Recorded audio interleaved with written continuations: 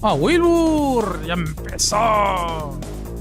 El torneo más chingón de la semana en la televisión mexicana, el número 1. Así, vamos a ver. El mijo no va a poder entrar hoy, así que... pobrecito, tiene compromisos familiares, pero aquí va a andar presente en los chats. Bien. El único atractivo de mis streams, Tony. ¿El Arara? Dice el Skynet. ¿Qué dice? Skynet. Dice: hey, tenemos a Pecora como candidata creadora de contenido del año en Game Awards. Las monas chinas tiene futuro aún, claro. No me juzgues por ser tryhard, nací por mi madre, moriré en un derrame cerebral por matar a un monstruo en 5 minutos. Inserte meme de ¿por qué me insultas, güey? Yo decía para poder jugar más cosas. No. Chécate. Así que, sí, contenido nuevo. Entra el contenido, 5 segundos. ¡Ya se murió! Hola, Nati, ¿cómo estás? Bienvenida.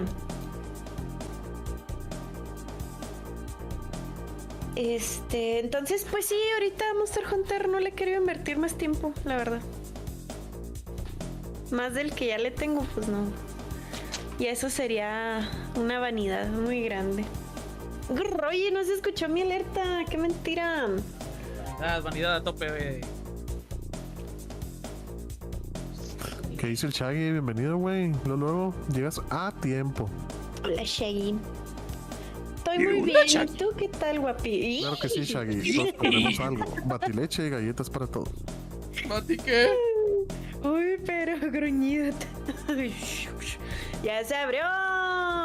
¡Uga! ¡Vámonos! ¿Batiqué? ¿Batiqué? ¿Mati qué?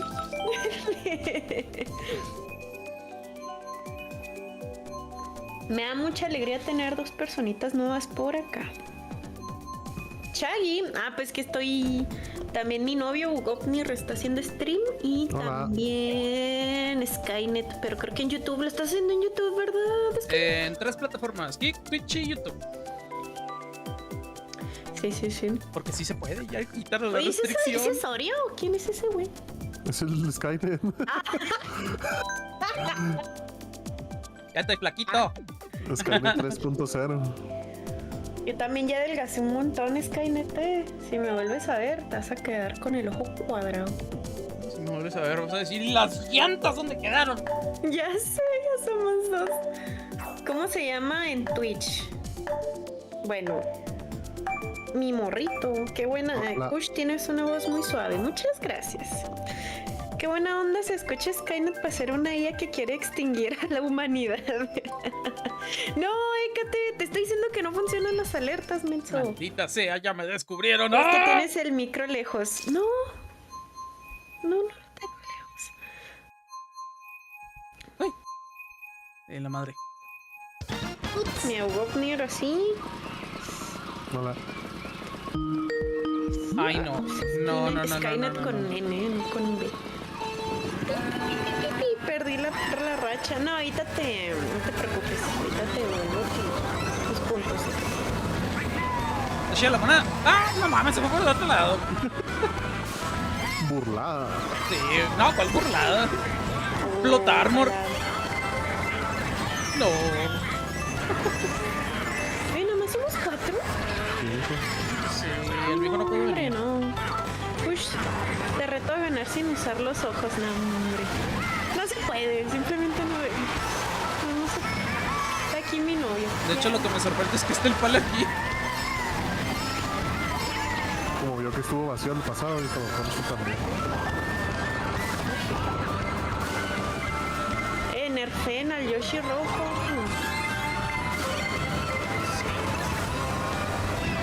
Pídeselo a la computadora porque... Y yo me lo iba a nerfear desde la primera vuelta.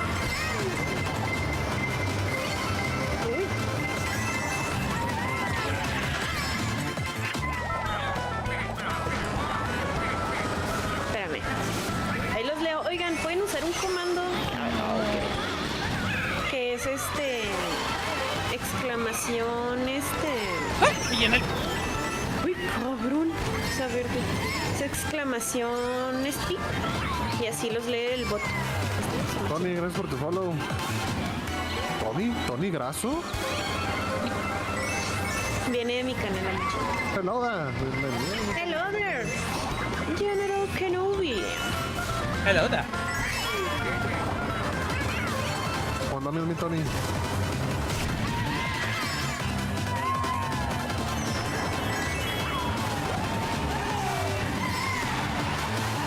Tony Montana.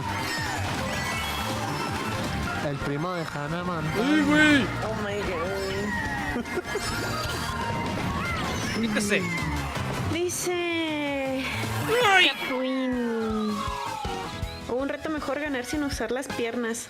Mango, mango, mango, mango. Turut. Escucho puro mango. ¿Qué dice el Navarrito? ¿Le soltaron a Navarrito o qué? Pero ahora, Capuín, ¿juegas Mario Kart? Puedes entrar, si juegas Mario Kart. El código del ¿Qué? torneo. Pero, oye, es- ¿por qué no gastan sus puntos, No sé por qué se supone que ahorita reinicié el de las alertas para que se escucharan. Está en Navarro, míralo. El Skynet no lo encontré, es Mexican Skynet, ¿no? Sí. ¿Cómo me va a ganar un bot? No, mi Shaggy, es que Sí, no. hay que acelerar, güey. Hay que acelerar. Yo les recomiendo, hice el consejo que les doy a todos los que están empezando a jugar Mario Kart. No aceleren con el A, aceleren con la Y. Oye. ¿Por qué Yoshi está montado en otro Yoshi? Porque es una moto Yoshi. Duh. No te creas. Tony-127. Porque es llegó a Mario desmadre. transformado de Yoshi, oh my god. El Tony ya se pasó para acá. Hello. El Tony Chopa. Boku wa dokta. Get to the Tony chapel. Chopa. Tere tu tu tu. Es que no le presté con fuerza la A. O peor, Yoshi montado encima de Mario transformado en Yoshi. O si se frega la palanca siempre existe. Sí, ma. Ándale. Yo no sabía hasta que un día me corté el dedo y me dijo mi amochito, oye, pero puedes usar la palanquita para acelerar. Y yo, ¿qué? ¿Qué? Oh, casi me rebané el dedo. No chingada. Oh, Skynet. Yo no Estamos fui. aquí. Yo no fui FTT. Soy un tío chill, soy un tío Chill de cojones. chill de cojones. ¿Cómo te cortaste el dedo? Estaba haciendo papas caseras. Y... Estaba partiendo el ladrillo. Entonces, pues ya ves que es como un estilo de, pues, rallador, válgame. Y... No, pala. Entonces, pues, no Ay, me güey. di bien. Uy, Y no, pues, sí el me dio, dedo güey. El dedo me lo llevé. Ah. Oh, que la...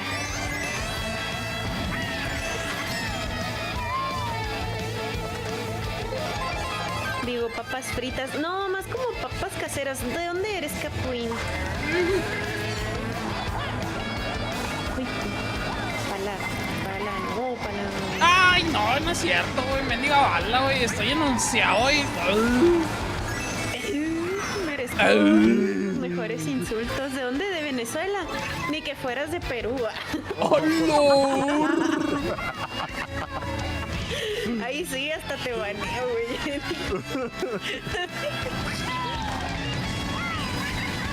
Hasta con gusto te baneo. Coño, no mames. Ay, cuánto racismo. ¿Por qué le llama racismo a la realidad? Chinga. Esa mujer no va a casar en eso. ¡Se prendió! ¡Ay, no mames! Chao a todos. Muchas gracias, Tony. Que tengas bonita noche. Descansa. Y Ya pues sabía. la verdad no te puedo asegurar cuando haga streams, pero yo creo que ya llegando Wilds ya sería casi diario, Definitivamente.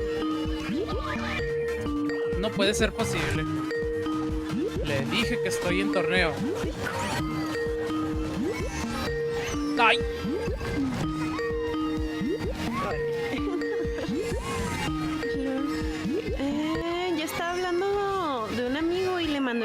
sticker de Goku Super Saiyajin 4 diciendo típico de peruanos. Y lo me dijo, pero tú eres peruano. A lo que le respondo, no, yo soy indígena. Los indígenas son más cultos que un peruano. A la verga. La chingada. La verga. Oh my god. Oh, Mira nomás. Mira nomás. ¡Hola, Mira Crashini! nomás. ¡Qué pedo! Oh my god, la Crashini. ¡Es un milagro! Señor, me has mirado a los ojos, sonriendo. Llegó como regalo del Día de Acción de Gracias. Amén, amén. Les recuerdo que aquí es un stream cristiano. Les pido respeto a Cristo Rey. English ¡Viva Jumpscare. Cristo Rey! ¡Viva Cristo Rey! Ninguna, Si, no soy si Dios ninguna. conmigo, ¿quién contra mí? Yo. Fatalis, Diosito Fatalis. Los dioses del Mario Kart.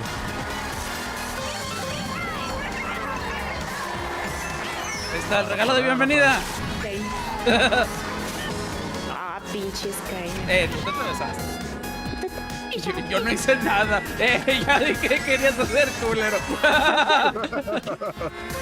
¡Viva Cristo Rey! Sí. Nunca antes, mejor dicho. Capuín.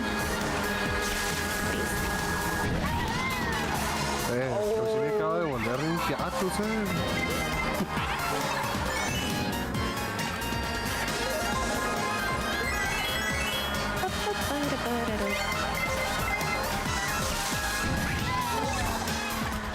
Uy.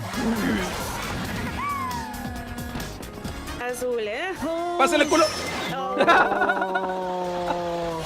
Vaya hongo, mamón, qué mamá. ¿Por qué necesidad de empujarme hasta la pared, mi muchito?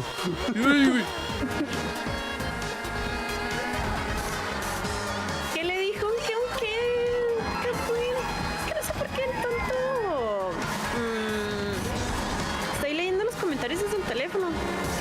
Y siempre lo censura. Ya le quité lo de las estúpidas censuras. Siempre lo censura. Qué coraje. Tontería. Qué cabrones, caí. Uy, güey. Y yo también casi me daba. Cabrón, Con albur. Ay, güey, se pinche plano. Trashini. No lo hagas, Crashini. ¡Haz lo tuyo, Crashina!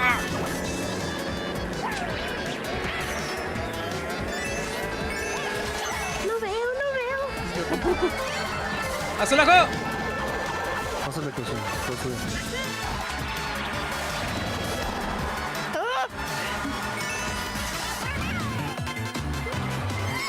Pobre Crashini. No sé, no son claras. A ver. ¡Ándale!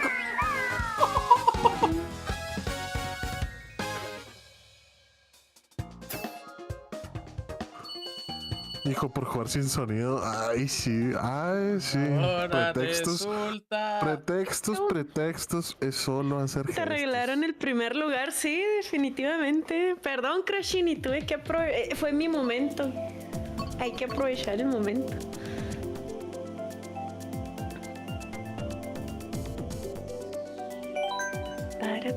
Tampoco llegó el Raiden. Huevo. ¿A poco? Chale, se murió Silvia Pinal. Ah, sí, güey, se murió. Sí, la actriz sí se murió, güey, qué triste hoy. ¿Quieren una barra de proteína de chícharos? A ver, todos contra la VTuber ahora. No. ¿Por qué? No, porque los Skynet sí se lo toman en serio. Ya tengo mi changuito en... No estás El, el Skynet también es VTuber, ¿no? Sí, nomás que estoy Simón. remodelando el bonito. Está bien. Luego te pasan artistas si te gustan los 2D. Mi carnal, la de esa artista, me lo está haciendo Está ella. bien.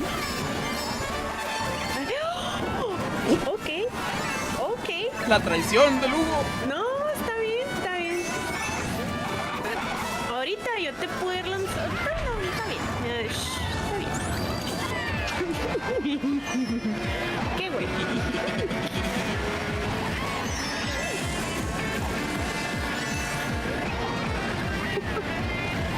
Se ríe todavía descaradamente.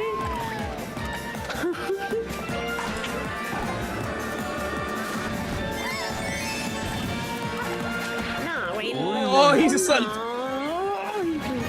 ¡Ay, te salvó! Ah, soy lejos. Cush, cush, Pásale, pizza güey. o hamburguesa. Híjole, hamburguesa. Yo soy hamburguesas. No sé, pero para mí son más buenas las hamburguesas. ¡Qué pinche palo!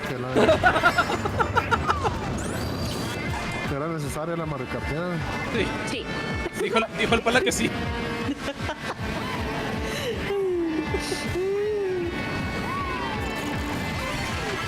No. Yo soy capaz de plantar mi cara en una pizza por gusto. Bueno, ya los Cada quien su santo. chiches de cada quien, pues bueno, ¿verdad? El bot. ¿Qué pedo? Sí, el bota. ¡Hasta lejos! Oh, que la chingada. Se lo regalo al pala, güey. Está bien chido, miren. Octavo lugar, sexto lugar porque se mataron ahí dos. Dos contra la VTuber se hizo realista. Güey, ¿para qué andas diciendo? ¿Para qué andas diciendo? Hasta Shaggy me va a ganar a la chingada. ¡Ah, se cayó el plátano! ¡No, Shaggy! Ella sola se pega. ¡Ay, güey! Creo que con día Crashini. Sí, acá la vi atrás, pobrecita, Hasta estás en contra de ti misma. Me ganó un voto. No Miran puede. en el aire. Ah, no fui yo, Crashini.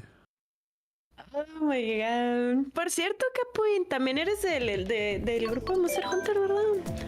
VTuber tenías que ser, ya sé.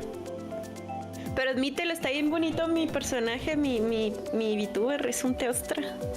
Sí, soy del grupo. Ah, pues es la pudín. ¿Qué pedo, Crashini?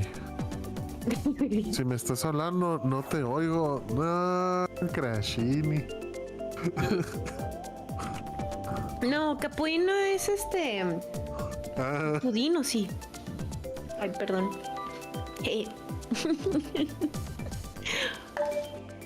Sí, está bello. Está bien bonito. Se mandó a hacer y todo.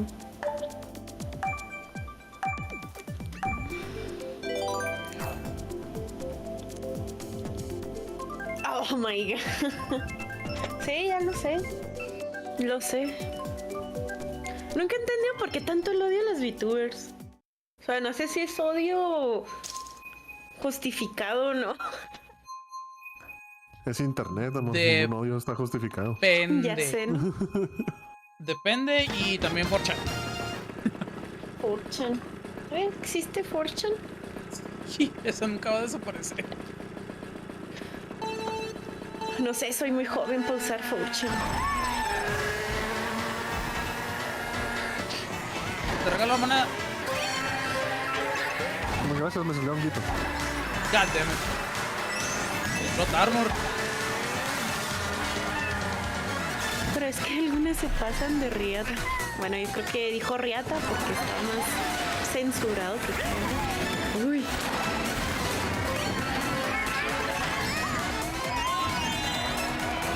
Uy, uy, Crashini. ICBM inbound. ICBM inbound. Oh. Otro, mira, otro. Ah, eso sí le podía haber dado a Crashini. Ah, que la... Dice Esa verde ejemplo, perdida, ¿dónde salió? Número 5. Ella se tira unos momentos tan... Ay, güey. Oh, que la...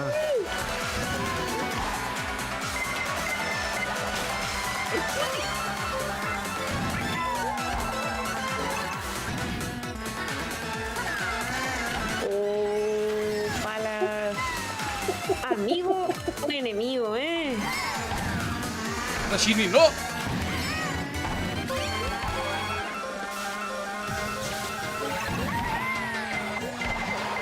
¡Azulejo! Azulejo. Me pega, huevo.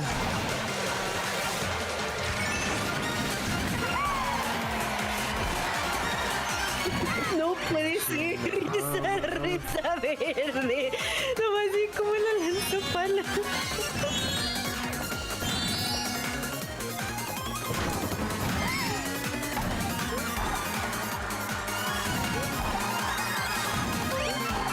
¡Uy! ¿Qué pedo con esos plátanos, güey?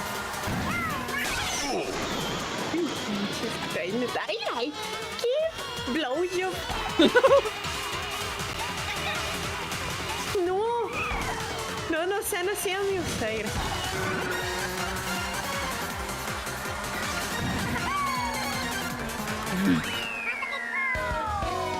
Oh, qué la...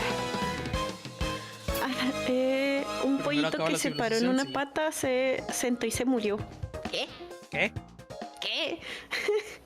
Las VTubers ganan popularidad por ser el objeto de burlas. Ah, son las payasas de internet. Chale.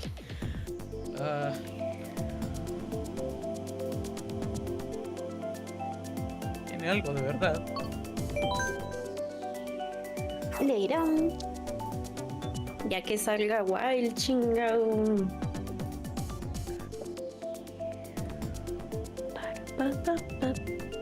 ¿Sabes qué, Capuín? Se me hace que estos días voy a estar haciendo stream de Mario Sunshine. Me lo prestó mi amorcito, me prestó el All Stars. ¿Cómo la ven, ¿Cómo la ven? Hola.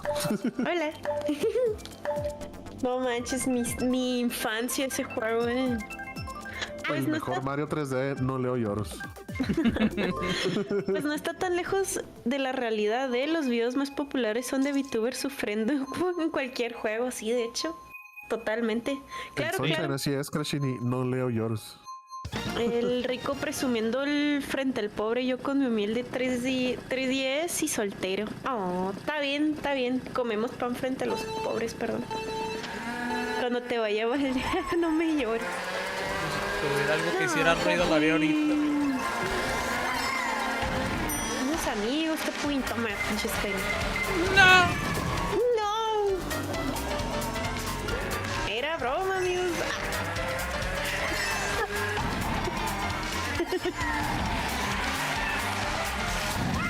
Pinche bote rock.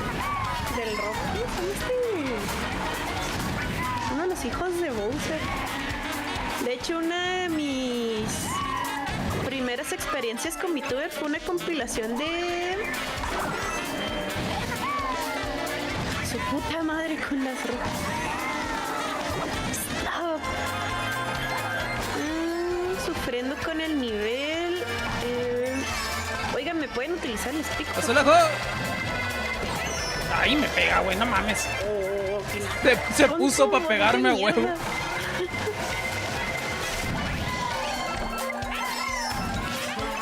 Pues sin querer queriendo.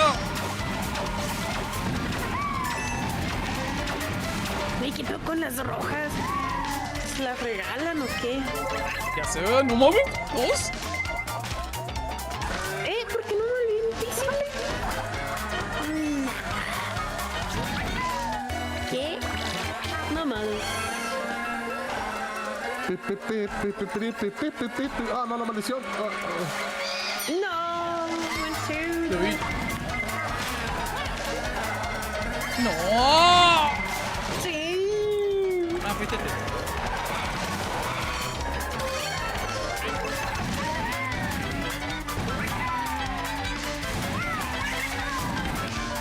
¿Qué pedo, amorcito?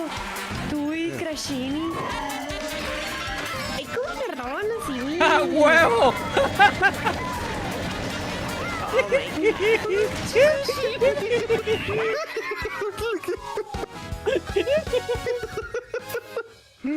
Ah, la destruí. ¿Qué le hicieron a Crashini, Pues grosero? yo me frené para ponerle una bomba así en la mera curvita. No. Y luego llegué a la meta y le cayó la Se le cayó el azul. Yo no vi cuando pasó Skynet. ¿Estabas hecho fantasma o qué? Yo te lo robé. Ay, hijo de tu mamá. Te tiraron un caparazón por nada porque al final seguiste en el mismo lugar. Es que iba mi novio, Crashini, y Skynet iba en modo fantasma, entonces como le pegó a ella. Sí, sí. Semis con un solo ojito tan fachero, gracias. Son nuestros mis de pareja. Con la vez. Los cíclopes juntos vemos en tercera dimensión. A huevo. Vemos bien. No tenemos miopía. Me mandó Crashini por Discord una imagen que dice: vas a caer, imbécil.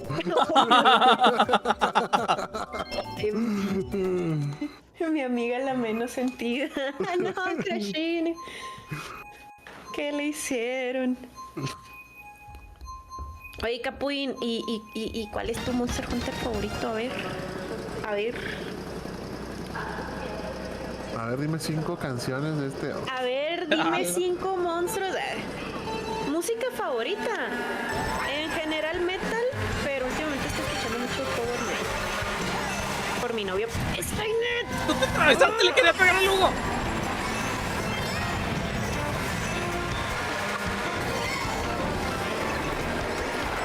Ah, monstruo. ¿Qué monstruo? ¿Yo? ¿Quién? ¿Yo? Ay.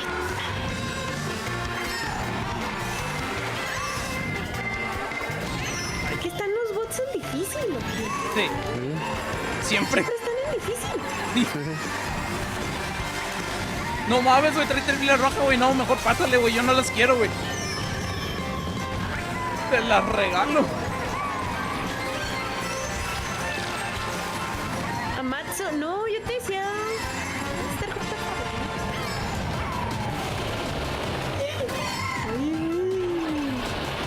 Pero bueno, me dijiste Amatsu, Valstrax, Tigrex, Pardo, Guadaña, Malseno Primordial y Narciso.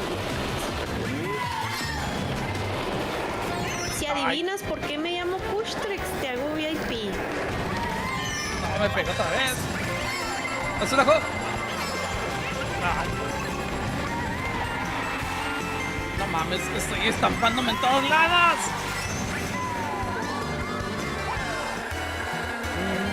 Sí, mátense entre ustedes. Mataron al pala. Mataron a Crashini.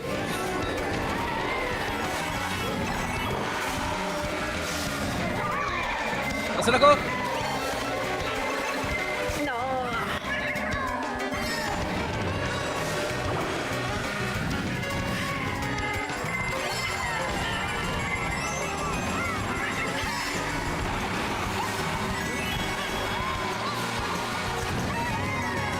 ¿Qué pedo? Dale, güey.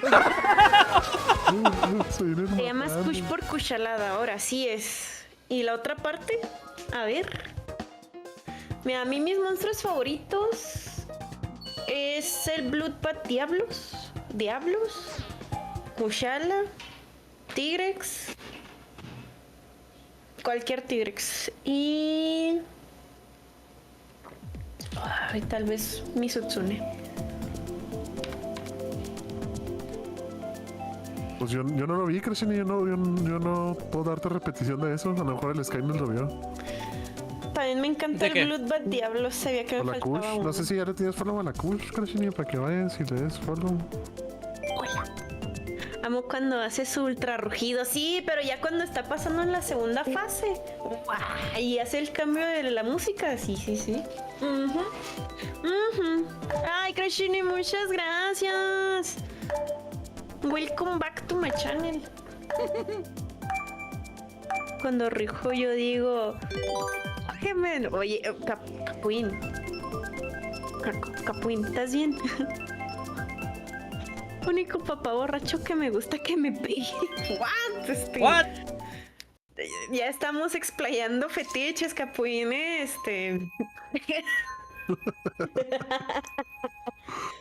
Yo no juzgo, mira, el único que juzga está ahí arriba. ¿Yo? Diosito Fatalis, obviamente.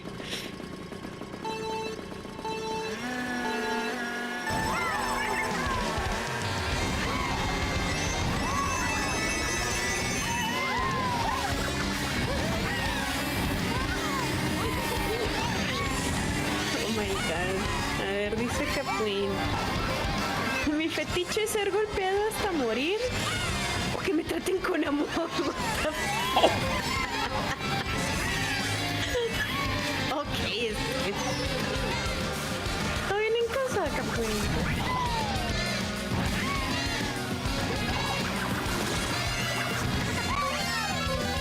Ay, casi me sale.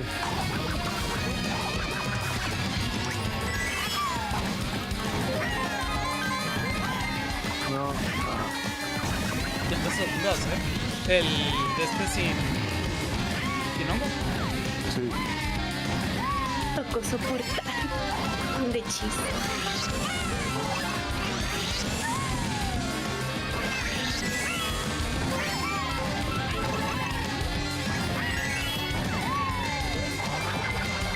Ah, muy tarde.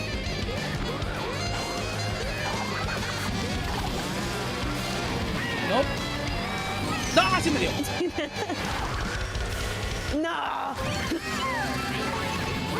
Eso se llama karma. Azulejo. ¡Y ya lo vi! ¡Nah, sí, corre! ¡Qué bueno! ¡Oye, soy vivo!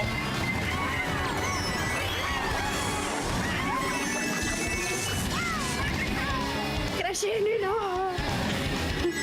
Dame, Capuín. Dame. Capuín, yo sé que da flojera escribir speak, pero te lo agradecería. ¡Ay, güey! Mentira, es un jueguito,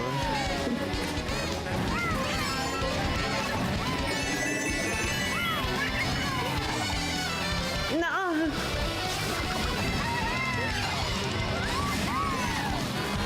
Mentiras.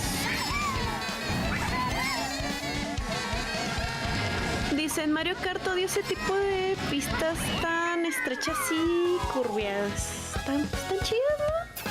Parecen las indirectas de mi ex. No, Capuín. No regreses con tu ex, por favor. Oye, no adivinaste, nomás dijiste Kush. De Kushala, pero la otra parte no adivinaste. Pero mi ex se movía rico. Dios santo. Oh my god.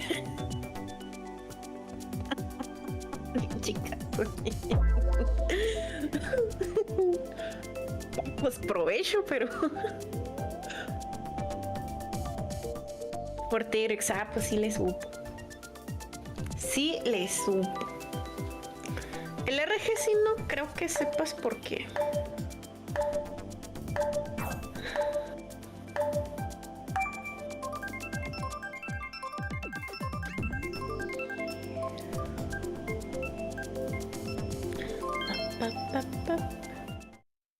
Se iba a Las tocar. iniciales de tu novio. No son las iniciales de mi novio.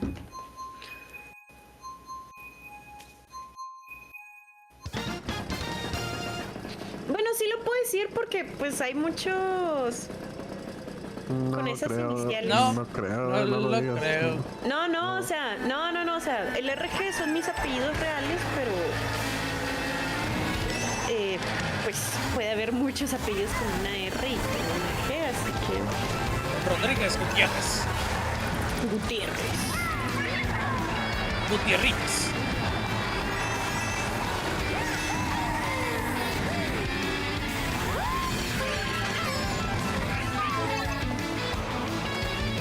Ahorita acá. No, ninguno de los dos. Es Radamantus. Román. Pero a ver.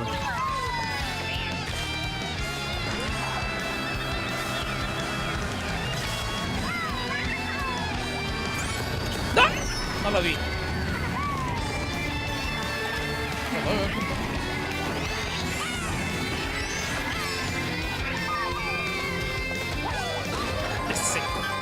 Pues sí.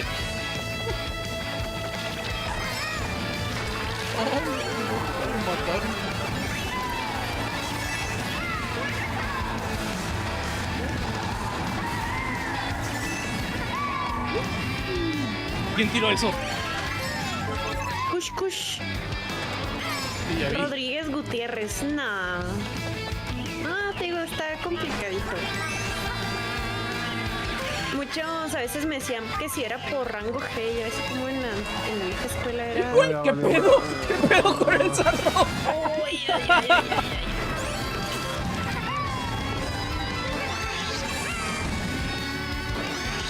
Estaba chido como antes era rango G, se escuchaba más imponente que rango maestro. Bueno, a mí se me hace, ¿verdad? Ramírez González, no.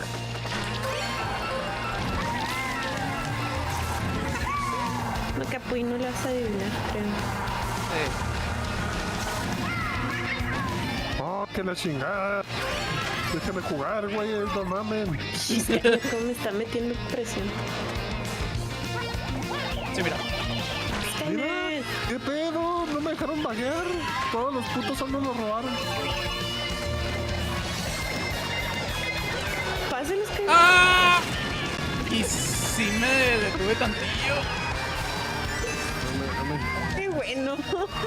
¡No! ¡Uy, cabrón! Pinche nada. Todos los putos bus para luego.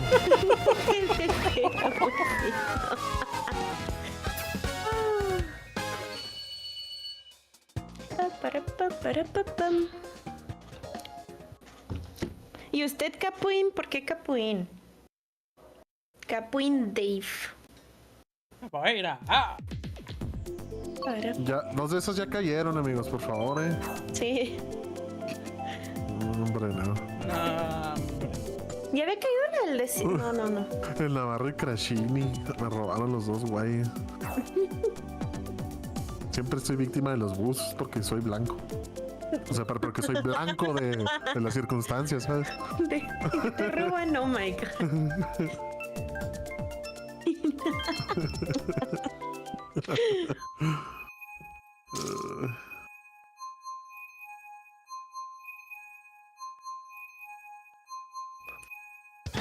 Ah, me tronó la quijada.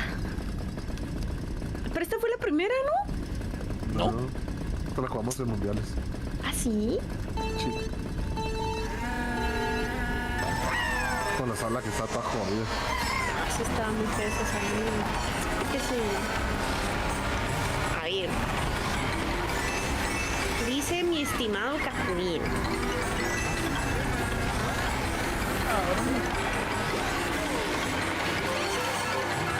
Igualmente está bueno. ¿Ahora qué dice Crachini?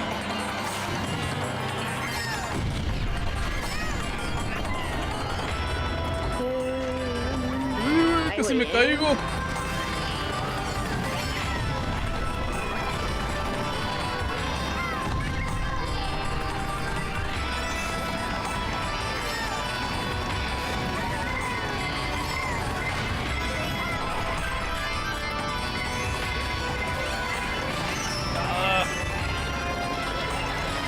¡Azulejo!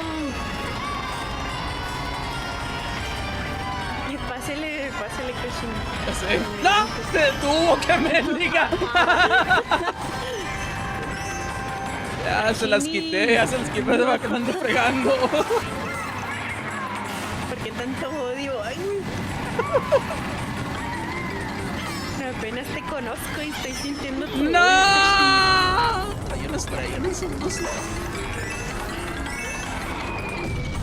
¡Qué coraje!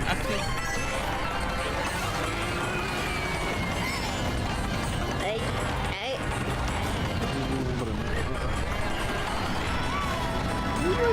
¿Eso? No, pinche Crashini. Déjalo. Dale, pedo. No, otra no, ya estuvo. ¡Fue el Chagui! ¡Ya lo vi! No mames. ¡Ay, güey! Que no. Oh my god. ¿Qué está pasando allá atrás?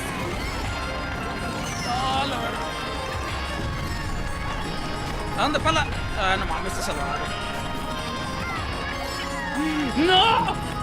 Pinche madre, qué pedo. A ver. No alcancé. Ay, me caí a la chingada. Dios madre, este pedo. Para Shaggy me ganó. Sí, dice Capuín. R1, inserte nombre rarísimo, inserte otro nombre rarísimo. Igual, nombre real de Kush. Se dice No mi sé Space, no, programar. bienvenido. Capuín literal porque pensé en capuchino y luego me salió el nombre. Dafne por mi esquizofrenia y saber de dónde lo saqué. Conchale, tú eres la primera streamer que hace quedar tanto tiempo viendo el stream. ¿Qué brujería me hiciste?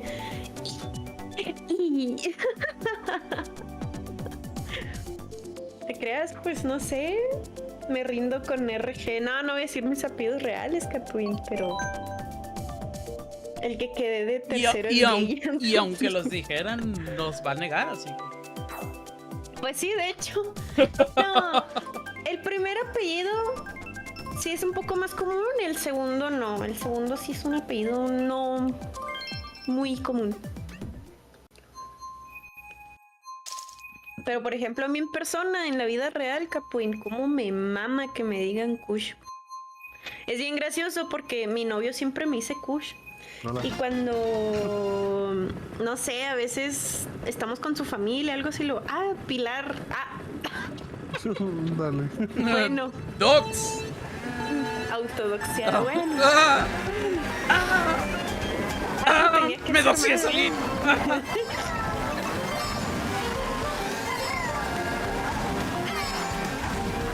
Se olvidó. Se olvidó tu nombre real.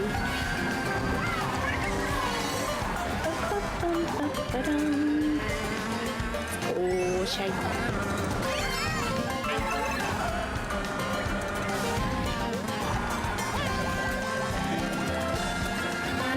Creo que Shaggy.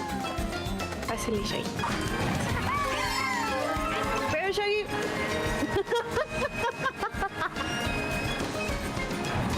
Adiós. El chino bar. No, que Shaggy. Uy.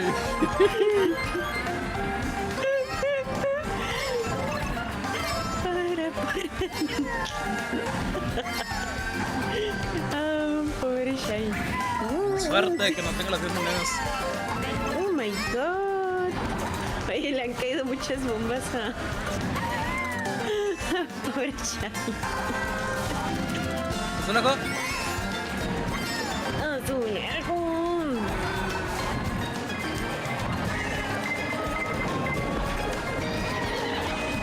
Ah, cabrón. Bueno, gracias. Acaba de suceder la cosa más chingona del universo. ¿Sacaste $1,000,000 en la lotería? No.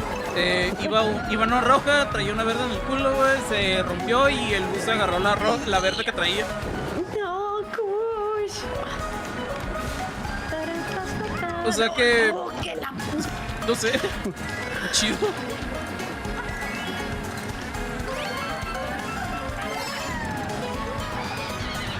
Oh, no puede ser, no puede ser. Ah, ya. Ni de pedo.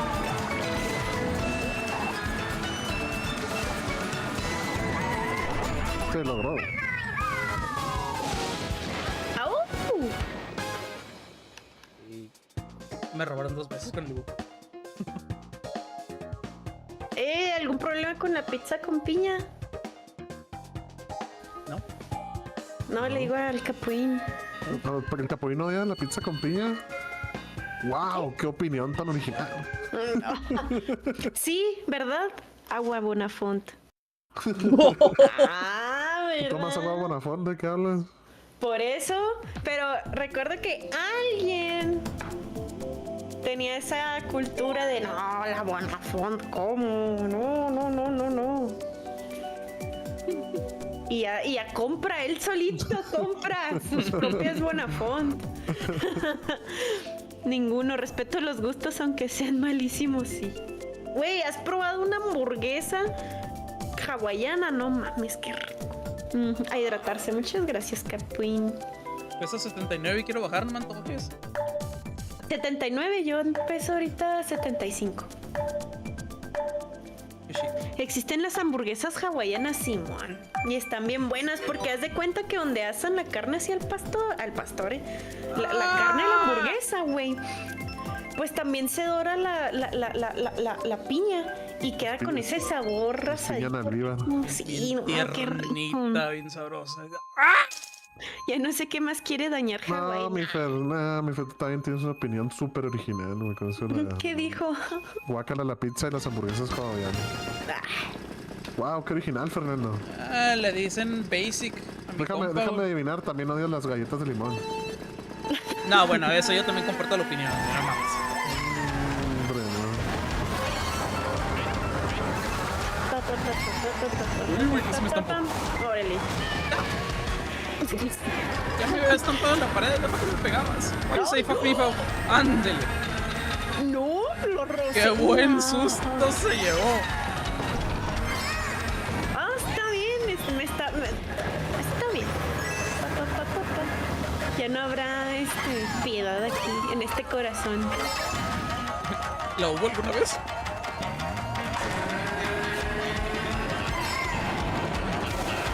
No, Shaggy.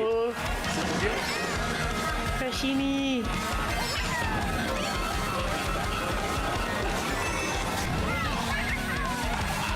Dice al menos.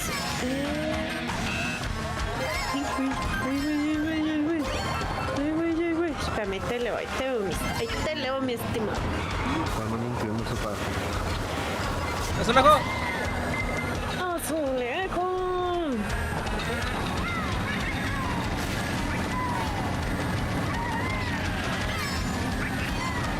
Al menos no soy como un amigo Es que la piña de ni la de la pizza ni la de las hamburguesas es piña natural o de piña en almíbar.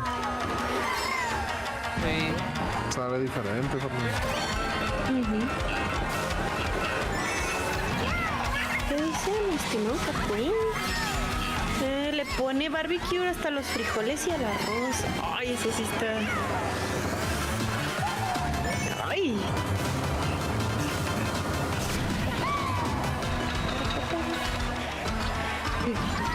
Sí, no, yo me quito de ahí. Ah, gracias por abrir.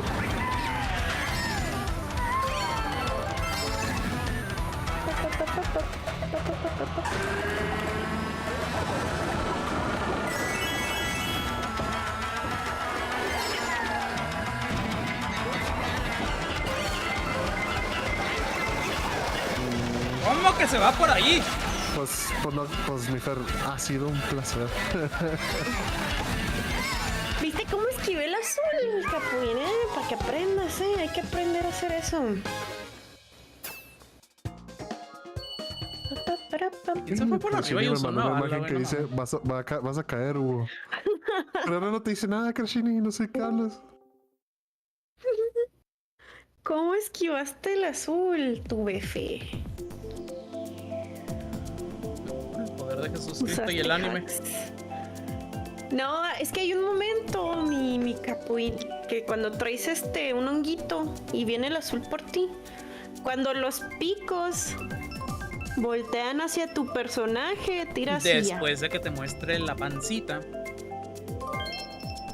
No, son los picos, ¿no? Sí, es la pancita y luego va, cuando va bajando los picos y te los va mostrando, ahí es cuando le picas. Simón. No se hagan bola, nomás los picos viendo la cámara y ahí le pican. Pues sí.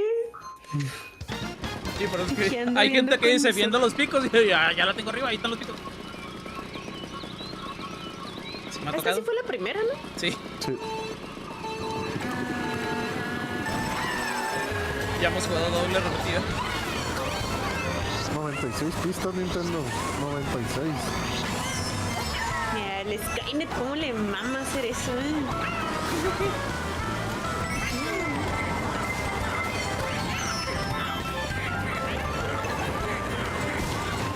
Ay, güey. ¿Qué pedo con eso? Perdón, Kashini. Quiero que sepas que esto me lo enseña Hugo, así que es tu culpa,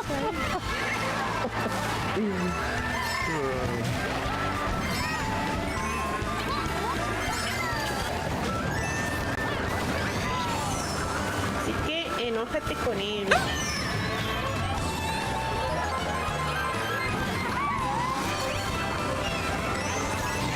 ¡Y!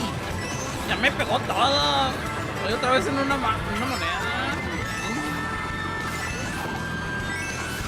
Ay, No, me llama Jerry. ¡No! ¡Mano!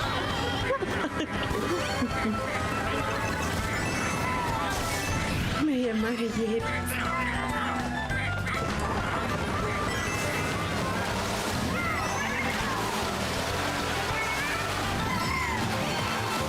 Este fin no creo, mija, pero... Los consiguientes.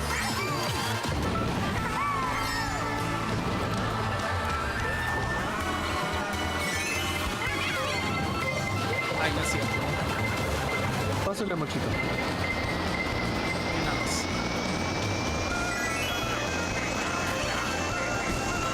¡Ah! Siento ¿Qué que dijo? puedo. ¡No, pinche Luis!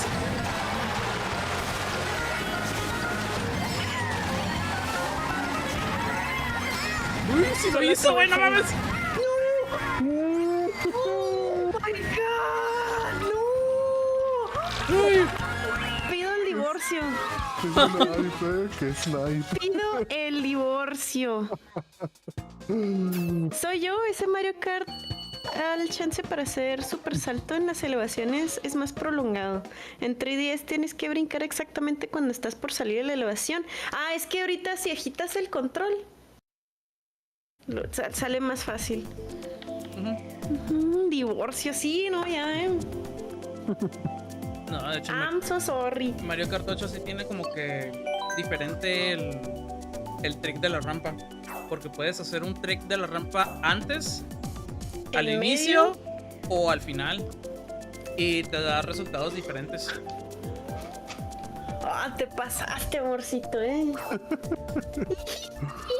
Ya verás cuando llegues a la casa, Cuando lleguemos a la casa, Ahorita voy pero voy por mi leche. Ara, Capuín. Puedes hacer un combo, Capuín. Puedes canjear el arara con el gur.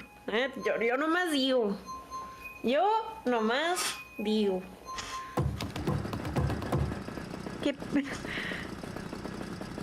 ¿Qué pedo si me hiciste arara? Pues sí, ¿no? Pues, sí. Es el trato del canje en la transacción. Pues sí. Es terreno baldío. ¡Go, Vi! ¿A poco casi?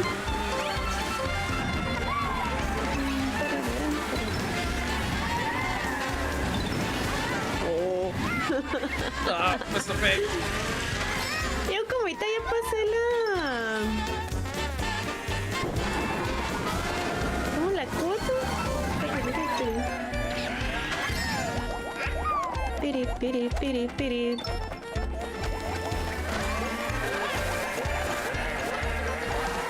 Pues, ¿quién es? A ver. Es el pala, güey. Chipala, güey. A huevo, perro. Ay, con Casi. agresión. El pala, güey, se anda dedicando nomás a darme en la madre, güey. No mames. Qué bueno. Muy bien, Pala, muy bien. ¿Bati qué? Ándale, ándale. ¡Hazlo, go! God damn it.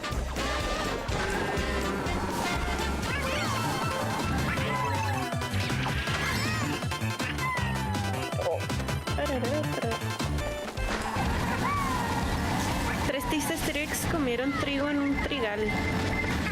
¿Qué creíste que me iba Chinaba también, tú. a trabar? Pues no. Ya una vez hicimos como que un reto ahí en Ah, tres se me tristes atravesó tricks.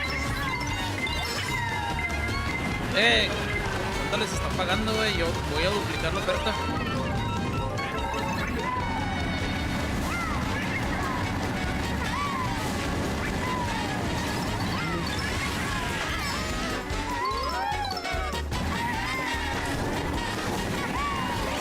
madre. Adiós. ¡No se deja! ¡Ah, la tiró el pala, güey! ¡No mames! No. ¡Y, güey! La tenía bien calculada y la fallé. Ya casi también le iba a dar la luz otra vez. Sí, mecha. GG, sí. No. Capwin. Oli apenas me soltó la chamba. No, mi Solarón. ¿Por qué? ¿Ahora estás de tarde, Solarón, o qué? ¿Cómo van? Ya nos faltan como 2, ¿no? Creo que o era esta o otra más. A Crashini le falta. ¿Cuántas te faltan, Crashini? ¿Cuál vas? Le van a faltar como unas 2 o 3, ¿no? 2, güey.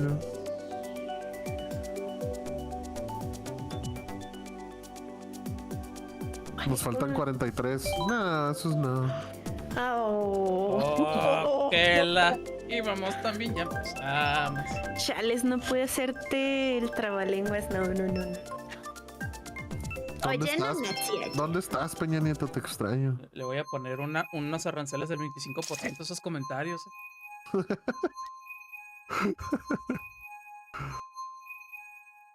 Extraño el PRI en el poder. amigo. No es malo, es divertido. Es como que la época dorada de México era con el pan, güey. ¿Pero pan dulce o...?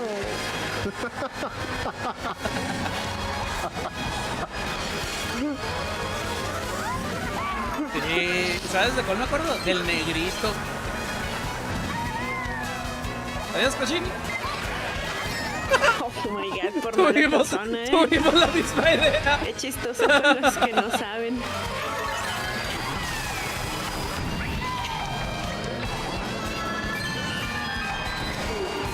Ay, no voy a alcanzar, ¿verdad? No, ni para qué.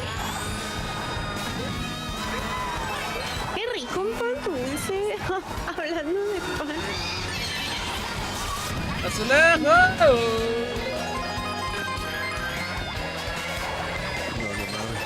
Tengo fe. No puedo fallar.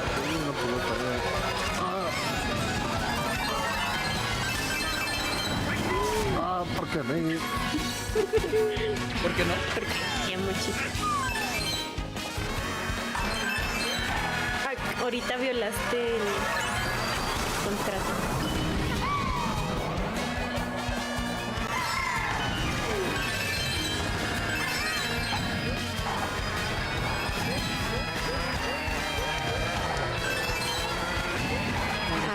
La maldición.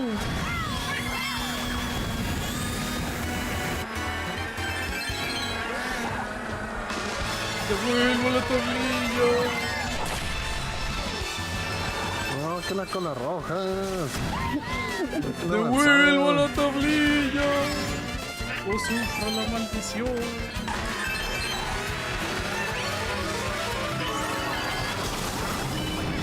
No, muchito. Un bichis. ¡Ah! ¡A verga, güey! ¿Qué fue eso? Déjame pasar. No. Está bueno.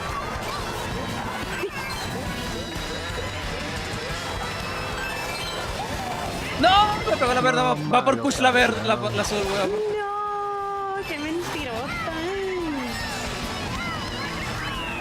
Dice, espérenme.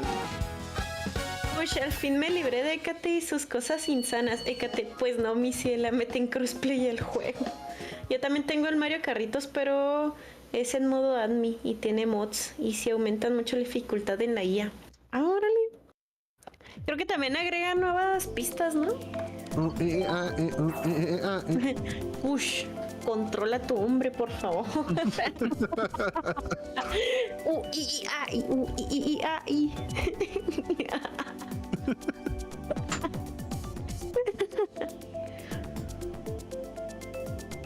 Luego quiere que reviva No, la banda Capuini, changolona. espérate.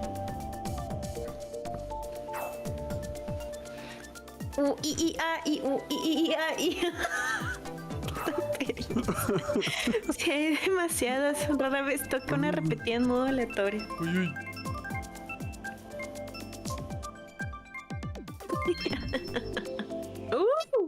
¡A huevo!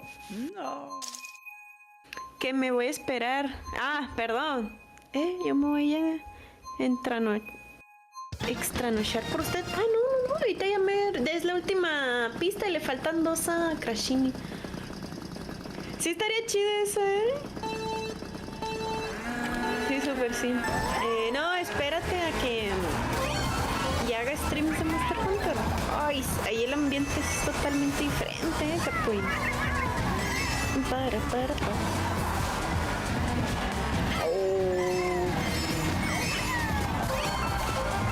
¡Ah, sí me dio! Bueno, mames. Uy, no. No. Hola, Skynet. Abrazo, no balazos.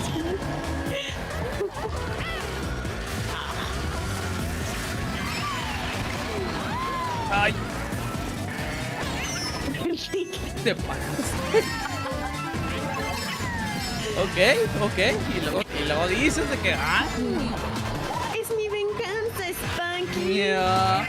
ya, véngase para acá.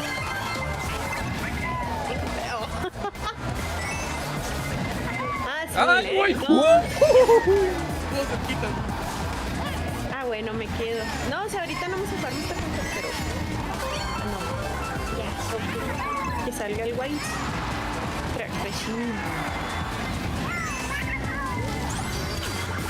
Perdón, Crashini.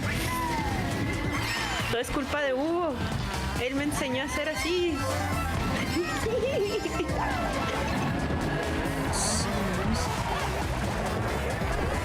Uy, me salvó mi propia verde, güey. Bueno. Ahí va una perdida, rebote. ¡Ándele, güey!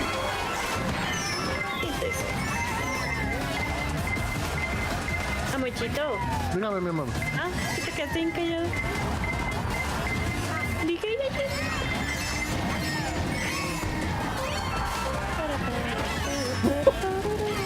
Pues sin querer. No es cierto. Esa no. No.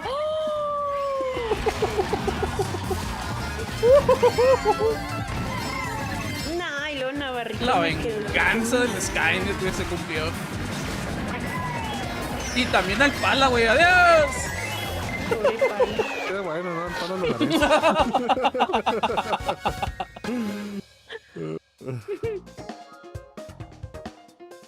Para papam.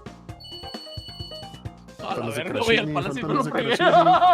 Aún así te gané. No, Crashini ya se va, no olvídalo. No, Crashini. No. Sí, Kyle la semana que entra, Crashini. Kyle, todas las semanas. Se pone chido.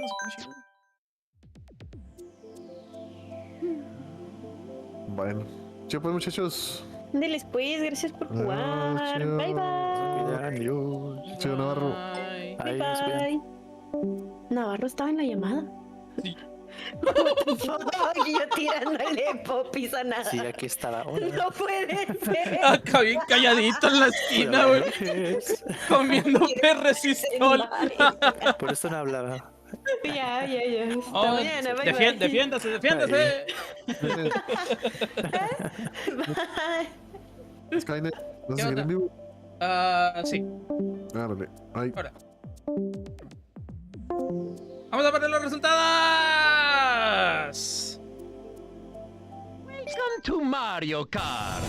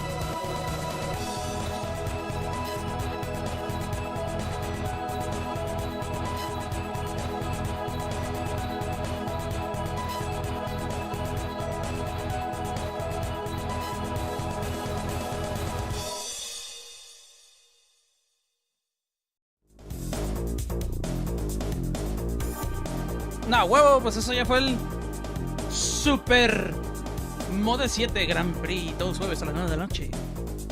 Y gracias a Ubonir por esa red de 5.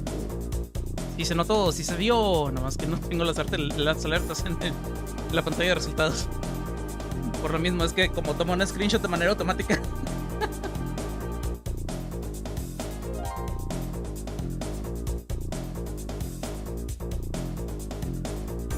Ok.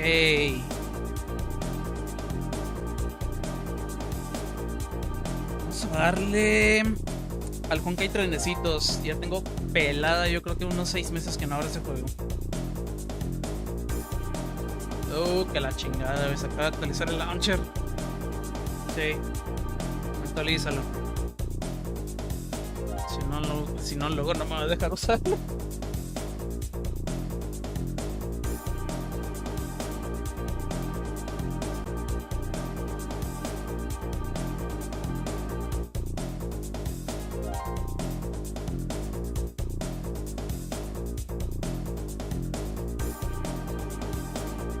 Okidoki. Vámonos al pinche Honkai trenesitos. Pero primero vamos a una pequeña pausita para que agarren refresco, vayan al baño, agarren sus palomitas, porque esto se va a poner chido. Vamos a continuar la historia de Penaconi. Juego gratuito con historia extensa de más de 60 horas. Pónganse las pilas, developers.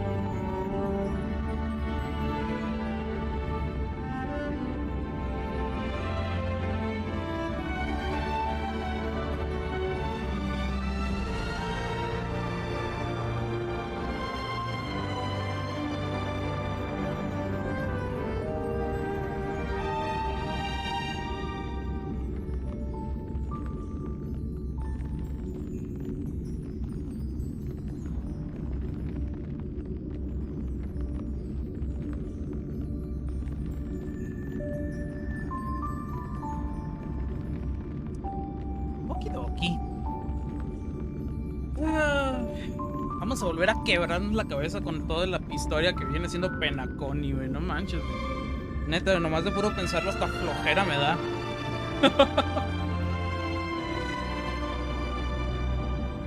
Pues está bien complicado.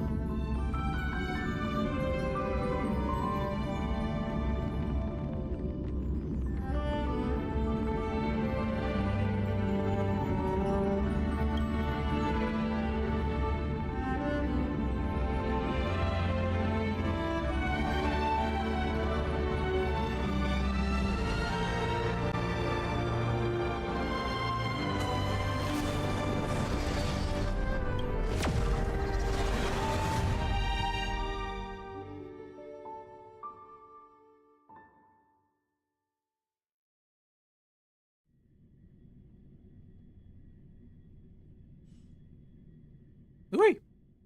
Está cargando recursos. Ahí está.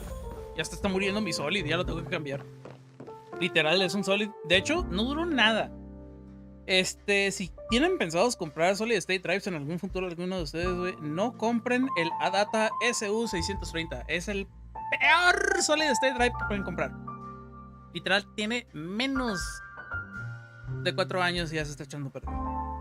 Menos de 4 años. No tuvo ningún juego que tuviera de nuevo. Nada. Ya se está echando a perder. Mejor cómprense un Western Digital Blue, Black. Es más, de los ADATA, los NVMe, todos salen buenos a excepción de los Legend. Y de los Kingston, cualquier Kingston sale bueno. Duran más que esto. Así que háganse un favor y no se compren el SU630. Si se van a comprar una data porque no tienen de otra, cómprense el más grande, el 800. El que tiene la etiqueta azul. Este no. La etiqueta verde no. You're one of Siobhan's guests, right? What can I do for you? If you're here to convince me to leave, please stop it. I'll never leave until she accepts my proposal. I just don't get why she won't leave this place.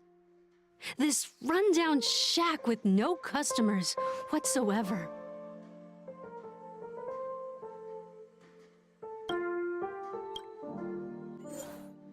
Changos, güey. Pues happy, ¿no? I've seen it. The moment when Siobhan and I share the stage. The crowd is going wild. Applause crashing like waves. The aroma of irises fills the air. A beautiful melody playing. Ribbons dancing around us.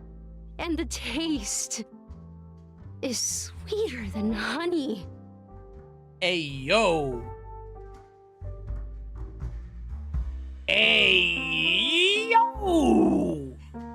Demasiado para la cabeza. No lo imaginen, no lo imaginen.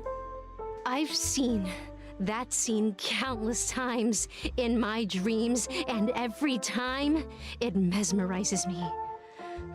That's why I have to bring her back to that world, no matter what it takes.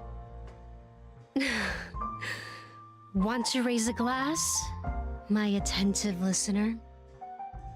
Let's consider it a toast to my far-fetched dream.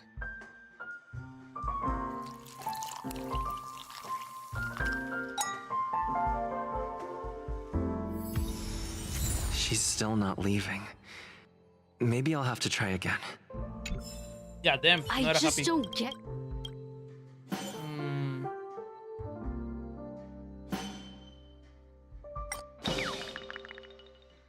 The current emotion can be turned via the buttons on the two sides. Yeah, no shit. ¿Será angry? Those darn Irish jerks! They're the ones who forced Siobhan into hiding here, running this pesky bar. It's all their dirty scheming. I get it now. She's not leaving because she doesn't want to run into them again.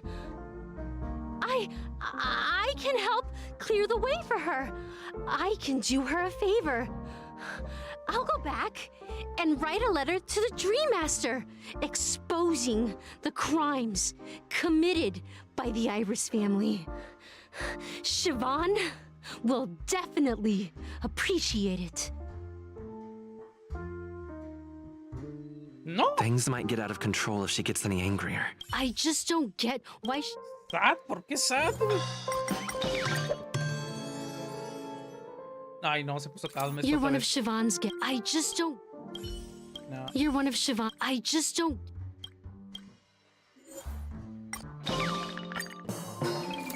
Touch. It's ridiculous, right?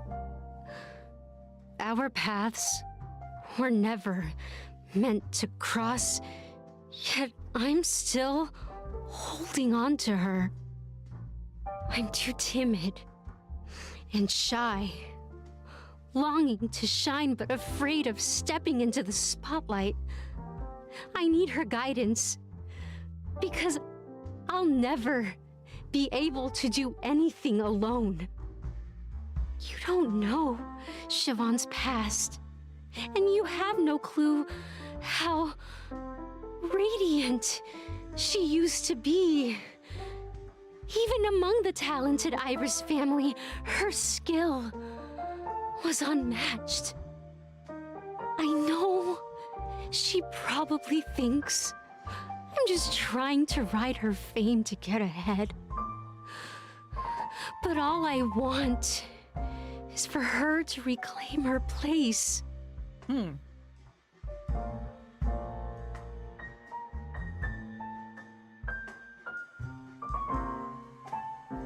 Well, talking to you has got me feeling a bit down. My thoughts are swirling, making my mind clear, and bringing tears to my eyes. Maybe I should find a place to reflect on what Siobhan truly means to me. Here's the payment for the drinks. Please, pass it on to her. I'm leaving now. Amaki has left? That's good for her. Radiant dreams may be enticing, but they're nothing more than dreams. Her drink is on the house. Please keep the money. When you're ready, go to Gallagher. I can tell he's itching to show off his skills.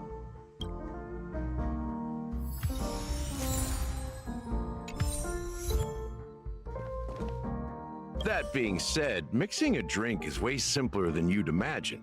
Just pick your favorite ingredients, toss them in a glass, mix it up, and it's done. So go ahead, explore the bar, and bring me any ingredients you prefer. Nice work. Let me take a look. You found some interesting ingredients there. Now take your pick. Each drink has its own unique flavor, and the base ingredient sets the tone for the initial taste and the lingering aftertaste. So, which one would you like to use as the base? Oh. ¿Ese de dónde lo consigues? Oh, ese está aquí. Check out this bottle! The liquid inside looks beautiful. And the label reads, Dream Syrup, thick. I don't see an expiration date, but the production date is half an amber era ago. Ugh, drinking this stuff can't lead to anything good. That's for sure. Y es lo mejor. Ugh, the syrup is turned clumpy. I definitely don't want to drink this, even if it's not expired. Did you find the bottle of syrup I've been hoarding? Don't worry, it's all just a dream and it won't upset your stomach. It's been aging for years and should have a refined taste by now. Feel free to have some. It's perfect for entertaining lovely guests like you. Then we'll keep it for now.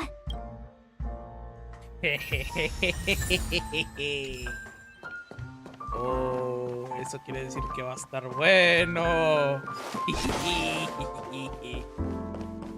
Como todo buen borracho conocedor, puedo decir que eso es el equivalente al Jäger.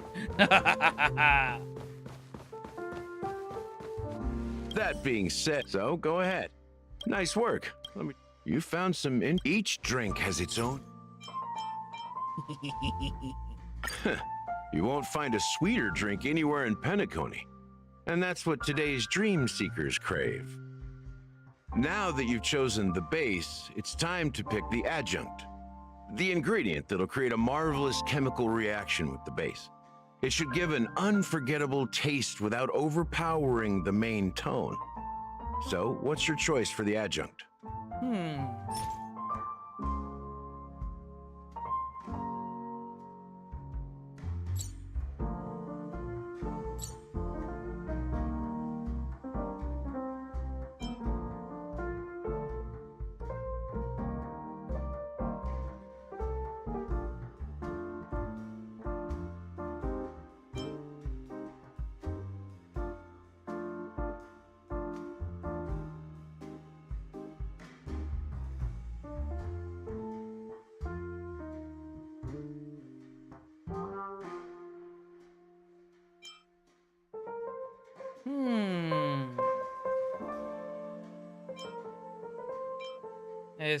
Bright future.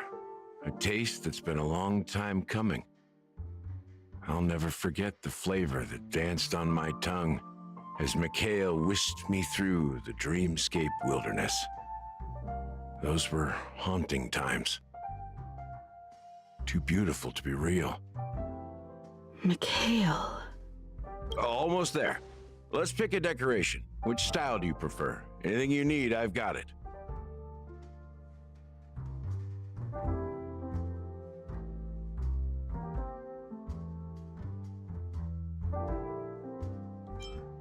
A symbol of bravery and dauntlessness. May you break free from your shackles just like he did. Well, it's done. Here's to you, Dream Seeker, with this glass of El Dorado. To golden dreams. Well done, Gallagher. You're not over the hill yet. So are you satisfied? Oh, the flavors! They're way more sophisticated than Soul Glad. The richness and layers of these flavors are a masterpiece, especially with the adjuncts. I can taste the spicy and sour notes with a hint of sweetness. I'm not entirely sure what it all means. Maybe Mr. Gallagher can shed some light on it. Well, if you're expecting a profound answer, I'm afraid I'll disappoint you. The imagery it implies is pretty straightforward. It's just a glimpse of what this dream truly tastes like. Nothing more. Does this true taste have anything to do with that, Mikhail? Yeah, that name does sound familiar. When you got knocked out by that masked fool girl, I think I heard someone calling that name. Do you remember? I was right about you. You guys seem to know quite a bit, and now there's no reason to hide anything from you anymore. Let's dig deeper into the case, and of course, I'll tell you a story about Mikhail. All right, let's start with what we know based on the clues the family has. It seems that Firefly isn't a local or an invited guest. In other words, she's a stowaway. She managed to fool me at first. My age must be getting the best of me. But here on the planet of festivities, stowaways are a common sight.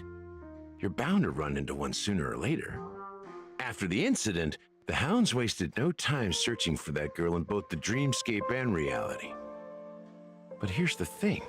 We only received bad news, and the trickiest kind at that. She simply vanished, leaving no trace in the dreamscape or reality, as if she had never come to Penacony at all. Huh? Does that mean...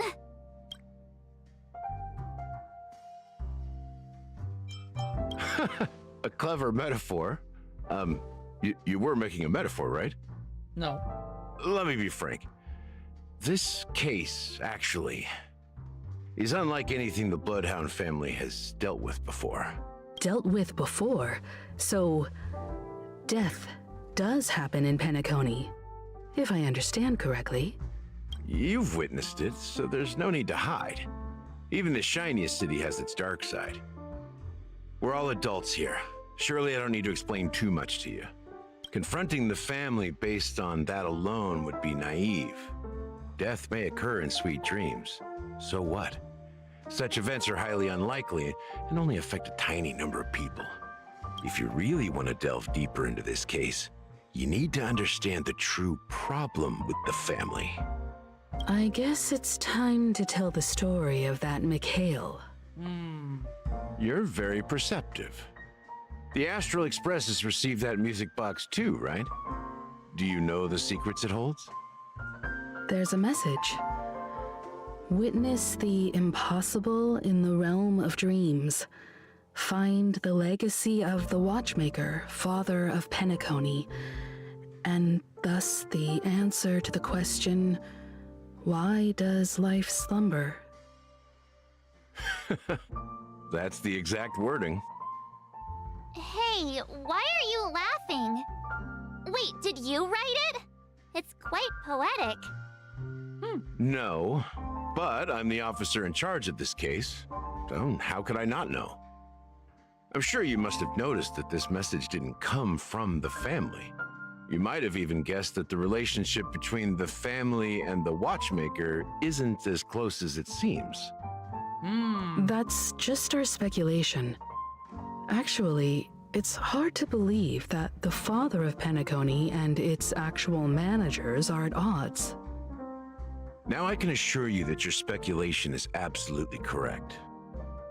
The family has considered the watchmaker an enemy for a long time, but the hounds haven't been able to track him down, as he seems to be living only in the characters and stories he created.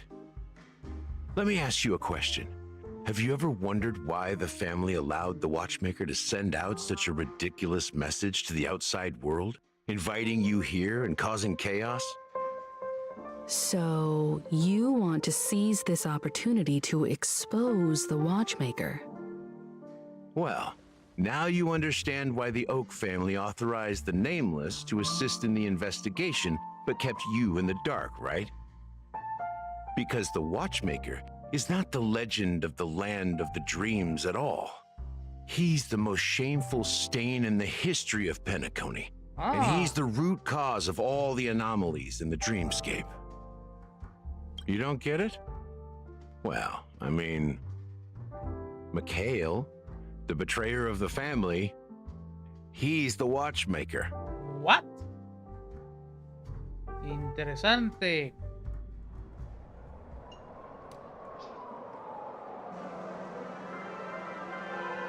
Here we are, Clock Studios theme park, the most popular entertainment center in Penacony. Wait, aren't we supposed to be discussing the watchmaker? I would have expected you to take us to maybe a library or an archive room of sorts, but an amusement park? The culture of a city reflects its history in the most authentic way. To you, it's a fun place, but to me, it's a prison for the planet's past. You know that Penacony used to be the IPC's prison planet, right? All the prisoners were brought here, helping the Garden of Recollection salvage the leaking memoria from the macro void. The prolonged exposure to high concentrations of memoria caused a unique phenomenon. The dreams of countless prisoners intersected and overlapped, and people started meeting each other in their dreams, living lives that were almost identical to reality. But everything has a price, and sweet dreams are no exception. In the end, the dream world was unable to alleviate the suffering of prisoners in reality. One of the prisoners broke free from the IPC shackles and fought for freedom. He is Hanu, the great leader of Dreamville, the great peacemaker, and the faithful companion of the underdogs. History is always written by the winners. However, it's undeniable that Clocky is an animation that draws from Penacony's actual history. These characters not only exist in Dreamville, but also in the distant past. Once you realize this, you'll understand why we're here. There are so many members of the Bloodhound family around here.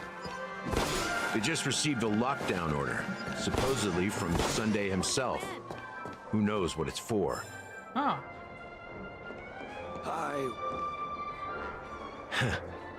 So many of them. I've never seen anything like this, even when they're tracking down suspects. Well, it's a masterpiece from the family, after all. Besides the followers of the preservation, the family members are the best at creating mind-blowing marvels. Let's find a quiet spot and continue our conversation. View here is great, right? We can see everything from here, including Clocky. If all the characters in the animation are based on characters in reality, then Clocky's counterpart is definitely the Watchmaker. In the animation, he's Hanu's partner and one of the founders of Dreamville. Does that mean the Watchmaker was personally involved in that war and sided with Asdana? It was a monumental war for freedom. Hanunu fought alongside a motley crew of masked fools, nameless, history fictionologists, mourning actors, omen vanguards, even visitors from beyond the sky. In the end, they emerged victorious. Among them was the person who would eventually be known as the Watchmaker. But if you do the math, doesn't that mean the Watchmaker was around for several centuries?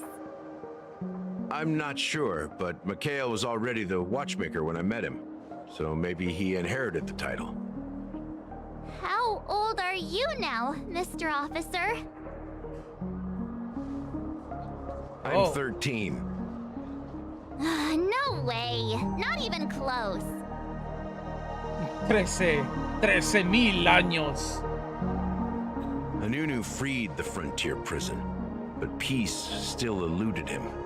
With limited resources, threats from the outside world, and internal conflicts between major prison districts, the future of Osdana was uncertain. It wasn't until the Watchmaker approached the family with the idea of turning the prison into the planet of festivities that Penacony finally gained its name and glory. Thus, he became known as the father of Penacony. But didn't you say the Watchmaker betrayed the family? And you said you were his companion, so that means you...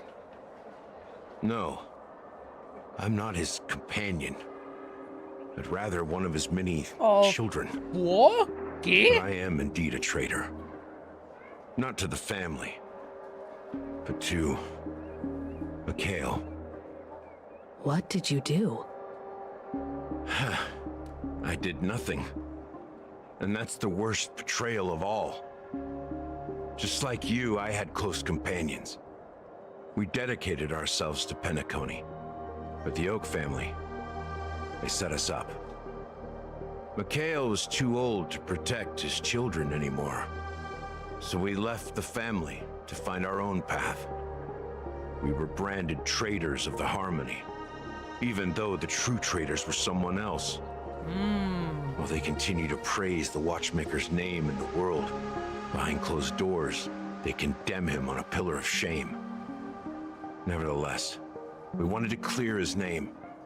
We intended to find the real traitor, the one responsible for all this, and restore harmony to Penacony. But we failed. Too much time had passed, and the land of the dreams had become deeply corrupted. After countless fruitless pursuits, I gave up. Like a lost dog. The family accepted me and made me an officer, supposedly as a form of forgiveness.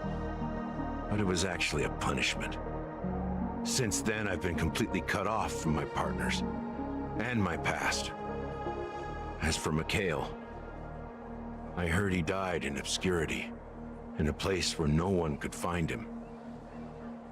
That's when I realized that the Penacony I once knew would never return. We're truly sorry for what happened. But this is not the end of the story, right? Apparently, someone has inherited the title of the Watchmaker and has been secretly working against the family all this time. Unfortunately, after all these years, I have no idea who that person is, or if they're even real. Or just Mikhail's lost soul haunting the dreams. So, do you understand why I'm spilling all this info?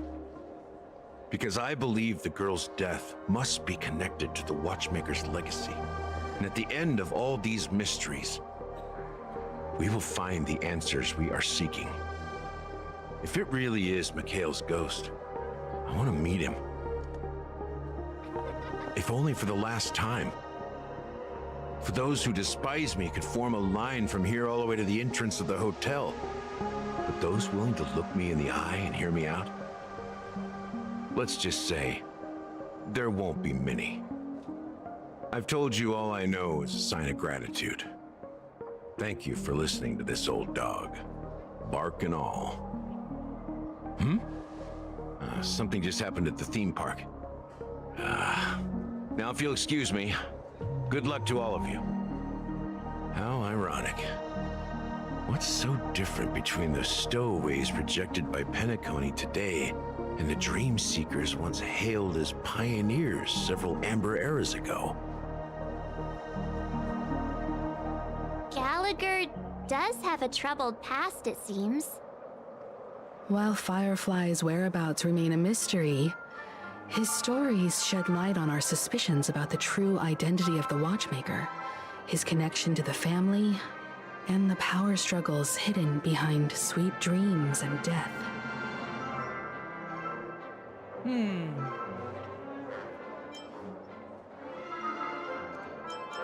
Now that we've confirmed a lot of our suspicions, let's take a moment to think about the clues we have. Send a message to Welt and see how things are going on his end.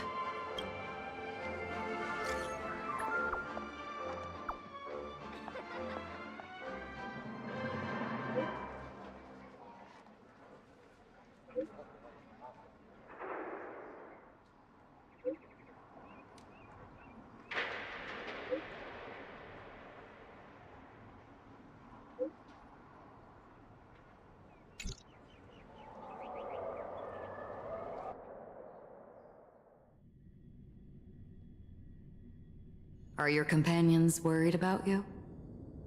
They're just checking up on me. Let's get in and get out. Seems they've made some progress. Looks like we're about to enter the depths of Dewlight Pavilion. It's been a smooth ride. Almost too smooth for a heavily guarded mansion. Let's see if there's anyone waiting to greet us.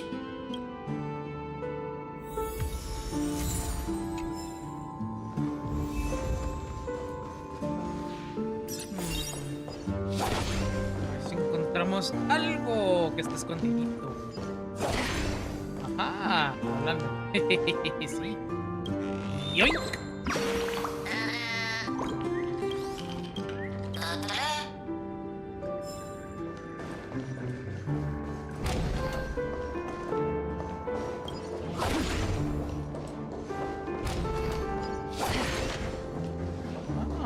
Espera un momento. Esta es la entrada del cuarto de...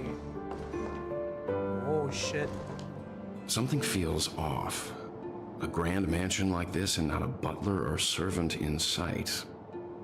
Could it be due to the disruption caused by the emergency? Well, this door is open.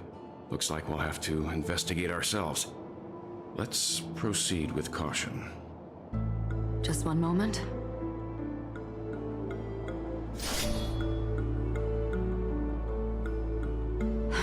Light. I've made myself less noticeable. The crew can explain their presence as authorized by the family, but I can't come up with any excuses for being here. I see. What an interesting technique.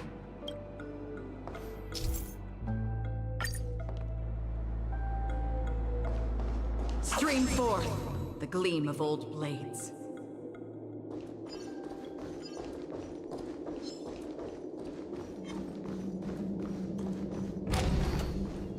The model in the sand pit. It's the golden door, isn't it? Maybe the heads of the footprints here are different from the rest. There are two sets of them. Looks like outsiders might have passed through here not long ago.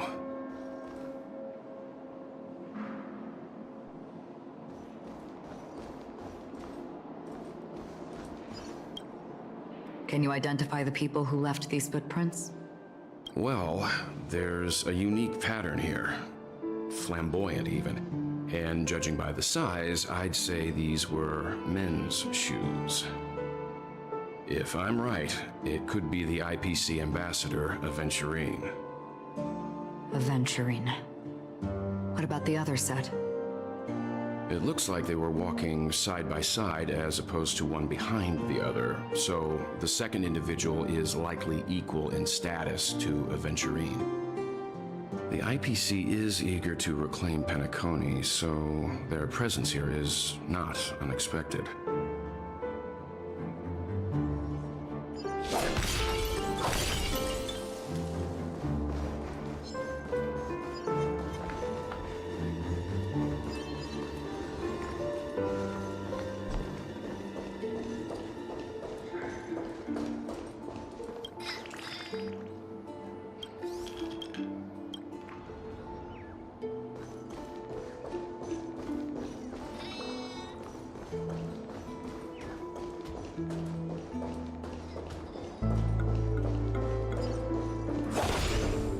aren't any people in this mansion. They've set up quite a few mimetic guards to patrol this place. This is where it ends.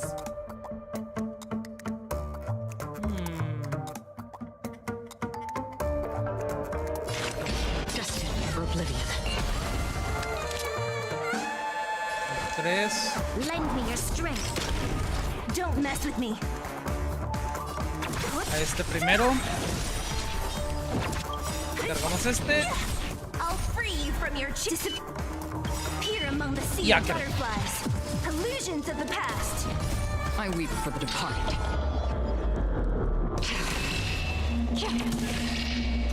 It too shall fall. Another journey begins. What a headache. Look, it dropped something. A note. Looks like instructions from the butler for the other servants. Seems like the mansion's entire workforce were assigned other tasks before Robin's death. It must have been a big project to require that much manpower. The Charmony Festival, perhaps. But no matter what their main priorities are, there should always be someone left at the mansion, right? So you're saying someone deliberately cleared the place out? Yeah, but I don't know why.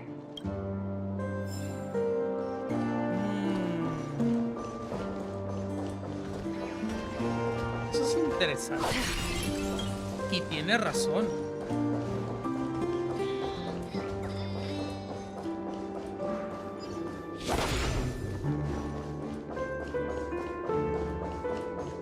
Había un cofre acá arriba, voy a ver si lo puedo agarrar.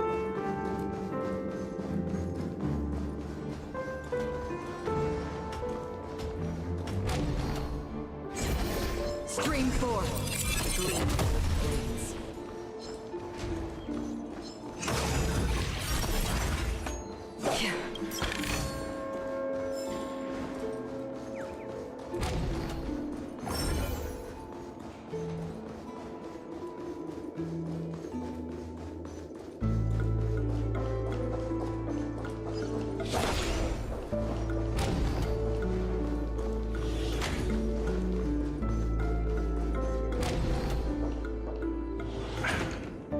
No one here either.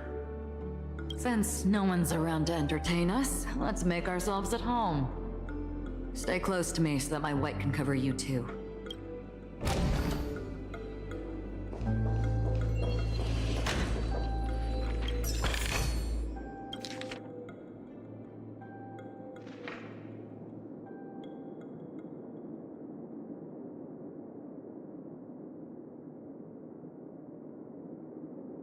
Okay.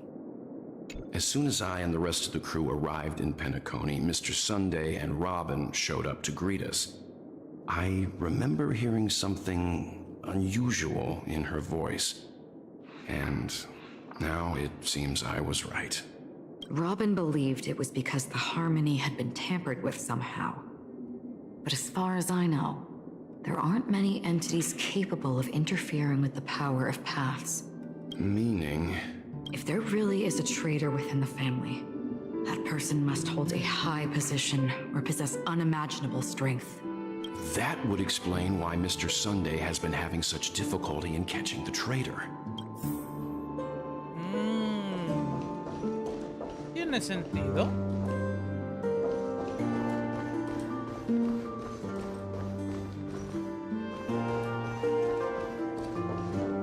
This light cone is securely guarded.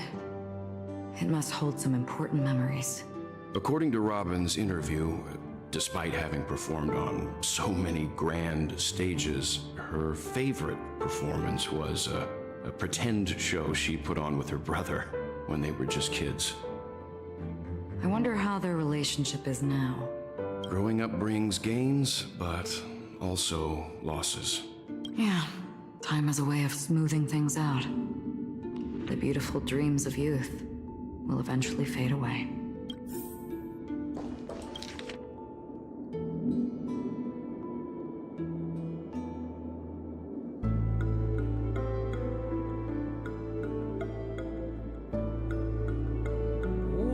Adiós.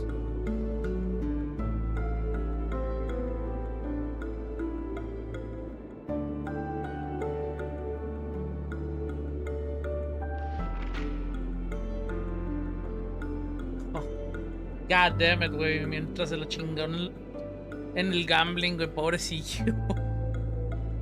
Oh, un Bloodhound, güey.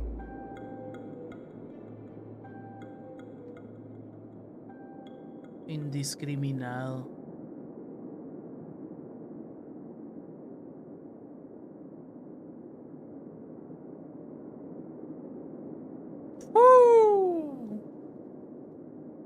The information about Robin, Firefly, and the other victims. I don't see any commonalities among them. Looks like the rumors were right. Death does seem to be targeting random victims. And based on Sunday's notes, he's no stranger to death. He's just surprised that it has resurfaced. Por lo que se entiende, sí.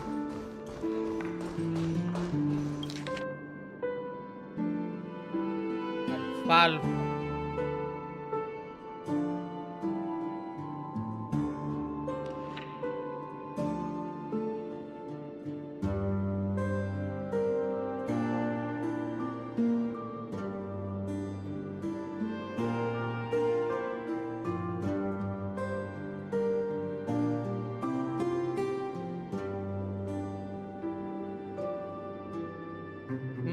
It seems neither the Dream Master of Penacony nor this old Odie is happy with Sunday's recent performance.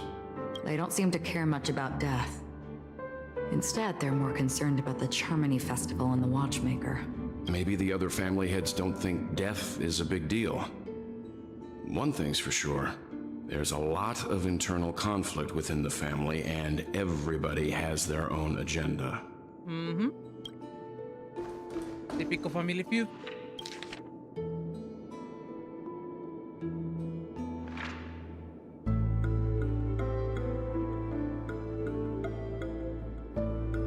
Ahora no mames, güey. 3 de Oak Family.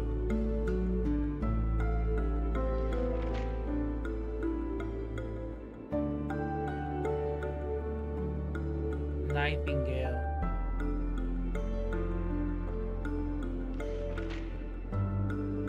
También Iris Family.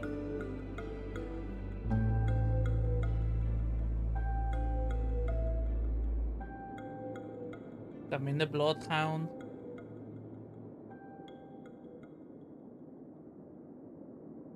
Melanie está en la lista de la Alfalfa Family.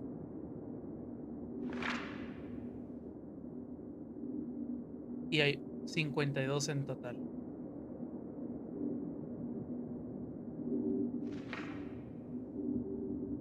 Mr. Sunday has done some serious research on his suspects. This traitor must have been causing trouble for the family for a long time. They all seem to be insiders, but I haven't met any of them. Huh? Wait, these characteristics. What is it? No, nothing. Maybe I'm just overthinking things. However, if this traitor really exists, could they be responsible for Firefly and Robin's deaths? Perhaps that's why Sunday is taking this matter so seriously. That's all for now. Nothing more noteworthy. Before coming here, I had all sorts of scenarios in my head about dealing with the family. I did not expect an empty mansion. Watch out! Someone's approaching. Oh shit. I don't think trespassing on forbidden areas is the way to be a guest, Mr. Yang. And Acheron? The Galaxy Ranger? Our apologies, Mr. Sunday. Nobody came to greet us, so we entered without permission. I hope you can forgive us. But even if there's no one to greet you, you should wait for the host. Don't you agree? Even without the famous Galaxy Ranger. As far as I know, the crew has officially accepted the family's commission, so coming here will be unnecessary for you. On the contrary, that's exactly why we're here, to ask you about the case and gather more information. We don't want any loose ends. Well, since you've come with goodwill, I have no reason to show you the door. Rest assured, he hasn't figured out that we went through those documents. While the truth remains a mystery, I'm getting close to it. I assure you that the traitor will soon pay the price. Let's hope justice will prevail soon. I have a question for you, if you don't mind. How did the family come to the conclusion that the murderer was within the family? With all due respect, it's in the IPC's interest to wreak havoc before the Charmony Festival, and the family has every reason to suspect the IPC's involvement. Touché. Well, other family heads share the same suspicions as you, but in my opinion, the true murderer would never have drawn as much attention as that ambassador did. Not to mention, I personally shackled him a while ago. However, I'll give you a suggestion regarding your suspicions, Mr. Yang. You should be more cautious of Aventurine. While the wicked can't break through high walls, they can plunge their evil dagger into the heart of the righteous. He's a businessman, not some philanthropist. But right now, he's out there handing out his wealth on the streets. And he went to the Clock Studios theme park all by himself. Who knows what kind of scheme he's cooking up? Oh, shit. Ahí es donde fue Gallagher. While the family is dedicated to keeping our guests safe, it might be wise for you to stay alert. You never know what unexpected troubles could arise.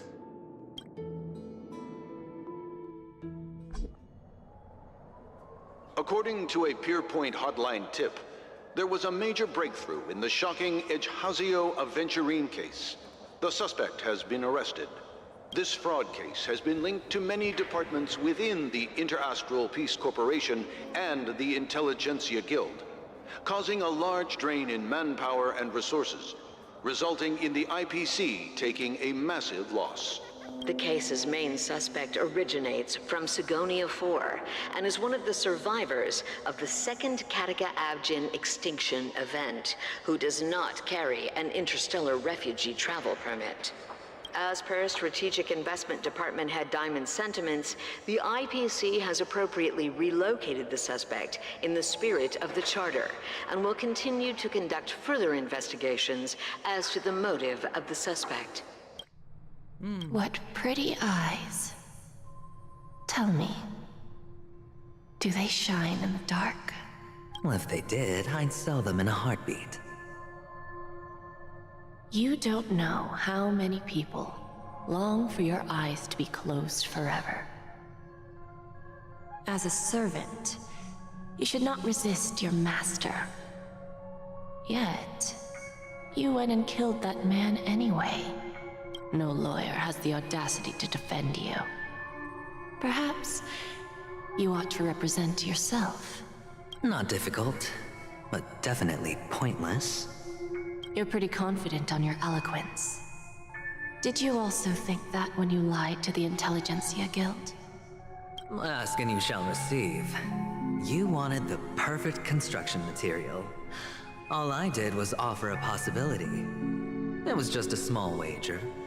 If your luck holds out, the IPC will dig something up from the golden sands of Ejhazio. Maybe even the Sand King's remains. Pity your luck has run out. I'll admit that. What I'm more curious about, though, is why such a grand scheme failed to benefit anyone in the end, including the perpetrator himself. Madam, I already have what I want. To be brought before you for the next high-stakes gamble. Then let's talk about the second gamble. Tell me, what are you prepared to wager this time? My life. I bet you won't send me to the gallows. What do you want, then? I want your Lenore to meet with me. I have something to say. And then what? I want cash. It can't be that simple, can it? Es lo que iba a decir. It is that simple. 30 tanbas. The remainder of my market value. 30 tanbas. No more, no less. With this money, I'll climb to even greater heights than you. Grasp even more riches than you. I wager you won't give me this chance. Which is why you should call him here. Interesting. A pity Diamond won't see you. No one gets to see him. From here on out, I am Diamond's representative. And you're wrong. 30 tanbas. He'll give you that. And much more than that.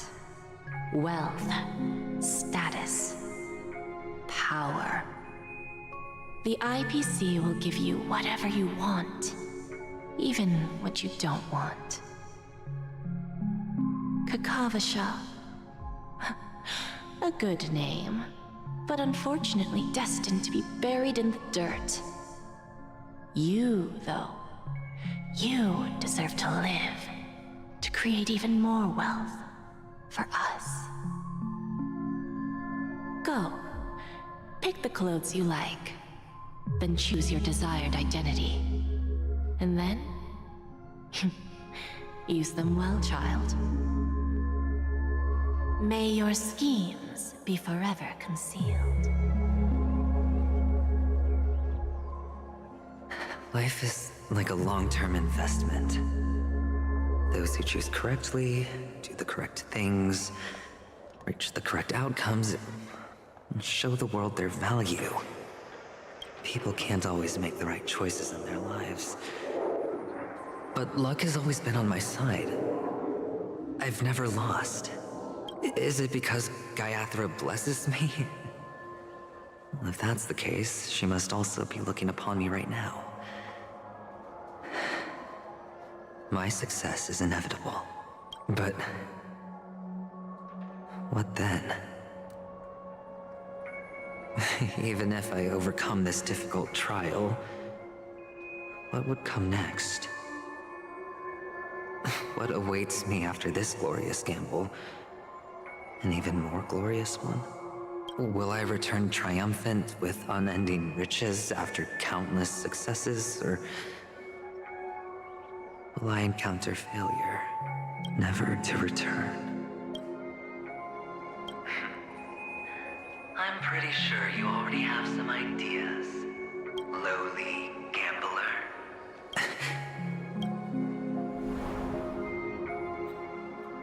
Oh, shit. What? Está conectado mentalmente. What? Whoa. Am I dreaming, or have I gone completely insane? Yo pensé que era Sunday. Perhaps both. Forgotten me already? When you were strapped to that electric chair by a mannequin warlords, who was it that gave you the idea? Oh, shit. Fine. I may be crazy, but I'm not stupid. Get out of my head, newborn of the Harmony. The Harmony? Oh, don't play the fool. It's not the first time we've met. No need to be so polite. I'm you, and perhaps even more aware of yourself than you. Of what exactly you want. You're dying. And you still want to drag a bunch of unfortunate fools with you through death's door. That's why you're here, isn't it? A grand unveiling. You really think you can pull it off? God damn. Why not? Well, you may have fooled everyone, but you can't fool yourself. I can show you. Before you're entirely gone, I'll be with you for the last stretch of your road. Let's have a heart-to-heart while we walk.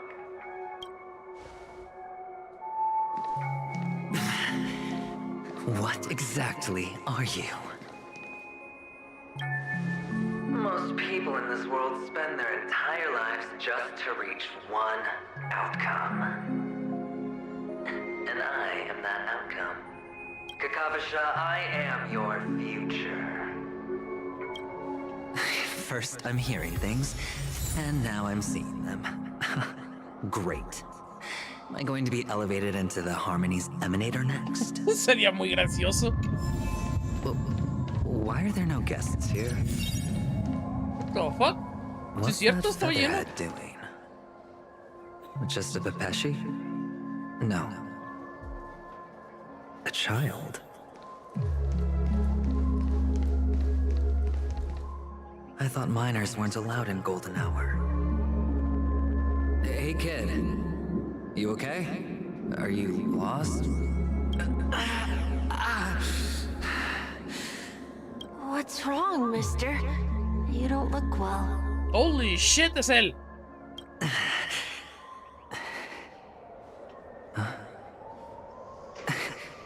Your eyes.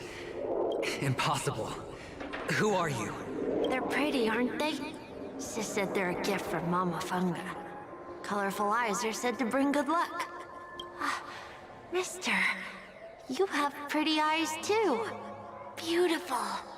Are you alone?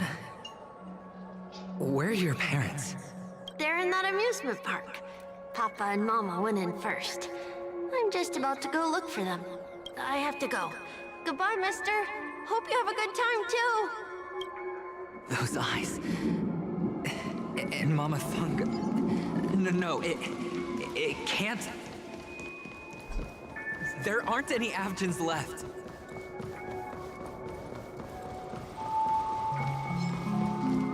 Feeling lucky.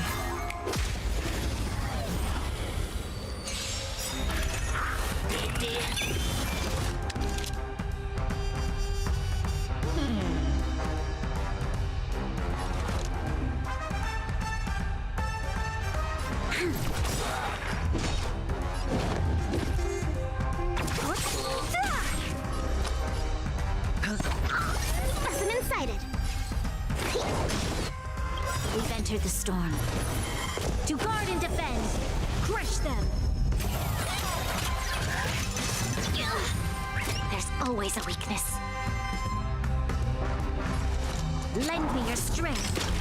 Don't mess with me. Yep. I'll end your misery. I'll free you from your disappear among the sea of butterflies.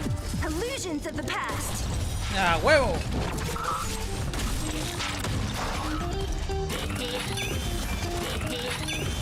What a headache.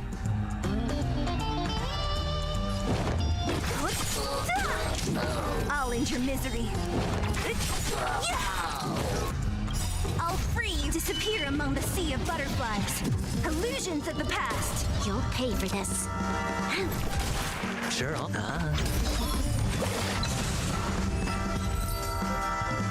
Those eyes. And Mama Funga.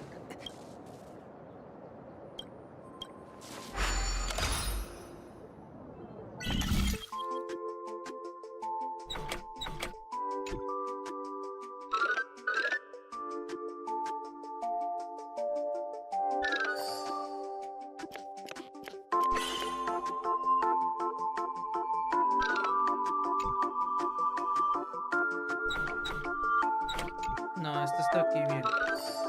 Ahí está. Era por arriba.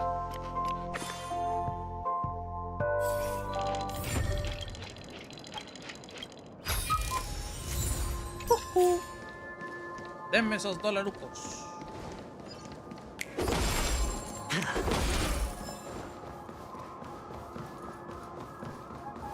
Papa, Mama, wait for me. Only on Paniconi, am I right? What are you still doing here? Well, you've known all along. The family truly showed leniency to everyone who came seeking help.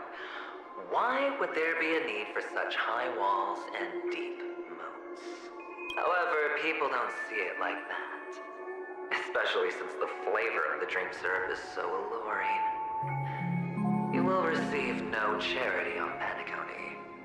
And relying on your own strength alone to topple high walls? Not a likely fate. Which is why, once you step into the hotel, you remove your high hat and beg everyone you come across for help. Like a hyena scavenging for scraps in the desert. Because you know that opportunities are fleeting. Well, when you put it like that, even Ratio's a teeny peacock analogy sounds pleasant. Well, you know how rare it is for me to give you the straight dope. So listen while you can. It's good timing that you mentioned the doctor. I'm especially fond of what you and he have in common. The conspiracies, calculations. Especially the part about the finale, a magnificent act of betrayal. Oh, when everyone thinks this way, who would even suspect that it was another trap you've meticulously devised? Go on. Tell me I'm right. You know who you really are, Mr. Cavalier Gambler. Uptight, overcautious, massive inferiority complex. You've won so much, and you're still so afraid of losing. They only see your big bets, your bravado, the full house, the straight flush. They don't know the other hand is below the table, clutching your chips for dear life. It's a heck of an act. No wonder the tavern sent you an invite. You're a natural kid. You don't stop at fooling the audience, you fool yourself too. Well, the best way to prevent others from seeing your true colors is first being able to fool yourself. Of course. I know you all too well. But it's strange. Why did you decline that invitation? You had the chance to embrace elation. Was that not what you most wanted? But you chose the IPC instead. For the preservation? I doubt it. Do you even have anything in common with the preservation? No. Oh, I thought you knew. Didn't you say you had me pegged? Damn. We're done. Either stop talking or disappear from my sight. That's fine. But who exactly is about to disappear here? Well, it's not going to be me, anyway.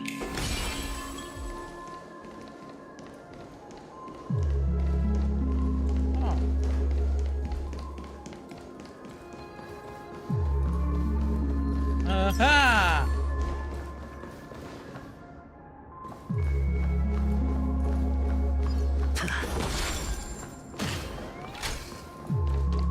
No. Ponen esas madres. Ah, playing hide and seek. I'm really good at this.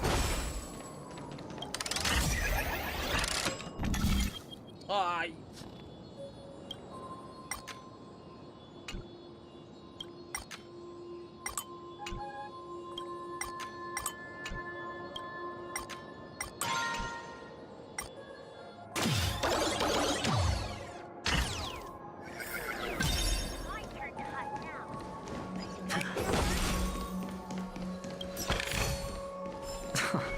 This is hardly enough for a seat at the table.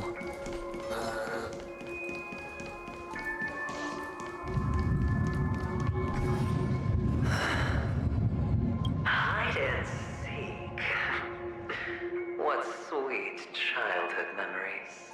When Mama said goodbye that day, how many catechins were like jackals hot on your heels? I know you won't forget that sound anytime soon. Those shrill cackles. You had to hide right under the noses of those savages. You and Big Sis, playing dead, drifting in all that bloody water. Completely ruined that shirt. Shame. Wasn't that the last one Dad left behind? Goddamn. It wasn't ruined.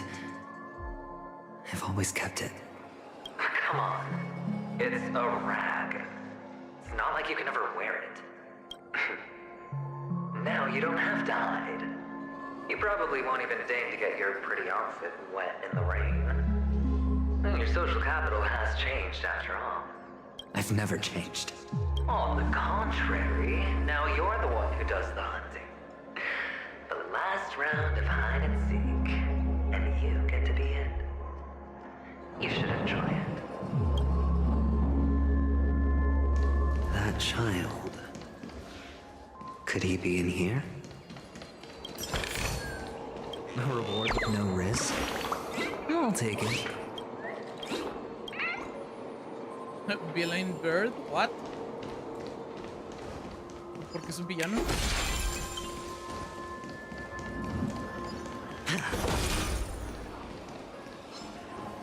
Oh, hell no.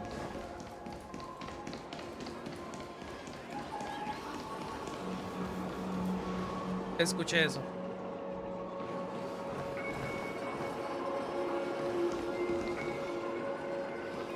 Ah, según yo todavía había otro. Otro pajarillo.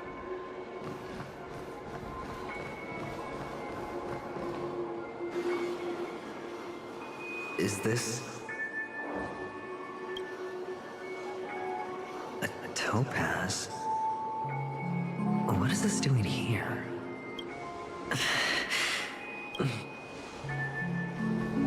What? Does your cornerstone wrench out of your heart, son? I was merely curious at why it was here. Maybe that winged guy put it here. To taunt you. Just to make you realize that your painstakingly arranged magic show is nothing but a death rattle.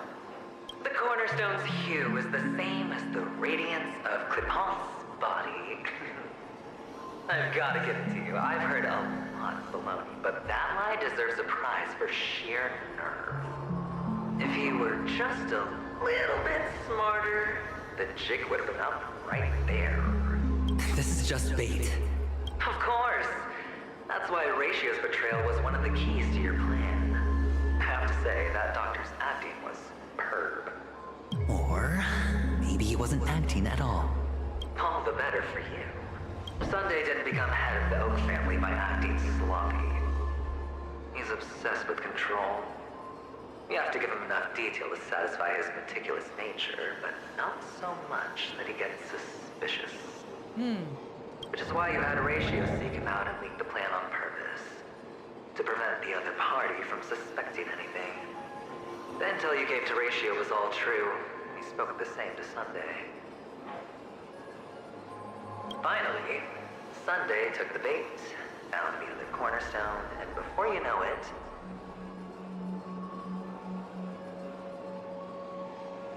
everyone's distracted enough for you to steal the third stone right out from under them. Why don't you stop rummaging through my mind? Your mind. It's our mind. You're me, and I'm you. We're the same. The best way to prevent others from seeing your true colors is to first be able to fool yourself. Really? You can't even fool yourself. You just got lucky this time. This is the other cornerstone in Sunday's hands. Rather beautiful green. Just like you. Smooth. Cunning. Tell me, what's its name? Why are you even asking me? Must I do all the work? Aventurine is the stone of luck and trickery. That's what she said when you received the stone, wasn't it? This type of stone isn't rare, but its hue is very similar to a certain gem. In fact, it's often used as a substitute. And that more precious gem is... Jade. Even Sunday can't tell the difference. Well, looks like Jade can be substituted for aventurine, too. Sauce for the goose. Aventurine, topaz, jade. 3 elites, 3 cornerstones who for a measly pennycoty, offered their everything. Oh, you're even more united than the family. As I've said before, 3 chips are sufficient. All or nothing. But will it be the former or the latter? We'll find out soon enough. So, where's the real aventurine stone? Take it out, let's have a look. Suddenly you don't know where it is? I just want to hear you say it. After all, it really does resemble its owner. As you wish then. They never went anywhere. They're right where they belong. Piled up with these cheap baubles. You smashed the aventurine stone before you left? Oh, just look at it. Shattered. Just like your life. Poor thing. A humble pebble coated in the most lustrous sheen. I take it back. This thing is far more precious than your life. You're absolutely clear about the consequences of doing this. Blasphemy against Clip-On's body. You think the IPC will let you get off scot-free? Well, Diamond has always been all about results. As long as I can create value far beyond the cost, the ends justify the means. How else would the family be fooled if there was no price to pay? It doesn't matter. Even smashed to smithereens, the preservation's cornerstone can still be used. Its effect may be greatly diminished, but it's enough for me. Now I'm really curious. Why does every step you take involve reckless risks, and the choices you prepare for yourself always come with a strong impulse for self-destruction? Do you truly believe that the greater the risk, the greater the rewards? I wouldn't have guessed you'd be so loyal to the IPC. There is so much you don't see. Which is also why you'll never see how I'll win it all. That is, if you can do what it takes. We'll just have to wait and see then. The cornerstone is gone. Another illusion of the harmony. Huh?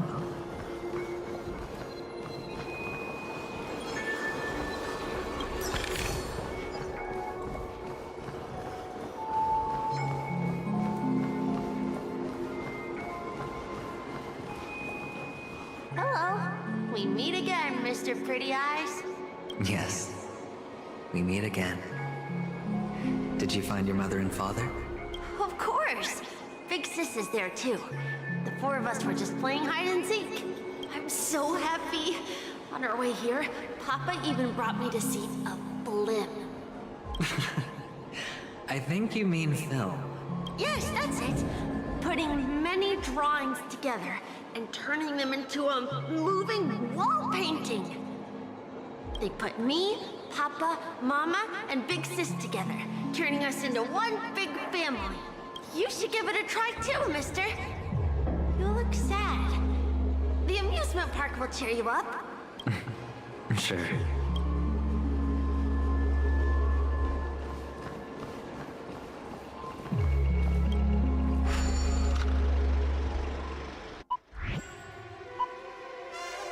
¿Qué vamos a hacer? Dash. Okay.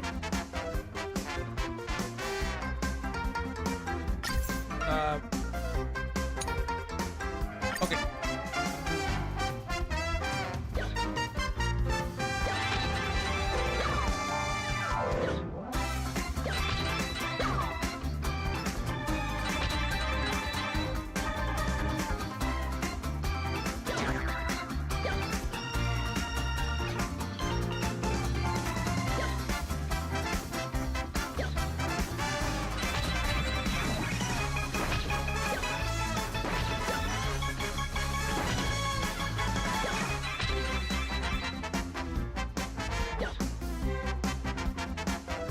Oh, ya entendí.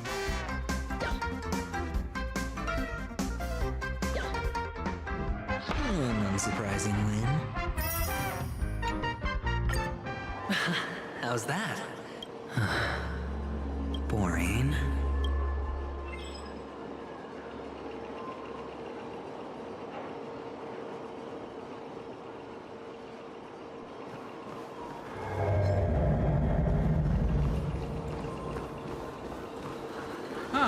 ¿Ya no tiene alrededor la madre de la armonía? Oh. Yoink. Yoink. Yoink.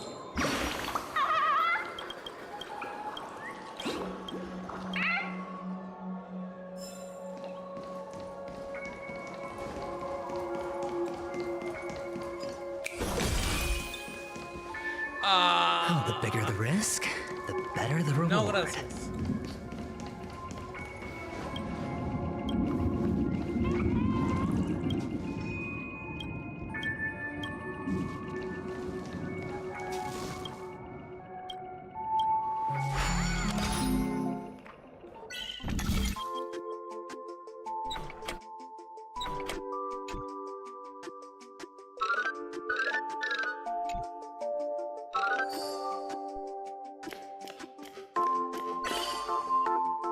Ah, huevo. A la primera.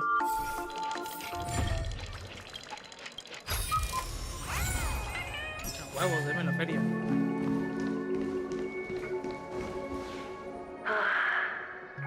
Why aren't you talking? You've piqued my interest. I'll admit that there are still aspects of you that I don't completely understand. Well, you sound sincere this time, at least. Well, sincerity is one of my traits that everybody likes. And I have precious few of those. Moving on. See that maze over there? I'll know everything about you before you reach the exit. Our quaint journey through this amusement park still isn't over. And I wouldn't mind stretching this out at all.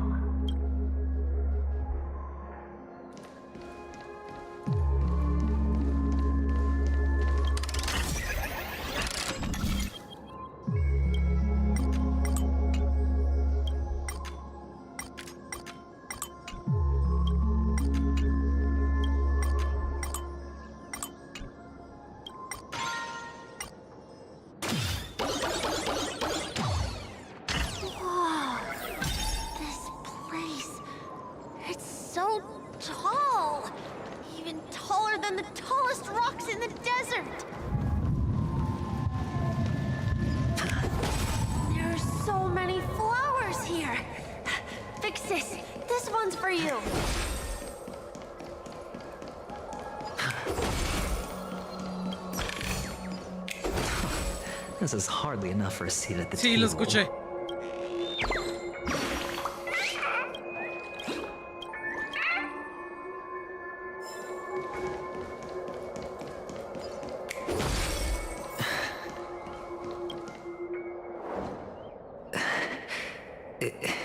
Is this? Oh, what's on your mind? It's got nothing to do with you. Do you need a hint? These are manacles on you. That man gave you your first job. You made your first pot of gold. I remember it all too well. You wrapped that iron chain around your fist, for that is the only tool you could find. Then, in that maze, you... Shut up! Oh, you don't wish to face your past?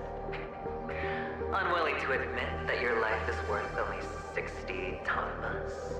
Well, from what I see, you refuse to confront it, because it only proves your weakness. How could a weak person take such daring risks? That's right. You love the thrill of danger, but you refuse to let go of meaningless sentiments. Even in this beautiful dream, the only thing you dare allow yourself is death. In your hands, those who follow you could have become Joker cards. They're far more useful that way. It's not like this is the only place the family ever cut corners. You could have had tons of action if you weren't so all or nothing. All it takes is a meager sacrifice. I bet Opal would have resolved this without a fuss.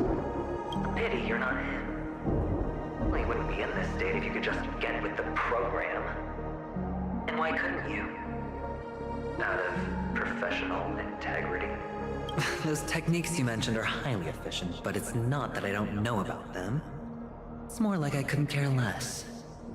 Get it? What fun is it if the fight isn't fair? Fair? You assume your opponents would fight fair in the first place. The odds are obviously not in your favor, so how are you just breezing by? But did that masked fool's words awaken something in you? Well, she gave me an answer that could turn everything upside down. Everything? You mean it could make all the cards on the table just disappear? That's cheating. If these leaves could be brought back, would they bloom into new flowers?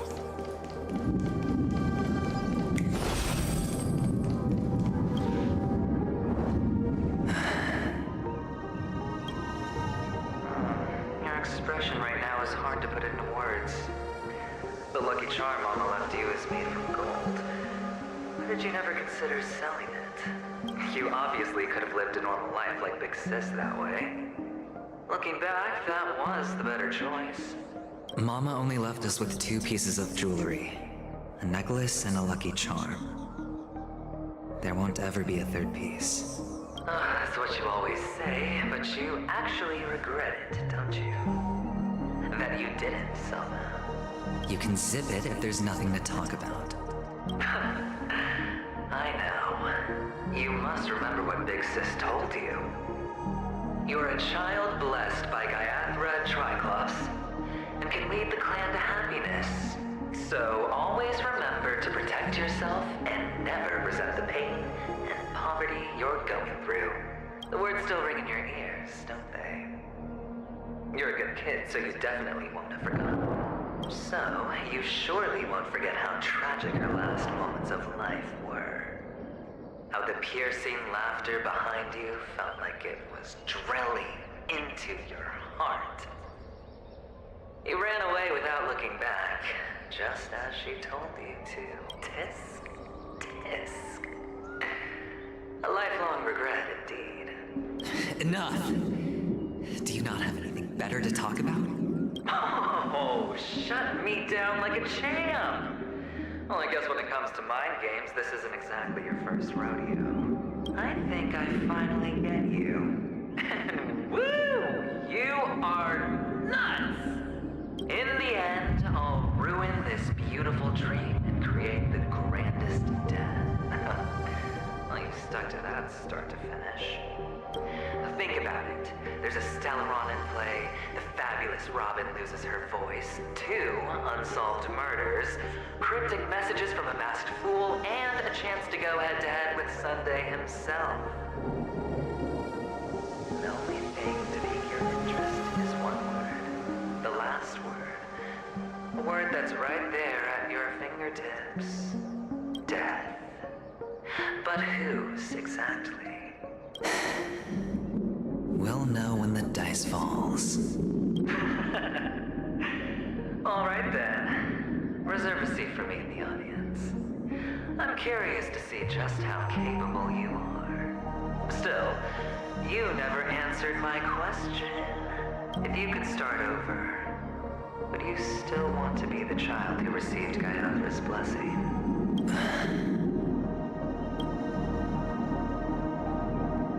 It's so quiet this time. Is he finally gone? Or am I the one about to disappear?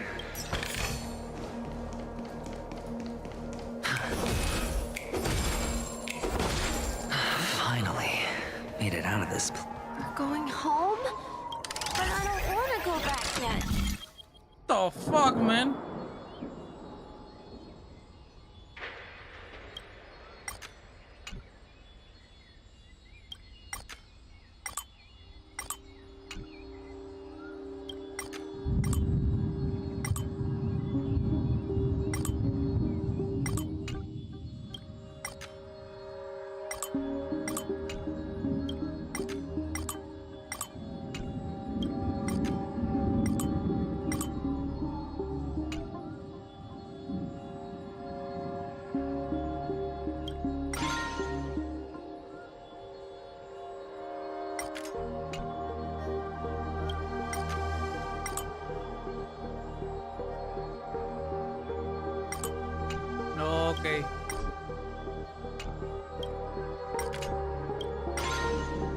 Es para por si lo tomas del otro lado.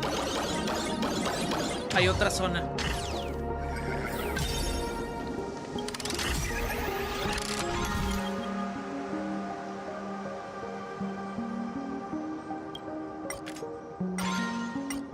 ¡No! Le piqué sin querer. La vuelvo a hacer para acá. Vámonos.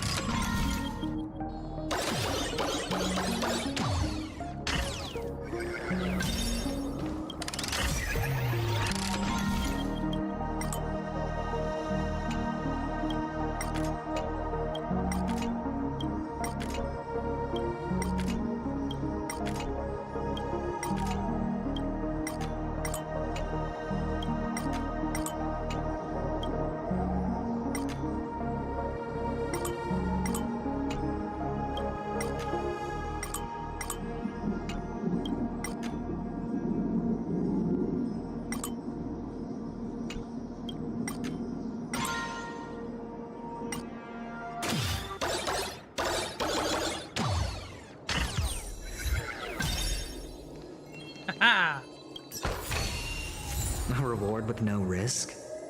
I'll take it.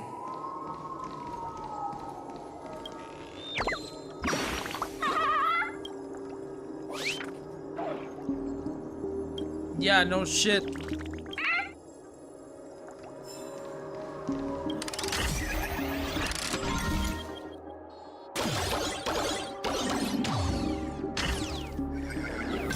Pero era obvio que eso estaba ahí. It's so fun here. I want to stay here forever.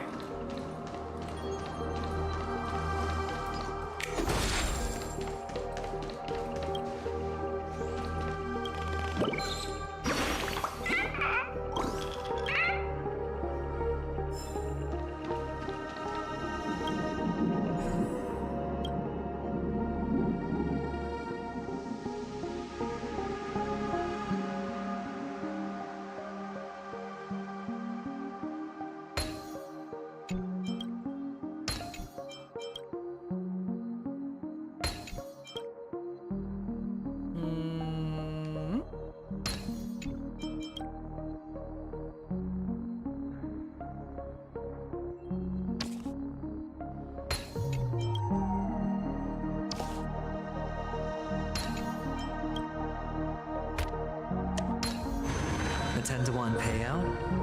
Music to my ears.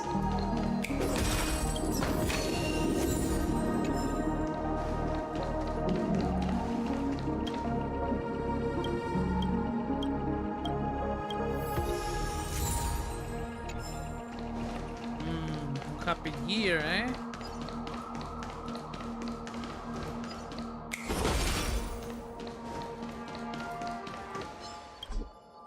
The get is low, hay un par de cosas cerca, pero no.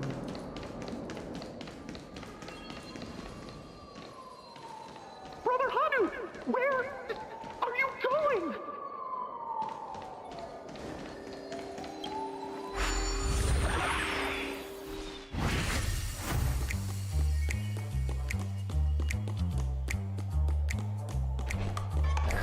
There's only one place he can be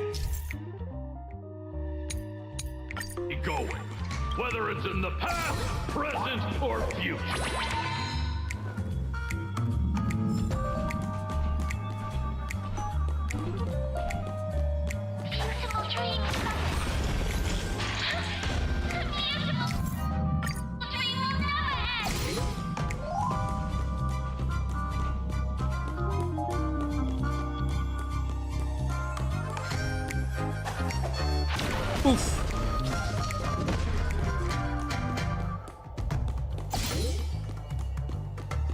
Debe de haber otro más todavía. No puedo subir, entonces con esta madre la electricidad.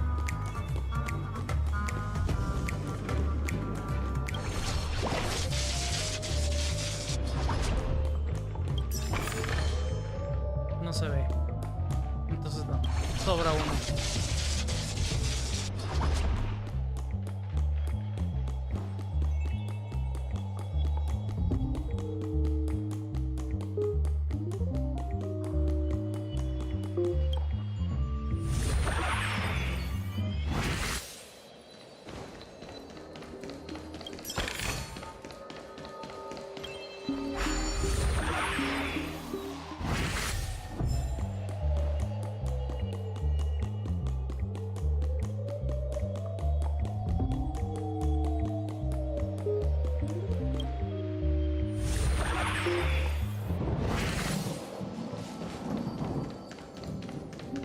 Mister, is that you?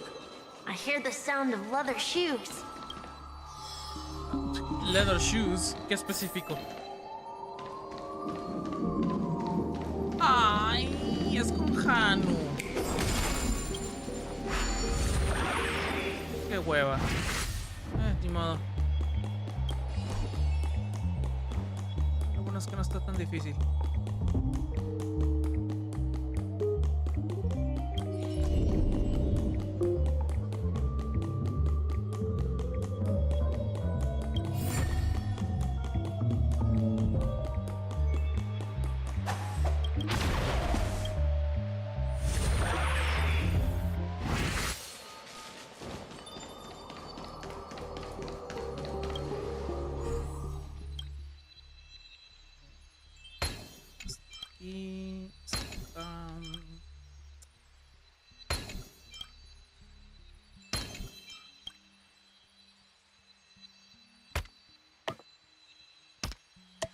Oh, está raro.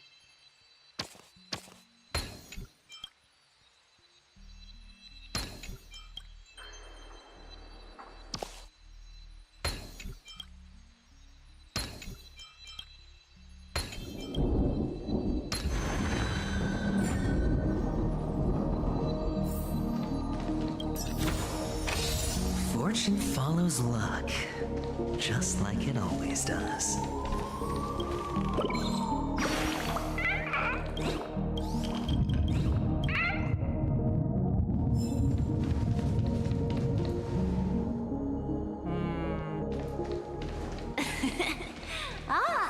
It really is you. I don't know why, mister, but you always give me a special feeling that makes me more curious about you. It's sad that I can't get to know you more. We have to say goodbye. Did you have fun? You're going back? Yes. I should go home. The day's getting dark, and it's going to rain. I don't want to worry the others. You're home. Where is it? What a strange question. It's where Papa, Mama, and Big Sis are. In this dream. This amusement park. This beautiful dream. They really are peaceful. Everyone loves it. But, mister, why don't you like it?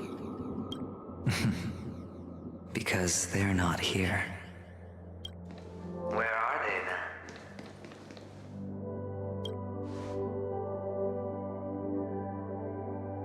I don't know. You do know. But there's no point pressing the issue. Admit it. You're tired. We all are. Which is why we chose to stay here. Me and him. Your past and future. How long will you stay? Forever. We'll be with you forever in this dream. This is the greatest honor that we can offer to those who hurtle towards death. The road less traveled is less traveled for a reason. But you've never gone in any other direction. Your own life is the chip you're most eager to lay down. Always has been. You don't care who the real murderer is, and the Watchmaker's so-called legacy couldn't be more boring. What you want, what you need, is to be the smooth operator, the solid gold deal maker who doesn't waste a drop of sweat, even when he's up to his neck in danger, deep inside family territory. You want to be polished up, cuffed with red-hot chains and spotlit center stage. You'll be the closing act, the final can do it. And it will be flawless. Of course you can. Your luck will help you at the right time. A Stellaron and an Emanator. It's that simple now. That way, the IPC will earn a place at the table.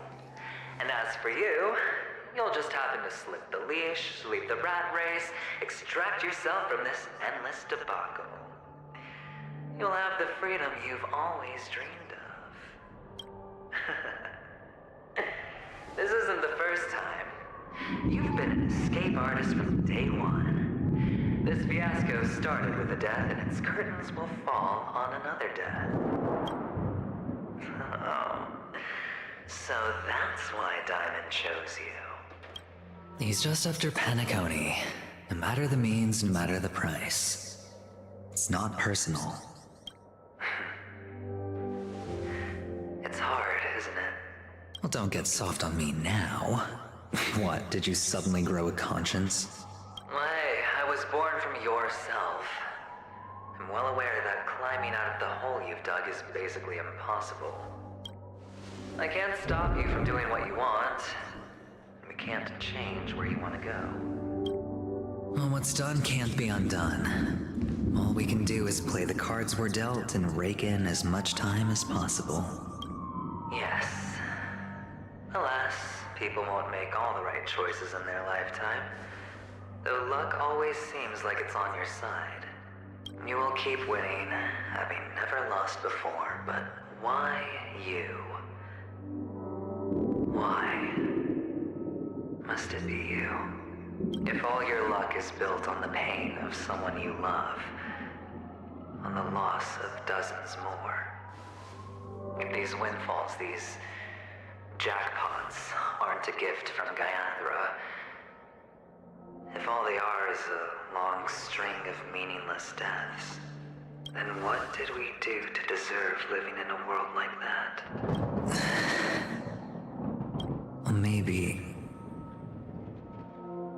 Maybe when I get to where I'm going and look back, I'll know what the trip was all about.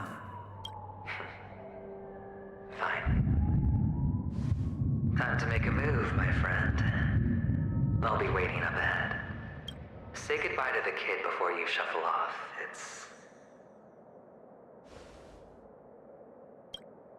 It's best to die without regrets.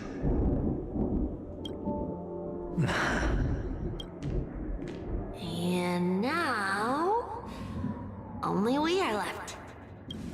Can you take a photo for me? I want a memento. Sure. Come on.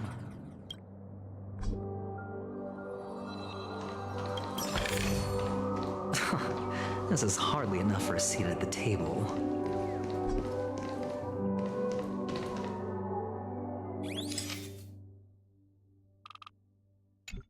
Oops.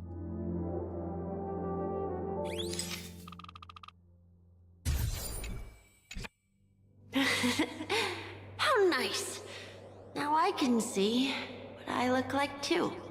Look at the lens when you're taking a photo the next time. Your expression will look more natural. Sure, I will. Then, mister, are you going back too? I can't leave yet. I still have a show to do. Oh, you're about to go on stage, aren't you? Let's go then. I'll take you to the stage. Sure. So you're an actor. No wonder your clothes are so stylish. I'm actually a merchant. But I do have a show to do. Are you the same as those men in black in the sky? But you're not wearing black. Only ordinary employees have to wear that. My position is much higher than Vegas. Awesome! I hope I can become as good looking as you when I grow up. Of course you can. You'll be better and stronger than me.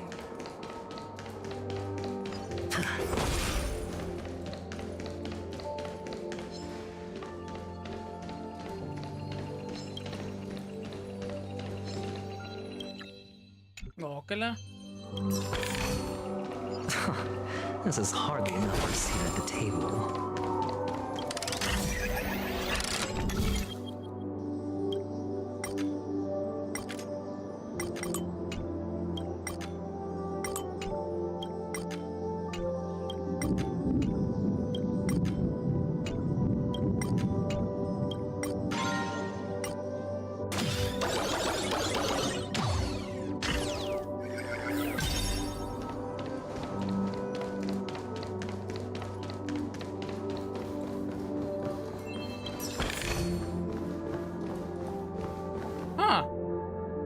De regreso aquí, ¿eh?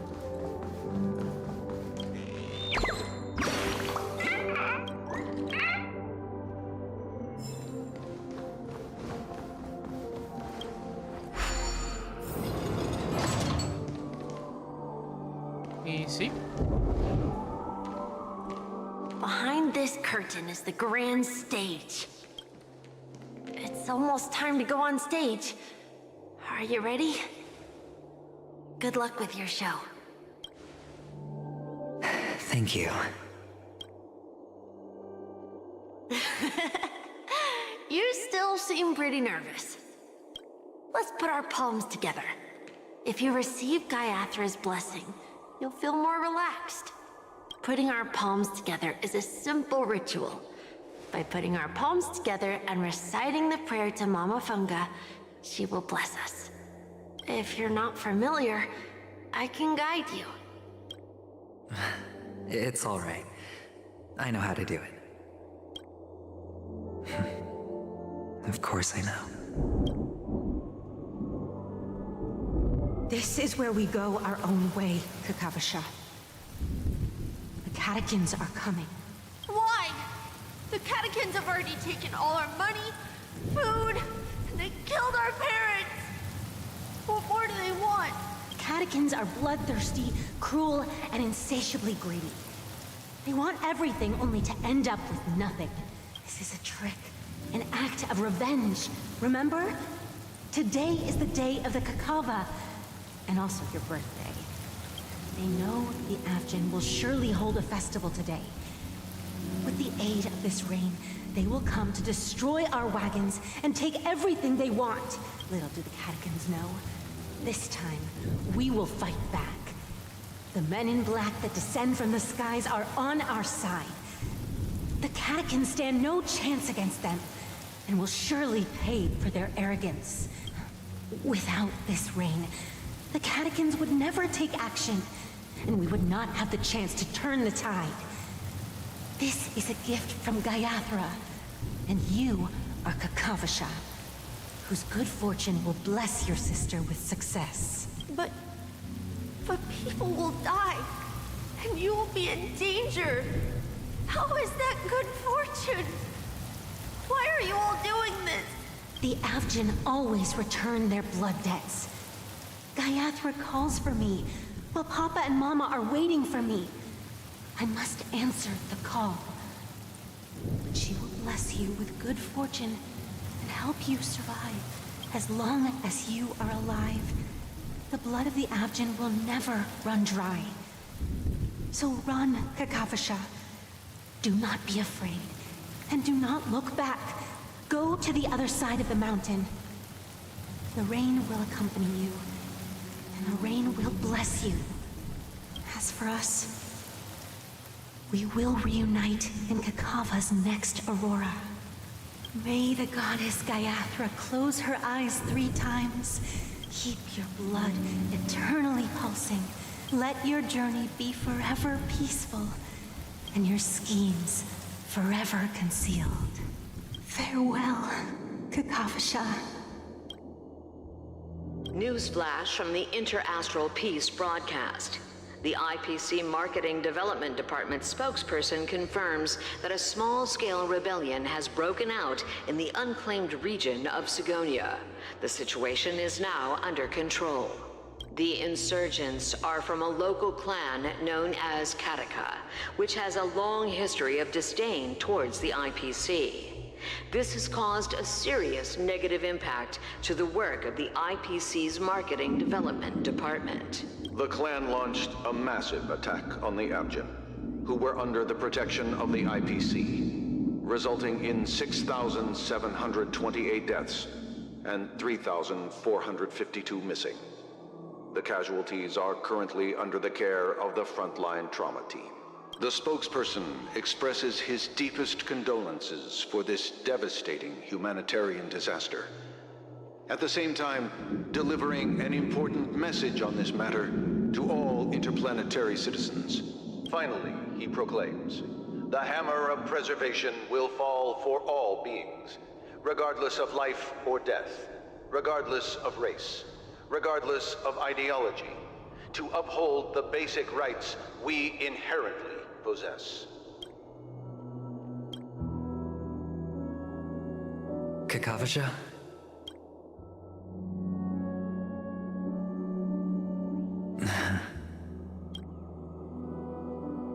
Bye.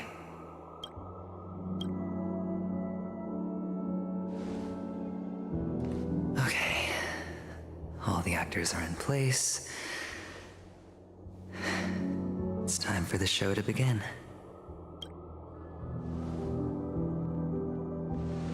This act is dedicated to you. I hope it'll be an unforgettable memory for you.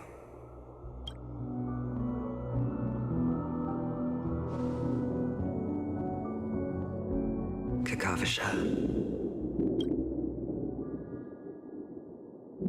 By the way, before you go, I have a personal question.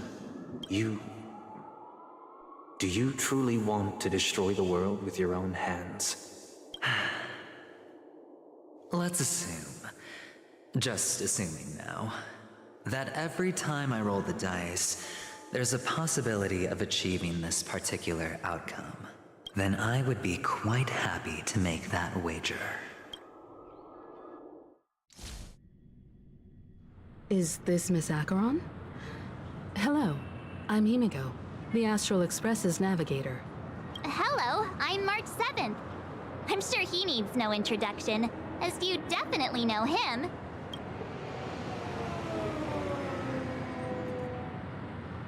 Hello? None of you seem surprised by my arrival. Since Welt has decided to travel with you, it means that he trusts you. And we trust his judgment. I envy your close friendships. Miss Acheron here doesn't present a danger, and she's of no threat to the Astral Express.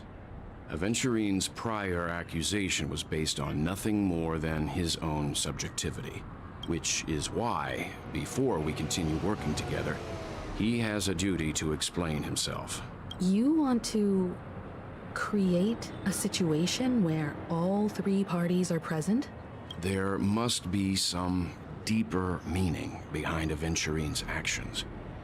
I suspect he's been aware of Penacony's secret from the beginning and has been continuously strategizing to unveil it. In that sense, the Astral Express's role in his plans would be imperative. In the worst-case scenario, he may use us to do something unexpected. Assuming things do escalate to that stage, having an extra ally is a good insurance policy. Penacony has numerous factions, and the state of affairs is significantly more intricate than that of Belobog and the Xianzhou.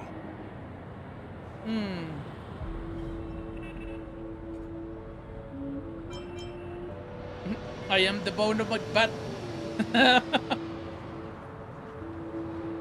You're talking weird again. But it's a good vibe. No matter what, we can't ignore the safety of Penacony.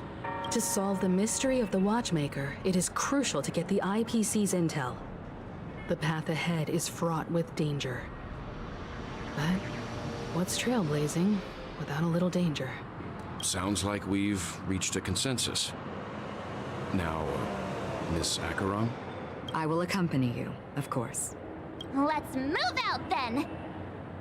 But where do we start looking for him? No need to rush. If he truly has laid a trap, he will definitely use every means to lure us in.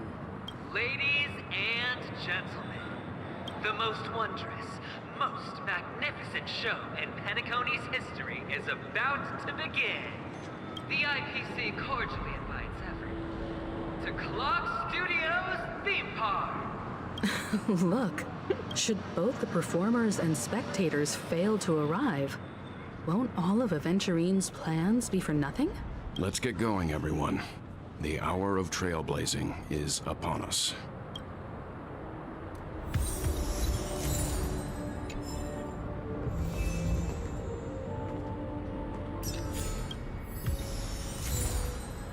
Una huevo, sticker.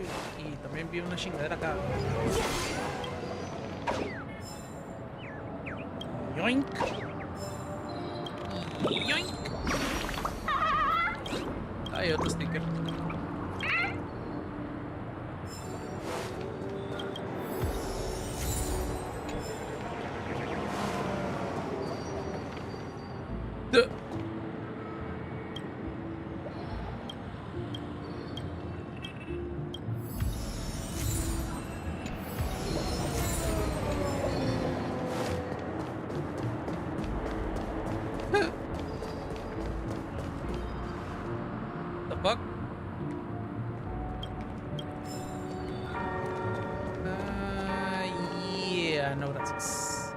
I have a bad feeling that something big's gonna go down. Let's waste no time and head to the theme park then.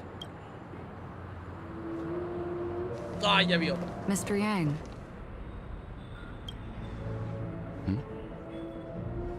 Why did you not tell your companions about my true identity?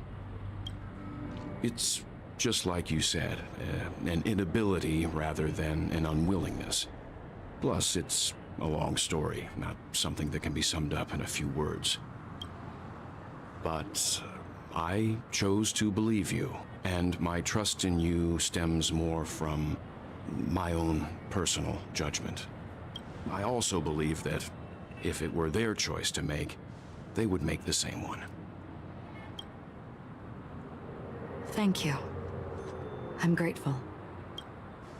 To reciprocate, in the upcoming confrontation, if the odds aren't in the Astral Express's favor, I will stand with you, if my meager strength is required.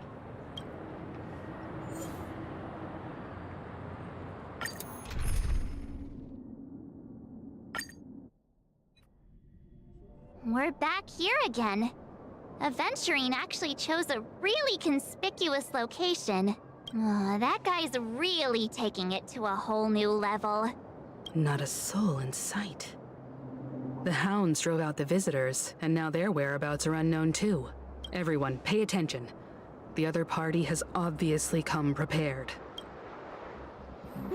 Come prepared? Ya se estaba muriendo, no sé de qué habla. Gentlemen, dream seekers, tycoons, esteemed guests of the watchmaker and the family. Also not forgetting the nameless of the renowned Astral Express. Welcome to the Interastral Peace Corporation live show!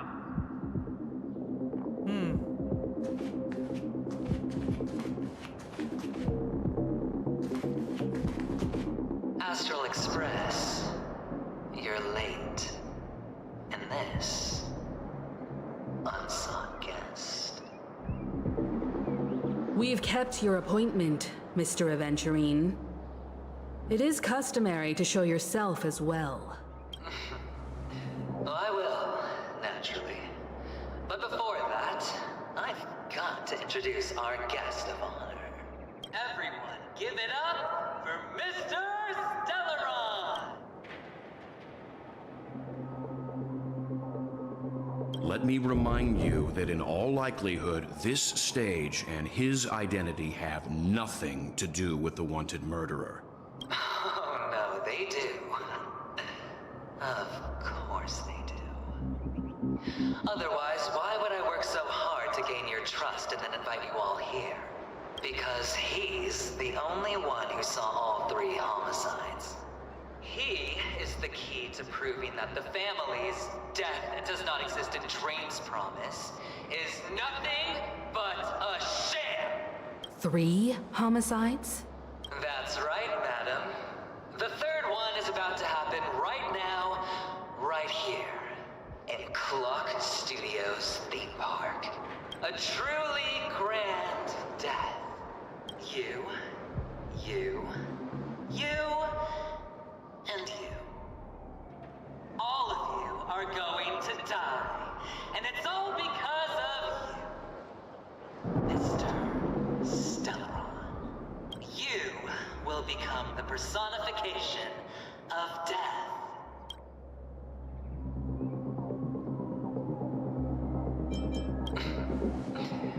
Never underestimate yourself. Like I said, you have the power to turn the tide on the entire game. Let me be a little clearer. I will detonate the Stellaron in you and cause a teeny, tiny accident on Penacony. BAM! The entire theme park will be reduced to a shattered dream. Then before the family can even react, I'll become the IPC fleet's navigator. Your bluff isn't fooling anyone. If you could really do that, you would have done so earlier. You wanna bet? Sure. I'll bet with you. I'm betting that it'll be a sweeping victory for me. By detonating an unprecedented explosion to prove that the vow of harmony is a complete and utter joke. You won't do it. Of course I can. It's just another gamble.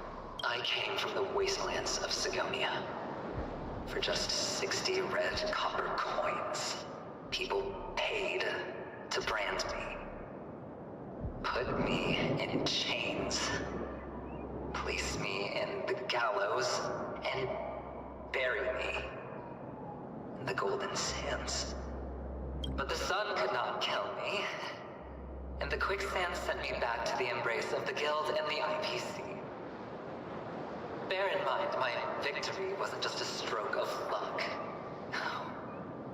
I've never been defeated. Have you ever heard the saying, sleep is the rehearsal of death? Why does life slumber?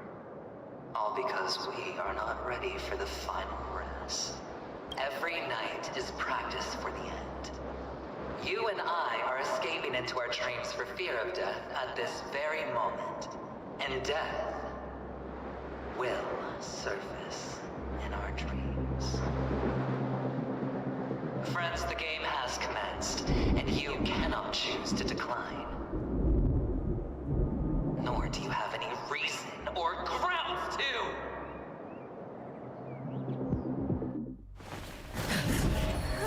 The dice are cast. Ladies and gentlemen, ready to unveil your cards? The architect's flawed stone. Of no value at all. I'm putting down the bet. I'm taking the gamble. I'm claiming the win. Oh, and they spin the wheel. A daring gamble.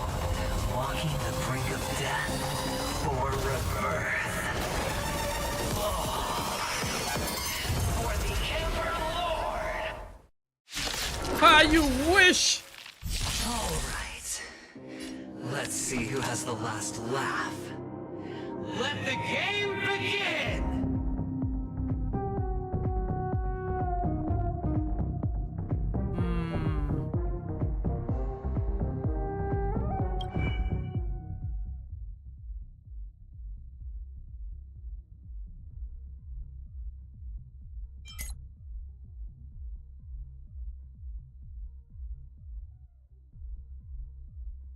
Tienen summon.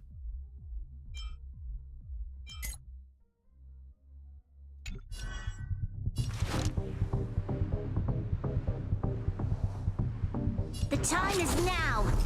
Lend me your strength. I see through you. Converge and awaken. I think something bit me. Down from above. Commence cut. Who's next? This battle is... Lend me your strength. We've entered the storm. To guard and defend. Crush them.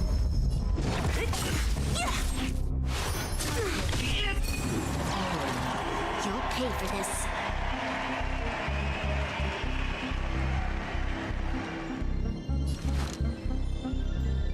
Lend me your strength. What a headache.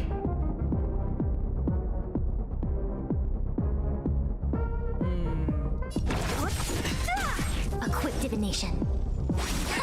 Specimen sighted. Don't mess with me.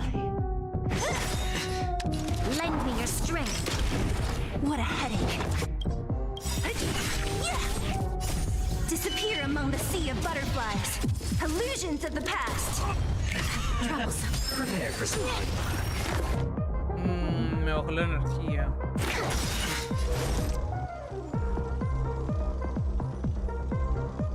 Together as one. Don't mess with me. Who's next? Lend me your strength. La voy a agarrar. I think something bit me. This battle is unavoidable. God damn it, otra vez me puso esto.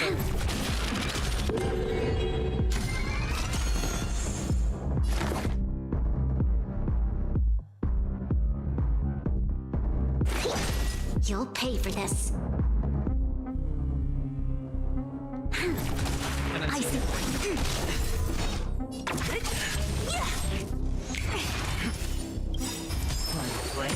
Down from above. And yang. This battle is unavoidable.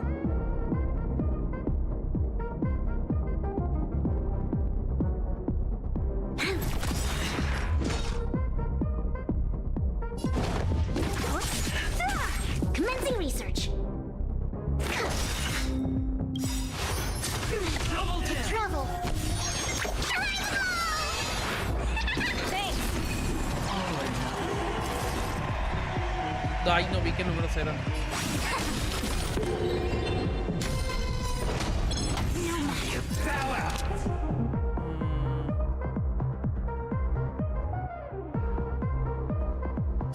Lend me your strength. We've entered the storm. To guard and defend. Crush them. Disappear among the sea of butterflies. Illusions of the past. All things human. Creations.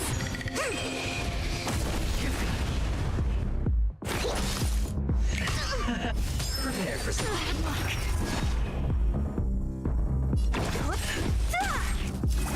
Lend me your strength.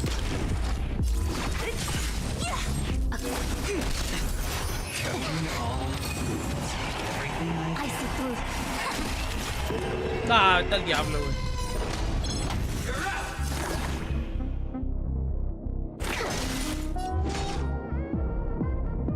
Who's next? You'll pay for this. Lend me your strength.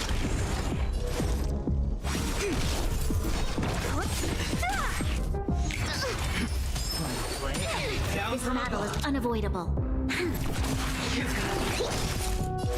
Converge and awaken. What a headache. You'll pay for this. Lend me your strength. Don't mess with me.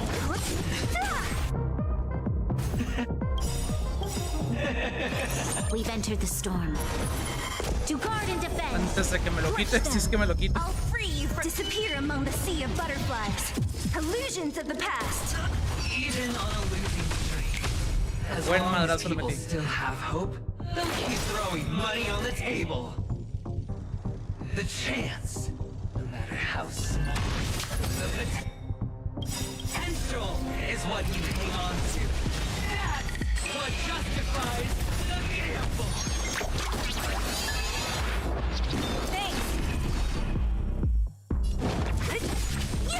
This time. Prepare for some. Specimen sighted.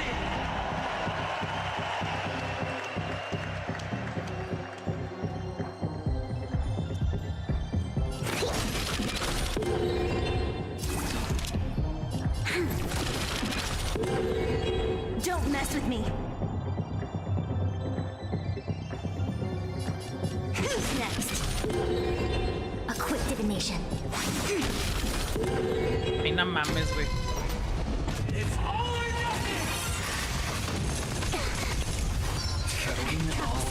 And yang. No tengo multihits, no puedo hacer multihits. You'll pay for this. Lend me your strength. We've entered the storm. To guard and defend. El único que tiene multihit I'll free you from your chains. es el ulti de la Fushoan, pero pues no está cargado. Disappear among the sea of butterflies. Illusions of the past. I see through converge and awaken.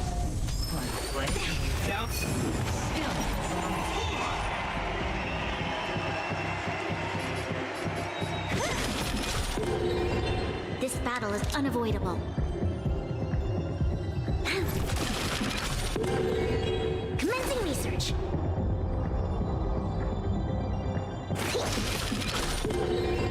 A quick. No mames. It's all or nothing!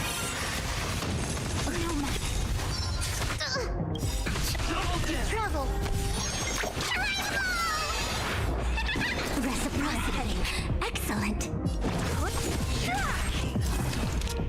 Lend me your strength. Don't mess with me. Disappear among the sea of butterflies. Illusions of the past. Specimens. I see through you. Together as one. Prepare for spawn.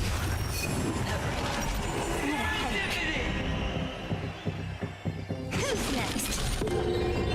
You'll pay for this. Lend me your strength. A quick divination. All things in the human creations. Commencing research. Yo, fuck you.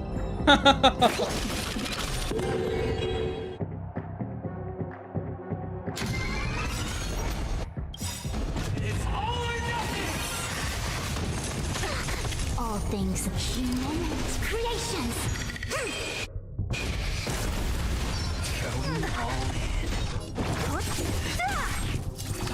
Lend me your strength. We've entered the storm. To guard and defend. Crush them. Here, try this. Reciprocity. Converge and awaken.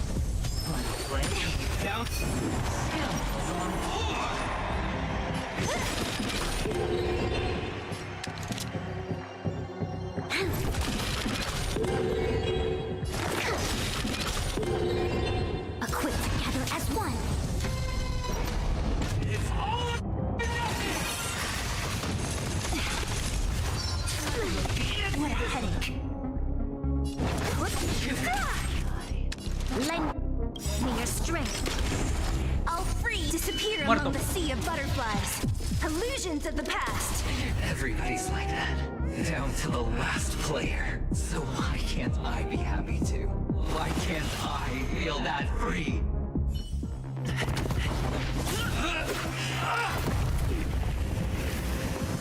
Always hide your ace with a straight face. I'm starting to get a little impatient with you all.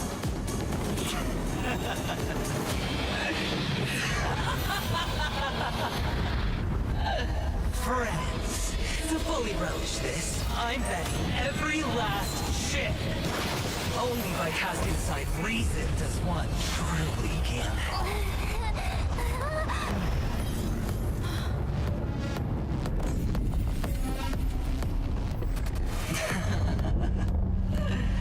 Emanator, I know you'll match my wager, right?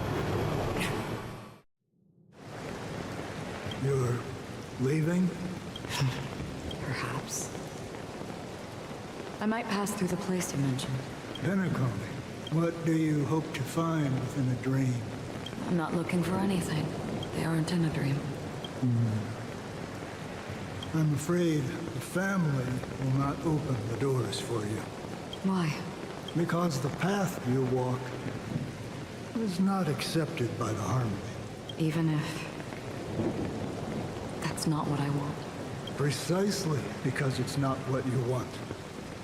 Because they are not like other eons. They have never glanced at anyone. And they never need to. They leave woven strands of fate for humans to walk. And together, they weave a great shadow.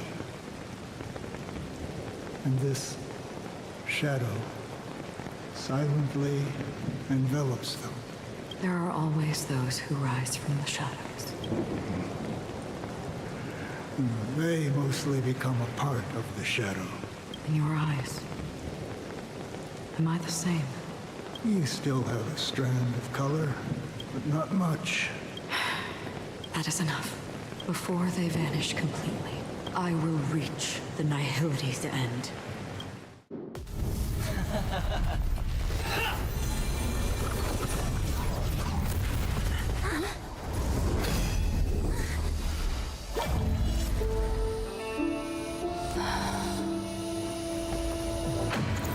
I wish to mourn the departed, weeping like rain, to swell the crossing stream.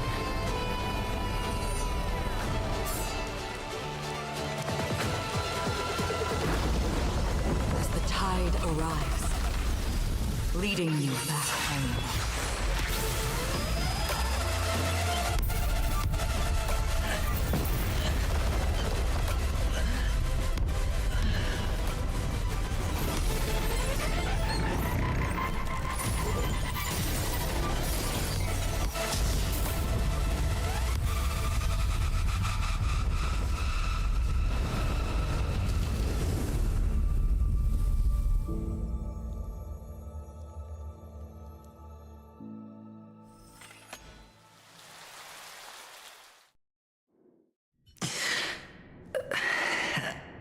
Shit, qué vergazo me metió.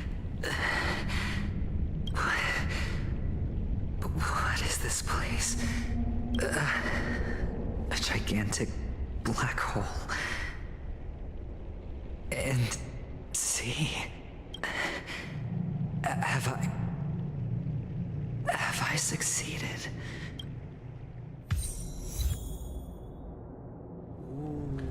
Welcome to this sad world, Kakavasha. Your good luck is the most precious wealth we, all Avgin, have. If you come out alive after 2 days, it proves that you're the real deal. Wealth, status, power. The IPC will give you whatever you want. As for us, we will reunite in Kakava's next Aurora. It's a pity this is not the place you were expecting. What?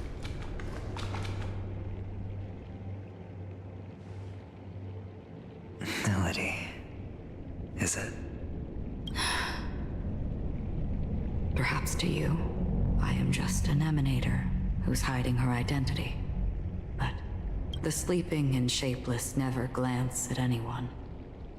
They have no face, no form, and even less of a will to speak. The nihility envelops everyone equally. Only some who have gone under their shadow can go farther, tainting themselves with more nihility. That's all. That's all. My friend, you really leave me at a loss for words. So, is this my final destination? The land of the dead? This is all but a fleeting dream. One of the thousands of manifestations of IX. Under the watchful eye of nihility, we momentarily linger here before moving on to our own paths. It seems that my death has already been determined. Even if you wish for it, I can't promise you anything. Now that you've accomplished your goal, I think you can be a little more forthcoming. What do you mean? Your performance at the theme park was wonderful and grandiose. A simple yet practical technique that fooled almost everyone. No one would have ever thought that you would have gone to such lengths, even staking your life just to prove a fact that had seemingly been disproved long ago. Real death does not exist in Penacony's dreamscape. Why would I do this? Because this is the only way you can uncover a secret that is even more unspeakable than the serial murders. To use this dream death to get there. To that promised land people constantly seek in this grand gathering, Penacony. The legacy of the Watchmaker. The true land of exile. How did you find out? I never imagined that something I learned about unexpectedly would become the key to connecting everything. It's that person's identity, isn't it? I see you're in the know. Let's just say I'd put money on the possibility. The murder isn't nearly enough to disrupt business as usual. Even if there were 1 or 2 murders on Penacony, most people wouldn't be personally affected. And that won't create any waves. This dream of theirs isn't a boundless sea. It's a lonely island. The family used the Harmony to build a high wall and isolate them from the vast and treacherous ocean of the outside world. That barrier they built keeps death out. But it also keeps the secrets that are lost in that watery abyss from floating to the surface. In a beautiful dream, free of suffering, who would want to go fishing for those secrets? No one. Unless someone goes to the other side of the barrier and lives to tell the tale. Someone already has. I got the idea early on, chewing on that masked fool's little hint. If a mute isn't someone who cannot make a sound, then it has to be someone who cannot speak. Someone who survived the treacherous depths, but is unable to take the stage and speak the truth. Well, I'm happy to know she's safe and sound, and still on Penacony. Hint. Is that not proof? Well, proof is the one thing I don't have. The only thing that can prove these conjectures is for the family to come clean. And with the way they buttered up these outsiders, it seems pretty clear they're intent on covering their tracks. But you don't need proof to have a suspicion. And for me, suspicion is enough. I didn't need to find the memory zone meme. I just needed for someone to kill me like it killed that silver-haired girl. You don't sound very confident to me. Going out of your way to make citywide broadcasts in an attempt to involve more people. You are simply betting on the possibility of someone being able to break down the barrier. You're very lucky that fate has decided to let us cross paths. I happen to be equipped with a very sharp blade. Sharp enough to slice through the veil of dreams. I can also carve the Harmony's brand off of you.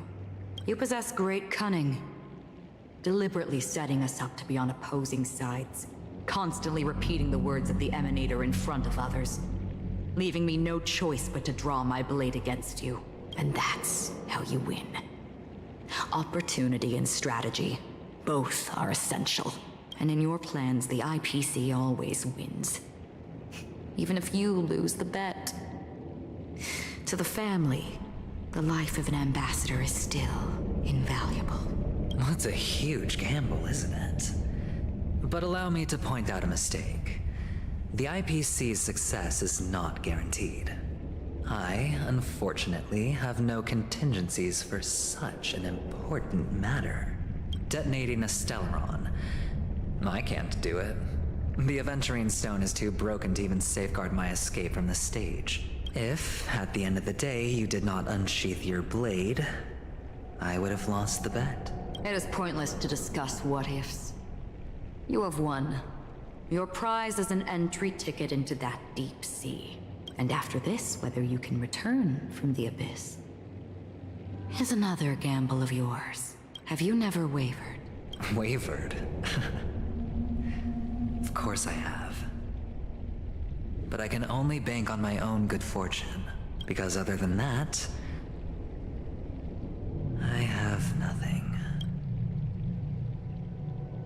Wake up from this dream and go to where you should be. Your gamble is not over yet.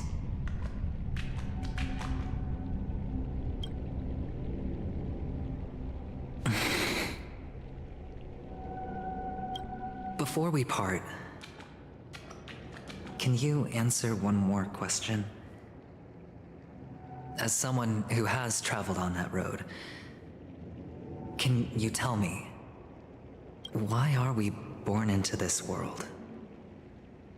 If it's just to die. I don't think this and never have. Nor do you. But the nihility envelops you and I.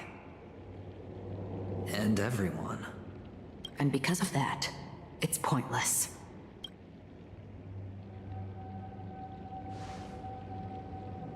But it is still there. If the dice of fate are always weighted, then that is our destiny. Why then do we struggle against it? My answer might not be able to resolve your confusion, because it has been with you throughout your journey and is already a part of your life.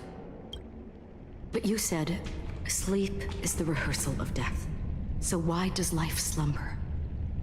Because we are not ready for the final rest. So you can definitely understand why we want to be prepared. Even if the ending has been predetermined, that's fine. There are countless things that humans cannot change. But before the end, there are many things that humans can do while on their journey. And because of this, the end will thus reveal a completely different meaning.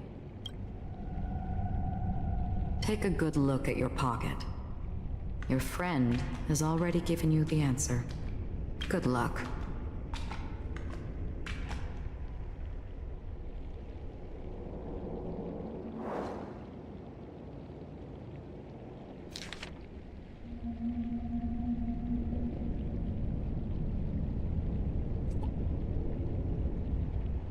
Fucking Doctor, güey.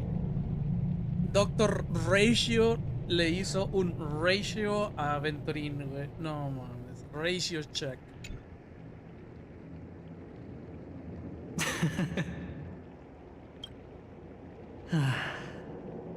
Then I shall get going.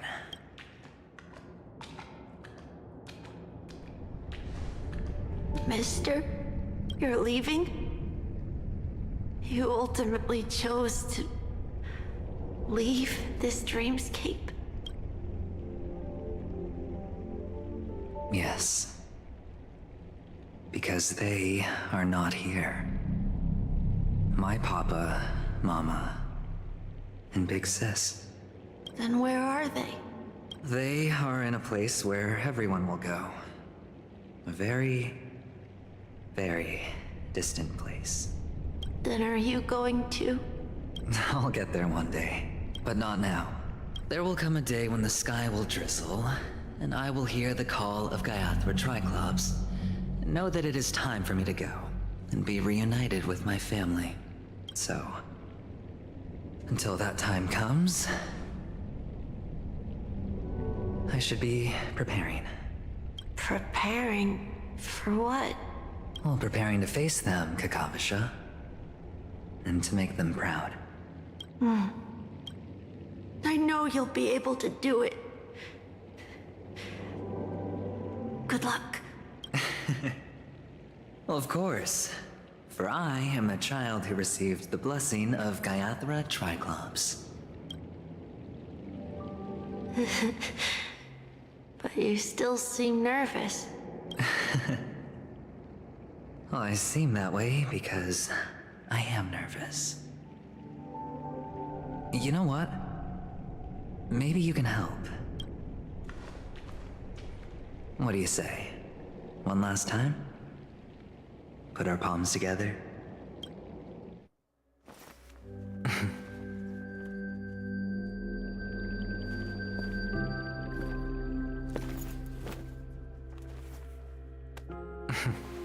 Are you going now? Yes.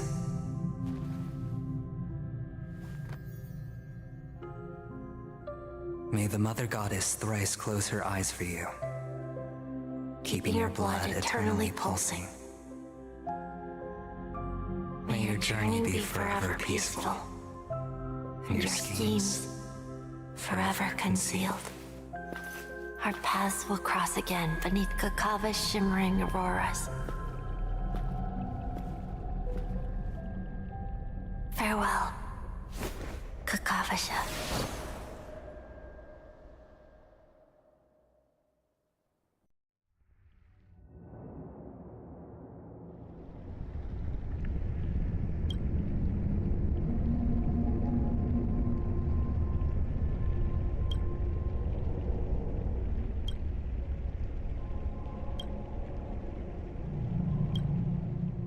The light of the aventurine stone has disappeared.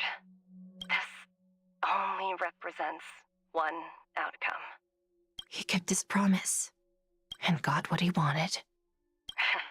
As planned, your cornerstone has been successfully sent to the family's territory. Then... Let's fulfill our duty and start harvesting.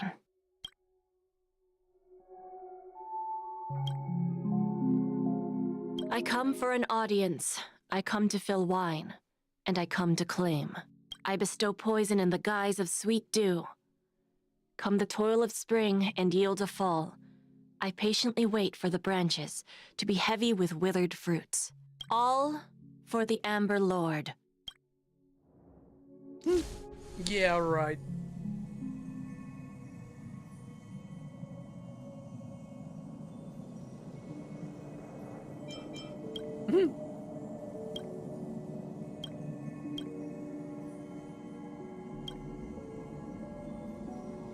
You're awake.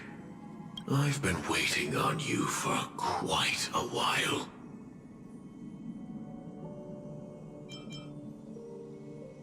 I didn't do anything but wait for you to wake up. You've met me before. I'm Sam, a Stellaron hunter. I originally planned on showing up earlier to reveal some truths to you. But I encountered more roadblocks than expected.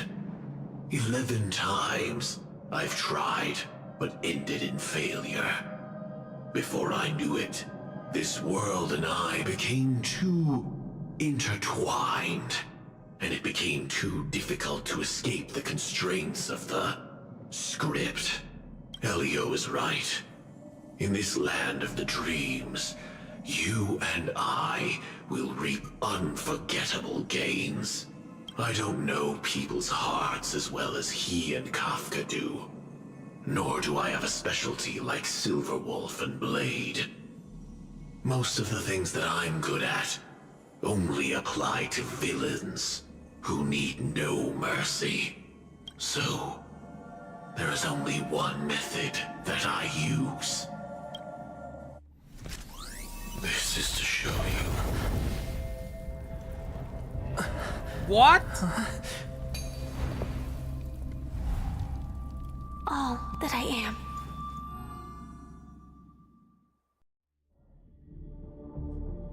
Labyrinth-like corridors and halls? Traps everywhere? The owner of this mansion must be a bit paranoid. You are so funny, Mr. Security Officer. I hope that sense of humor of yours has helped you find the serial killer. Just expressing a personal opinion. Why? Did I hit a nerve? Mr. Gallagher, my patience is wearing thin. Neglecting duties will only make me more suspicious that you and the real serial killer are connected.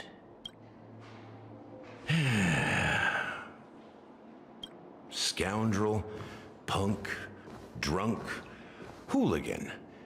I have heard this trash talk all too often.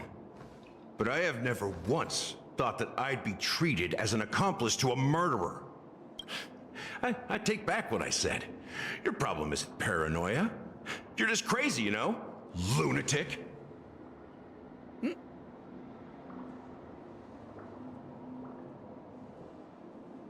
You, the family, you broke my spine and pulled out my fangs, and now you want to accuse me of murder? Ridiculous. Only idiots who've drunk too much Soul Glad will berate a stray dog in the streets. What exactly is making you say all this nonsense? You should be more concerned about the Outworld visitors who are making a scene in the theme park than me. I don't need you to remind me. The moment that ambassador walked out the doors of the mansion, I knew what he was trying to do. My servants see everything. His little magic tricks may have fooled me, but no matter. I'm happy to see how things have turned out. Why do you think that I just let him go? And why do you think I emptied the theme park stage? Because my target from the beginning has always been you, Hound. The more noise he makes, the more opportunities I have to make you and your true master pay in blood. If I were really the murderer, why would you need to be so secretive? Ha! I forgot. You also have a difficult master to serve, telling you to ignore the murder case and focus solely on that Charmony festival. Isn't that right, my brother? Whoa!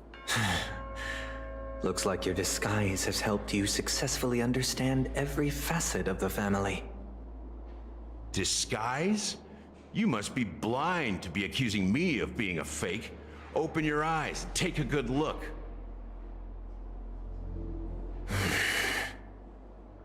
Indeed, every part of you is real. The brown hair, soft and curly like Benny's. The orange eyes, which make me miss the gaze of Sir Whitaker. That odd scar, the mark of Wolsey. And the gray vest, tie, hound emblem, bottle, the bartending, and your role as a security officer. These are all true traits from all 52 loyal family members. When they are gathered, countless tiny truths are woven together into a lie. You collected a small piece of each of them and claimed them for yourself. Then you invented this facade, a complete Gallagher. Tell me I'm wrong, minion of the Enigmata. Oh.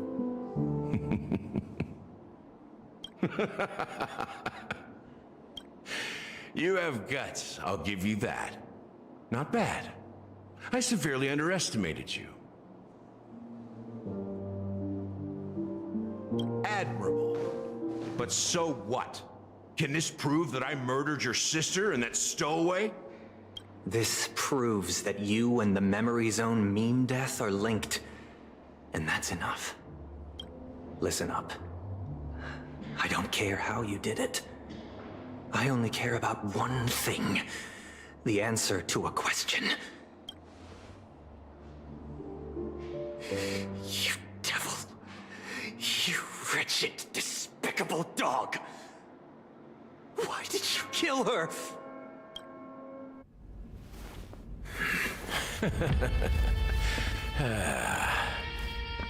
You know, in the thick of things, people are blind to the grit in their eyes. Yet they can always feel it scratch. Want the answer? I'll give it to you.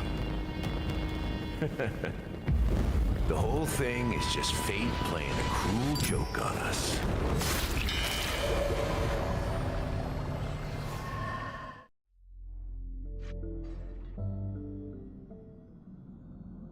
Newsflash! Penacony's Charmony Festival has entered its countdown phase. Accompanied by Clocky's TikToks, after 12 system hours, this grand celebration will commence with much fanfare. I already told you! We can talk things out! I'm sorry, Fluffy. I really have something urgent to attend to, so I had no choice but to resort to asking this favor of you all. Since you already know what you're doing, I'll also have to remind you of its risks. Hey, partner, what's with the hostility? I thought pulling this thing out was just a way of saying hello. For the last time, state your identity and purpose. My name's Boot Hill, and I'm a Galaxy Ranger. A Galaxy Ranger? You look like you seen a ghost. Did you think we all went extinct? Well, that's the price you pay for being off-grid for too long. The righteous heroes of the hunt would never hijack the Astral Express. I ain't hijacked anything. What, chatting with someone while holding a gun is considered a hijacking? It probably is. Pardon my frankness, but there are plenty of rumors in the cosmos regarding the Galaxy Ranger's current status, and none of them are pretty stories. I have a hard time believing you. Oh, this is hilarious. The tale that this bunch of fools spin is getting out of hand. There's even a bit about the Galaxy Rangers being turned into gibbons by Dr. Primitive, and they're in some valley screwing around on swings.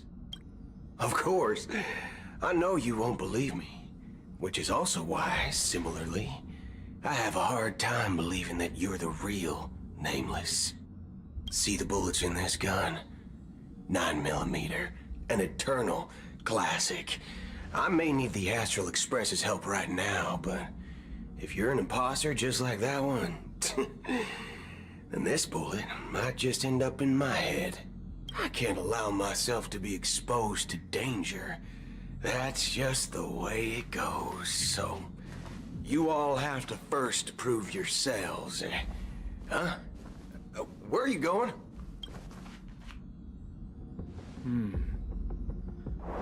Recognize this? It's a model fudger.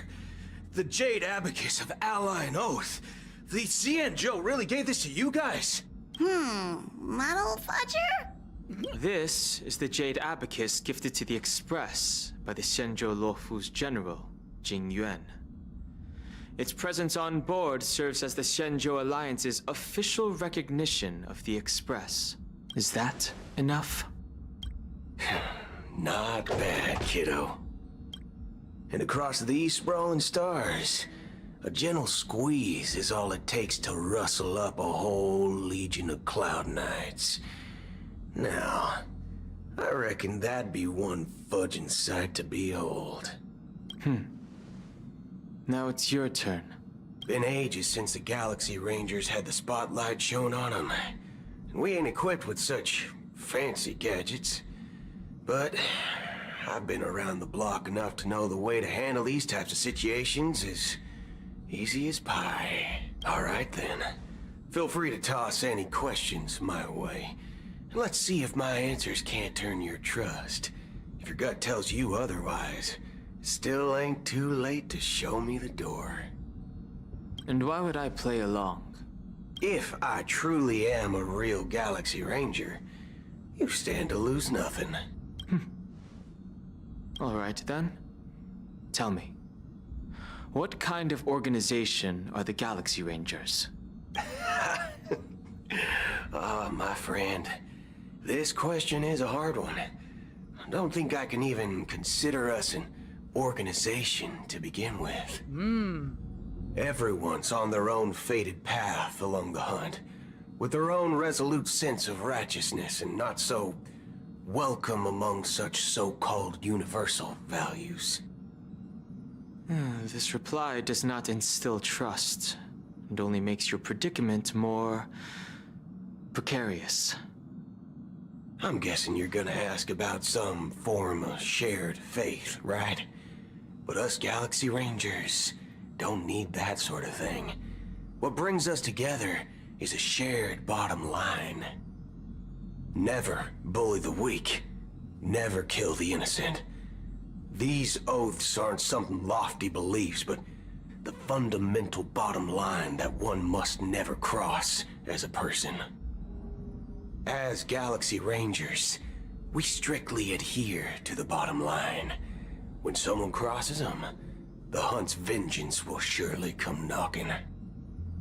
And in this moment, the other crucial meaning of bottom line comes into play. As long as you don't cross it, you're free to do whatever you please. You catch my drift? Second question. Why do you seek trouble with the Astral Express? I already said that I seek no trouble. I must go to Penacony for a matter. But I don't have an invite. And I can't even enter the family's hotel doors. If only I could borrow the Nameless's identity. The entire cosmos knows you're guests of the family. Aren't the Galaxy Rangers also esteemed guests? Oh, you've hit the nail on the head. This is why I'm here. It's fine if I tell you. The Rangers are pursuing an imposter. A son of a nice lady posing as one of us. She's on Penacony right now. My informant is a memo keeper. She's the same as all mimetic organisms, appearing one moment and gone the next. Ugh, she scares the fudge out of me. Still, she gave me some vital info. That Galaxy Ranger imposter. Who is it? Is that the third question? Is it a hard question? It isn't. Just that you might not believe me. That person calls herself Acheron. And according to our informant, she could be an emanator of nihility. That's impossible. That's what I said. Don't worry. When I first received the news, I had the exact same reaction as you. IX never gives anyone so much as a first glance, and that's perfectly normal. What reason would they have to bequeath strength unto mortals? Then you must know that emanators can also conceal their own identities, which, for many people, it's better that way. Otherwise, there'd be wanton bloodshed across the cosmos, or even, perhaps, turning their back on the path they're supposed to follow. I had the good fortune of running into an elation emanator. Its appearance was no different than that of those clowns. If it weren't through sheer luck that I got it drunk, I would have never known of its eminent status. Even in the purest hunt, you'll find the Xianzhou Alliance under the spotlight and Galaxy Rangers lurking in the shadows. Paths are inevitably concepts created by people and exist in planes beyond our understanding. To reckon that nihility emanators don't exist, well, maybe we just ain't nihilistic enough. So, do you understand now? Your companions are in danger, and it's pretty harrowing. If you don't want to believe me, you'd best send a message to them, but I'd advise you to move fast. We don't know what's happening in the dreamscape or how much of what the memo keeper said is true. And that Acheron, who knows what she intends to do?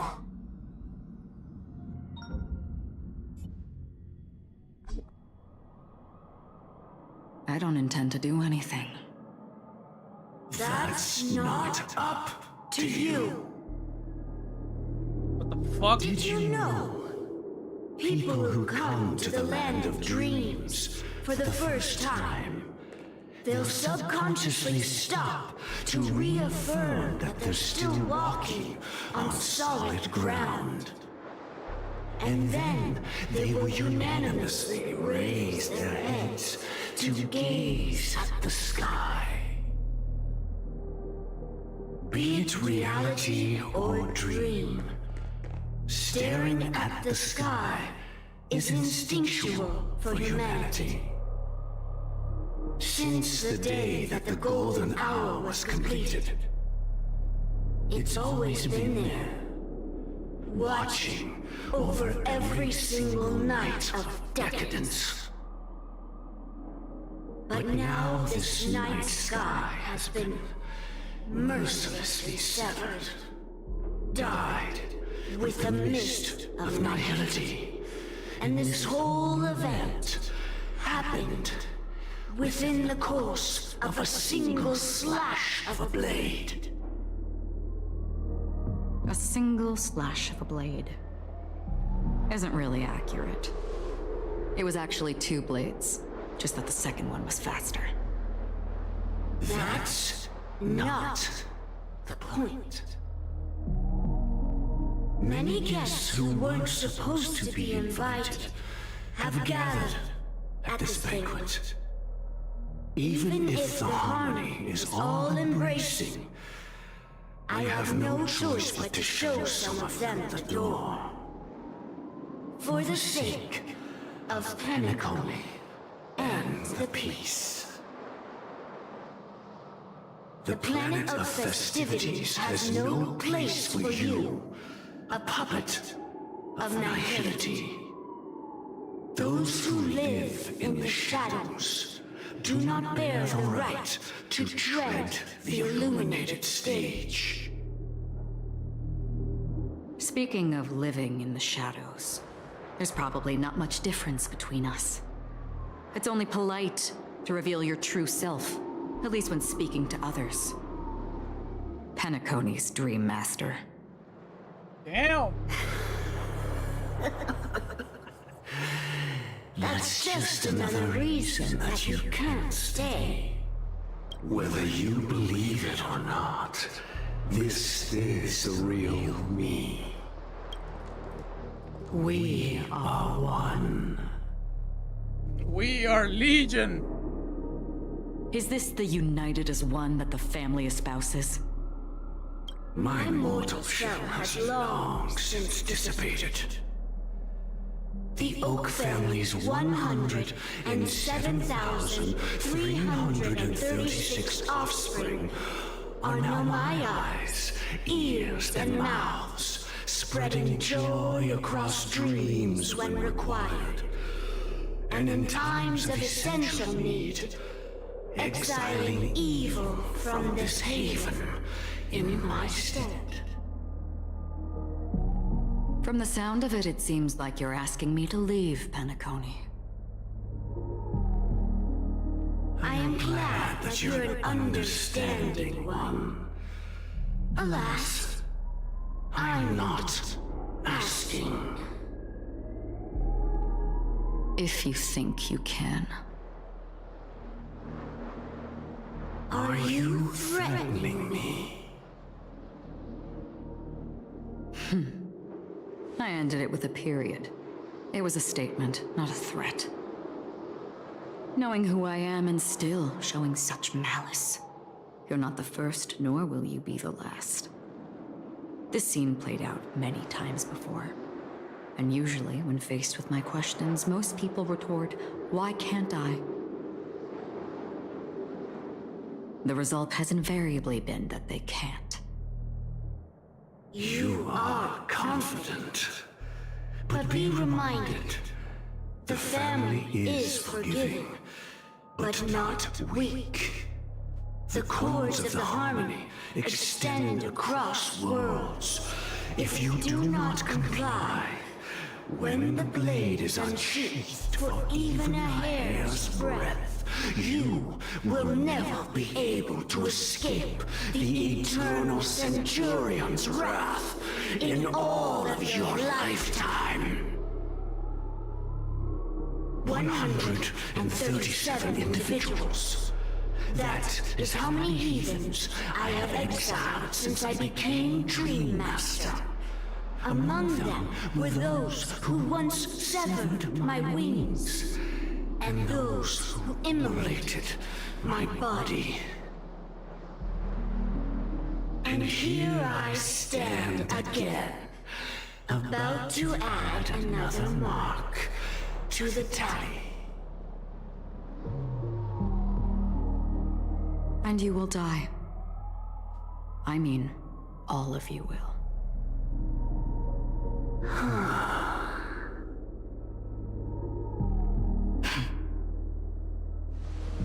But that won't come to pass. I'll do as you ask. I'll leave. A wise choice. I wasn't aware there was a choice. To you, that surely is the only option. Please bear in mind, you and Penacone are of different worlds. Those born on the far bank cannot seek solace across the river. Leave and never return. The radiance of the planet of festivities is overwhelmingly bright, luring in tricksters, wrongdoers, and criminals. But even the harmony itself will never welcome the self-annihilator of nihility. And even more so, when this self-annihilator heralds the destruction of everything. Your strength is obviously a gift of the sleeping and shapeless, immeasurable and fathomless, like a tributary spawned from the abyss that brings death and sin to all. Acheron, a befitting name. Take it from someone on the other side of your so-called river. You know better than I do that Penacone has already deviated from the harmony. Whatever your intentions may be, I foresee only one outcome. Its future holds nothing but nihility. Just like all the worlds that have drowned in their shadow.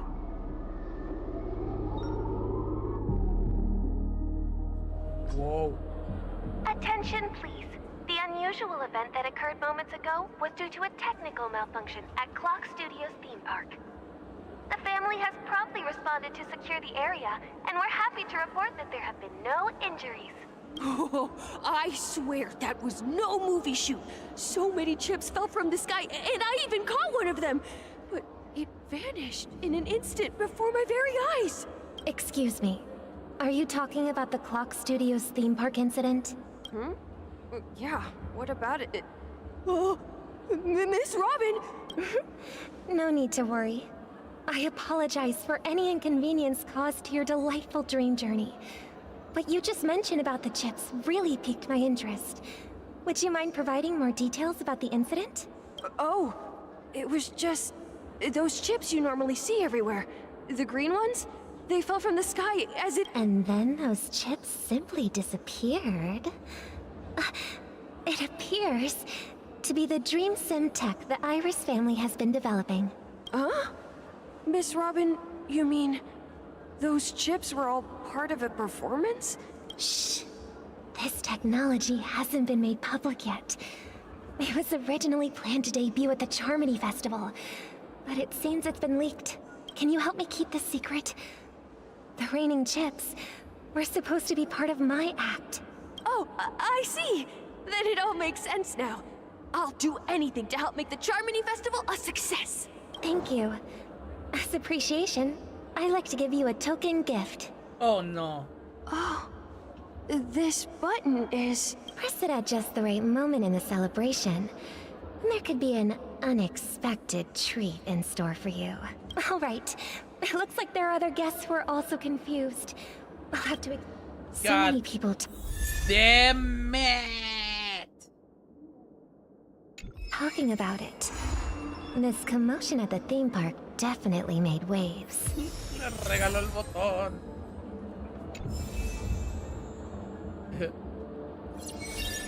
Fucking mask's full, güey.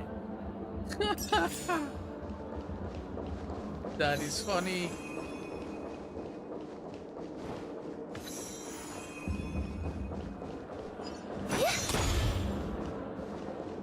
Ha!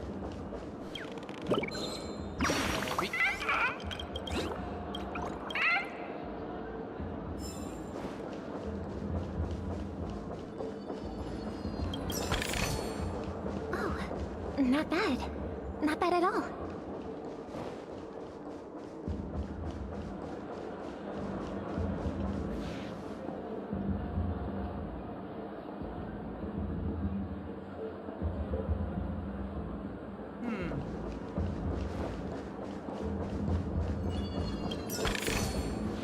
I do like surprises. Ah, no puedo entrar.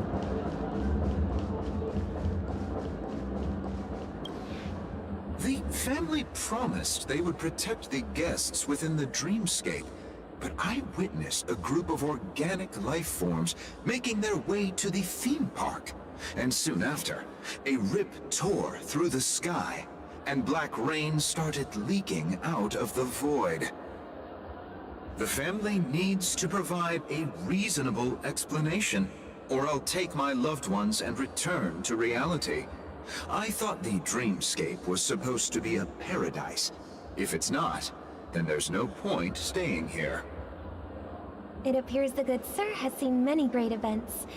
And it's true that an uninvited guest has unexpectedly entered the dreamscape.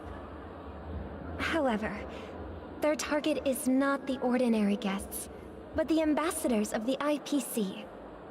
The family will certainly ensure that the safety of the guests is of the highest importance. Miss Robin, I know the Bloodhound family has already sealed off the theme park and has control over the situation, but it won't resolve the problem. The family can try their best to protect their reputation, but as a guest, I don't wish to gamble with my life. But as you can see, sir, no innocent bystanders were affected in this incident. Perhaps the dreamscape is not as perfect as promised, but there's no place safer than dreams under the family's rule. I believe you know this better than I do. If this incident happened in real life, how many people would be able to walk away from it? I could stay here, but keep in mind, guests come to Penacony to enjoy the dreamscapes. They do not wish to be entangled in a conflict between the family and the IPC, so let's not have any more unnecessary incidents. Of course. With the Charmony Festival about to commence, we will spare no effort in our preparations. Rest assured. To express our apologies, the family has arranged this gift for the guests. Thank you for understanding. Oh, no.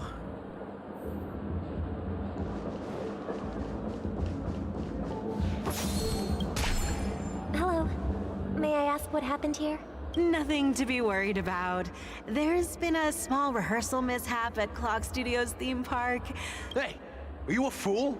You don't even recognize Miss Robin? Who do you think you're talking to? I'm sorry. I've just been transferred to the Bloodhound family, and I'm still not too used to working on the streets. I didn't realize it was you. I'm so sorry. Hey, don't sweat it. You guys have a tough job. I know how it is. How's the situation looking? Oh, we've sealed off the theme park. Most guests are used to bizarre phenomena in the dreamscape, and so far, no threats have been detected. We can expect order to be restored soon. Rest assured, Miss Robin will intensify our patrols to ensure that no incidents occur. I trust you guys. But regarding what happened in the theme park, what do you hounds think about it? It's okay. Feel free to speak your mind. Well... Actually, I was there shortly after it happened. Is it true that the IPC's ambassadors came with ill intent? And that Galaxy Ranger who easily cut through the sky? Miss Robin, tell you the truth, everyone's been talking about it. The myriad factions on Penacony have already been causing unease for everyone. Thank you all for your loyalty towards the family. The planet of festivities has indeed run into some trouble. The representative from the IPC, he's trying to regain ownership of Penacony and is prepared for a hostile takeover. Of course, the family did not agree. The result of the failed negotiations is as you see it now. No wonder. So this is the main reason why the IPC staff are banned from entering the dreamscape. Did they apprehend the troublemaker in the end? Don't worry. Mr. Sunday is currently tracking his whereabouts, and I'll have something to show for it soon. However, given the situation, the IPC surely won't let this go easily. Therefore, we are relying on you hounds to maintain the order and stability of the dreamscape. Please be assured, Miss Robin, we take our orders seriously. We won't let those IPC cronies get away with this. Thank you for your hard work. If there are any other members who still feel uneasy, please tell them on my behalf that protecting the dreamscape requires everyone's help. This is a small gift prepared by the Iris family for the guests. There's one for you too. Please, open it at the Charmony Festival for an unexpected surprise. I can't believe I received a gift from Miss Robin. It feels like I'm dreaming. Wait, I am in a dream. If trouble comes knocking on our door, we're not afraid to go to war. Rest assured, the Dreamscape's peace will be protected by the Bloodhound family. Idiota. Wait, it seems that I'm dreaming. Oh, I am dreaming. No mames, Wizard.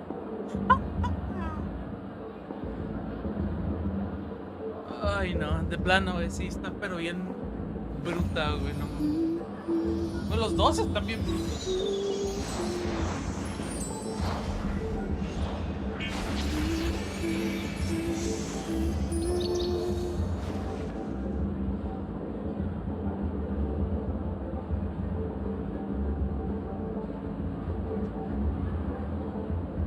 Pero bien brutos.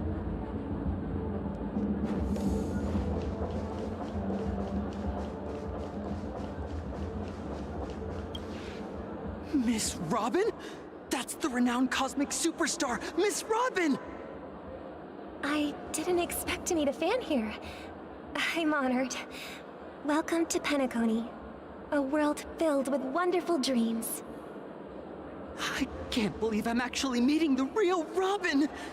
Shouldn't you be preparing for the Charmony Festival? Preparation is important, but the ceremony is fundamentally about sharing the Great One's harmony with everyone. If there's a chance to sing with everyone, I will not refuse. Regarding the recent mishap, I understand it negatively impacted some of our guests. As a member of the family, it's only right for me to come forward and offer my apologies to everyone. But, are you sure it was actually a mishap? Everyone saw those chips descending like rain and the red light tearing through the sky. Claiming it was merely special effects seems a bit far-fetched. Plus, I met that generous gentleman. He looked really out of it and kept talking to himself. Is this also part of the performance? Everyone, please do not panic. I believe that the family will give everyone a satisfactory answer in due time. Even if you say so, Miss Robin, it's hard to believe. Some people just never listen, do they? It's never ending. It just goes on and on. I'm getting really tired of this. Miss Robin? Still, I suppose I should keep on helping everyone. I am the epitome of joy, kindness, and goodness, after all. Huh? What was I just doing? Here, take this, little guest. This gift has been specially prepared for you by the family. Make sure to take good care of it until the opening of the Charmony Festival. Then, when the show reaches its climax, press the button together with the others around you. You never know. Something very exciting might happen.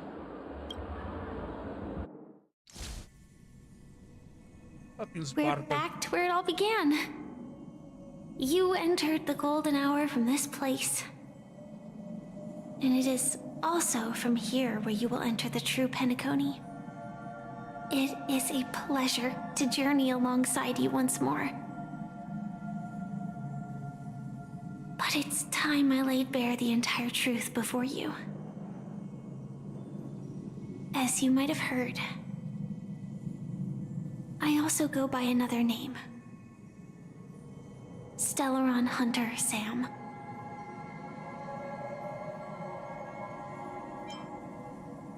I'm sorry. I had no other choice. I know you have many questions. Do you remember when we encountered death in that strange dreamscape? When I was caught by that meme? In that instant before it killed me? I saw the reflection of another dreamscape in its ghastly pupils. So, following the clues in the script, I came up with some theories about the meme. That's why I instructed Silverwolf to issue invitations, drawing everyone to the Dreams Hotel. I intended to call upon death before you arrived, to solve the riddle using more direct means, and then invite you to join. However, contrary to my wishes, I couldn't defy the script. And I didn't get a chance to explain it to you. It is how you see now. I was impaled by the bladed wings of death. The heavy pressure of concentrated memoria, miasma, exploded in my mind as if it was actually reality. But after the momentary numbness subsided, I found that my body was absolutely unscathed. What? I was still alive. What? And it was just as I thought. I had arrived at a place starkly different from this beautiful dream. Beneath the dreamscape of Penacony lies another, more chaotic, more primal memory zone. Its name? Land of the Exiles. And so, then I returned to the hotel in the dreamscape, hoping to tell you of its existence. Yet I could not reveal my own identity. So, I could only divert your party's attention and lure you away from the battlefield. And after, all my attempts proved futile. It wasn't until not long ago when a crimson blade of light shattered the high wall of the dream, causing you all to fall far into the abyssal depths of the dreamscape, that I was able to awaken you and your companions one by one. And that's it. That is all that's happened so far. I know it's tough to believe all this without reservations. I just want to say, you are very close to the final answer. Just one more thing needs to be done. And then I can prove it to you. Now, let's leave this place. Please close your eyes. Take a deep breath and visualize the dreamscape's outline in your heart. And remember, you must not open your eyes at all times. 3, 2, 1. Don't be afraid. The one who has come to greet us has arrived.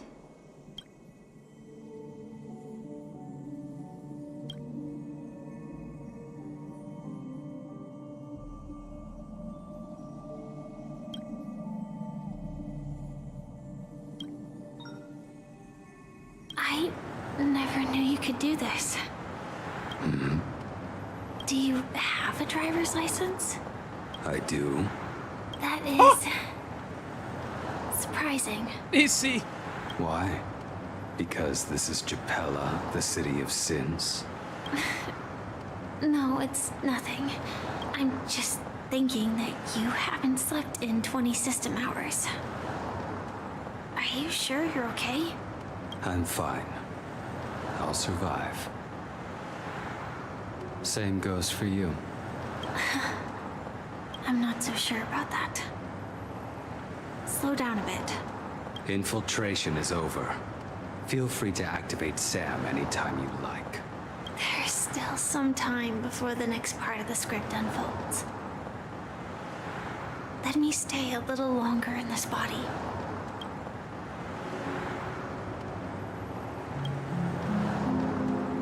Such a long tunnel.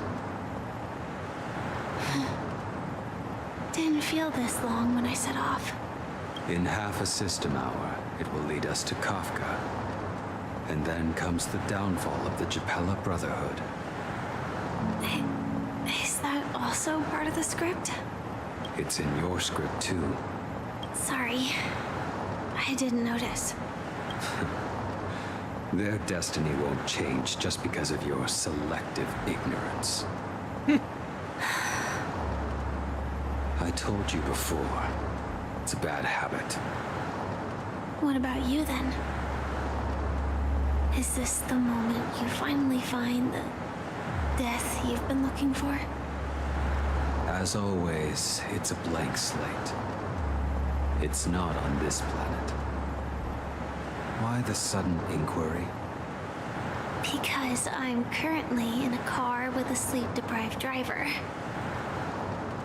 I just want to get there in one piece. This car has full self-driving capabilities. I'll just put my hand on the steering wheel. Will that do?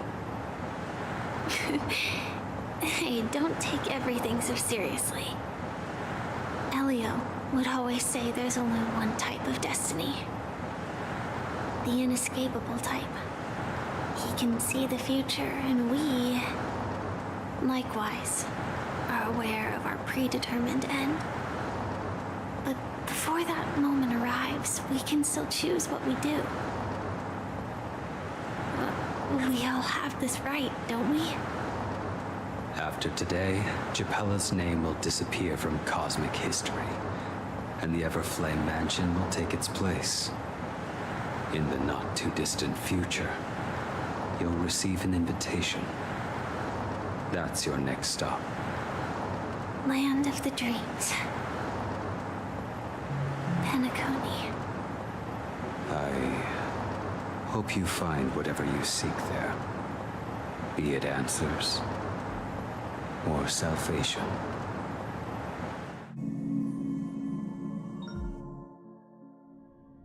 Yeah. Glad to see you're safe and sound. Close your eyes. This is the answer. Isn't it incredible? The monster that we have always known as Death is actually the guardian of the land of the exiles. It abides by a certain rule, abducting people from their dreams and bringing them here. The question that has been perplexing us, does death really exist in the dreamscape, appears to be a cognitive trap. It was laid by those orchestrating events from the shadows to cover up the truth behind the disappearances and the existence of this fortress known as Dreamflux Reef. Every emergence of that meme is related to the Watchmaker. Since Dreamflux Reef is where it brings its captives, it's likely that many of our long-standing questions will be answered in this place. The atmosphere here is starkly different from the beautiful dream. There are no regulators here like the family. And they all look like they're mildly dazed. But from the whispers of the residents, they've heard a familiar name. Gallagher. It's that man again. Always in the right place at the right time. Though that does save us the trouble of looking for him. Himiko and March have already made a move. Get ready. We're about to set off. The real dreamscape, the land of the exiles. Yeah. Before we go, should we speak to everyone first?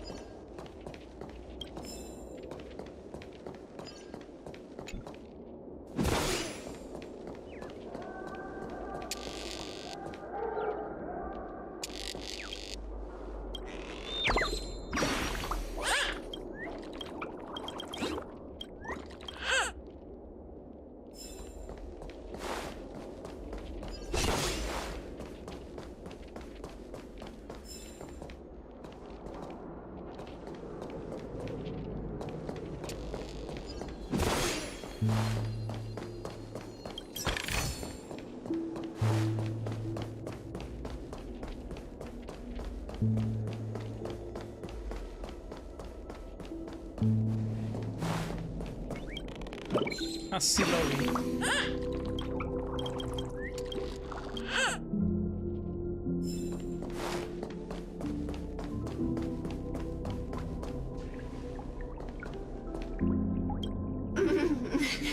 Welcome to heaven, dream.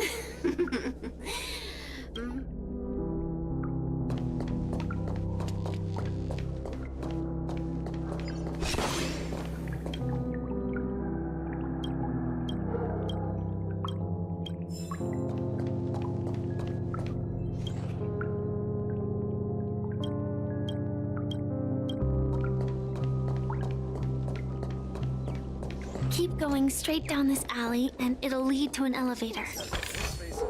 It'll take us to the center of the land of the exiles.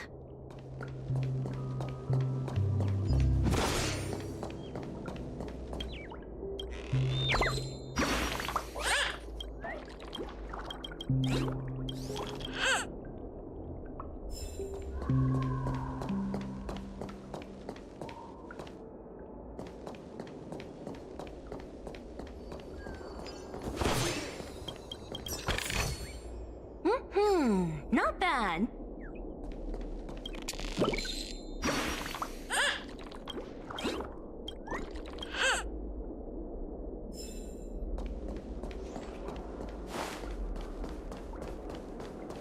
No se puede subir, ¿verdad? No.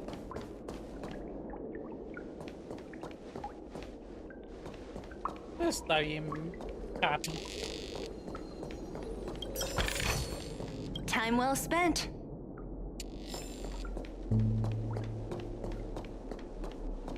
What?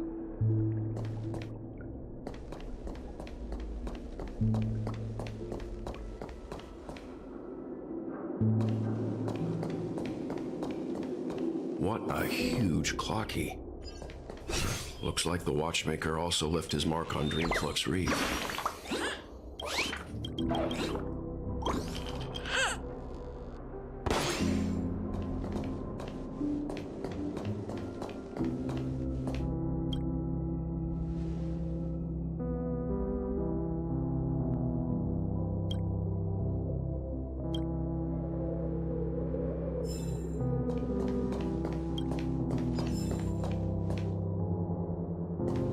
What?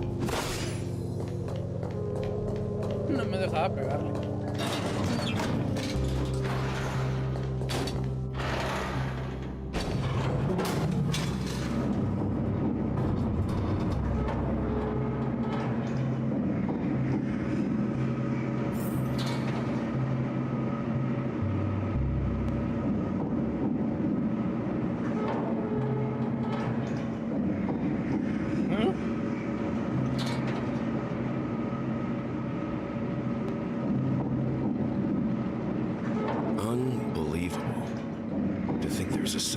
This size within the dreamscape, and all beyond the family's reach.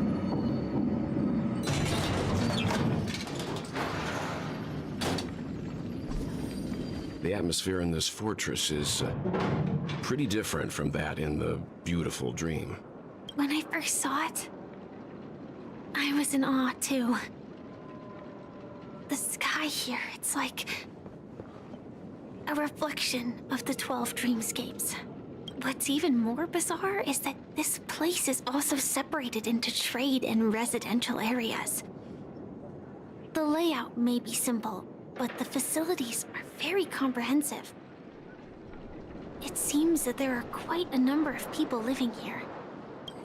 Though both dreamscapes have distinct styles, the architectural designs are quite similar.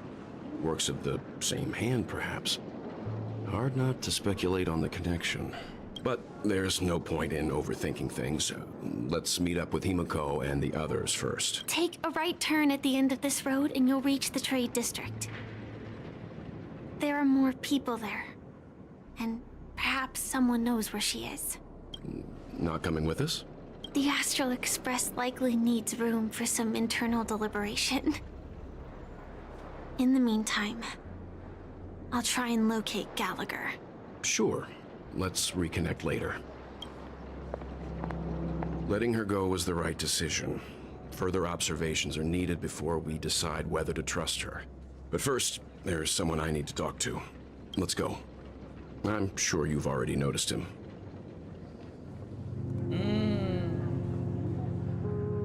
¿Qué pedo, güey? ¿Qué hace aquí? He's right over there. The Reverie Hotel's bellboy. How did he end up here? And right after Miss Acheron severed the beautiful dream. We'd better check, just to be sure.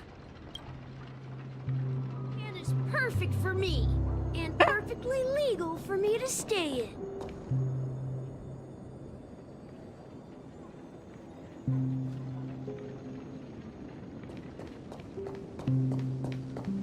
Es el trailblazer.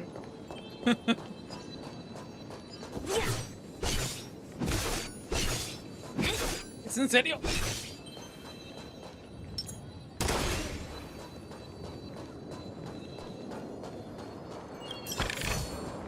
Ample supplies.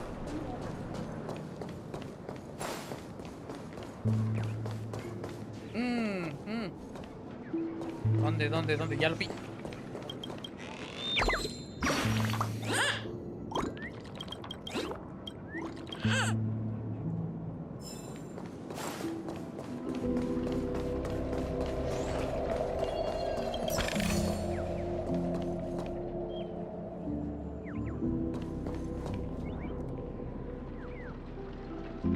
Se escucha muy cerca.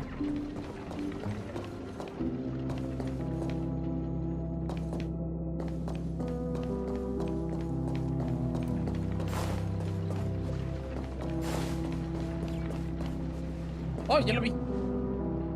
¡Está en el poste!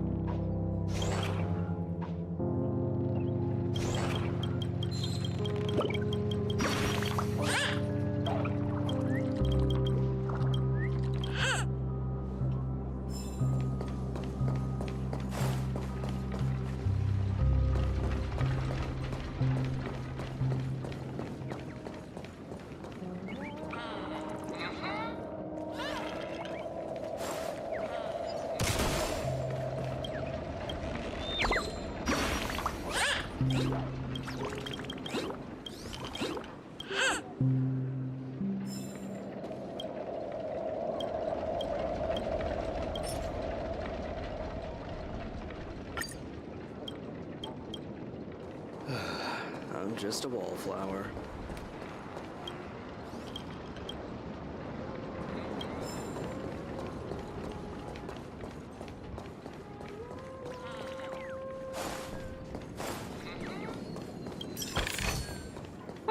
This will keep us well stocked.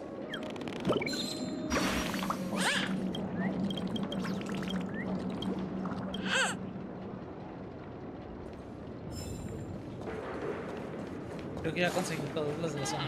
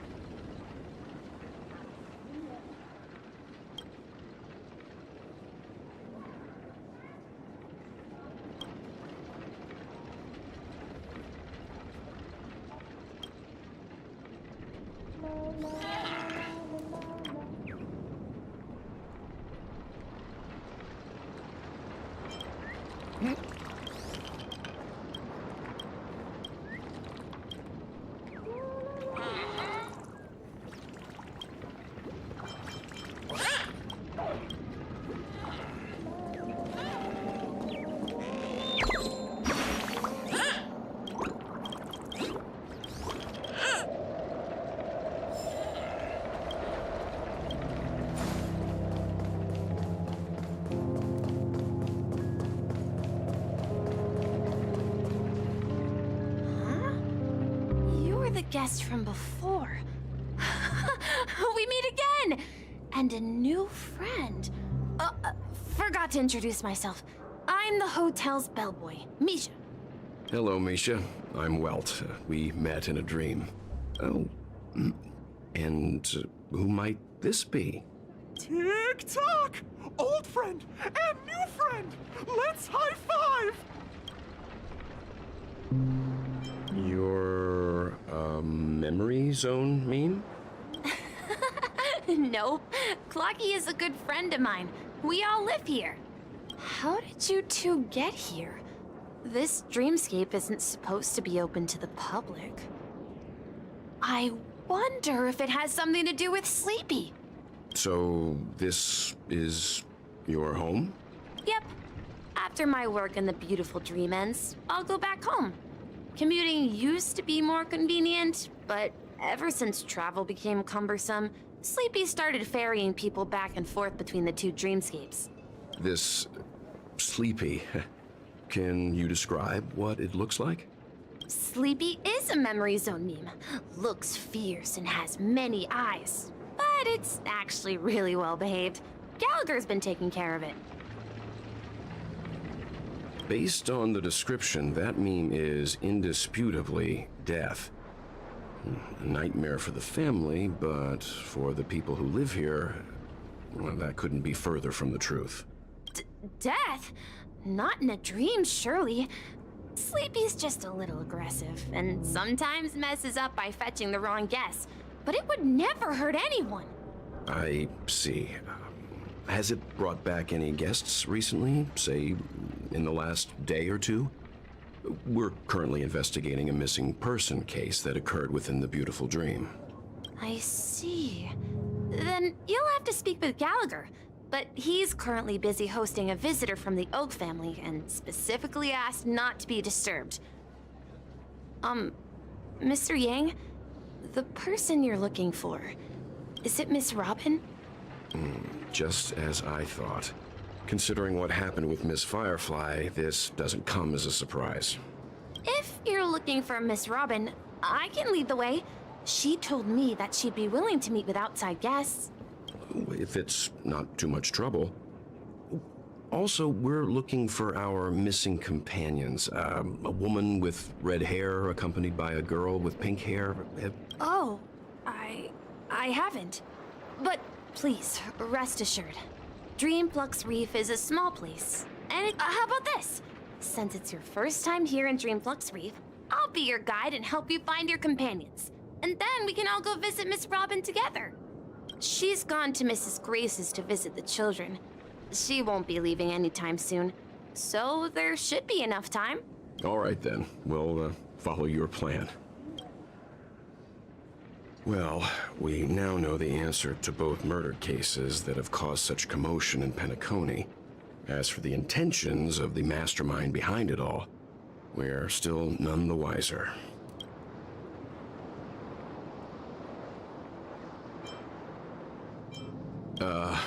No idea.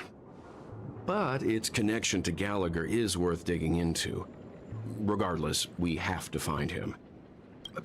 Say, you mentioned before that you saw Clocky that only you could see, right? I can't shake off this strange feeling. Am I really still so young at heart? Forget it. It's not important. We'd better just follow Misha.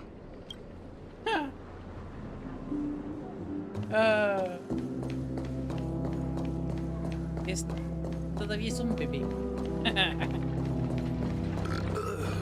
Nothing ever beats a good drink. I'm a Vader. Darth Vader.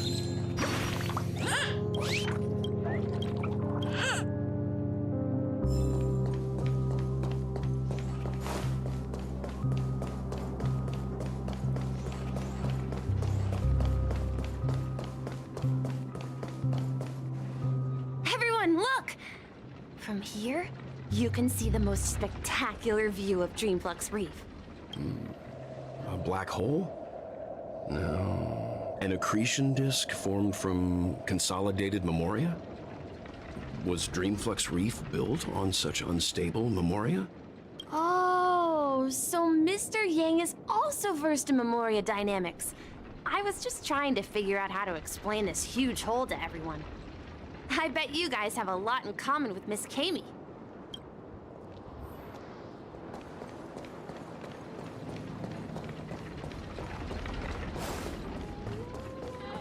Look, there she is.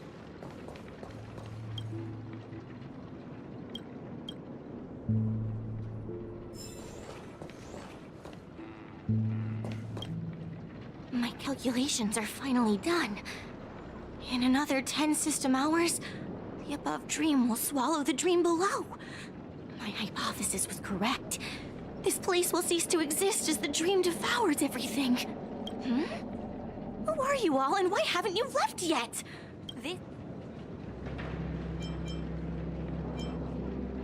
I'm Kami, a dreamscape surveyor specializing in memoria dynamics, and this is my life's work that I'm researching. See that huge gaping hole?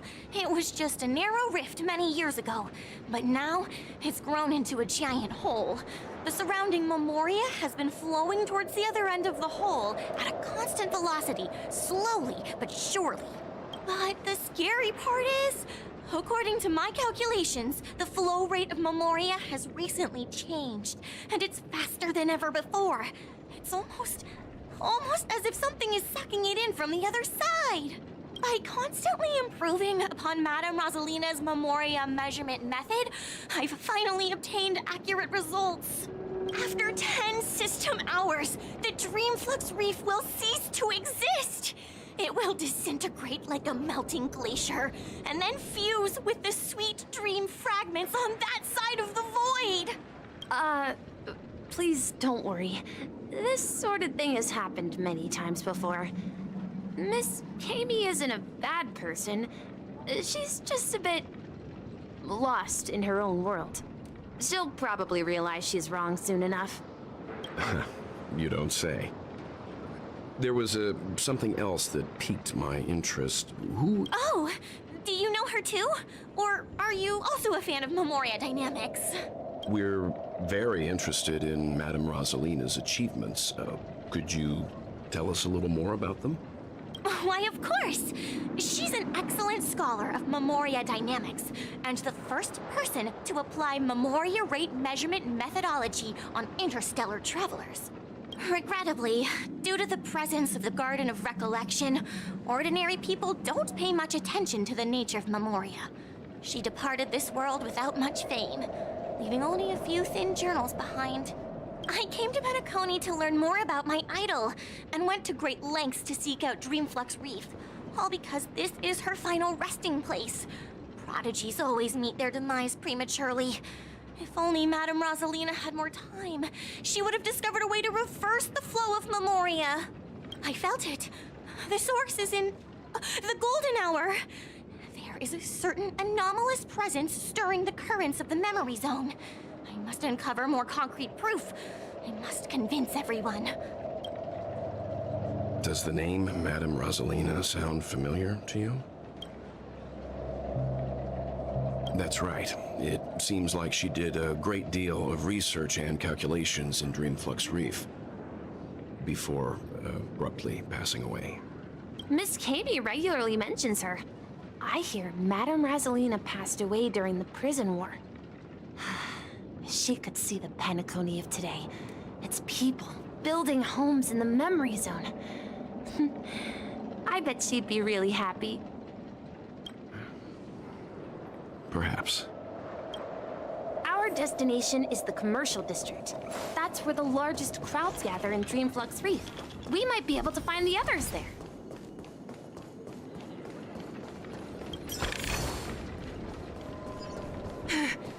Let me go! Please, come to your senses. I'm begging you.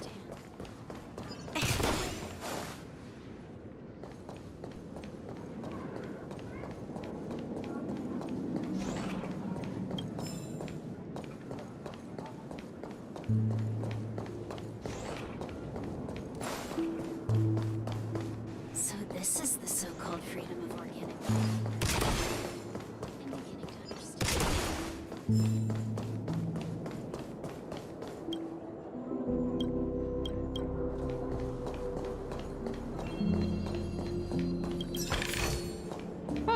This will keep us well stocked. A ver si encuentro más de estos pajarillos.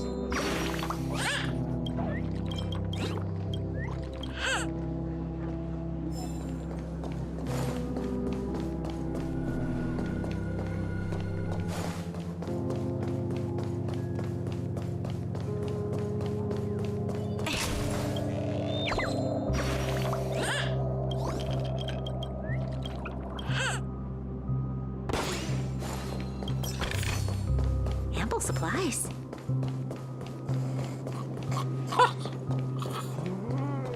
No. The family will be done for. Done for.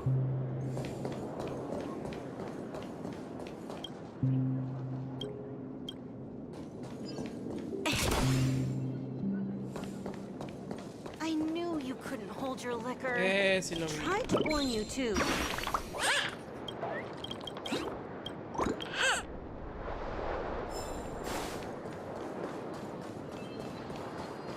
Let's see how you handle a stroke of genius like this.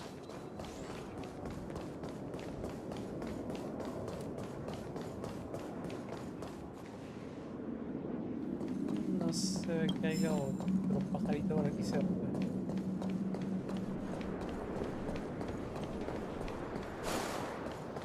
I remember when this place was all hustling and bustling.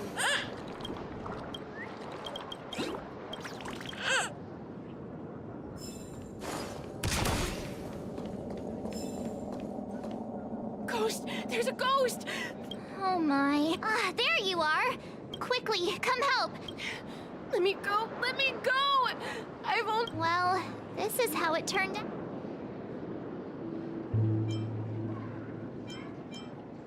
Me? He thinks he's... Dear guest, this is not the afterlife. That's right. Did you hear? You're talking to someone invisible. If I'm not dead, what am I? I shouldn't have pushed my luck and tried sleeping in my dream. Stop asking! You're not talking about them. Don't say that name! It's all you.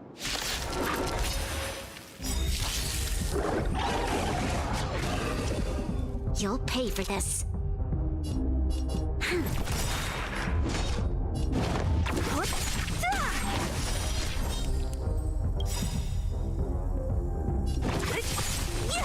We've entered the storm. To guard and defend. Crush them.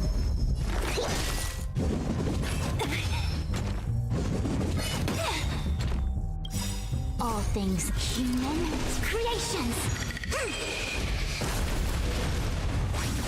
This battle is unavoidable.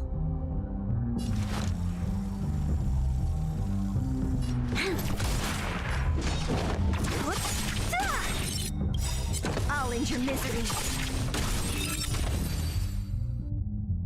He passed out. His intense negative emotions attracted the nearby memory zone memes. I see.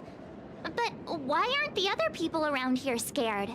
Unlike in the Sweet Dream, people here don't see memory zone memes as dangerous monsters. And even if they pose a threat, people can easily escape by forcing a wake-up call. But we can't just leave this man here. Can we take him somewhere safe? We can ask Jessie for help. I've gotten to know many locals while waiting for you guys. Everyone here is living a self-sufficient life.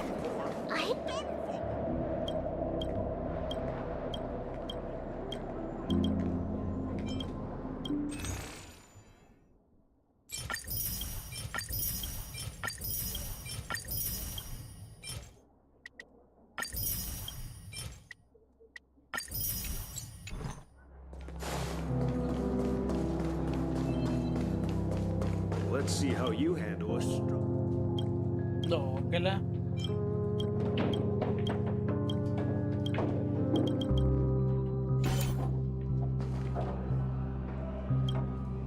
Evening, Jessie. Welcome, Miss March. Who might these be? These two are my friends. As for the man lying on the ground, he's a scaredy cat who fainted from fright. I see. Another poor guy who accidentally ended up here. I'll take care of him. There have been a lot of new faces lately. Things must be tough in the beautiful dream. The few remaining havens of freedom in Asdana will soon face trouble. Do such things often happen here? Not really, but they're becoming more frequent now. Guess it's one of the signs of the Sweet Dreams collapse. This man has had quite the shock. Could you help me find a Halovian lady, March? Her songs can heal mental wounds. A Halovian lady? That must be Robin. She's also here in Dreamflux Reef. Huh? Robin? But I thought she... Oh, right. If Firefly is here safe and sound, then it means Robin must be okay too. Misha's about to take us to her to find out what happened. But before that, let's meet up with Himiko. You were with her earlier, right? We met some stowaways in the residential area. Most of them came from neighboring star systems. I heard that places like Dreamflux Reef are scattered throughout the memory zone of Asdana, like islands in the ocean. They existed before the family arrived. I also heard that when Dreamflux Reef took shape, it was the center of all dreamscapes in Penacony. If that's true, it's no wonder there are so many similarities between this place and the Sweet Dream. Himiko must be gathering information. Let's hurry up and get going.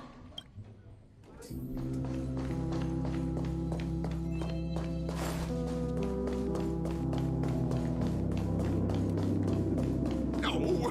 At this rate, the family will be done for! This is where we split up. She can't be... So that's how it is. I never imagined we'd gather the remaining details here. To borrow Gallagher's catchphrase, what an unpredictable twist of fate. Himiko, here they are! Ah, perfect timing. Now that everyone's here, I'd like to introduce everyone to Micah, who's partly in charge of the Land of the Exiles. Micah, these are my companions. It's a pleasure to meet the Nameless. You know us? I've been keeping an eye on you since the day you arrived in Penacony. We would have met under more appropriate circumstances if Dreamflux Reef hadn't been isolated from the 12 dreamscapes. Please, allow me to formally introduce myself. I'm Micah, the Gravekeeper of Dreamflux Reef. Gravekeeper? Life in Dreamflux Reef is pretty liberating.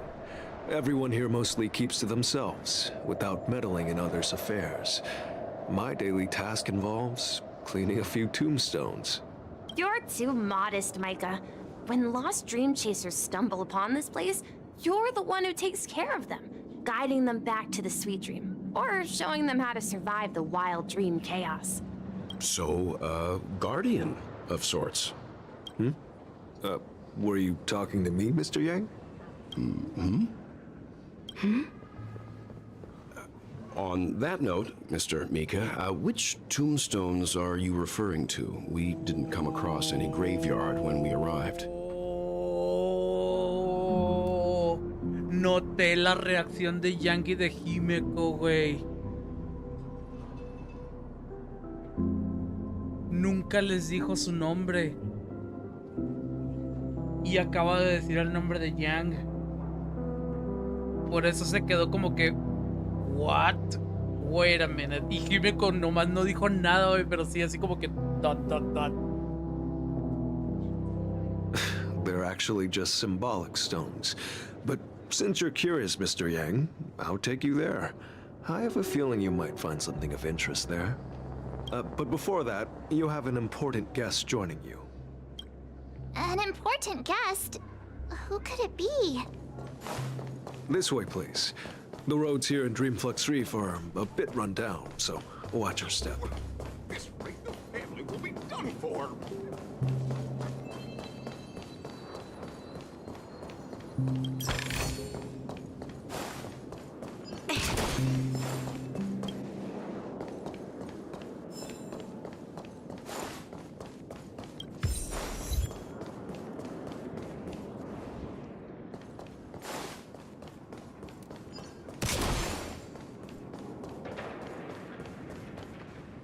Ah. Son esas. ¿Dónde? Lo escuché. ¡Ah!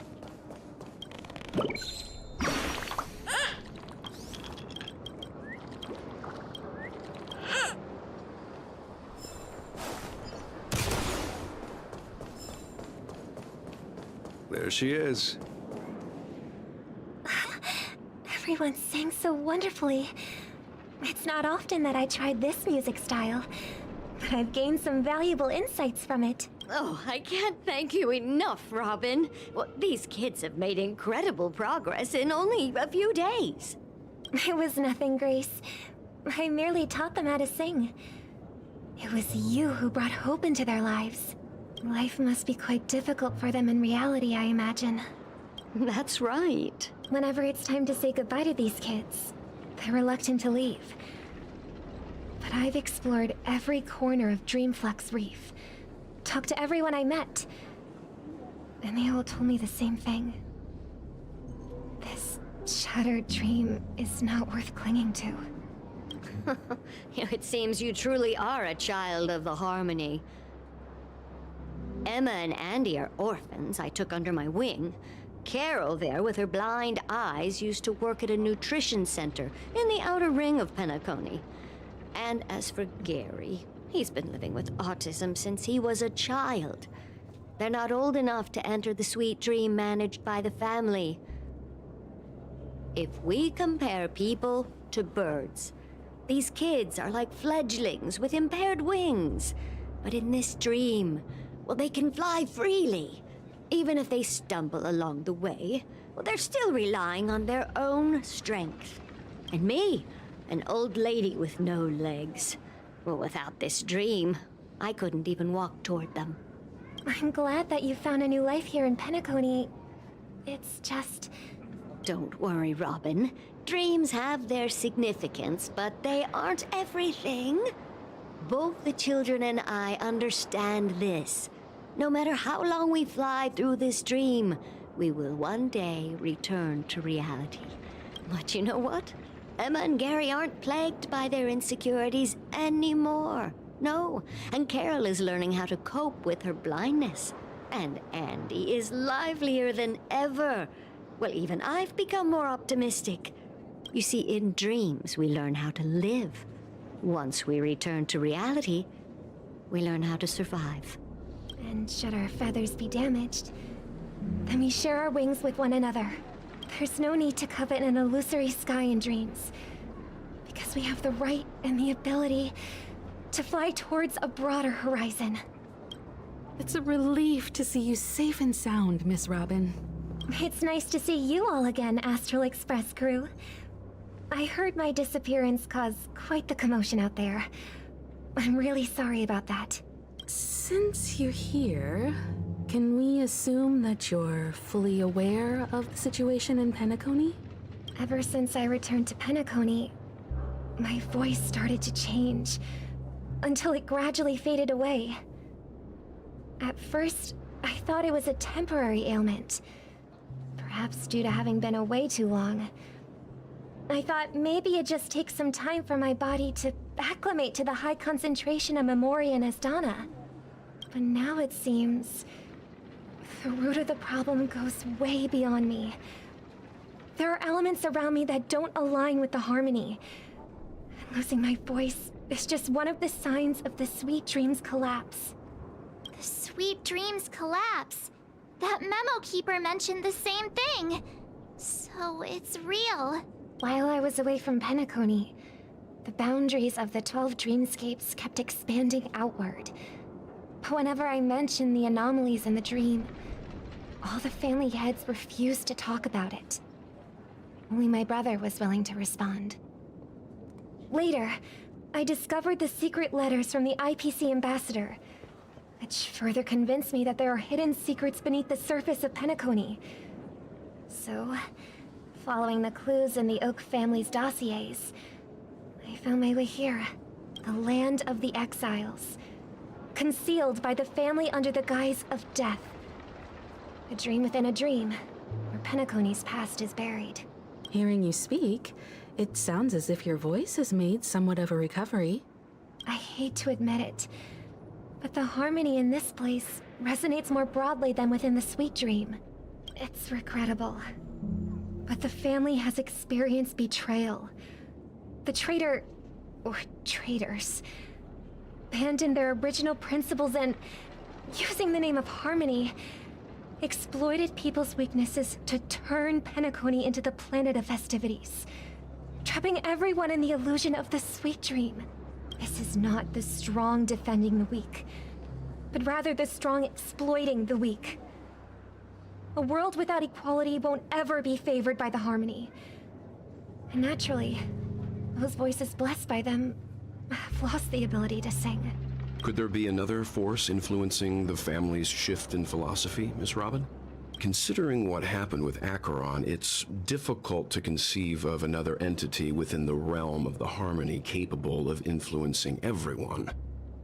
Unless a power surpassing that of an emanator is involved. I'd heard about what happened to the Cienjo Alliance. But as far as I'm aware, the family hasn't faced any such external interventions. Who knows? Perhaps I've just been away too long and missed something. Regardless, I cannot accept my home is moving towards the very opposite of what the harmony represents, while still claiming to uphold it. I must uncover the reason why Mikhail cut ties with the family, and who exactly it was who betrayed us all. Do you remember our arrangement, Mr. Micah? Well, here's my answer.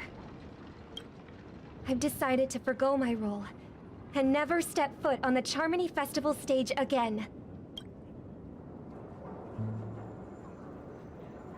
Look here, brother. A little bird. Looks like a fledgling Charmony dove, but Charmony doves don't live here. So how did this little bird get here? Maybe its parents abandoned it? It looks weak and frail. Why don't we find something soft and make a nest for it? This place is too dangerous for a fledgling. Let's take it with us. We can put it on the wooden shelf in front of your window. Okay. A bird like that must have a beautiful singing voice.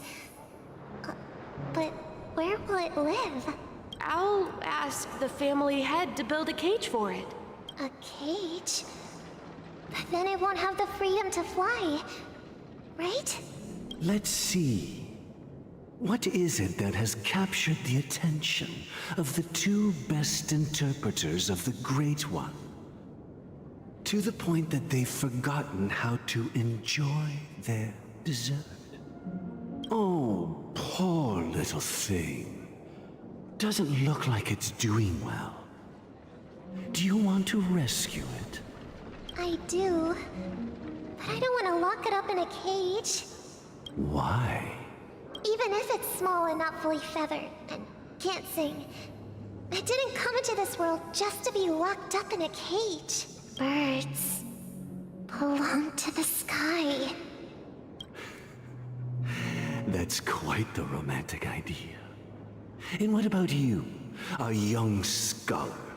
Do you agree with your sister? I think she's right. But if we leave it out in the wild, it won't survive for more than a few days at best. Ah, I see.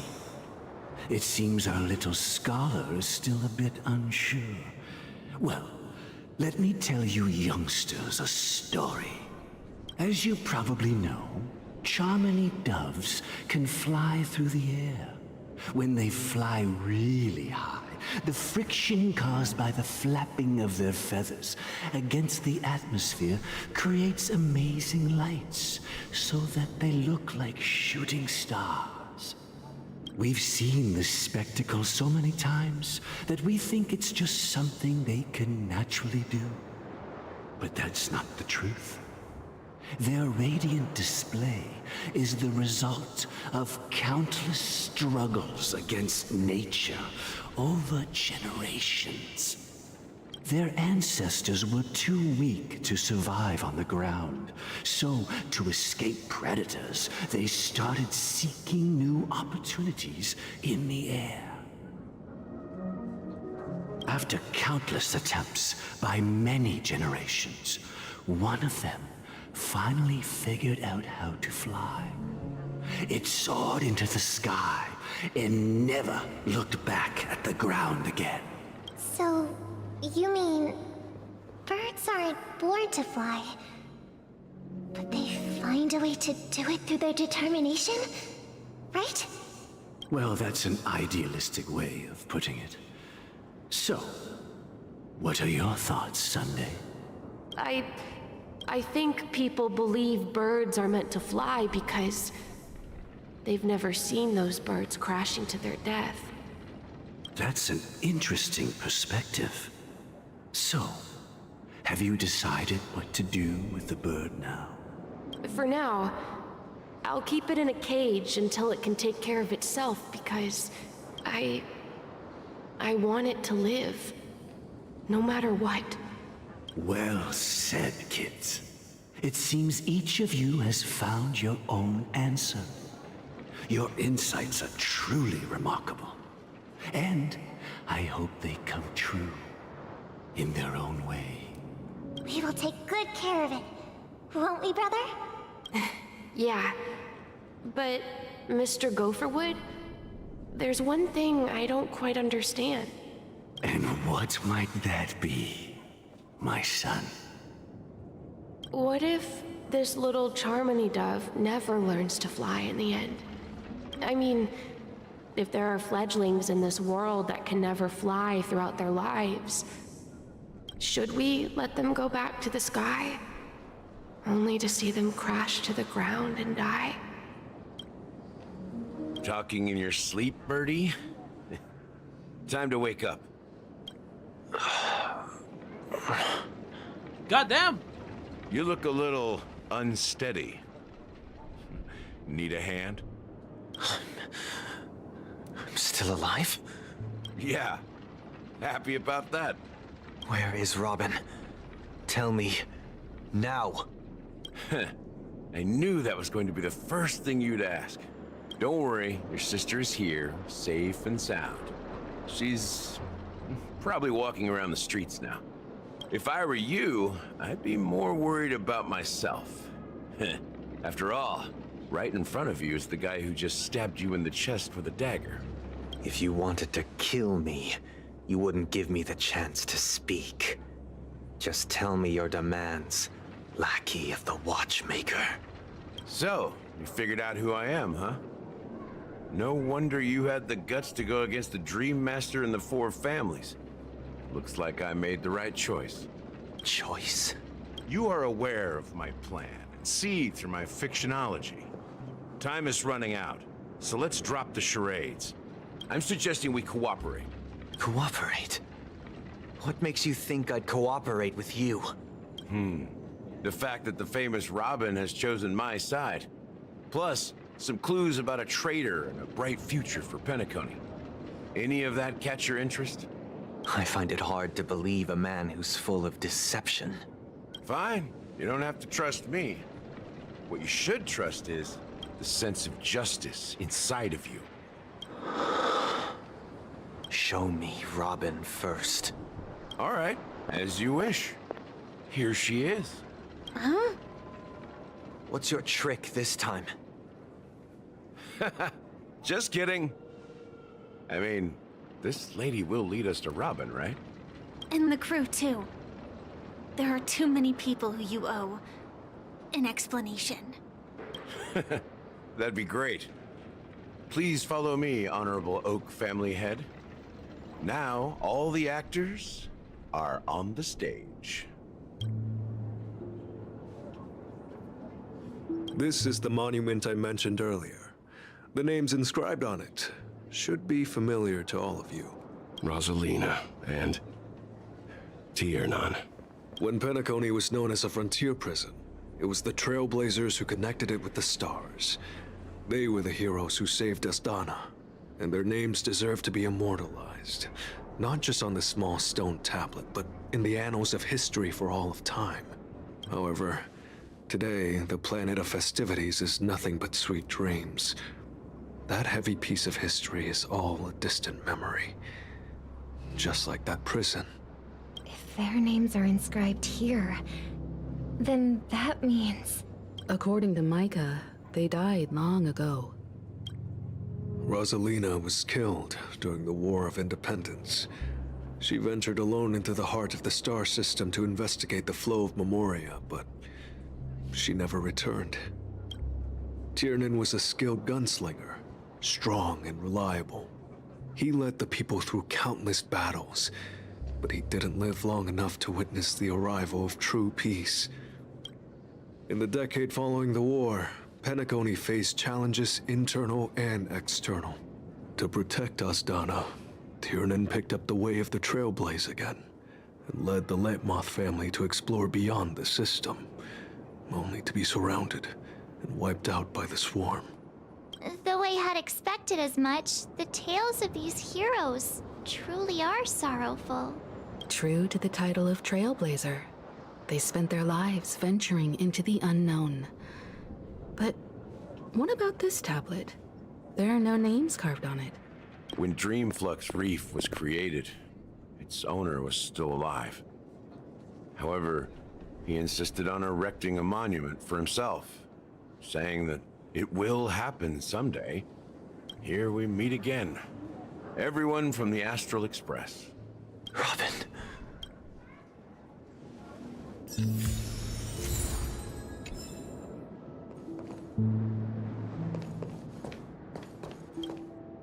I promised to give the siblings some privacy, so let's talk about our business first.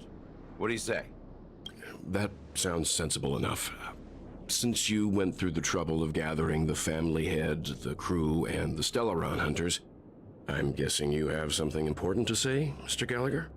Oh, is it that obvious?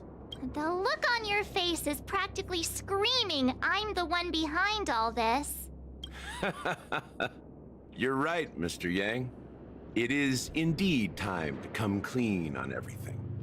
The siblings already know what they need to, and they've made their choice.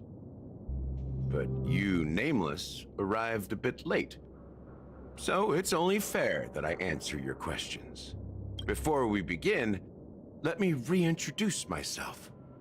I'm the founder of Dreamflux Reef, the deputy of the Watchmaker, and the one who sent out that invitation. As Gallagher, the history fictionologist, I humbly extend my greetings to you all. History fictionologist? So what, everything you told us was made up? Well, don't worry. Almost everything I shared was true. Well, except for the part about the family accepting me back. I double-checked with Micah, and everything he said about the family, the Watchmaker, and Mikhail is true. Thank you for your understanding. Now let's get down to business. I'm sure you're all wondering why I went through the trouble of setting up this battle for the legacy, inviting different factions and stirring up a ruckus all over Penacony. Well, it all boils down to something very familiar to all of you. The Stellaron. The Stellaron? But how is that possible? Penacony is a free-flowing interstellar hub. There are no signs of contamination whatsoever. You're totally correct. So, care to take a guess at what that means?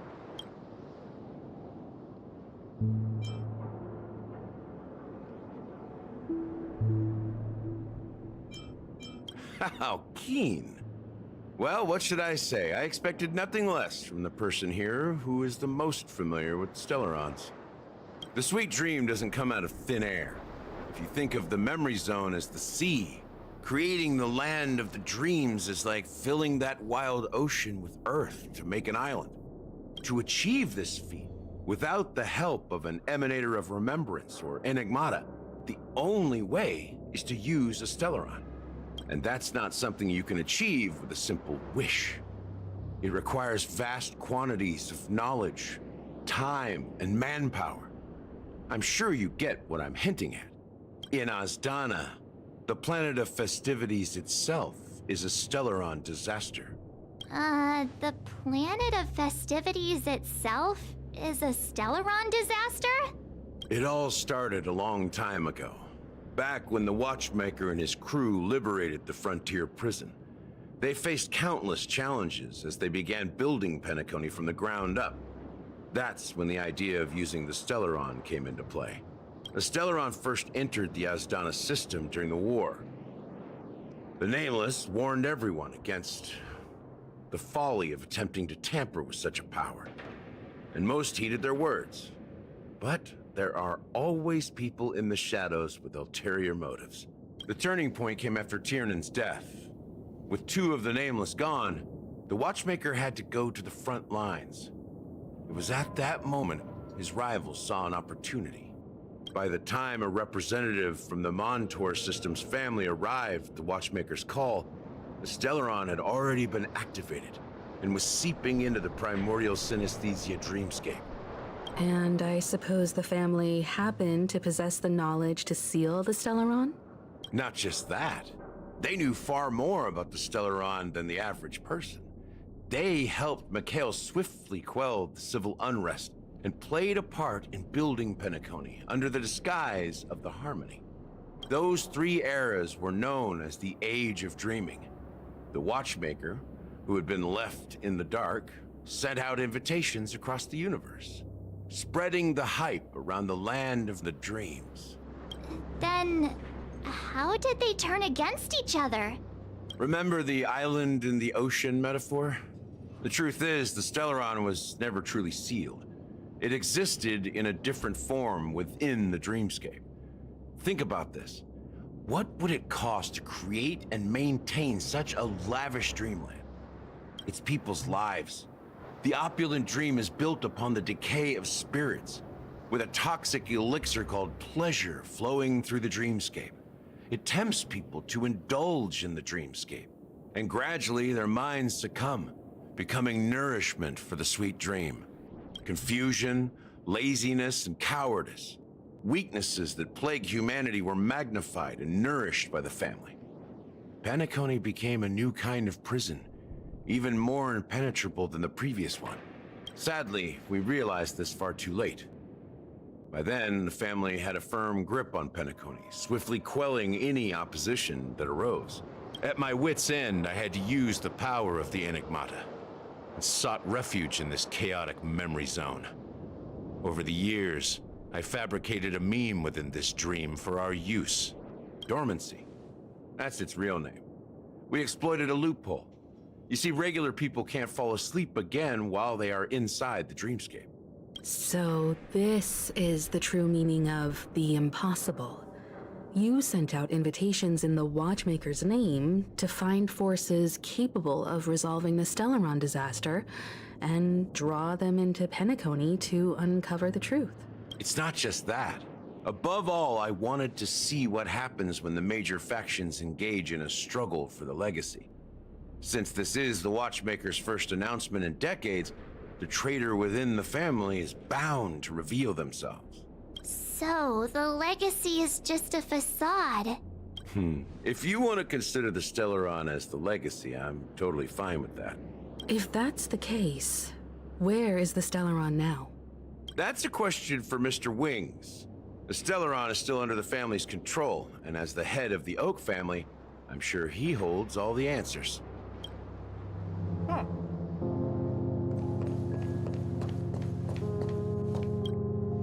Are you done talking? So, will you tell us where the Stellaron is? It is the Penacony Grand Theater itself. As I suspected, it's the embodiment of the family. The edifice that first materialized within the sweet dream. That's what turned Penacony into its current state. As for the person who employed its power, it is in fact Mr. Gopherwood, the current Dream Master. Well, that was easier than I thought. Did you conduct your own investigation already? Correct. When I was trying to track down the person who murdered my sister, apart from you, Gopherwood was my second suspect. Confronting me first turned out to be a smart move on your part. I didn't have other options. The Dream Master has been elusive, and even the heads of the families can hardly get an audience with him. Moreover, Mr. Gopherwood has been kind to my sister and me. And I didn't want it all to end like this. What do you mean by that? To be honest, my brother and I are also victims of the cancer of all worlds. Whoa. We grew up as orphans, and were adopted by the family when they came to help. Mr. Gopherwood recognized our potential and brought us to Penacony.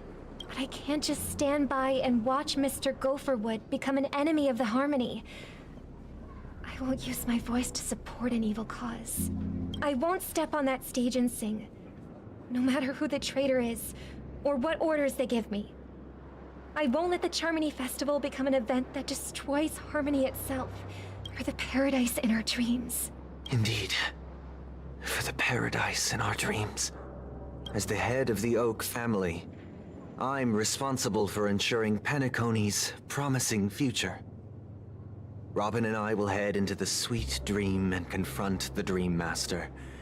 And if it turns out that the family has truly strayed from the harmony, I'll fight alongside you. We'll put the Charmony Festival on hold and make sure Mr. Gopherwood pays for his blood debt. The enemies you are about to face aren't like this old dog here, who can barely even bark. Since our interests are aligned, why don't we team up? Maybe, just maybe, we'll have a shot at success.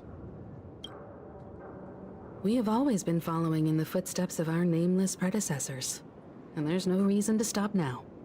Yeah, we Nameless won't back down from a challenge. Isn't that right, Mr. Trailblazer? That line actually makes me a bit nervous. Rest assured, sitting on the sidelines isn't in our nature.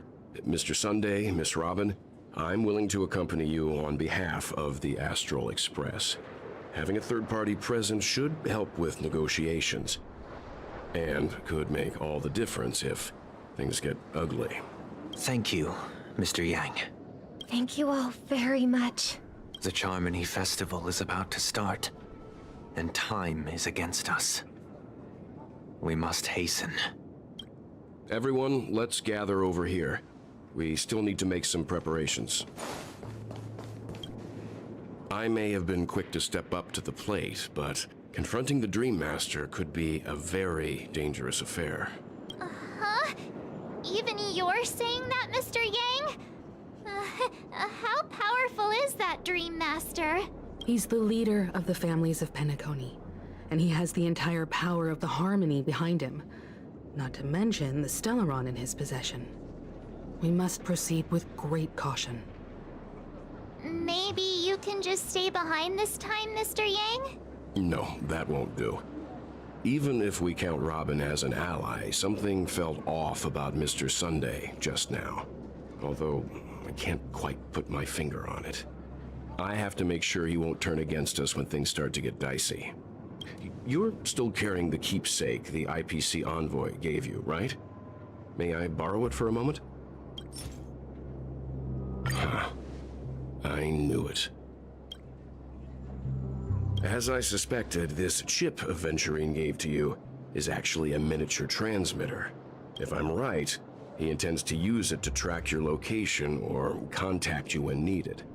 As it so happens, this may actually be of some use in the current situation. Aventurine? Is he still alive? And what does he have to do with our mission to confront the Dream Master? Remember what I said earlier? Working with the IPC is a way to keep the family in check. If negotiations go south and the family show their true colors by going after the Stellaron, I'll use this transmitter to send a message to the IPC. It'll be just the opportunity the IPC ambassador was hoping for. The only question mark in all of this is Aventurine's current status. But the IPC is always listening, especially senior strategic investment department heads like him. Getting the message across shouldn't be a problem. Good luck to you, Welt. Well, you take care too. If anything goes wrong, don't worry about me. Just make sure to seal the Stellaron. Spoken like a true hero. Even if the Dream Master is innocent, the family's corruption runs deep. I won't make the same mistake Mikhail did. Let's wish him the best of luck. Don't you have something else to tell us, Gallagher? Why would you say so? Before we departed, the conductor asked us to inquire about the 3 nameless in Penacony. We've already collected intel about Rosalina and Tiernan, so the only one left is Legwork. If I'm not mistaken, we've already met him somewhere, haven't we? It's not enough to say meet, but the answer is pretty obvious. After all, I've hinted at it in quite an evident way. I've been watching over you ever since I received the reply from the Astral Express. And I've seen the great effort you all put into linking different realms together across the cosmos. And now, after getting this far all in one piece, you have truly proven yourselves. Miss Himiko, were you the one who repaired the Express and got it sailing through the cosmos again? Yes. And you two, young Nameless, you have very interesting life stories and extraordinary skills. I don't know much about my life story, but I do have extraordinary skills. You're full of energy. Please send my regards to the conductor, Pom Pom. Please let them know that their friend has fond memories of his time aboard the Express, which he reminisces on every time he has a good drink. As for the last Nameless, he embarked, disembarked, and embarked again, traveling in a great circle, ending up back where he started. On his deathbed, he told me to find the Astral Express and deliver an invitation to the future Nameless. He left behind a special gift, a true legacy. Something that belongs only to the successors of the Trailblaze. Come with me. Now is the time to reveal it.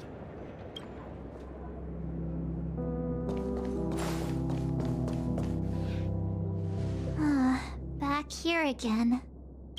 Sometimes I feel like you're still alive, old friend. Like you've still got so much to say and do. I've kept my promise and brought the future Trailblazers you've waited so long for. I don't know why you were so obsessed with that train, but I remember your last words. Don't let us down, old man.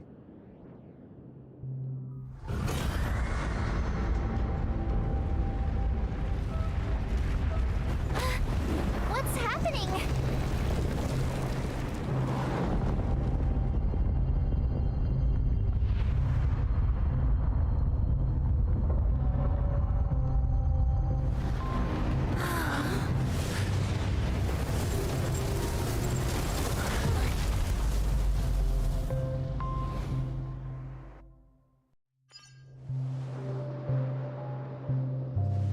Go ahead. His resting place lies in the garden up ahead. The first and last Nameless of Penacony, Mikhail Char Legward, the Watchmaker. Damn!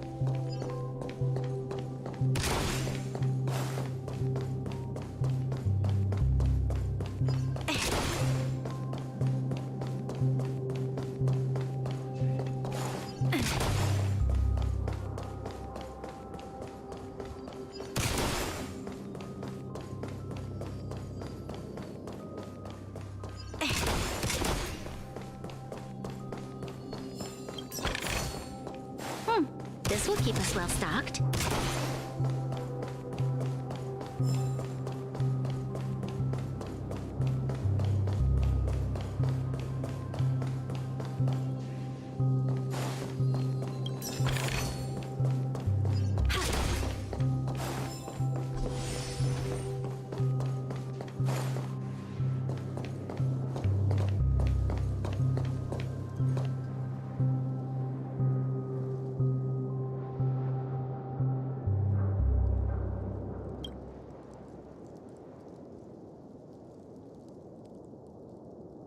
Sure enough, the Watchmaker is the third Nameless. Even I could guess that one. The legacy he left behind was a dream bubble. I believe inside that bubble, there's something that holds meaning only for the Nameless. After all, when I checked its contents, I found nothing inside. Maybe some Trailblaze runes? Even more enigmatic than me.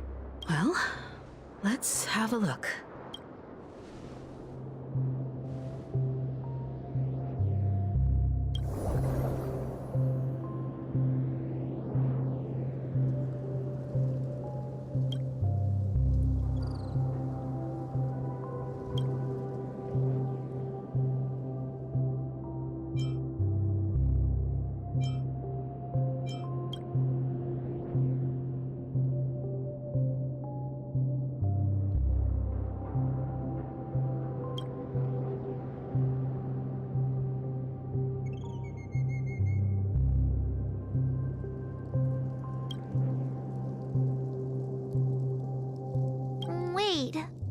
What's going on? Seriously? There's nothing inside this dream bubble? How could a dream bubble be empty? Just as I suspected. That old man always had this strange belief in the nameless and the trailblaze.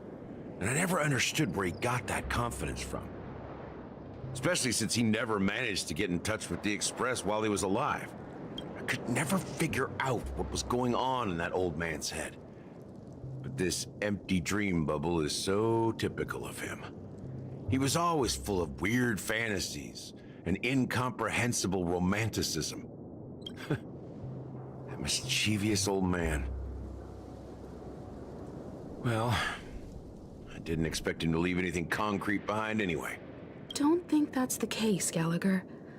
I'm sure Mikhail has left us the most precious thing of all. Don't start getting all philosophical on me, all right? Just as Mikhail believes in the nameless of the future, we unconditionally believe in the nameless of the past. How could they leave with regrets for the future when they were ready to dedicate their lives to the land they loved? There must be something contained in this dream bubble. It's just we haven't figured it out yet. You also have faith in the Watchmaker, don't you, Gallagher? Well, I'm a follower of the Enigmata. My philosophy forbids me to have faith in anything. That's why I understand what faith means in the path of Trailblaze. And I also want to know what he left behind. I'll leave it to you guys then. Can I borrow your pet? I need to make a trip back to Golden Hour and check something at the Dreamscape sales store. It's for Mikhail, and for the future of Penacony. Welcome to the Reverie Hotel. How may I... Greetings. We're the Nameless from the Astral Express. The Astral Express? Yes, my companion's already checked in. My name is Dan Hang, and I believe my personal information is recorded in your system. I see, but your companion said you wouldn't be coming due to a change of plans. Now the plans have changed again. And you are... Me? I'm Pom Pom. Oh, I see. Since there's a precedent, it shouldn't be a problem. Just give me a... I'm sorry, dear guests, but it's... What do you mean by unable? My apologies. This is the first time I've encountered a situation like this. How about this? Give me their room number, and we'll go check on them ourselves. I'm afraid that's not possible. How about you just wake up someone? I'm sorry, but there are strict rules regarding... So nothing works, huh? What's your solution then? Please be patient. We need to contact your... And now it seems you need to confirm our identities before you can contact our companions. It seems so. Oh, fudge. I don't think she's trying to give us a hard time. She really just... I have a bet. Something doesn't seem right. I need to leave for a moment. Sure thing. Don Hung seems pretty worried about his companions. I should give him some space. Stressing out about it won't help anything.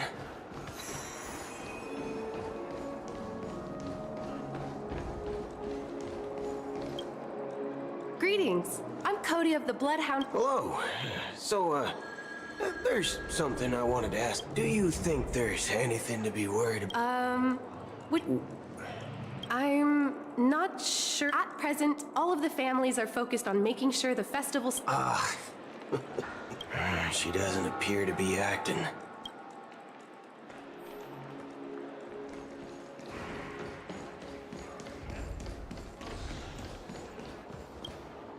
The Charmony Festival is about... Hey!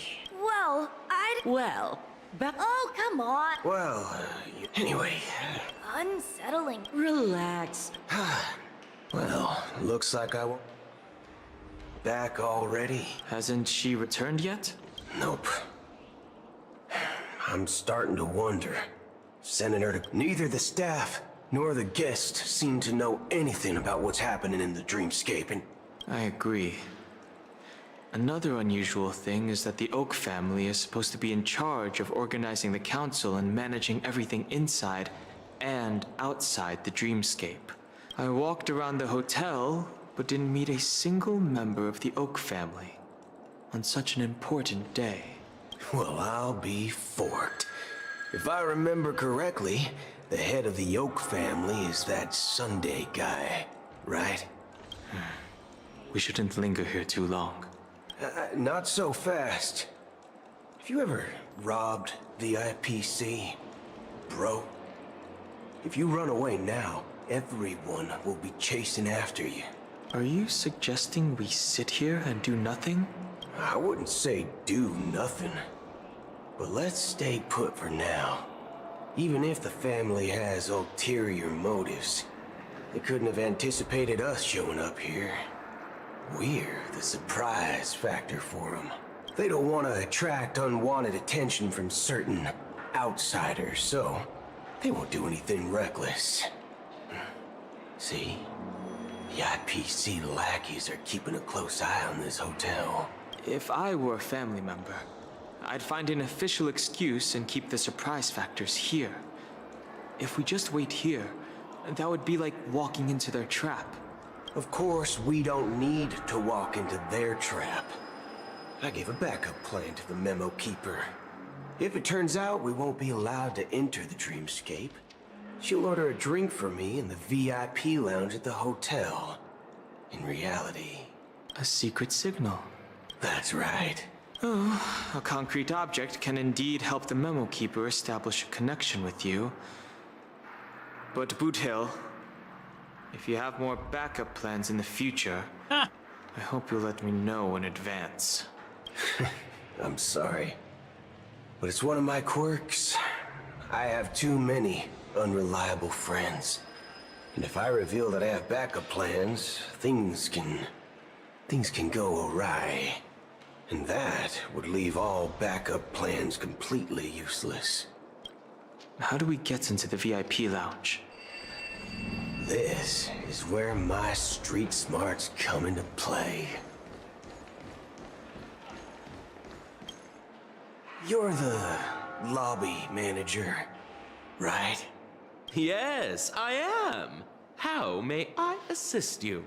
We're the Nameless from the Astral Express. We wanted to check in, but there's something wrong with your system. We've been waiting here forever. It's called...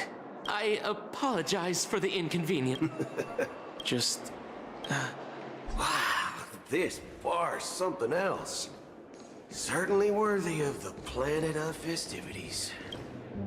Good evening, gentlemen.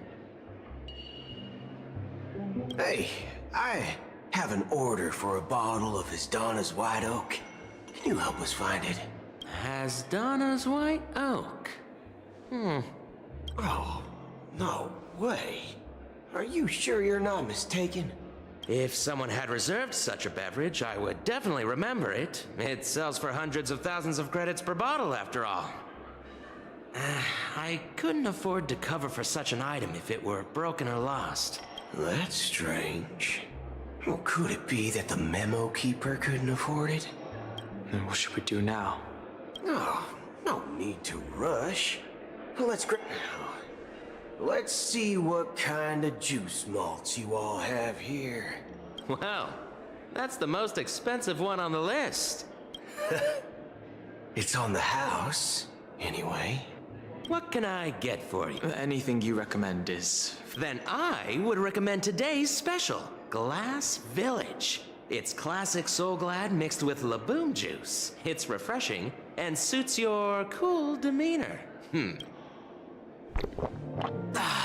This flavor. Dynamite barbecue with rocket fuel. Ooh, it really hits the spot.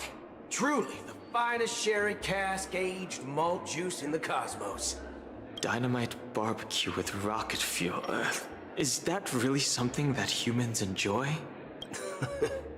Hey, this guy doesn't know anything at all. As long as you're satisfied, dear guests. Please. let's give the Memo Keeper another half-system hour. If she doesn't show up, we'll need to come up with a new plan. In the meantime, let's take stock of the situation. What do you think? The situation is unclear. Something must have happened on the planet of festivities, but the public is unaware of it. Someone in a position of power within the family must be covering it up. It's unusual for the followers of the Harmony to invite other factions, let alone the IPC and the Masked Fools. If what you said about the Emanator of the Nihility is true, the situation in Penacony is a little complicated, to say the least. Actually, there's something else I'm concerned about. Regarding Acheron. As you know, the faction that follows the path of the Hunt are some of the most dangerous folks in the cosmos to mess with. I mean, who in their right mind would impersonate the Xianzhou Alliance or the Galaxy Rangers? It's like asking for a death wish. Isn't there a saying among the Xianzhou people that the Rainbow Sect lets their luck's arrow do all the beating? Talking. Do all the talking. Well, you know what I mean. Even though the Galaxy Rangers have been out of sight for years, we've been keeping an eye on this region. Even the dumbest criminals know better than to mess with the Annihilation Gang, much less the Rangers. But that Acheron lady, she doesn't seem like a lunatic at all. On the contrary, she's highly logical and organized. She knows exactly when to hold back and when to strike without mercy. And do you believe that someone like her would have an ulterior motive for impersonating a Galaxy Ranger? I'm not entirely sure, but I do have my suspicions. Maybe she knows a Galaxy Ranger, or perhaps she's trying to lure us out for some reason, which I can't figure out. Anyway, what worries me more are the anomalies within the family. They've summoned followers from various paths for the festival. No matter how generous the family might be, this move seems highly unusual. Unless the invitations weren't sent by them. If that's the case, it's even more intriguing that the family insists on organizing the Charmony Festival, despite the chaos.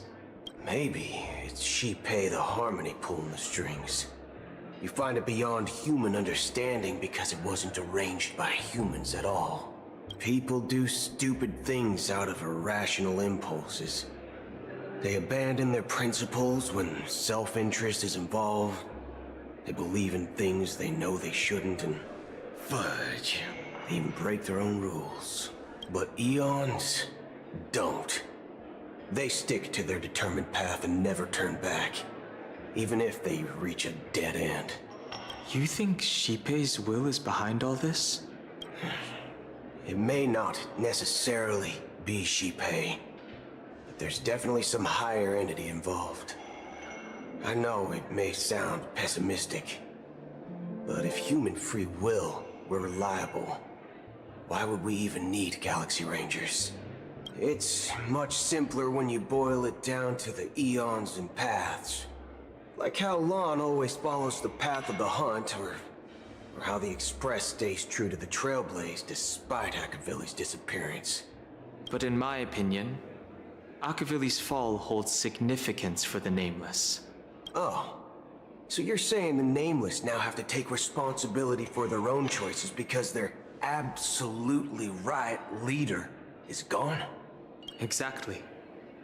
I believe the purpose of the journey isn't just about following a path that's always considered absolutely right. It's more about doing your best to choose the right path for yourself among countless possibilities, even with limited insight and judgment. I don't know what you've been through, but I agree that people must take responsibility for their choices, because no one else can do it for them. That's why the Galaxy Rangers need to uncover the imposter and figure out her true intentions. Just in case. I have a backup plan if the Memo Keeper doesn't show up. This is my final backup plan. I promise. You sure have a lot of cards up your sleeve. Well, going back to my old career would make things a lot easier. By the way, when you were walking around the hotel, did you happen to see any important-looking guests? What's your plan? It's simple. We just grab some hostages and use them as bargaining chips with the family. Or maybe we can even take their identities. No need for that. We'll return to the Express now. Wait. Are you getting scared? Are you leaving, esteemed guests? Would you like to cancel that As Donna's White Oak you just ordered? Huh? As Donna's White Oak? But didn't you just say... Ha ha. Looks like you are a bit intoxicated, esteemed guests. You ordered a bottle of As Donna's White Oak just a moment ago. Memo Keeper came through. Looks like your memo keeper friend has finally arrived. Oh, right. Sorry, my memory's not the best. You know, too many modifications and all. Anyway, let me check. Well, fork me. It says Donna's White Oak, all right. And there's a note. I'll be waiting for you on the Astral Express. No mistake. That's her message to you. She knew the hotel wasn't safe, so she suggested we find another place. Well, looks like we took a detour, but now it's back to the Astral Express. So, what are we waiting for? Let's go. You're back? 2 guests just boarded saying they were looking for Boot Hill, so I told them to wait in the parlor car. Oh, just in time. 2 guests? She's one of them. Look, we welcome all passengers on the Astral Express, but sneaking in like that? You have no regard for etiquette. My apologies, conductor. It was an oversight on my part. I assumed you were already acquainted with the garden.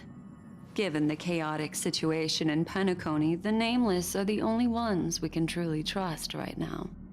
You are the memo keeper. Pleased to meet you, Dan Hung. I've seen you in others' memories. And as for Boot Hill, this is our first face-to-face meeting. I hope you enjoyed that bottle of Astana's White Oak. You sure have a refined taste. Finally, Memo Keeper. Well, let's cut to the chase. Spill everything you know. That's precisely what I intend to do. But before that, please allow me to introduce myself. My name is Black Swan, and I serve the Garden of Recollection as a memo keeper. As for Acheron's story, I'm sure she knows it better than I do. Greetings. I'm Acheron. What? You Garden of Recollection shirtbag! I apologize, but she did that at my request. Due to certain reasons, I have been exiled by the family. Thankfully, this memo keeper came to my aid and helped me escape their surveillance unnoticed. To be honest, it was more like stalking than helping.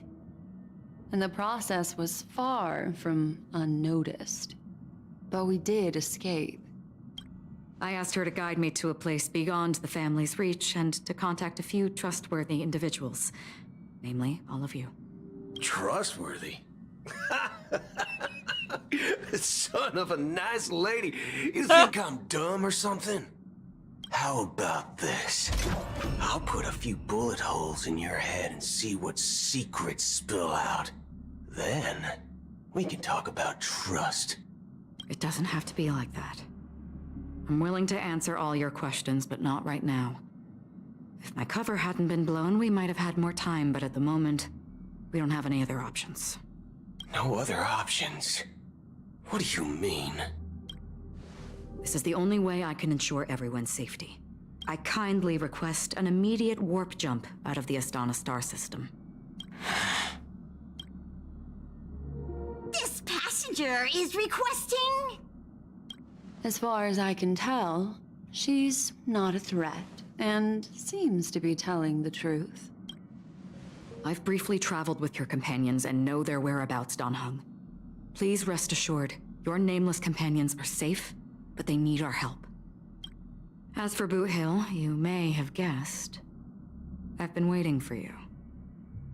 Galaxy Rangers are known for their elusive nature and limited contact with each other, so this was the only way I could reach out to you. Only by doing this can I find a true Galaxy Ranger and fulfill a long-standing promise.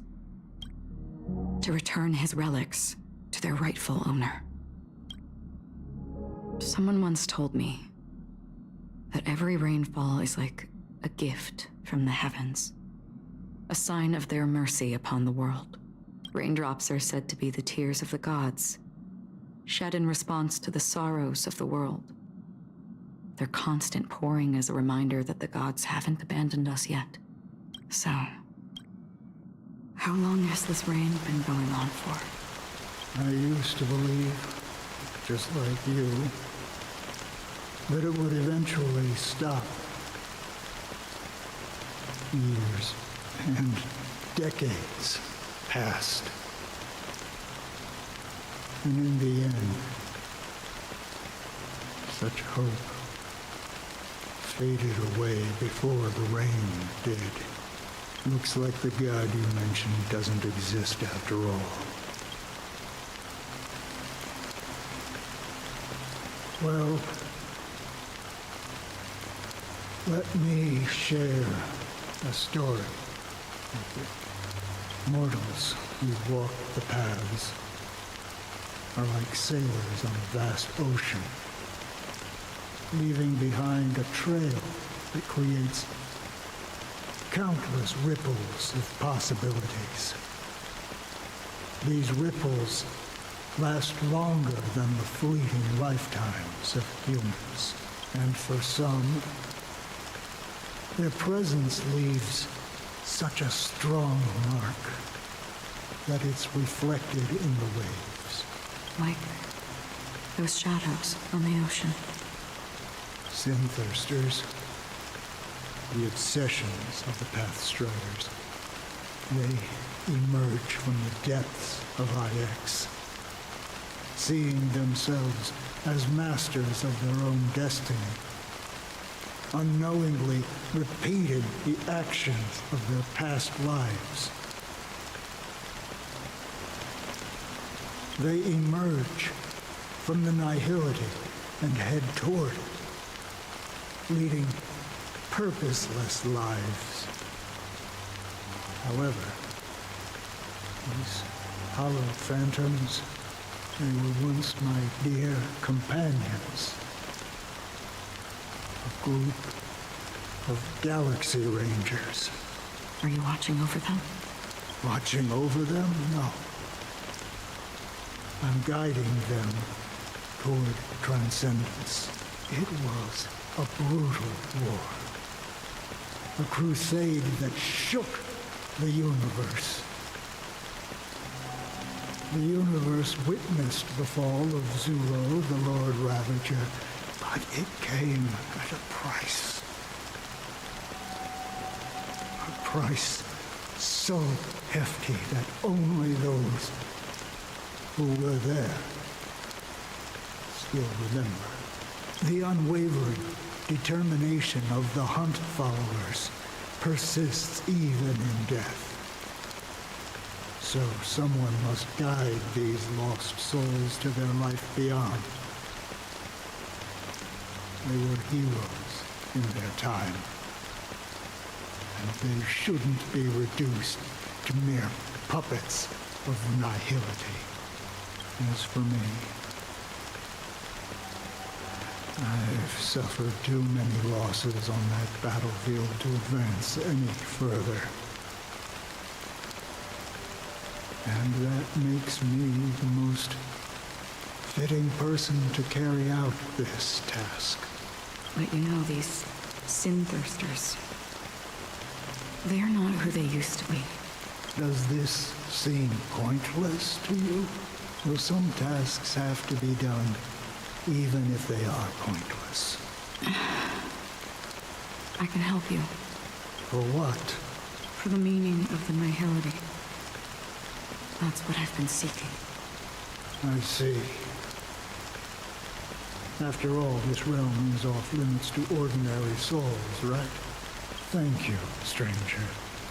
I wish that you find what you seek. Before we part ways, I have one more question. It is true that their actions and even their entire lives may seem pointless from our perspective. But if, and it's just an if this is what the departed ones expected, should we try to change it? A good question. And a profound one. I don't know the answer. What I do know is that one day I too will pass away. I hope that when that day comes, someone will stand at my grave and place a bouquet of flowers.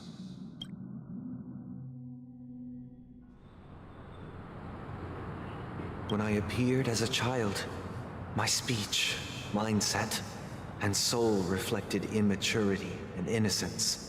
As I grew into adulthood, I left behind my childlike side.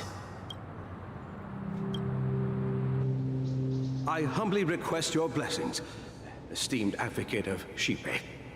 Come to me, my kinship. I have sought their presence with us. As you wish. I have faithfully served the Alfalfa family for nearly a decade, promoting the path of the harmony to the best of my ability. However, I made a mistake yesterday.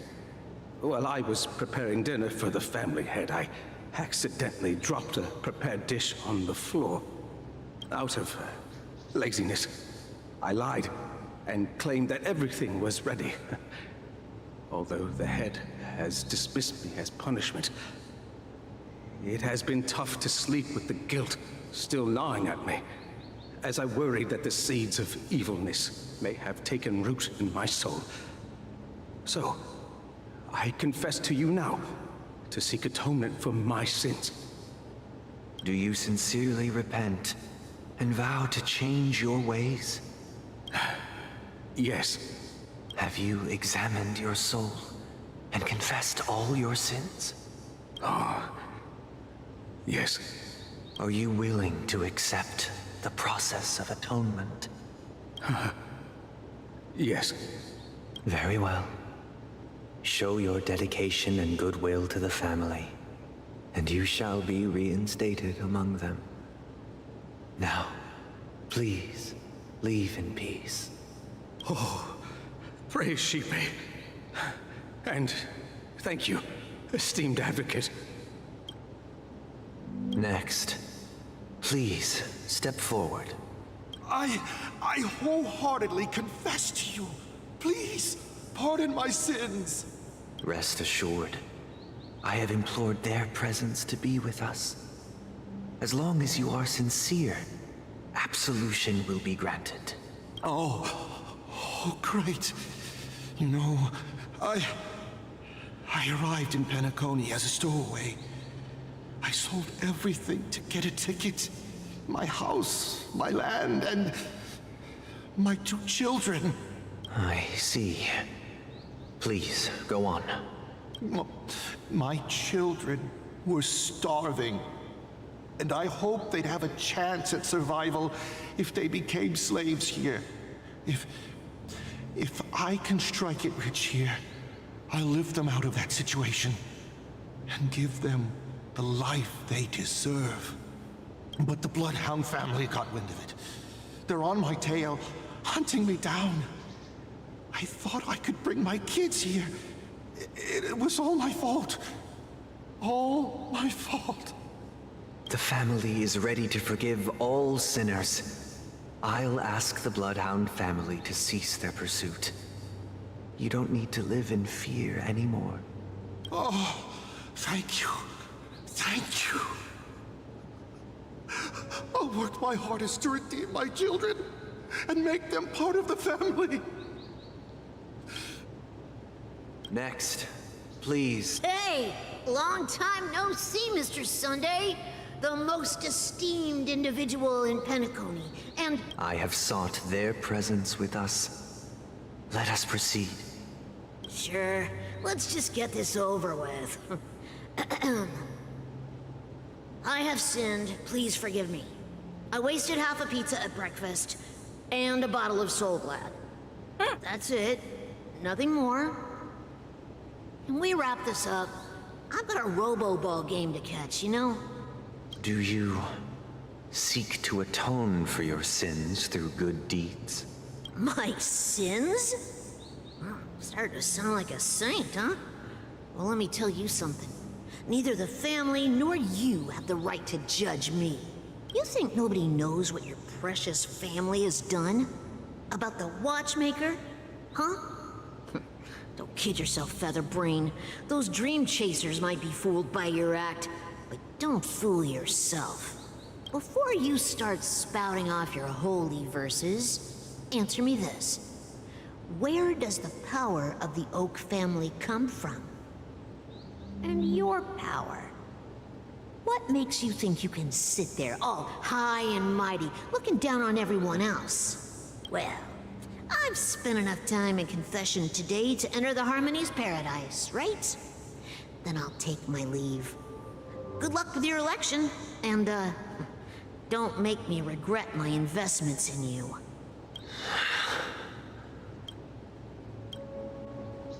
Oh, revered triple-faced soul, hear my doubts. Who can judge the strong when their power hides their crimes? Who can vouch for the weak when they will pay any price to survive? Who can comfort the purest souls when even they get led astray? If the strong defending the weak is truly the foundation of paradise, then who is responsible for the suffering and anguish in this wretched world? Brother? Brother, are you all right? I'm fine. I've been working long hours, and I just made a trip to Dreamflux Reef and back. So, I'm a bit out of sorts. You've been working non-stop on the Charmony Festival, Mr. Sunday, and no one could have predicted this incident. Even if the Stellaron does pose a grave threat, I still feel sorry for all the trouble we've caused you. No need to worry about troubling anyone. The Charmony Festival was meant to spread joy and harmony across the cosmos. But now that we know the truth, I'm afraid we'll have to cancel it. It has always been our wish to make everyone happy, so... we'll do our best to explain everything to the Dream Master. I'm sure he'll understand, even if the negotiation does not go smoothly. I'll refuse to go on stage. Without the Chord Master, the Harmonious Choir would not arrive, and the Charmony Festival would be just a grand performance, and nothing more. I'm relieved to see your determination. You know, since arriving in Penacony, we haven't had any contact with this Dream Master himself.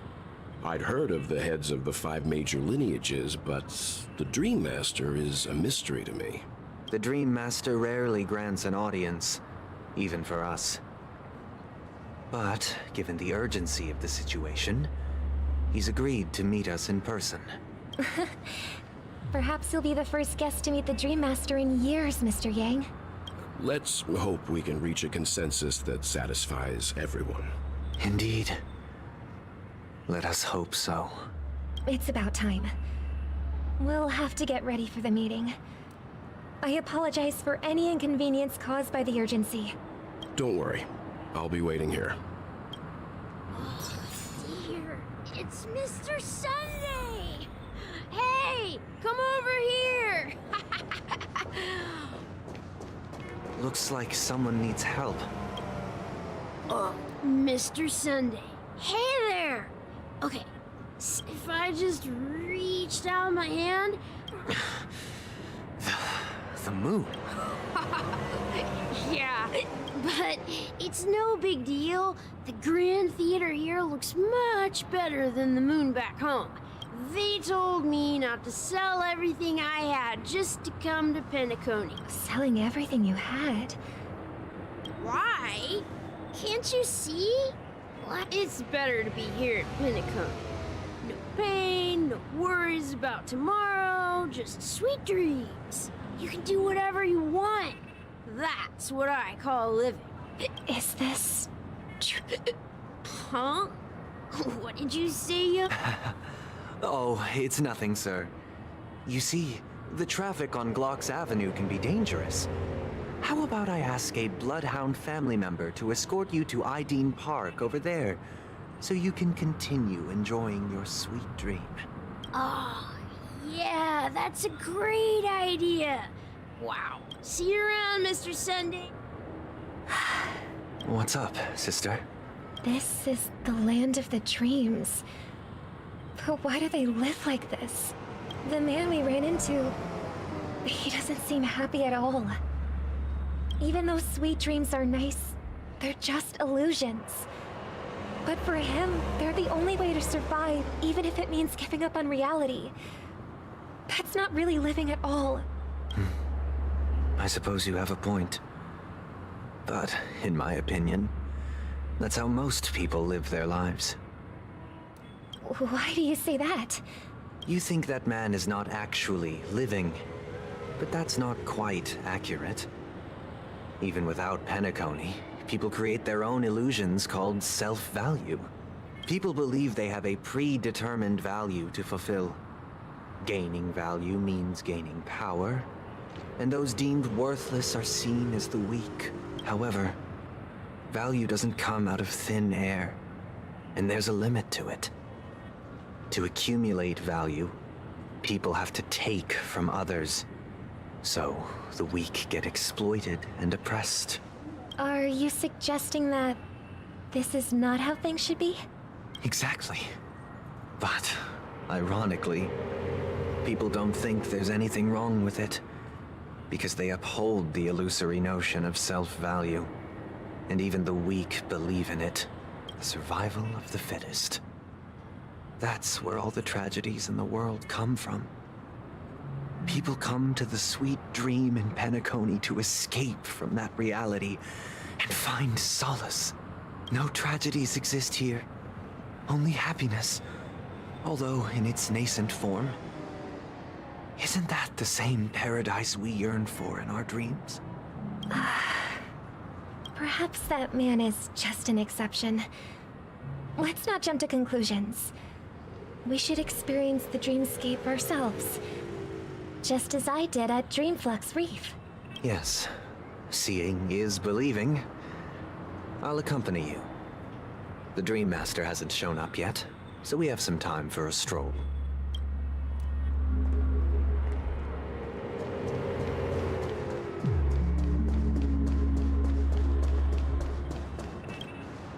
Glad to meet you again, Robin.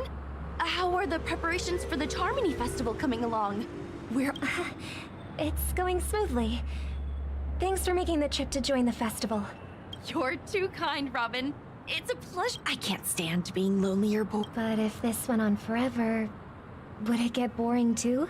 Nah, not at all. Who would get tired of having so much fun? Every day, you get to wear fancy clothes, explore all sorts of dream bubbles, indulge in delicious food without gaining weight, and you never get old or sick. As long as you can afford a room, this place is the ultimate paradise. But you know that only a few things can be brought back from the dreamscape to reality, right? That's exactly why I don't plan on bringing anything back. Just enjoying the dream itself is good enough for me. I mean, I'm not one of those long-living species. I only have around 60 or 70 years in this lifetime, and there's so much to worry about. Being happy here is pure bliss. Only in this sweet dream can I truly feel like I'm in control of my life and fate. Who would want to go back to reality after experiencing this bliss? I see. I genuinely wish you all the happiness in the world. And I wish you a fantastic performance, Robin! I'm off to the Blue Hour for the ball. See you later. Seems like that guest's perspective didn't resonate with you either. She had a valid point, and I could sense her genuine happiness. It's just that... What you're trying to say is, she thinks she's in control of her life. But in reality, she's just escaping from reality and seeking solace in this sweet dream. Once she steps out of this sanctuary, everything will be lost. Well, she did make mention of being able to afford a room. Didn't she? However, the paradise in our dreams, it doesn't have to end. No. And the paradise we yearn for shouldn't be just a fleeting dream either.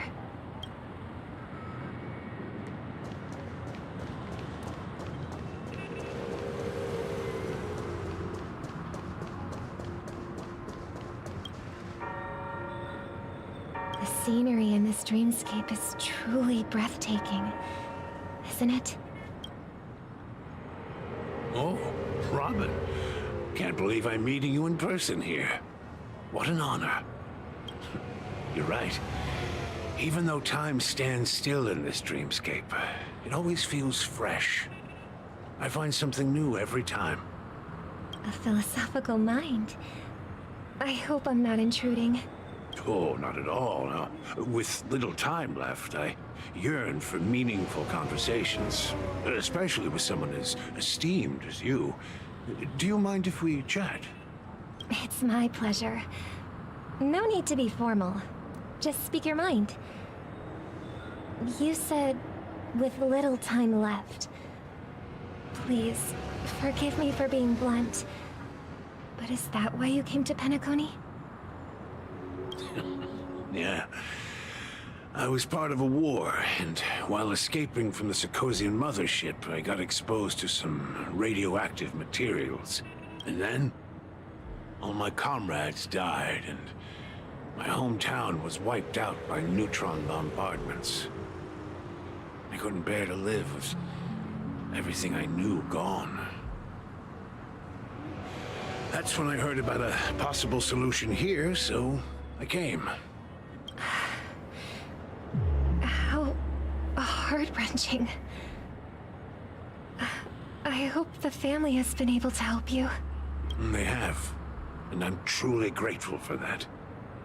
They provided me with a comfortable room, the most advanced life support devices in the cosmos, and a stellar team of caregivers. My physical body is now in the dream pool, sustained by life support.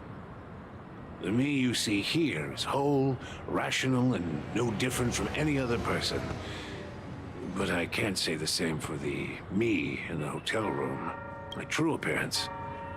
Huh? I hope you never have to witness it, Robin. So, you'll be living forever in this dreamscape, right? Just being able to live at all is good enough for me. Whether it's in this dreamscape or not, well, I don't really have much say in the matter. My world has been torn apart, and my life could end any second. So, even if this whole place is an illusion, it's still my paradise, and I'll treasure every moment I spend here. Now I envy those everlasting things. That old man's story. It's so tragic.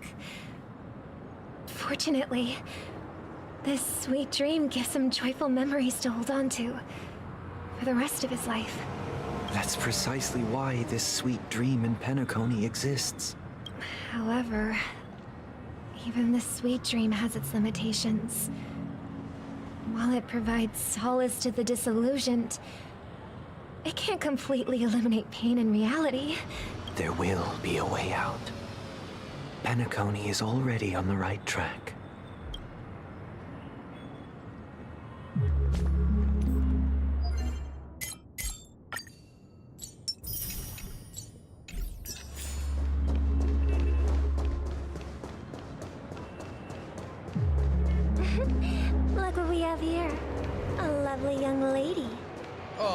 powerful. Brother, what a surprise to see you again. Show yourself. Your trick won't work on us. I've heard that a skilled mass fool received an invitation too. That must be you, right? Did you enjoy yourself? Barely. The people here are way too gullible. A little bait is all it takes for them to bite. And they run away at the slightest hint of danger. In other words, they're naive and cowardly. Now that you've had your fill, it'd be wise to leave before it's too late. The music of the harmony doesn't tolerate discord. What? Now that you have the real Robin, I'm useless? Oh, how disheartening. I've done so much for the family. You should be thanking me, because if it weren't for me cleaning up this mess, Penacony would still be in shambles. Don't you think? That was a personal request from the head of the Iris family, and it has nothing to do with us. Step aside and stop causing trouble for the Charmony Festival. The Charmony Festival? You think you can scare me? You think I've no idea what you're planning? I don't care what you're thinking, chicken wing boy. But I'm pretty sure our lovely Robin won't be appearing on stage. After all, you're well aware of what a sorry state this dreamscape is in under the banner of harmony. Penacony, the land of the dreams. Is this truly the paradise you desire? Stop it. What's the rush, chicken wing boy? Did I get to you? Our paradise is none of your concern, masked fool. Leave now, or the family won't tolerate you anymore. All right. I'll go. But Robin, I suggest you seriously consider this. Do you really believe those living in dreams can escape pain and find true happiness? Well, I've done my part.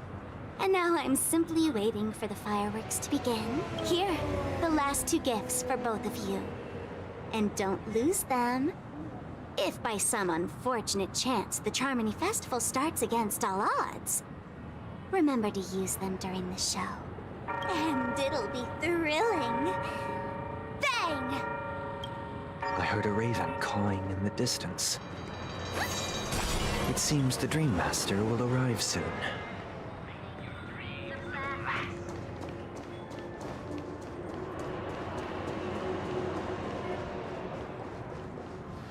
Let's wait here for the Dream Master to arrive. Okay. By the way, brother, I heard you no longer have a sweet tooth. Back when we were kids, you used to steal my desserts.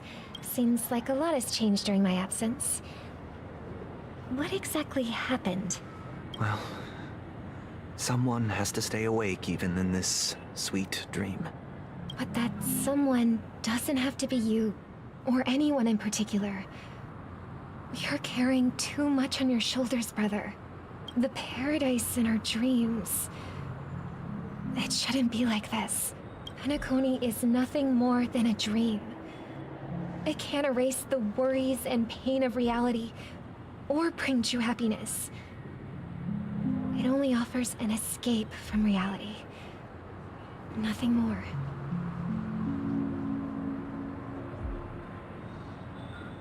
Remember the old man we met earlier? Without this dream, he might have completely lost himself. That might be true, but even without Penacony, he could have chosen another path. As far as I know, the Intelligentsia Guild has been promoting their rehabilitation techniques for a long time now. That path may have been more ordinary and challenging, but now he's in a comatose state. And the sweet dream has become sort of end-of-life care. His fate is sealed. Is Penacony granting these people a future? Or is it taking it away from them? Well, don't forget this. Not everyone really has a future. The future for humanity is like the sky for birds. People mistakenly believe that flight is inherent to birds, because they've never witnessed those birds crashing to their death. Do you remember how we took in that little Charmony dove when we were young? Yeah. We took care of it. Provided food and water, groomed its feathers. And later, when I decided to leave Penacony, I opened the cage and set it free. Well, I didn't mention what happened to it in my letters, because I didn't want to upset you. Shortly after you left, it crashed to its death right in front of your window. I had surmised as much. I knew you wouldn't have avoided mentioning the bird for no reason. Despite that unfortunate outcome, I still believe it was the right decision. Birds aren't meant to spend their lives in cages. They belong in the sky, even if they can't fly. But here's the thing. If there are birds in this world that can never fly, can we really assert that they belong in the sky? Are you implying that the same goes for humans too? Let's take the Astral Express as an example. The Nameless made tremendous efforts to bridge worlds, gaining fame across the universe. However, only a few extraordinary individuals can endure such a perilous journey. That's because the pursuit of the Trailblaze exceeds the capabilities of ordinary humans. Otherwise, why would this path be filled with broken rails, an abandoned express, and even a fallen Eon? That's just sophistry. If that were true, then only the powerful would have the right to determine the future. Unfortunately, that's exactly what happens. Another name for the future is self-value. While this world has its fair share of heroes who inspire people and garner admiration for their heroic deeds, the majority of ordinary people will never become heroes in their lifetime. Some are born weak and vulnerable. Some find themselves trapped in unfortunate circumstances. Some fall victim to malice and cowardice. When it comes to survival, everyone is equal. And the weak can only watch as their value gets constantly diminished by external forces. That's why we should care for the weak and support them as if their suffering were our own. That's what the Odes of Harmony have always taught us. While the Harmony holds noble aspirations, the strong will always be strong, and the weak will always be weak. Even in this carefree dream. Human nature contains greatness, but it also harbors inherent weaknesses that can't be eradicated. In the end, if people can't even secure their own survival, they won't care about the illusory future of equality. As long as the law of survival of the fittest prevails, there will always be fledglings crashing to their death. But if people don't live for the future, do they merely exist for survival? If even you, my brother, don't believe that the Harmony will save the weak, then which Eon can make our dreams come true?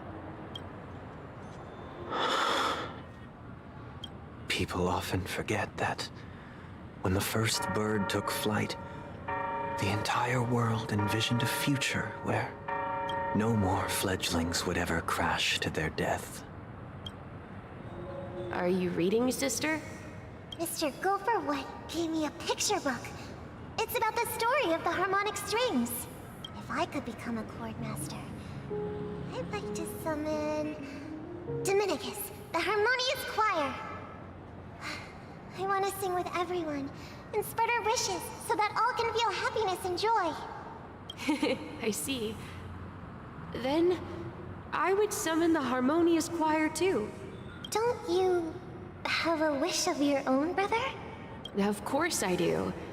It's just that it includes your wish and everyone else's. I long for a true paradise where everyone can find peace. Then, let's build a stage there and invite everyone to our performance so that both our wishes come true through the power of the harmonious choir. It's a deal then. Yeah, it's a deal. But how can I become a chord master?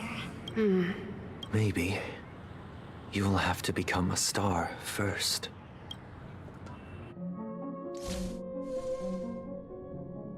You're back sooner than I thought. Any results? Yes. And now, it's up to us to forge ahead. Since his last will has now been conveyed, my final mission is complete. But pardon me if I sound curt. It's good to have determination. The path Mikhail left for you is not an easy one to tread. Why else would he have chosen to sleep in solitude, staking everything on some nameless in the future? But you have the numbers, and in numbers comes strength. So that might just delay your inevitable a little more. Got any more encouraging words? As I see it, relying on Welt's negotiations alone is far from enough. Regardless of whether the other party will be compliant, negotiating simply allows us to meet them as equals and won't grant us an upper hand. Penacony is our rival's home turf, and we already have very few chips left to play with. Rather than idly sit around while the family's got us blocked off, an offensive approach might be a wiser course of action. We're more familiar with the Stellaron's properties than most, and since it's the key to stabilizing the sweet dream, it's vital to the family's interests. By attacking their core interests, they're bound to retaliate hastily. And as the saying goes, haste makes waste. That's right.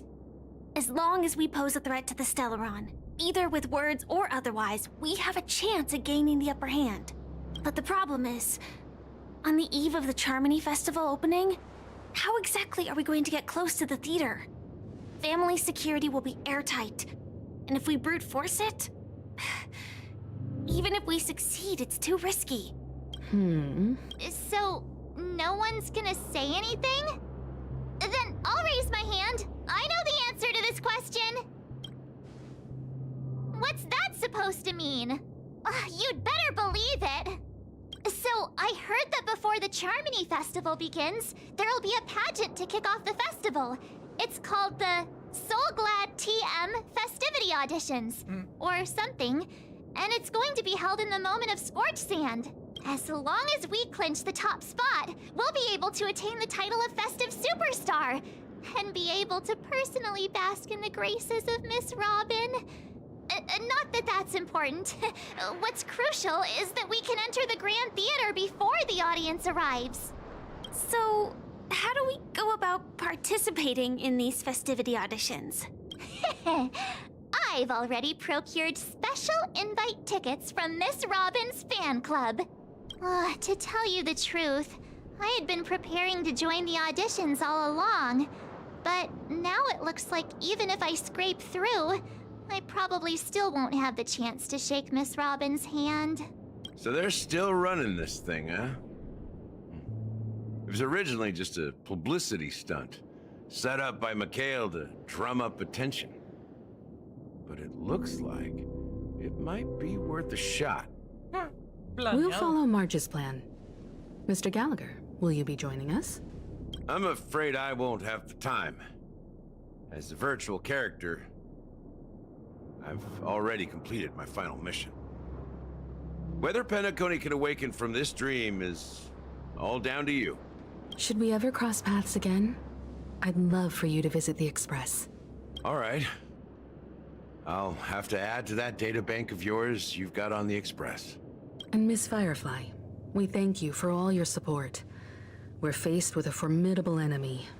As long as the Astral Express and Stellaron Hunter's objectives are aligned, we're willing to cooperate with you. We've already come this far together. I'd like to join you for the rest of your journey on Penacony. I'm pleased that we can finally fight shoulder to shoulder. I couldn't ask for a better ending. This is also the spirit of the Trailblaze. Now, everyone, let's prepare to move out.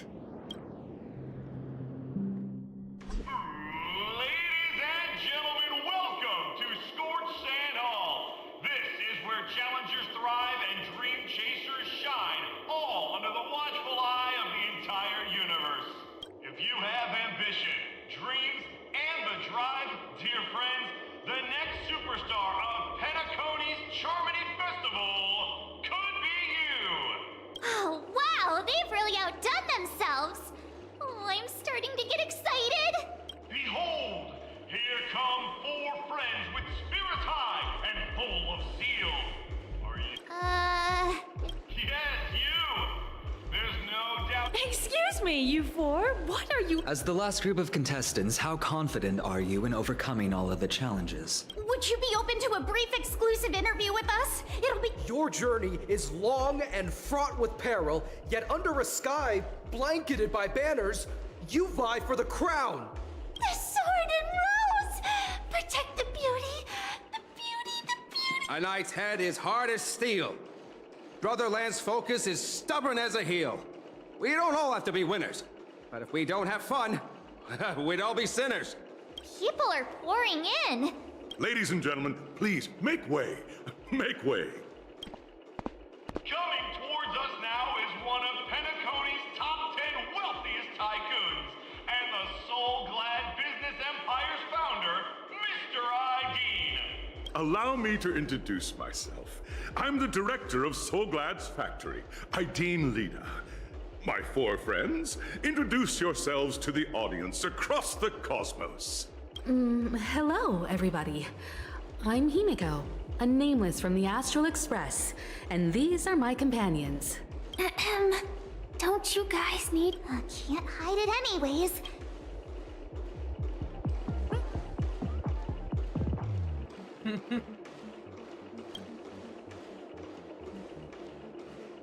Hello, everyone! Hello, everyone. So it's a bunch of nameless guests. This final face-off is bound to be spectacular. Grab a bottle of Soul Glad.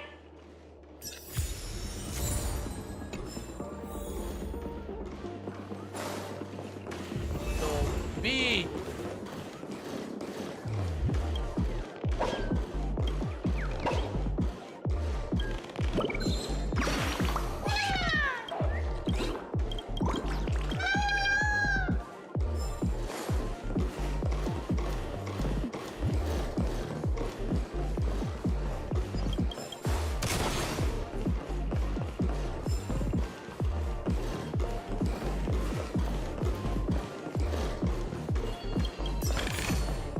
Ample supplies. This place is buzzing. That's right. This venue is a miniature representation of that time known as the era filled with boundless possibilities.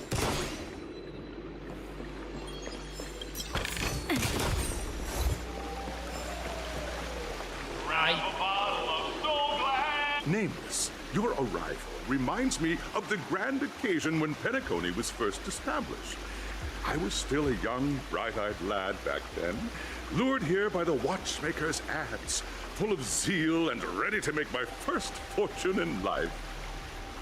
Once, during a particularly grueling day, I passed out and was resuscitated by a drink from Mr. Sousa.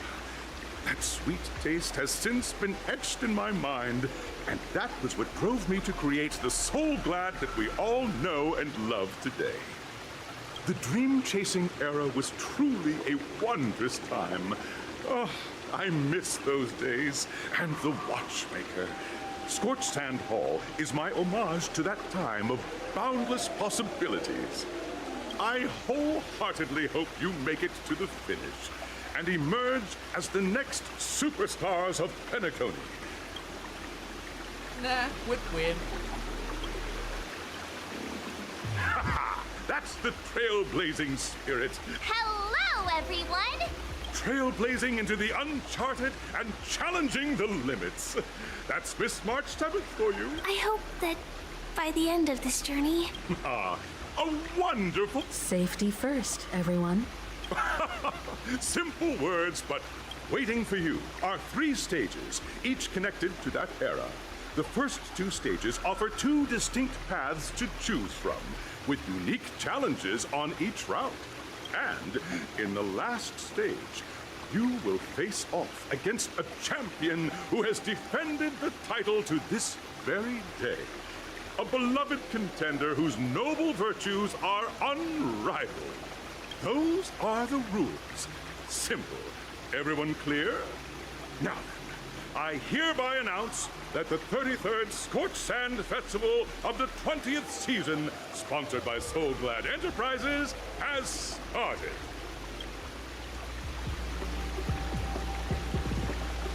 Everyone, as the Charmony Festival is drawing closer, we must reach the end as quickly as possible. March and I haven't known Miss Firefly for too long and aren't overly familiar with her. It'd probably be better if the 2 of you paired up. Fine by me. All right. I don't have a problem with that.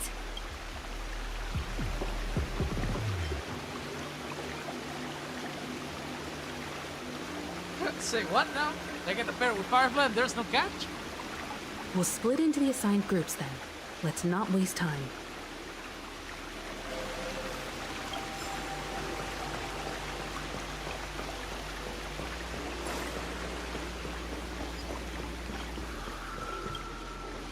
Welcome to the first stage of Soul Glad Enterprises' 33rd Scorched Sand Festival of the 20th season. In the School of Acting Challenge, you have to complete 3 performances from 3 scripts and move the panel judges. In the School of Action Challenge, you have to defeat 3 groups of enemies convincingly and reach the end. Now, make your choice.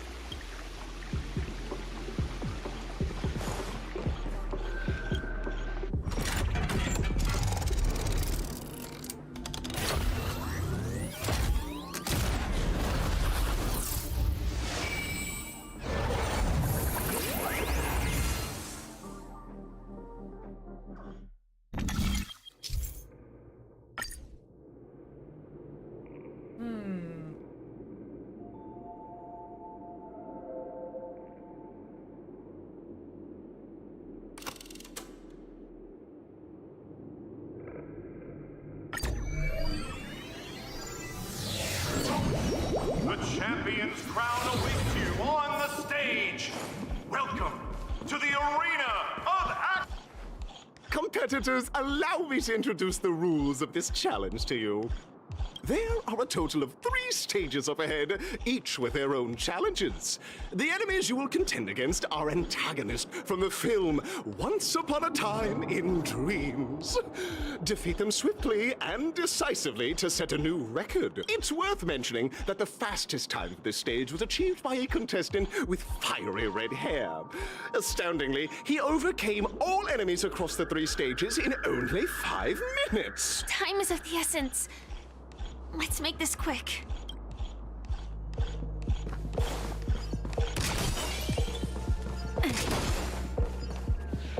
Contestants, as Dream Chase... No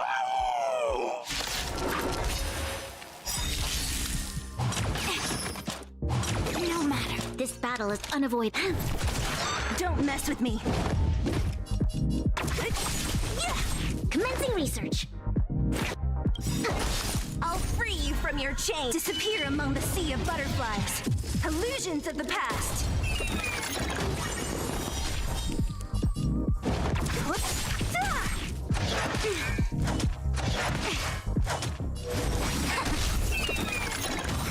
You'll pay for this.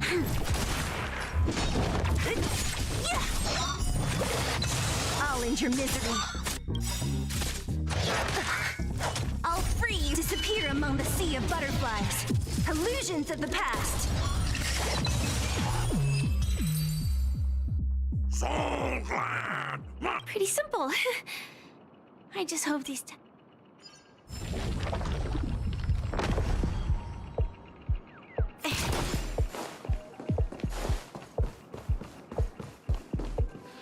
Congratulations! Just as you're about... Why is a...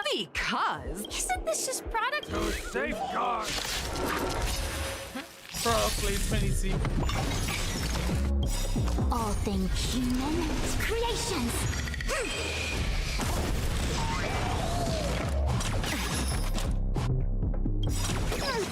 We've entered the storm. To guard and defend, crush them.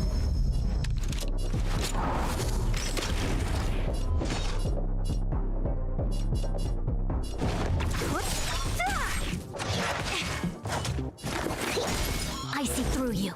Converge and awaken. No matter. What a headache. I'll end your misery. I'll free you from your chains. Disappear among the sea of butterflies. Illusions of the past.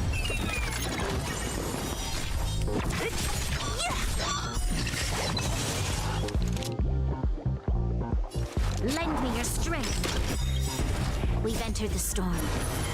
To guard and defend, crush them.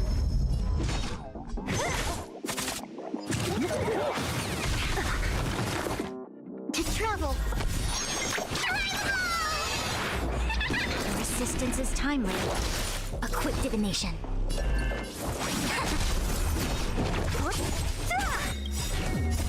Disappear among the sea of butterflies. Illusions of the past. This battle is unavoidable.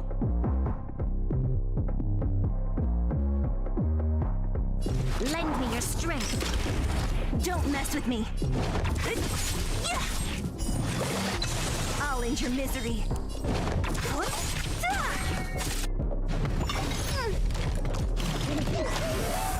Specimen sighted. No matter. All things human creations.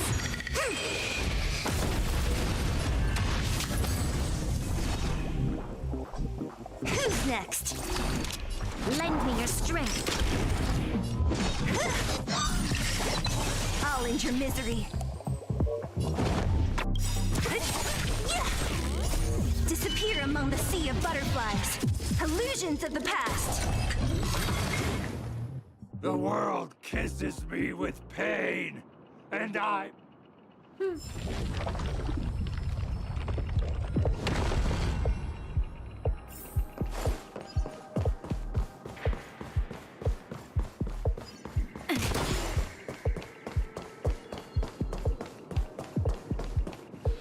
Congratulations, no matter how late... None will take my... Oh, dinosaur! Grab a bottle of Soul Glad! Time to change tactics. We've entered the storm. To guard and defend, crush them. What a headache. Commencing research. Only a scratch. A quick divination. Together as one. You'll pay for this. Don't mess with me. Specimen sighted.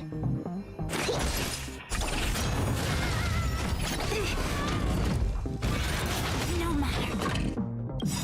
All things human creations. This battle is unavoidable. What a headache. I see through you. I'll free you from your... Disappear among the sea of butterflies. Illusions of the past. You'll pay for this. Lend me your strength. I'll end your misery.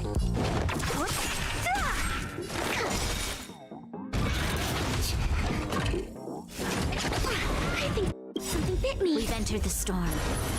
To guard and defend, crush them.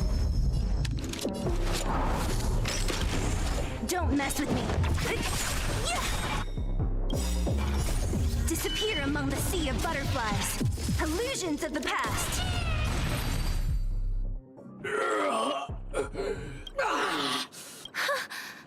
That should...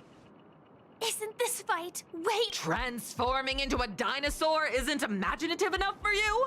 This is the sort of magic only after an extended battle, you finally emerged in the years that followed, you encountered each other once more. Well done! Looks like we won. Let's hurry up and get to the next stage.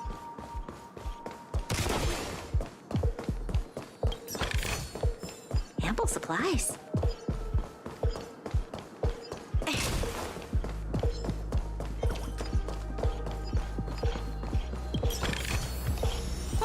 This will keep us well stocked. Congrats to... Look at the time! You finished much faster than that red-haired contestant did. That red-haired contestant. Who is that exactly?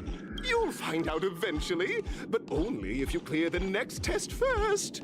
Welcome to the second stage of the third. You have the option to choose gunfire and undergo Brother Hanu's trial, or time, where you'll face Clocky's trial. And now...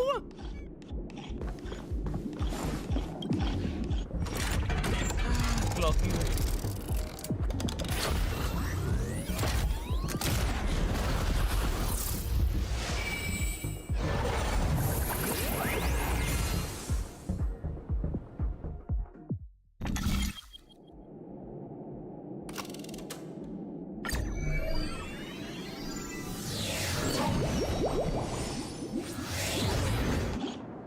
Dear friends, it's said that the watchmaker dreamed up the idea of Clocky when he was just a boy.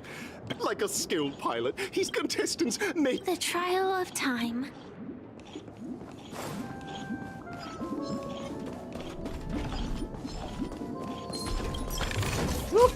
Ample supplies.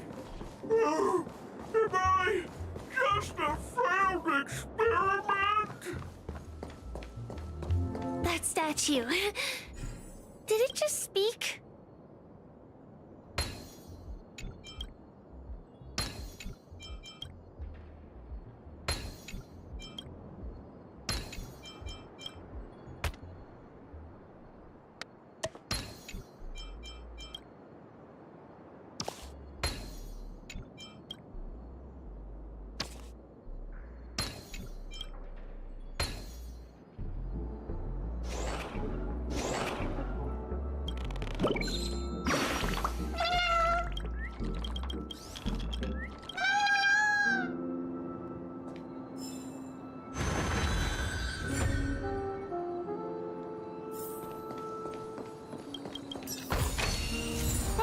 This will keep us well stocked.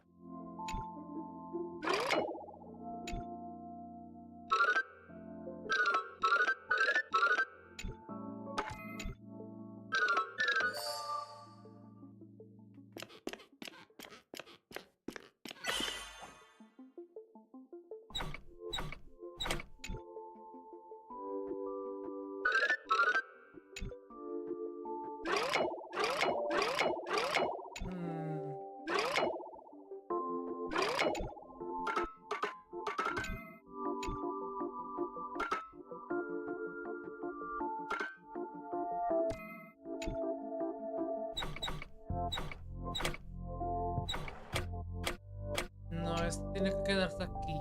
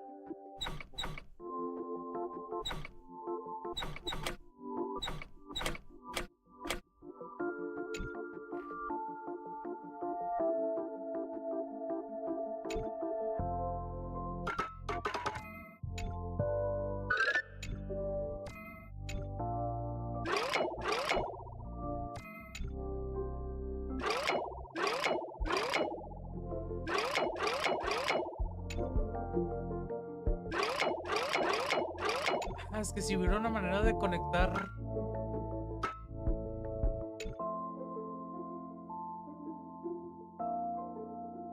Pero técnicamente ahí están conectados.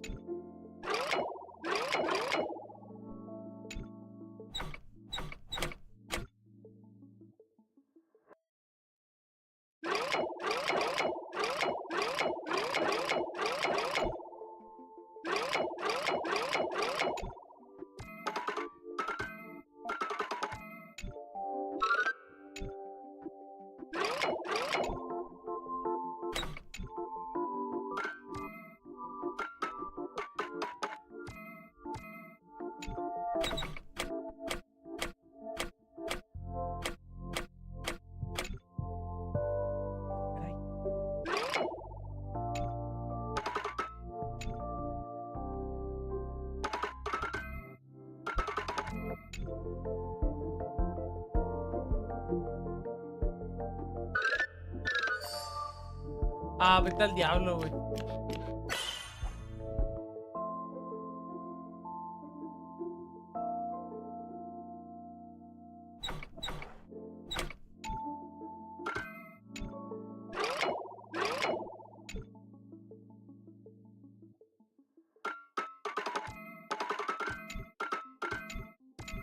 Suéltalo, maldito sea, güey. Me choca, güey, que no.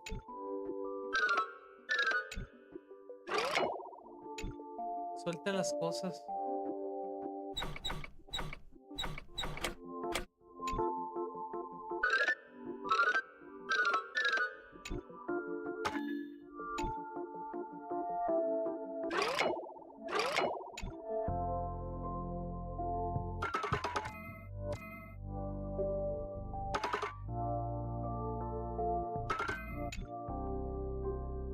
No lo va a conectar porque está a desnivel.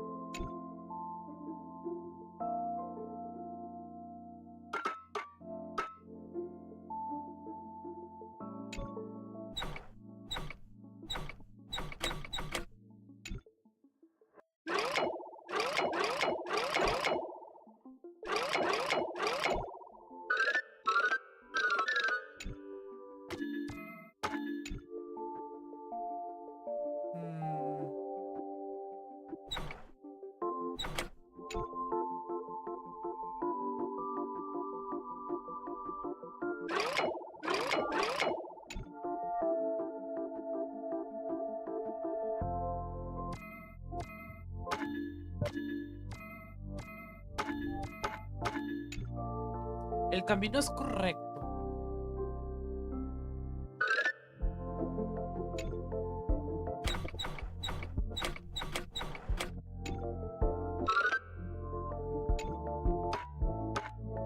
Ah.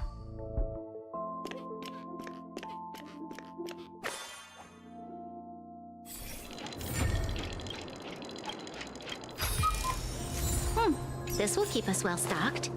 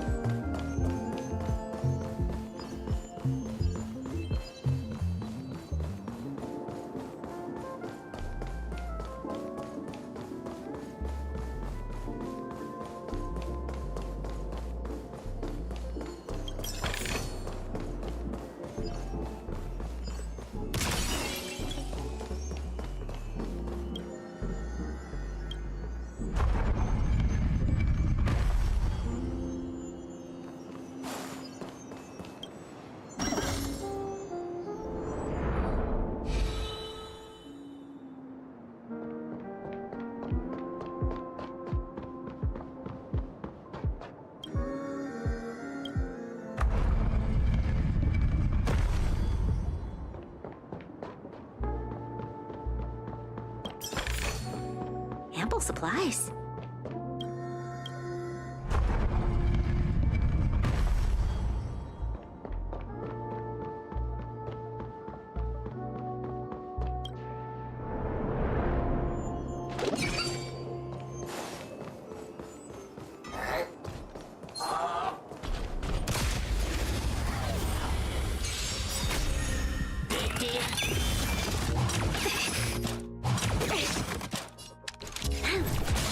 So you are afraid of me. It came together. This battle is... Lend me your strength.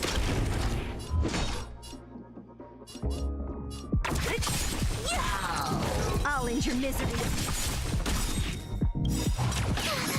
I'll free you from your chain. Disappear among the sea of butterflies. Illusions of the past.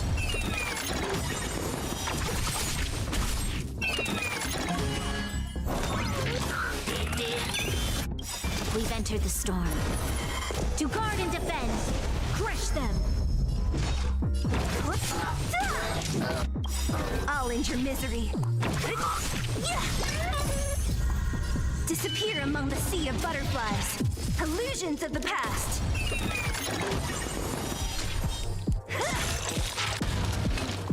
Lend me your strength. Don't mess. Commencing respawn.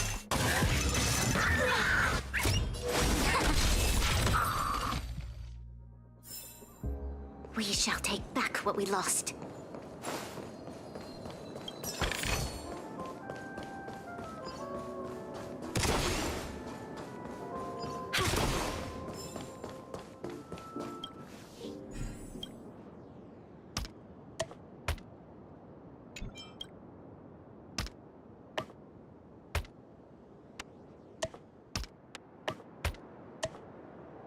What?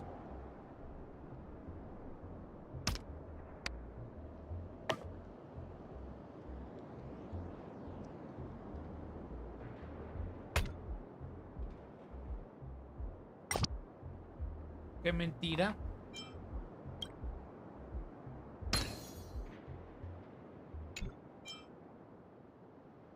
¿Son falsas algunas piezas?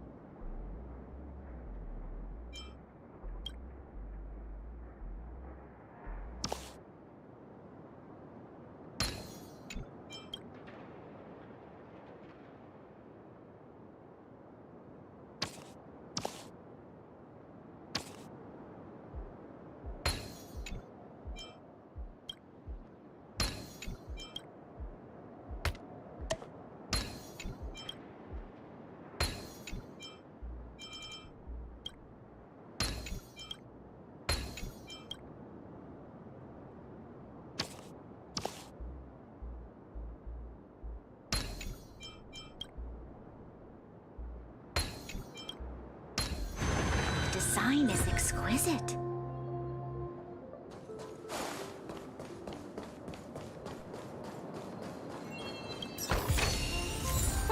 This will keep us well stocked.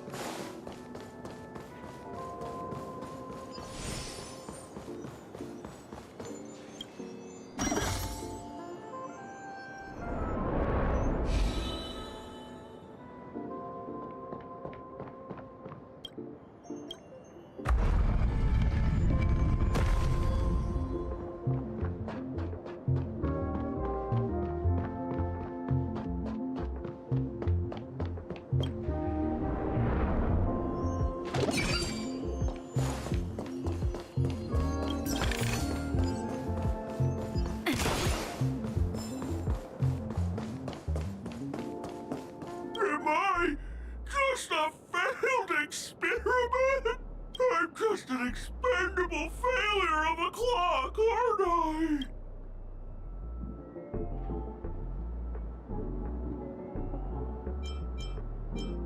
Play? So, I'm not... You guys are just like the other child.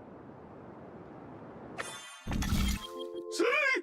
I'm just empty inside. Tick-tock! It's It's time for me to make an appearance! Clocky? I can also see him. Is this character part of the show? In Dreamville, Clocky is everywhere and can do anything! Like, right now! I could solve this problem with your big ticker pal, Tick-Tock! I can't believe it's actually Clocky! Why would you come and visit a failure of a clock like me for no reason? You see, we're all clocks. We're family. I want to help you be happy! I came across a startling revelation yesterday. Apparently, Dreamscape Ticker isn't the same as Clocky at all. It's just a discarded prototype from Clocky's early development. Please, just leave me be, Clocky. Oh dear. Seeing it like this is utterly heart-wrenching. But fear not. I guess... Don't worry, miss. I've already pinpointed its missing parts. Over here, my friends. Better use that hamster ball knight speed. This must be one of the missing parts that were here. There's a missing part on the opposite side. But how do we get over there? There's also a dream side left here by a Dreamweaver. We're running out of time. We'll have to use it if necessary.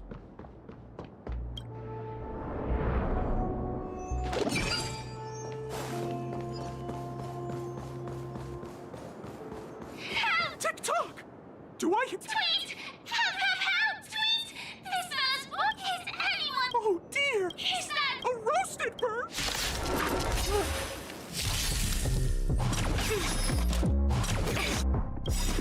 All things human creations. Time to change tactics. Lend me your strength.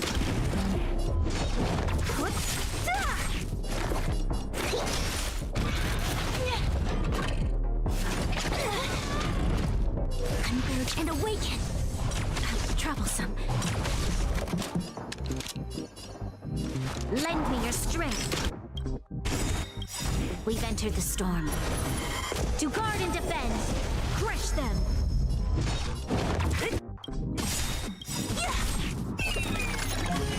I'll free you from your disappear among the sea of butterflies. Illusions of the past. Commencing research. No matter.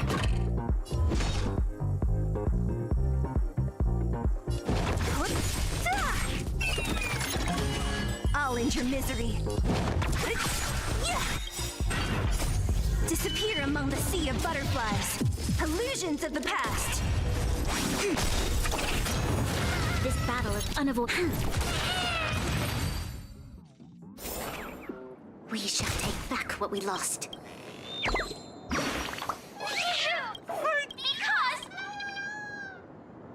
An inner self fragment belonging to the Sweet Dreams troupe? This is just too surreal. We've gathered all the missing parts. Let's hurry back. We don't want to keep Big Ticker waiting.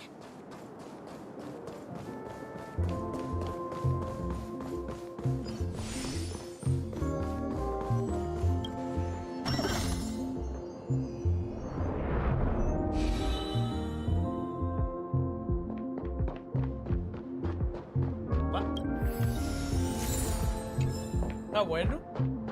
No lo había visto, pero bueno.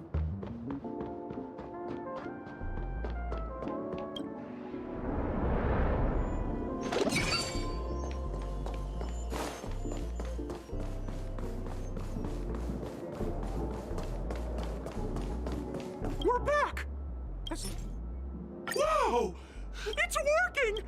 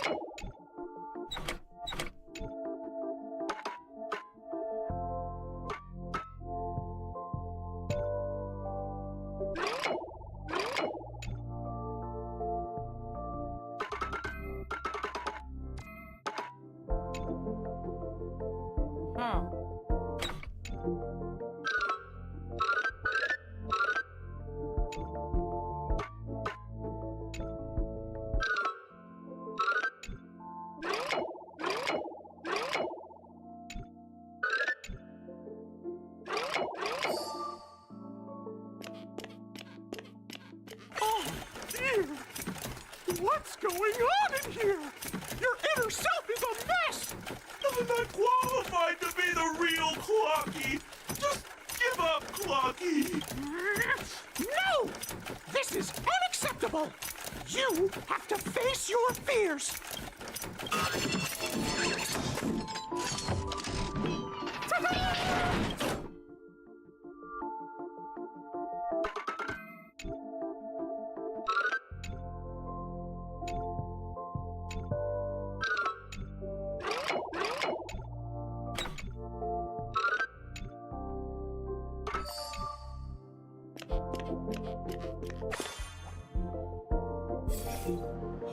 Thank you, Clocky. If not for you, I'd never be able to connect with people like this. You no problem at all. Oh, go forth, my friends. It's all done. Victory's in sight. Let's head to the final stage.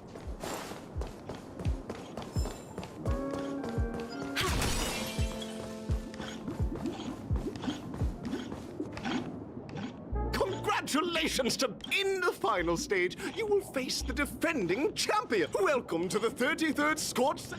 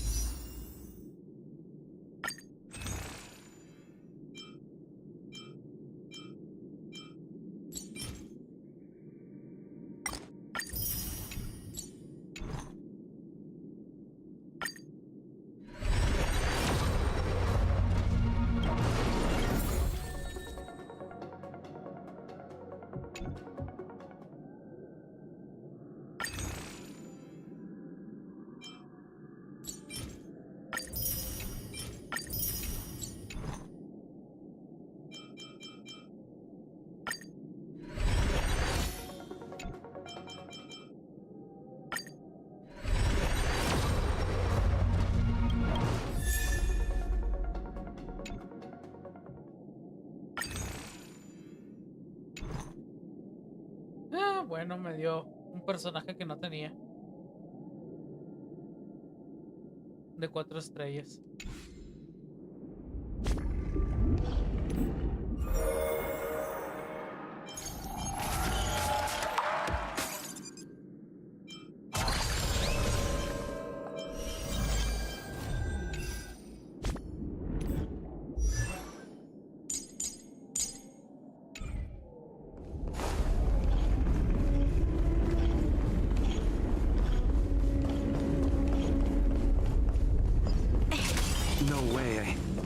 I just saw someone. Someone extraordinary. Ay, no mames, ¿qué es este cabrón? This will keep us well stocked. Hey, no fucking way, that's you, motherfucker. Please wait! Handsome gentleman, beautiful miss. By the glorious light of beauty! I never thought I would see you again. In such turbulent times, your kind faces are as spring's gentle breeze, bringing solace to my scorched heart. Are you a knight of beauty?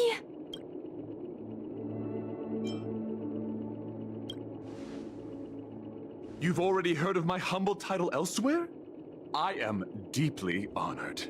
Upon hearing of the impending festivities, I commanded the one and only to bring me to Penacony with full haste. Alas, in a cosmos unguarded by the beauty, disorder prevails. Thus my passage was delayed by tending to the sick and injured. Fortunately, the mini-rabbit mech pilot, stray cat duelist, galactic ninja, and quad-drive Intellitron, along with 32 other souls in distress, all emerged from their predicaments safe and sound. I then led them all here to revel in the harmony with the countless other splendid beings.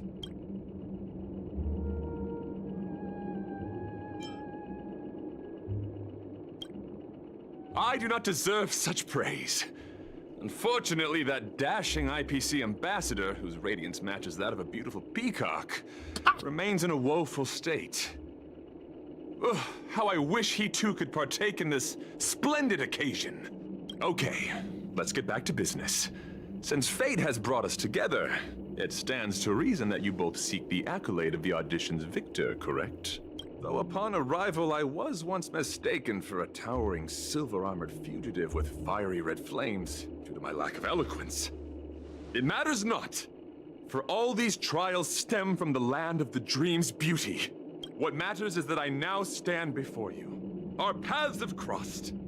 I, Argenti of the Knights of Beauty, am humbly requesting a battle with you both, in the name of the Code of Chivalry. If I am fortunate enough to emerge victorious, kindly grant me passage to the Crown of Victory, and recognize that Idrilla, the beauty, is the most peerless beauty of them all. Dear friend, please ready yourselves for this trial set forth by the beauty. Tactics. All things in this work, human creations.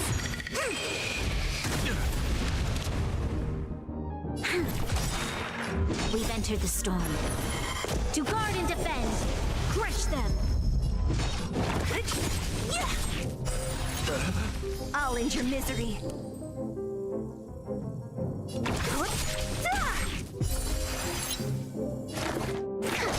I see. Confess! Put forth all your might. This battle is unavoidable. I stood a challenge. Disappear among the sea of butterflies. Illusions of the past. To travel. Resistance is timeless. Equipped and converge and awaken. This battle is lend me your strength. We've entered the storm. To guard and defend, crush them. Behold, this symbol of pure. Commencing research. What a headache. I'll end your misery. Disappear among the sea of butterflies. Illusions of the past. Your convictions, my friends, are indeed all too wild. The laurels of victory belong to Idrilla.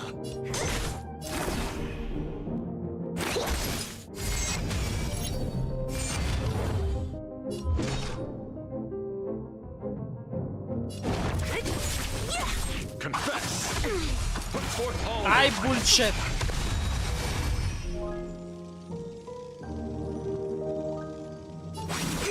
You'll take all things human creations.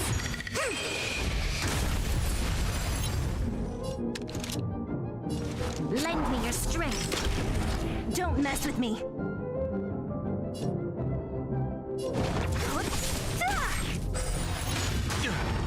I'll end your misery.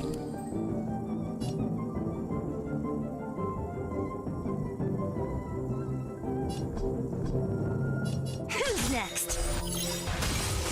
I'll free you from your chain. Disappear among the sea of butterflies. Illusions of the past. You're fighting a gentleman. Put forth all your might. What a headache. I'll end your misery. This battle is unavoidable. Lend me your strength. We've entered the storm. To guard and defend, crush them. Don't mess with me. I see through you. Together as one. Bear witness. To let the duel commence. Specimen sighted.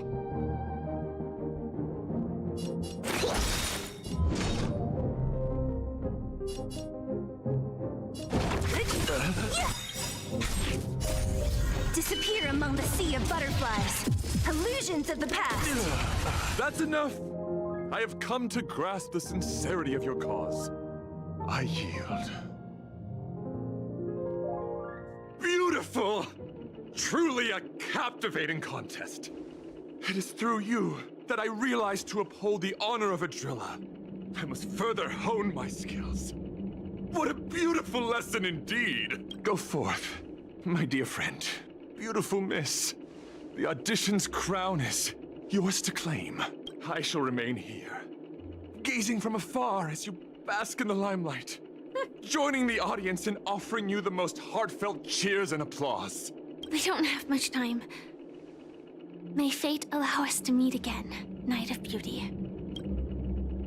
In that case, let's make our way to the end. Penacony's really thronging with talent. I hope we make it in time.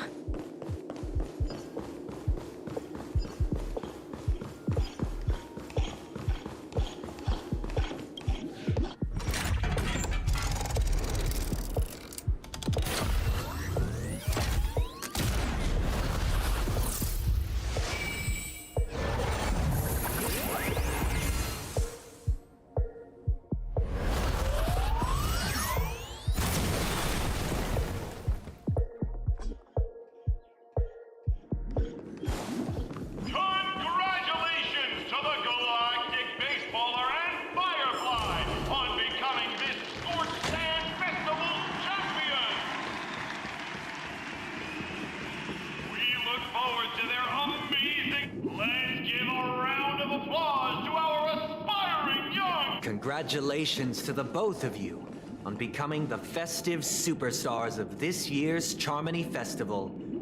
Before entering the Grand Theater, I, on behalf of the organizers, extend my sincere congratulations to you, wishing you joy under their radiance.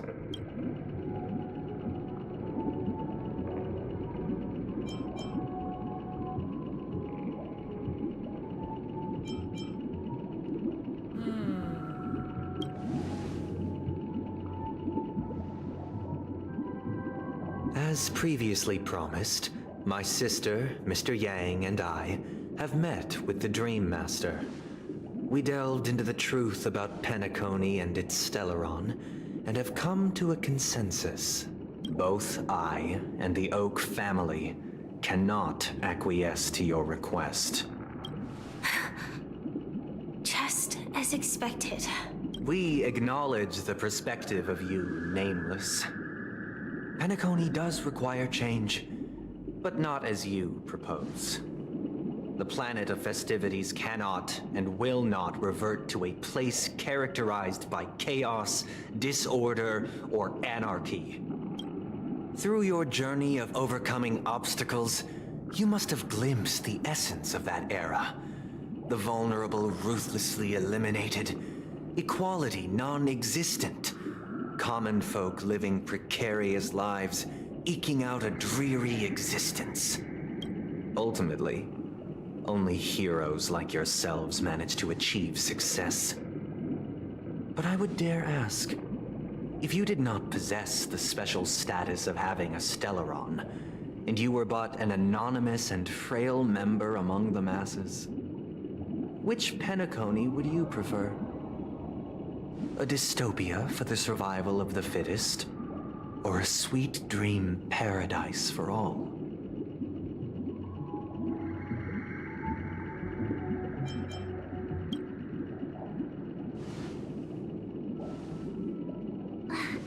That's not the point!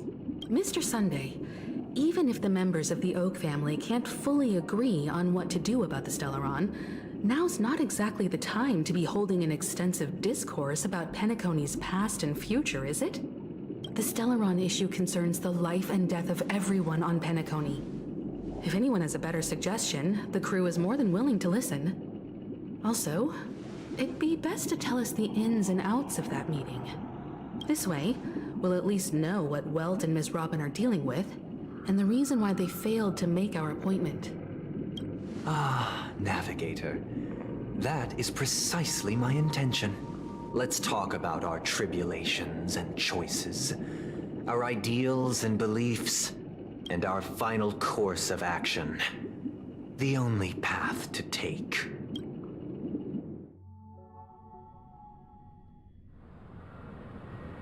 You mean to say that for the longest time, there have been scoundrels who would use the Charmony Festival that I have bequeathed to the masses as a tool to realize their ambition?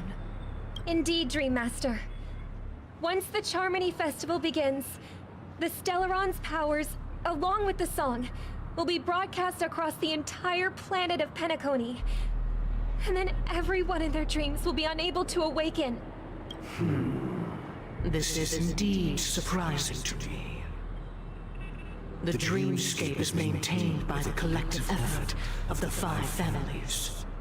If someone were to use the Charmony Festival to recklessly disseminate the power of the Stellaron, this individual must hold a position of great authority.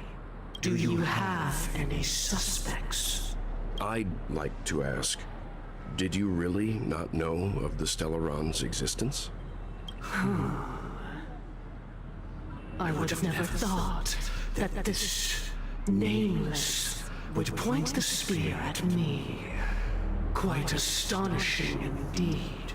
If I have offended, the Astral Express extends its sincere apologies. But the current circumstances are dire and leave no room for meticulous inquiry. We're doing this out of concern for the dreamscape's safety. So, if you could, please alleviate our concerns. Dream Master, it's just to prove that the Charmony Festival has nothing to do with the Stellaron. If we're being overly cautious, I will return to the stage to offer tribute in song, just per the arrangement. Sunday, Robin. I've watched you two grow up and know your dispositions like the back of my hand. Both of you, right now, can surely be lauded as their most devout advocates. I already know your resolve. The magnitude of this matter is enormous and cannot be taken lightly. Since Mr. Yang has asked with such earnestness, I will personally respond in kind. If there is a need, the entire Oak family will be mobilized to heed your call. Someday, might I ask you to beseech them to cast their light unto me, and question me in their stead, so that no lies may be concealed? I will do as you command. Robin, could I entrust you to be present as a witness, to document the truth, and to proclaim my innocence, so that all slander may be utterly dispelled? I will do as you command. May thy will be carried out on earth, just as it is in the heavens. Oh, triple-faced soul, please sear his tongue and palms with a hot iron, so that he will not be able to fabricate lies and make false vows. Let us begin. There is nothing else to prepare. Understood. Question.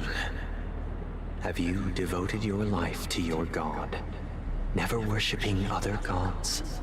Naturally. Do you love your god as you do yourself, always heeding their admonishments? Naturally. Ambiguo. Have you strayed from the path expected by your god, betraying their name? Never. Have you ever been inordinate with your asks of your god, coveting more than the foundation of the creation itself? Never. Ambiguo, muy ambiguo. Está diciendo there. A final question. Y no hizo mención o referencia Do a you Harmony. swear to fulfill all vows, past, present, and future? With the Eon as my witness, if I do not deliver on my words, or if I renege on my vows, may I be cursed in accordance with divine law. They have seen your faith, and have endorsed your faith. With this, it can be evidenced... Just a moment. What is it, Mr. Yang? I have another question I hope to have answered. To my understanding, the family's harmony and prosperity have never relied on so-called divine laws. The god you both mentioned, are they truly Shipe? Mr. Yang should know that those belonging to the family toil together as if they were kin, embracing solidarity and unity under their light. All duplicity is laid bare before the harmony. Such a delicate and complex symphony. Which other god could perfectly harmonize this, if not for the Great One, Shipe? Perfectly harmonize. Therein lies the problem. It isn't an outsider lurking in the shadows who changed the harmony, but a dissonance that has surreptitiously emerged from within this very symphony itself. In the distant past, there existed an eon. With one flick of the wrist, they crafted the laws of the cosmos. Their followers formed the Beyond the Sky Choir, spreading solemn and reverent hymns throughout the universe. Later, they fell. The route traversed by this eon clashed with the harmony, ultimately being absorbed and fused into it. The chorus that once reverberated across worlds fell silent, and when it echoed anew, it was transformed into the hymn of harmony. Though an eon may perish, paths with no masters still linger. In the all-forgiving harmony, echoes of bygone dissonance may subtly arise. Mr. Yang, being overly astute can be a detriment. Especially when you find yourself alone and without allies. So this is how it is. For the sake of our grand cause, Sunday, please afford these two an opportunity to rest. What?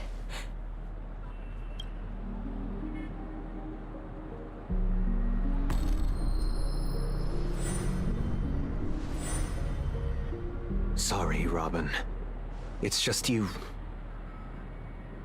I did not wish for you to know this. It's a pity that things have turned out this way. So, this is the true reason I can't sing? The shadow that envelops Penacony is actually... We were never children of the harmony. Our ideal paradise could not have been crafted by Shipe.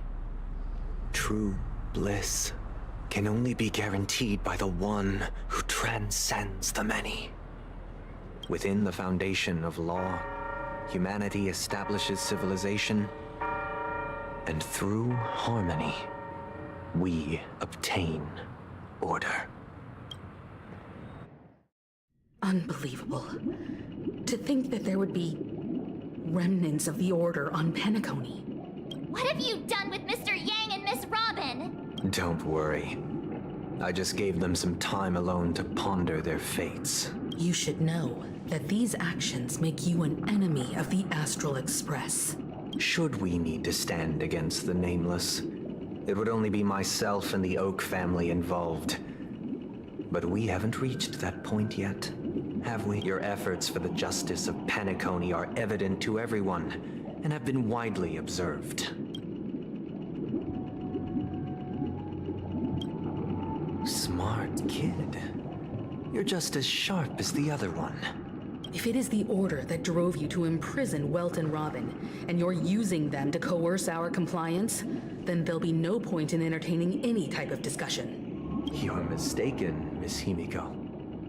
They are in very safe hands, And just as the family has always proclaimed, no one can be harmed in the dreamscape, least of all in the beautiful new world belonging to the Order. Penacony and the entire universe have witnessed far too much innocent bloodshed. The strong wield their blades against the weak, and the victors push the vanquished to the brink of life. Natural selection. The world abides by this principle, establishing the well-being of humanity atop the corpses of the downtrodden. Only we, or rather, I, possess the power to put an end to this farce. So you've decided to resurrect a dead Eon? No one's ever done such a thing. If Miss Himiko is interested, let's draw back the veil and speak candidly. I've always firmly believed that people can understand one another through peaceful means. I'm willing to divulge the unembellished truth as to the intentions of the Order's Pathstriders, so that you will make better judgment for the Astral Express, for Penacony, and for this stretch of the universe. Words can hardly do justice to the beauty of that ideal. So, come with me, everyone. Let us retrace our steps and see once again where this road leads. Huh? Where'd he go? Welcome. This isn't any location in Penacony's dreamscape. It's my inner world. The reason the scenery before you remains unchanged is because your consciousness has drawn on similar concepts to fill in the gaps. Did you do the same to Welt? It's a tuning process, stronger in effect and more draining on the mind. The gray-haired guest has experienced it before, so he should understand what it entails. Tuning allows you to intuitively grasp my feelings, which also means that I cannot hide anything from you. Now, everyone, please look at the huge screen. The road we once took begins here. From this point on, you will witness the numerous decisions I've faced. I've selected a portion of these to share with you. I believe after going through similar predicaments, you'll be able to better understand my thoughts.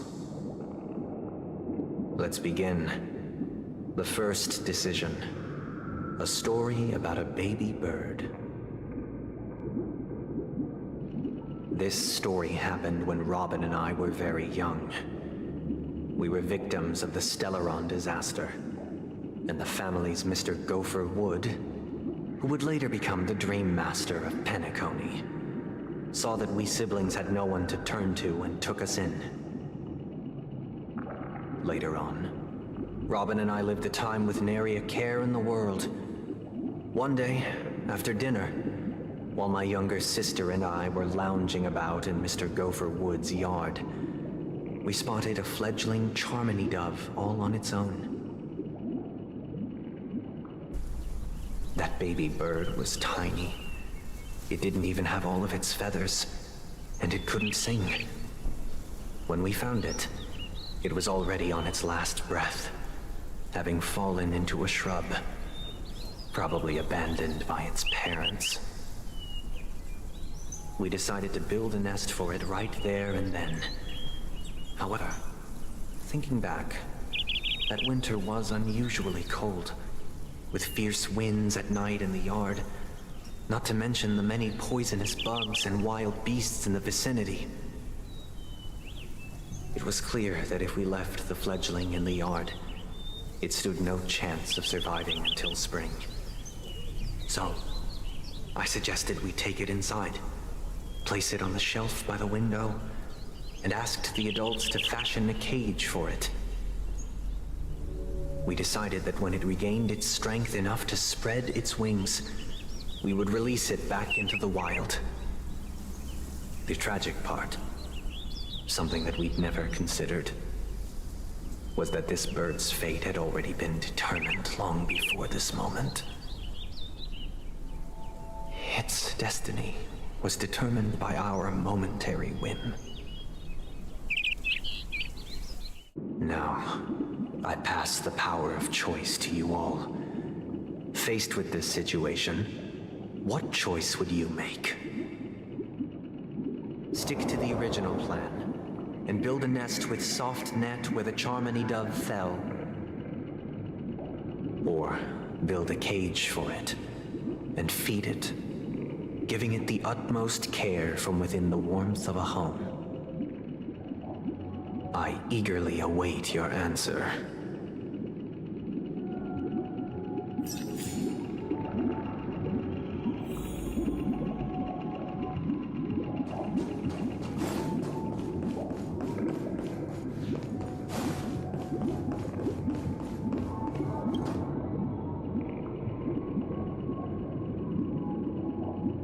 Interesting. Since you've made up your mind, allow me to reveal what fate this choice will bring to the fledgling. From what I've observed, there are at least 3 predators in that yard that prey on small birds. The Vossicle scorpion, Asdana wolverine, and the Huntington winged snake. Even if they shy away from humans, these animals are still near apex predators in a fenced location like a yard. In such a location, only one fate awaits that little Charmony dove. A painful death. As for the choice you made, I am deeply sorry. Now, let us advance to the second decision. This time, it's the story of a dream chaser. This story happened when I was appointed as Bronze Melodia, a position exclusive to the Oak family, charged with listening to the problems and vexations of dreamscape residents, and providing them with the relevant guidance. It was during that period that I had the opportunity to hear voices from all corners of the dreamscape. Joy, sorrow, arrogance, regret. The complex tapestry of human nature that formed the world. And I was fortunate to catch a glimpse of it. He was a dream chaser, and an illegal stowaway. Just like the rest of them, he came to Penacony in search of a better life, except that, to most people, the price he paid, I suppose you could say it was everything. He told me, I sold everything I could at home. The house, the land, even his 2 children. He said he could not afford to raise them, and that at least they could eat if they lived as slaves. He had a plan in place. He would buy back his children once he had made his fortune, and enjoy Penacony's beautiful dream with them. Alas, his plan to smuggle himself was somewhat clumsy, and he was sniffed out by those pig-headed hounds. After hearing the Dream Chaser's story, I immediately appealed to the Bloodhound family to cease their pursuit. That way, at least he could live peacefully. But I was still too naive to the ways of the world. I did not anticipate that what I thought was a kind gesture would later lead to dire consequences. I'll tell you the outcome soon. For now, I'd like you all to make a choice. Will you do as I did and try to convince the Bloodhound family to stop their pursuit so that the Dream Chaser may live peacefully and realize his wishes? Or will you remain silent, leaving him to languish while the hounds are hot on his heels until his inevitable judgment arrives? I look forward to everyone's decisions. Who knows? Perhaps they might even alter the outcome of this tragedy.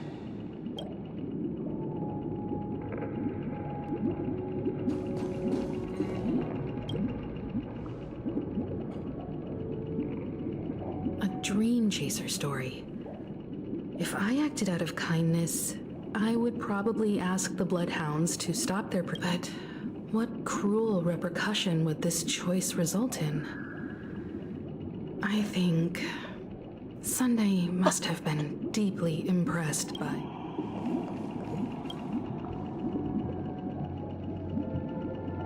This question...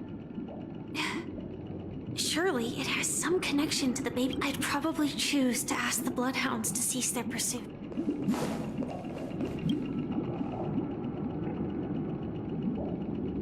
It seems illegal stowaways are really quite common on Penacony. He sold his kids to chase a dream. With that thought, there's only one choice.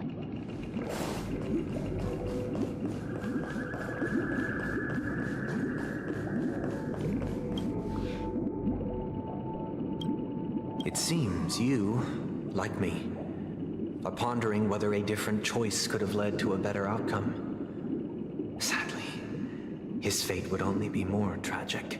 Say he never gets caught. He would only die from delirium. The methods with which illegal stowaways enter dreams are unorthodox, not flawless like the hotels. Living in the dreamscape would be a mere pipe dream, should he be apprehended. Could the hounds afford to turn a blind eye? The answer is a definitive no. They couldn't bear the resulting consequences, and thus wouldn't dare extend a helping hand. As to your choice, I once again offer my heartfelt apologies. And the story this time is my own. This story happened the day I was appointed the Oak family head. At that time, Mr. Gopherwood was the current Dream Master, and as per his wish, we had a private conversation. What surprised me was that the Dream Master had only come to deliver a letter to me. He let me read its contents, and it was a letter from my sister. The letter contained the usual pleasantries, anecdotes from her travels, nothing out of the ordinary. Just as I started wondering how this letter related to our discussion, the Dream Master began to speak. Do you know who wrote this letter? My sister, of course. But why would you personally visit me to hand me a letter from my sister containing mere trivialities? To help you grasp the full scope of this issue. Do you know where Robin is at this moment? From what the letter indicates, she must be in Caspelina 8, correct? She's touring there right now. Correct. Has she mentioned anything about a stray bullet? A stray bullet? What? A war has broken out on that planet. It is because of this very reason that Robin chose this destination. To spread the word of the Harmony. And to save the lives of that planet. She personally made for the front lines. She hoped to ease the people's suffering with song, and was willing to brave mortal danger to deliver the IPC's medical supplies. Unfortunately, stray bullets show no such compassion. Is she all right? If the operation was successful, she should probably be recovering in the field hospital. By the eon above, the bullet struck her neck directly, yet possibly as a reward for her consistent deeds of harmony, it didn't hit any vital arteries. Once you've attended to your outstanding tasks, it'd be advisable to write her back as soon as possible.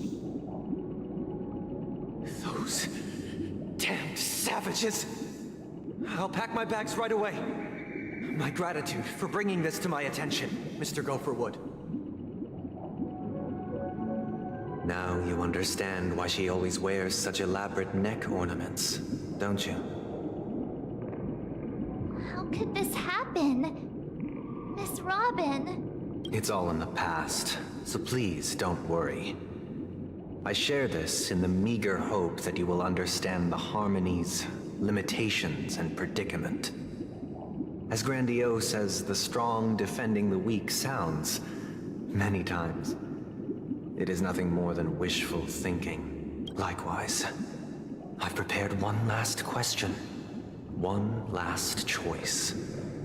But rest assured, this choice will not have any grave consequences, because this is merely a figment of imagination, a nightmare that has haunted me through countless nights. If you ever had the opportunity to make a choice like I did, would you still support Robin's journey on the path of harmony?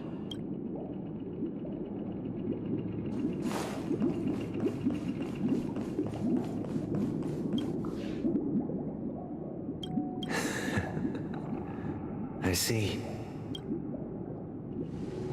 I am now aware of everyone's stances. Raising these questions merely serves to illustrate one point. The plight of Penacony cannot be salvaged by the harmony.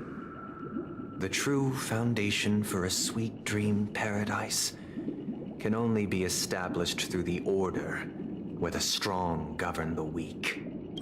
I know the suffering of being tormented, the turmoil of losing your way, how sorrow and even despair set in when matters don't work out.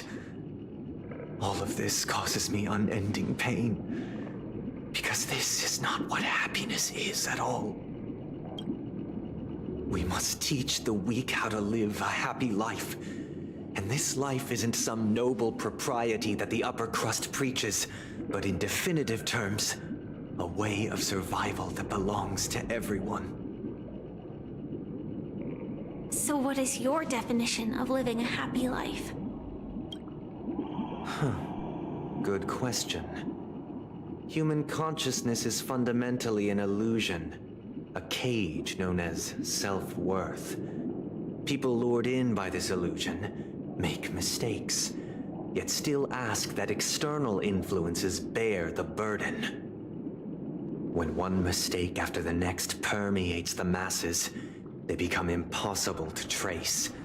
Thus, the amassing of these individual cages culminate to form a prison, a place dictated only by the rule of survival of the fittest. Nature is always accompanied by predation and sacrifice. Its antithesis is known as order. That is what I want to do. Unite people's happiness under the banner of order. They won't need to make bitter choices any longer, nor face the weaknesses of humanity. They can cast aside their primal instincts to build a haven for mankind. Simply describing thoughts is far too abstract, so allow me to provide a simple example. As you all may know, there are societal norms like weekends and long weekends that exist on some worlds. During these hard-earned rest days, people are given the chance to extricate themselves from the stresses of everyday life, allowing a certain tranquility to return to their souls. And it is only on these days that people do not have to adhere to the law where the strong prey on the weak. They can live out their lives happily during these brief intermissions. It's just a pity that 2 or 3 days are still too fleeting compared to the span of a lifetime. From where I stand, society's ideal system should be 7 rest days. Following Sunday, there should ensue a second, a third, and indeed an infinite procession of Sundays. This should be the face of the new world.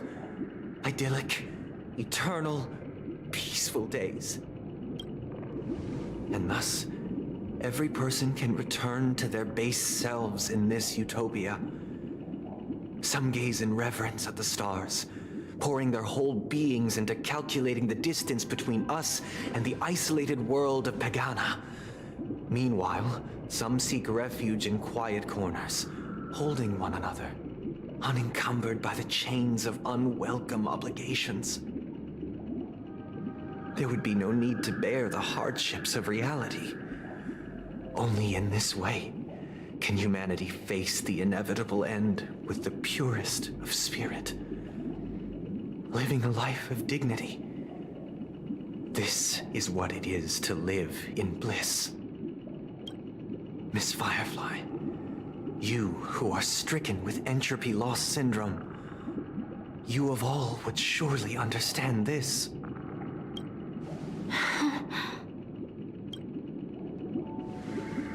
It sounds like a flawless theory.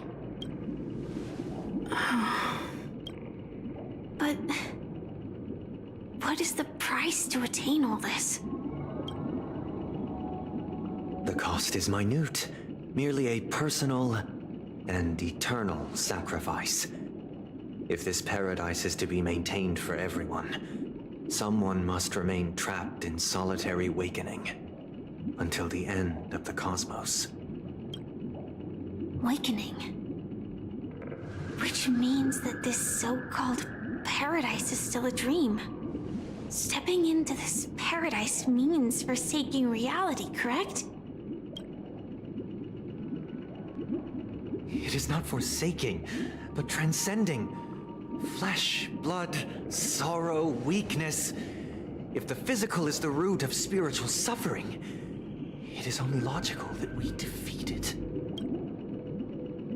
But in this supposed bliss, people won't have defeated their demons.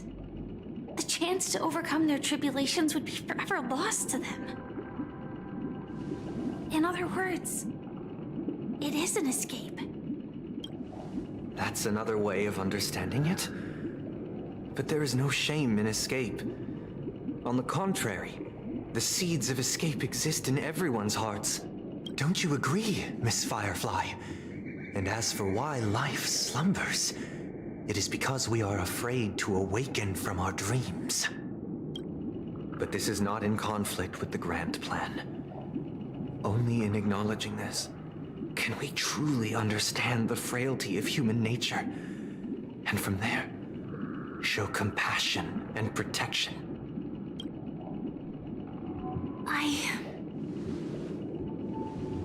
I admit that you are a born leader. Your perspective on humanity brims with pessimism. Yet you express compassion for all, even when your heart pities them. But unlike you, I live for the self. From my perspective, individuals making choices for themselves is their birthright.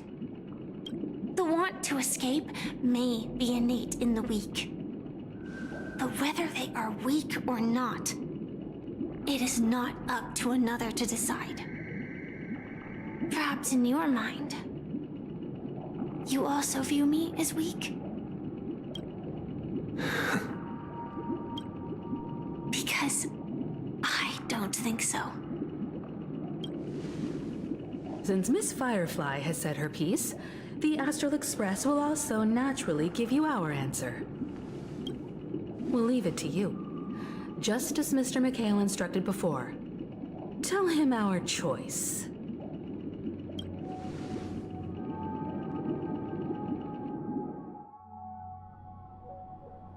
What is this place? Does this place ring any bells, Misha? I don't know, but I feel a sense of deja vu. It's the realm within a dream bubble. This was left to the Astral Express by a nameless, but weirdly, when we entered it, it was completely empty. Dr. Edward from the Dreamscape sales store told me that dreams are formed from memories, and a dream bubble can't take shape if its core is empty. So I thought you might be able to help us in unraveling this mystery, Misha. As a hotel doorman, you know Penacony best among us. I don't know much about dream bubbles, but if you want to figure out what this mansion is, I'll do my best. I'm counting on you then. Himeko, I still don't get it. Why were you so sure that Misha had a connection with this dream bubble? I wasn't sure. It was just a hunch. But since Misha feels familiar with this place, my hunch might be correct. Exactly. This is where you and Firefly encountered death, which we now know as dormancy. Considering its connection to Dreamflux Reef, it's not surprising it appeared here. The question now is, who brought you here? Based on the clues we have so far, it's unlikely to be that masked fool. So identifying them is crucial to us. We're drawing closer to the truth once more. Let's give Misha some time, as I believe he'll unveil the secret of this dream bubble. All right, but there are doors all over the place.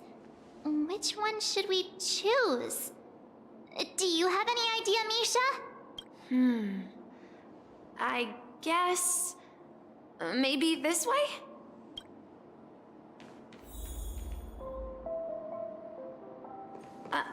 I'm not entirely sure, but... let's give it a try.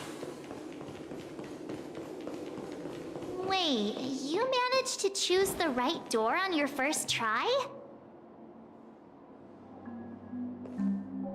Weird. This place is quite different from the hotel. But I feel like I've been here before, and if I remember correctly, there should be a fireplace down that hallway. Clocky and I used to sit by the fire, listening to the crackling of firewood. And the room on the other side was the toy room.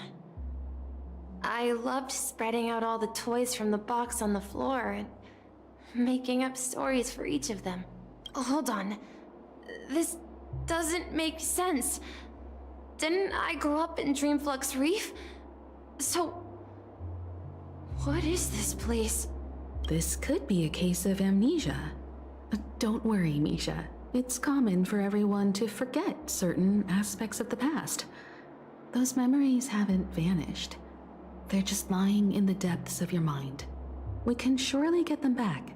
Since this place seems familiar to you, why don't we explore a few more rooms? Yeah, then let's check out the rooms I just mentioned.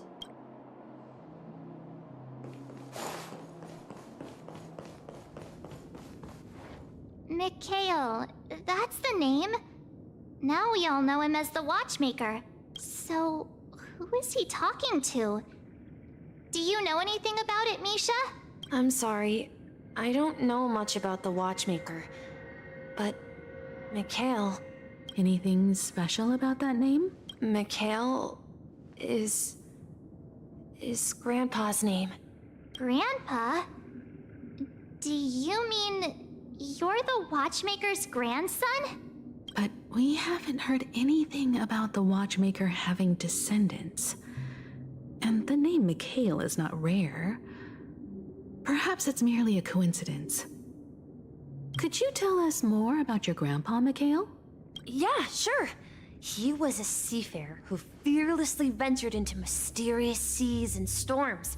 He was always on the sea and had lots of friends who accompanied him on his travels.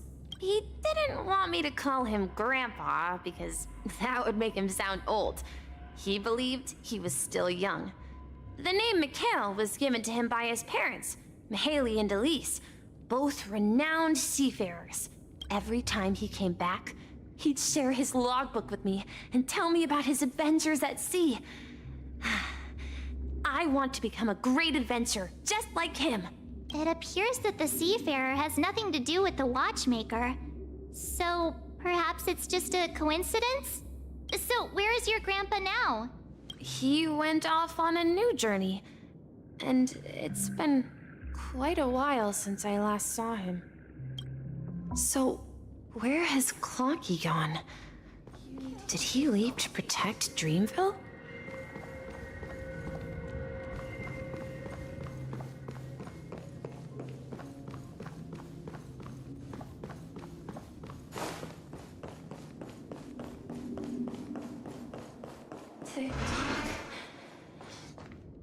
I heard some noises from the room.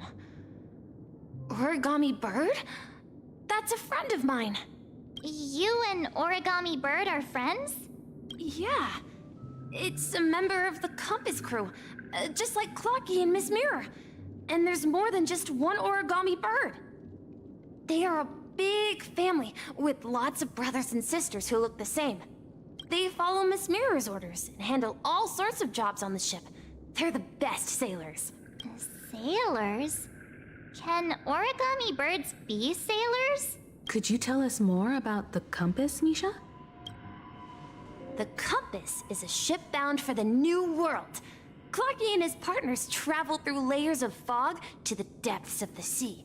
Whenever there is danger, Clocky will use a compass and guide the ship in the right direction. That's a great story. But in the Penacony cartoon, Clocky and his partners have always lived in Dreamville and never ventured out, right? Huh? Oh, that does seem to be the case. Weird. I clearly remember Clocky arrived in the New World in the end. Perhaps Clocky has a hidden past. I think I hear the sound of water. You once mentioned there's a magnificent fountain up ahead. Look, there it is! The water resembles a precious jewel, embedded in the dreams of all seafarers.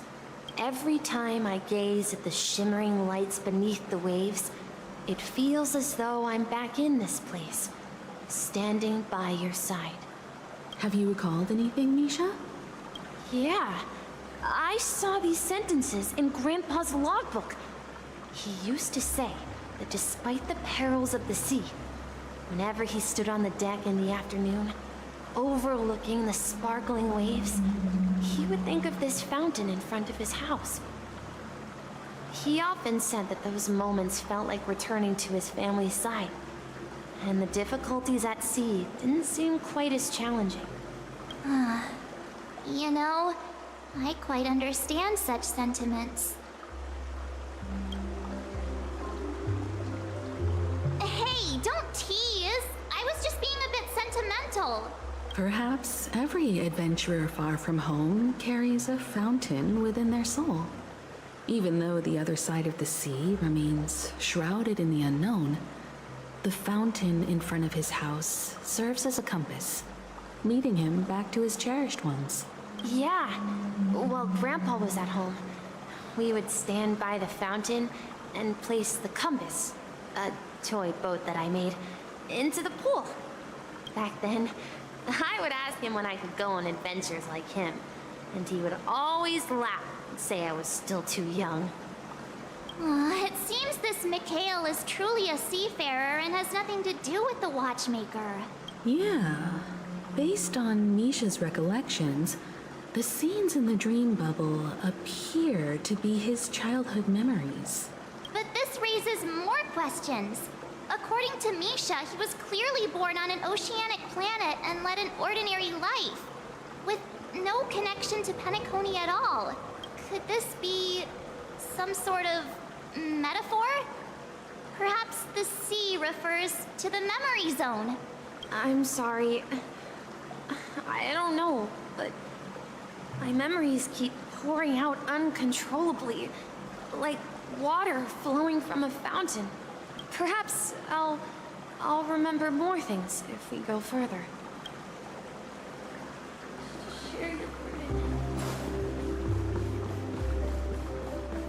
We're going to the opposite side, right? No, we should turn left. Huh?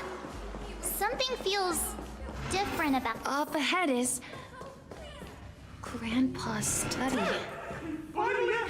It was in that room that I saw him the last time. The atmosphere in this room feels totally different. Misha! You finally come! Clocky, you're here! Huh. Yeah. This is the room where we first met each other. Are those books on the bookshelf logbooks left behind by that seafarer? Yeah. Whenever he came back, he placed a logbook on the bookshelf in his room. They contain records of his expeditions to every corner of the world. He described our world as a fountain. At some point, the sea started to gradually swallow up the land where people lived to ensure that everyone had land to settle on.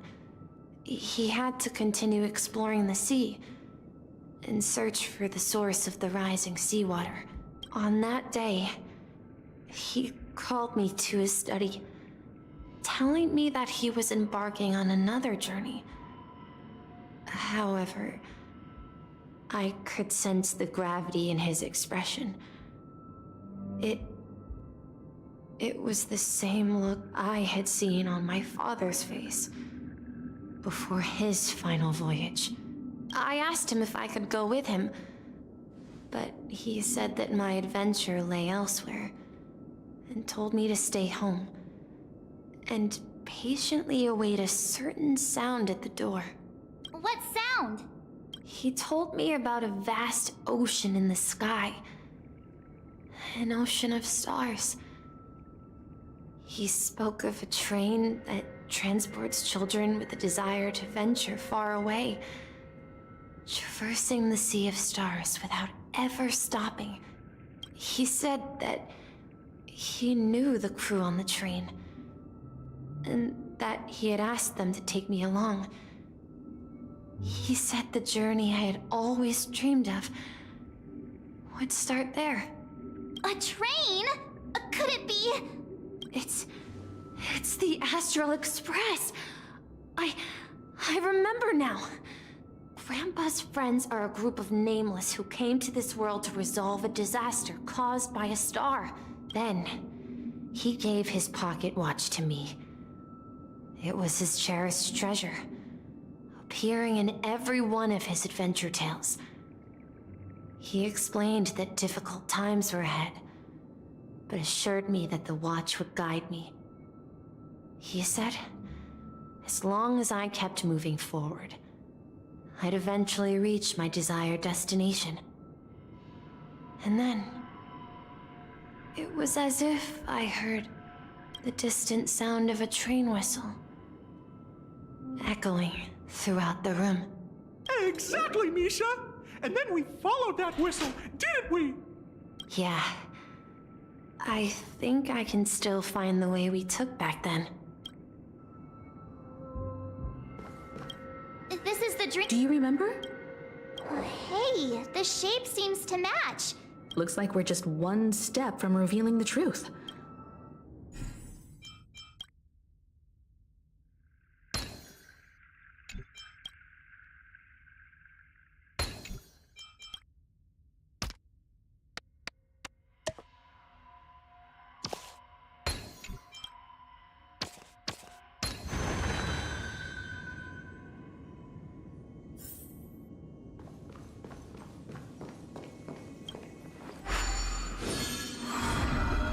This is it.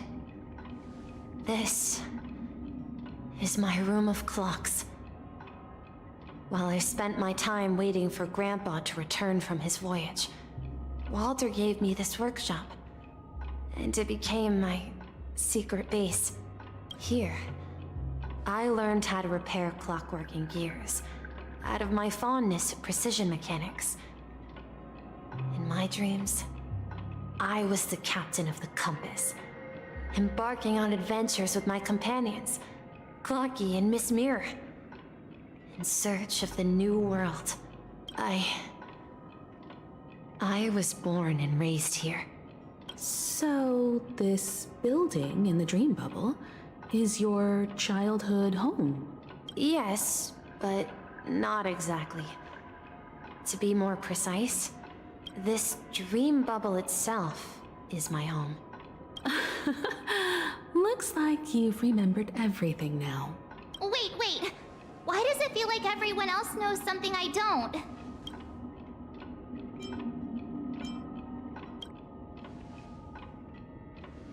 Marge, Do you remember when he mentioned a clocky that only he could see? Yeah, the little guy here, right? But we all saw him in Dreamflux Reef, right? And Mr. Yang even greeted him. Looks like everyone on the Astral Express has a childlike spirit. The answer lies in the Astral Express. His experience shows that neither Firefly nor Acheron can see this clocky. And when we were in Dreamflux Reef, you may have noticed that for some reason, nobody outside of the crew had ever talked with Clocky.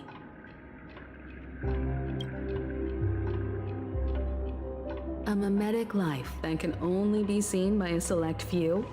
It's just like a hidden message left by someone for the nameless. But Misha can see Clocky too, right? They even grew up together. But Misha hasn't started the way of the Trailblaze yet. That's the key to the mystery, March. Now take a moment to recall. Have you ever seen anyone outside of the crew interact with Misha? Wait. No way! That's the answer, March 7th. This dream bubble is the place where I was born. And I'm a dweller in this dream. Just like a memory zone meme. I should have stayed here and waited for you. But when reality and memories merged, I unconsciously pushed open that door and left the bubble with Clocky. So it's not that the Watchmaker's dream bubble is empty, but rather the stuff inside ran away? And the whistle you heard was the sound of the Express arriving at Penacony? That's one way to see it, but I believe there's a longer story behind all this. It's best for Misha himself to explain all the details. How about we start with your name? Now, should we call you Misha, or...? Thank you all for helping me rediscover my true self. Now, please allow me to reintroduce myself. I was born on Lushaka, in the Presmere system, adopted by seafarers Mikhail and Char. They gave me a treasure, a name that carried their hopes. Mikhail Char Legwork, or simply, Misha. If you prefer, you can call me by a more familiar name, the Watchmaker. So, you're the Watchmaker himself? Unfortunately, that legendary figure is no more. I am only a reflection of his life.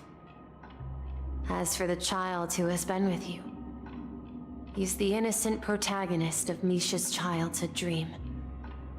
A friend of Clocky, a young apprentice, and a future mechanic on the Express. And this also marks the beginning of his journey, devoted to the Trailblaze. At the end of the journey, I left this little flame, which I so cherished, in my deepest dreams, hoping to pass it on to the nameless of future generations.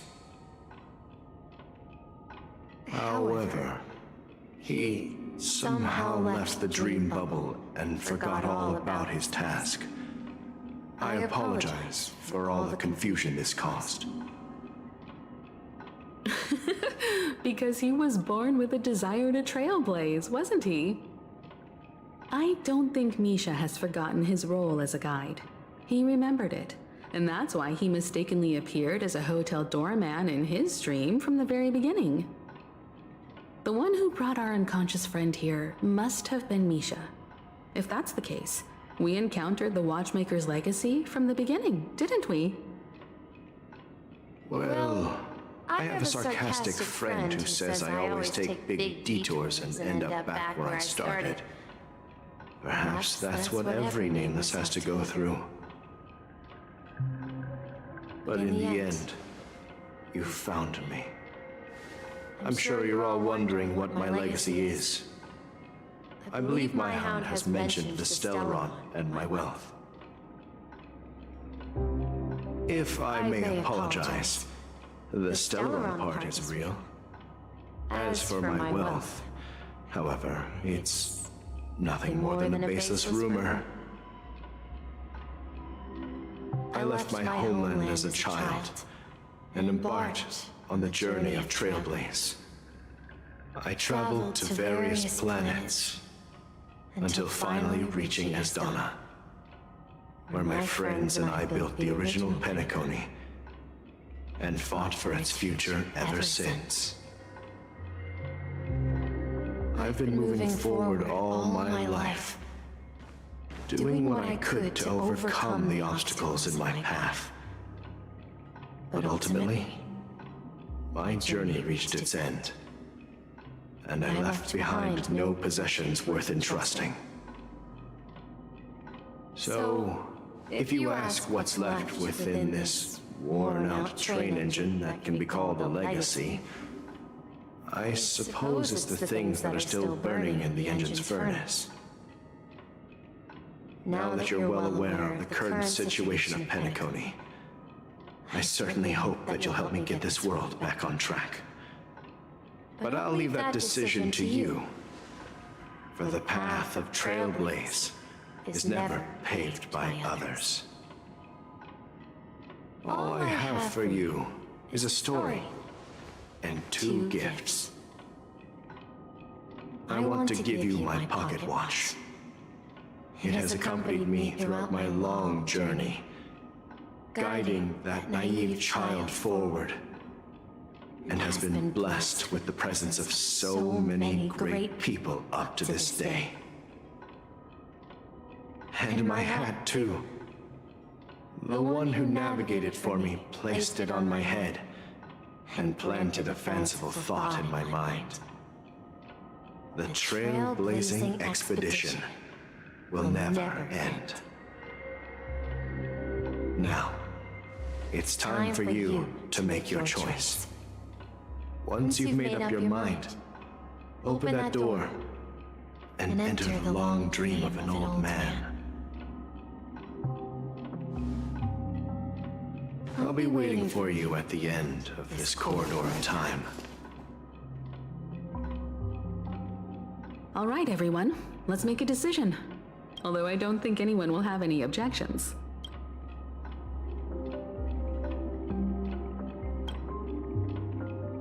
Of course. We've come this far. Surely there's no other option than moving forward. In that case, it's unanimous. Then let's proceed together to the end of this stream and tell Mikhail our decision.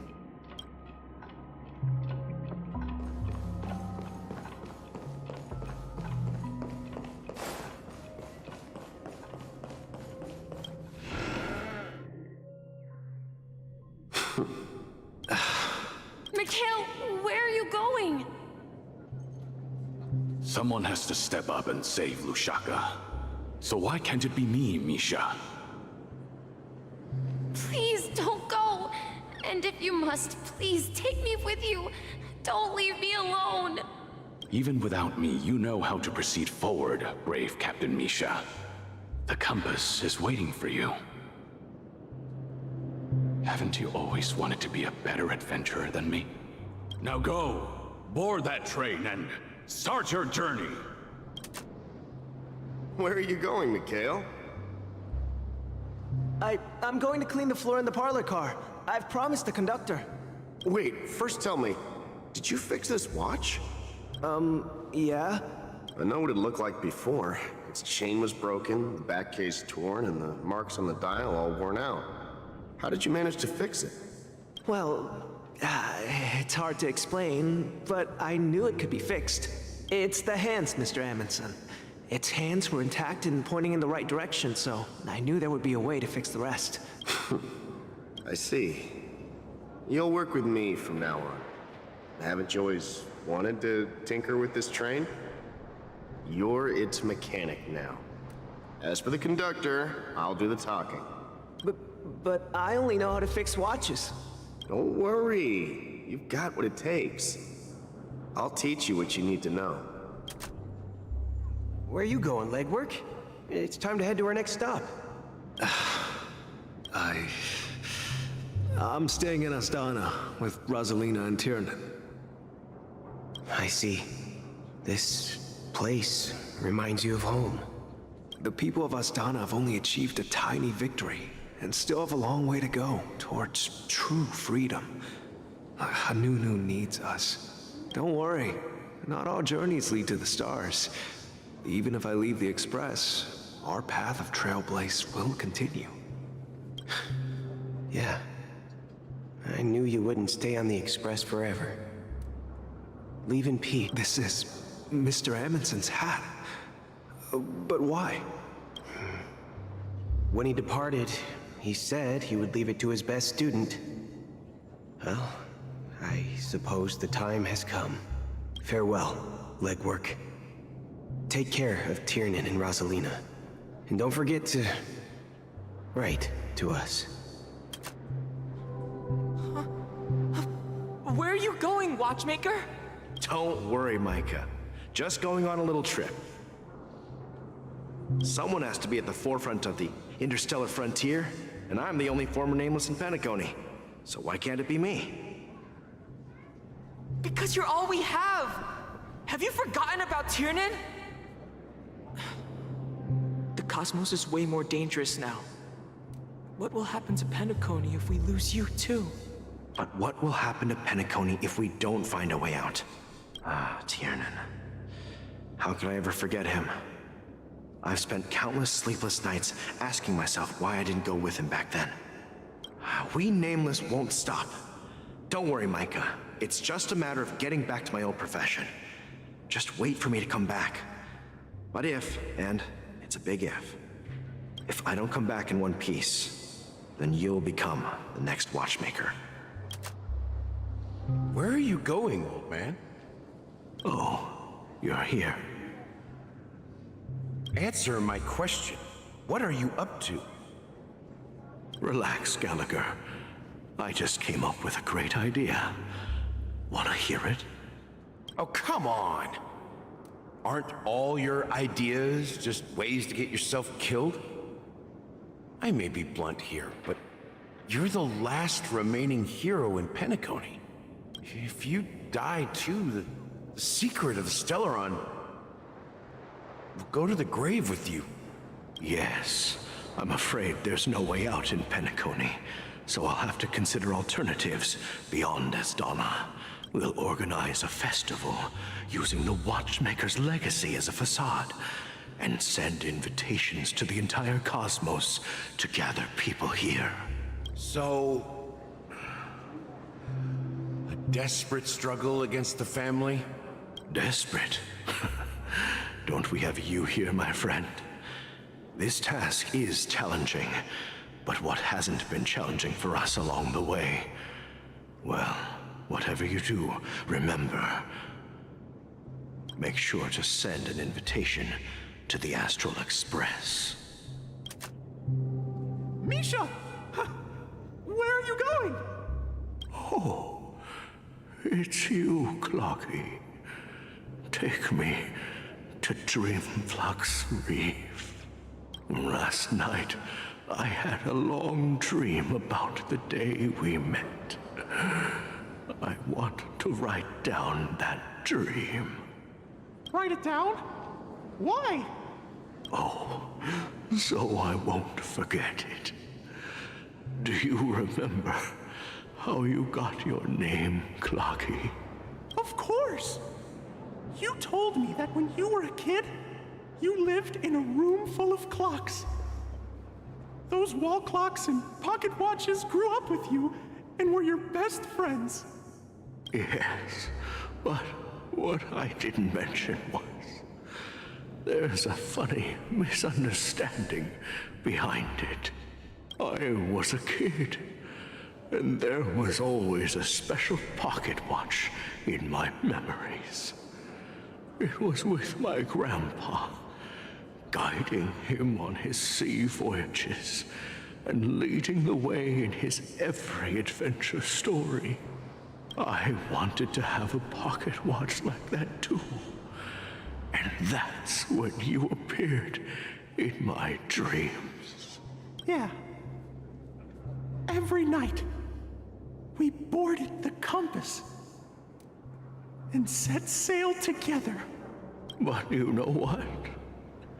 It wasn't until the day my grandma gave it to me that I realized it wasn't a pocket watch at all.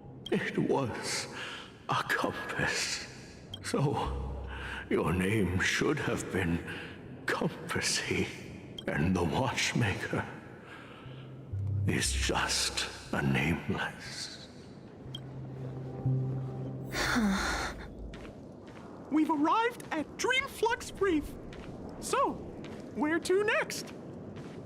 You know, Clocky, I don't think I'll be going anywhere else.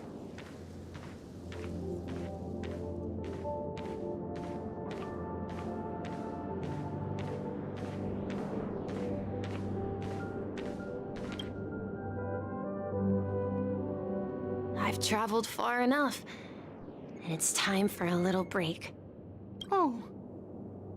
So, we'll set out again. When you're rested? No, I'll stay here. And then, this is where it ends. This is... where it ends? What do you mean, Misha? You told me that the trailblazing expedition would never end. Yeah, that's what I said. So now, it's up to you to decide your next destination. My next destination? What's that supposed to be? Misha? You're acting weird today. If you're feeling down, we can just do what we usually do.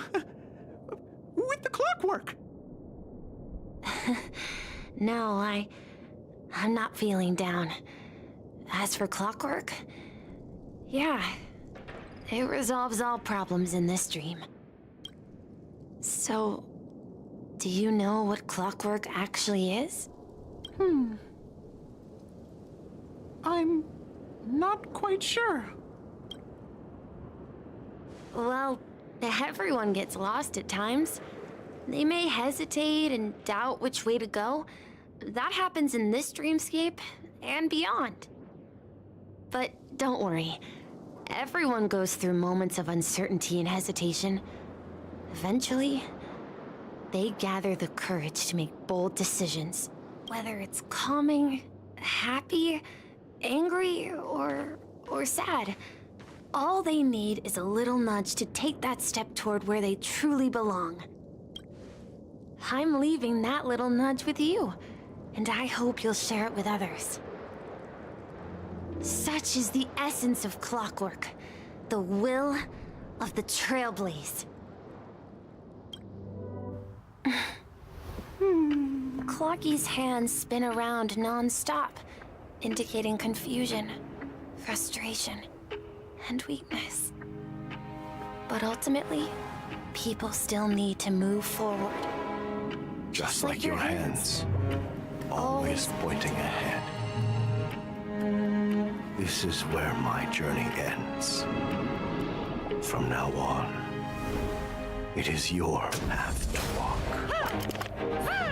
Trailblazing means taking paths your predecessors forswore, and venturing even further.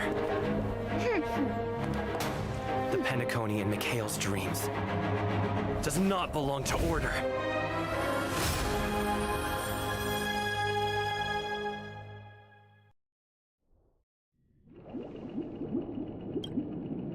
I can't believe that Eon would cast a glance at Penacony at a time like this.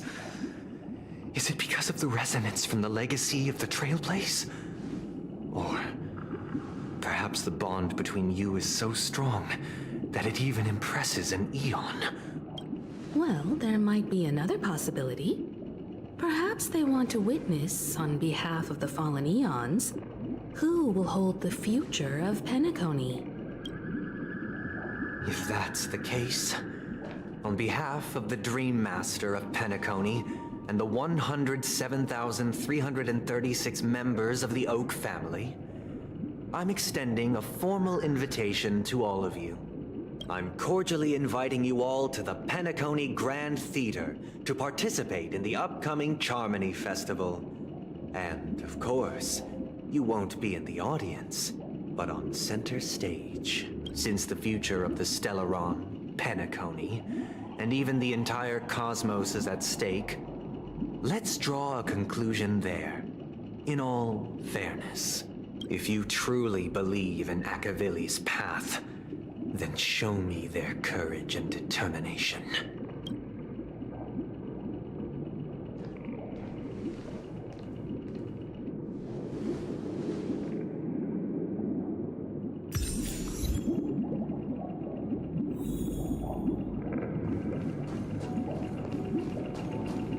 Does that mean he wants to fight us during the Charmony Festival? I'm afraid so. This is weird. Aren't Arc villains usually plotting some dirty conspiracy in the end? But he actually said something like, in all fairness. Well, in my opinion, Sunday is deeply committed to his own philosophy and genuinely wants to prove that the Order is right. I sensed a strong conviction and a desire for dominance in him. Maybe he won't accept the outcome unless he wins fair and square. That's why he'll give it his all in the upcoming battle.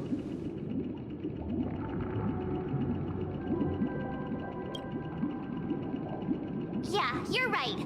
We've even dealt with a Lord Ravager of the Destruction, so a follower of the Order won't be a big deal. Anyway, we can't leave the Stellaron unchecked. This is about trailblazing a bright future for Penacony and fulfilling Mikhail's and his predecessors' long-cherished wishes. Now that we've taken up the mantle, we can't afford to fail them. However, the same applies to the Order. Their plan didn't materialize overnight, and they have the profound collective consciousness of the planet of festivities behind them, a desire to dream, to slumber and escape reality. All those hidden emotions have given birth to the sweet dream of the Order. They've harnessed the will of an entire planet to create an eon. This confrontation is far more complicated than a simple power struggle. To secure Penacony's future, fighting on the stage alone is not enough. What do you mean? Are you not coming with us?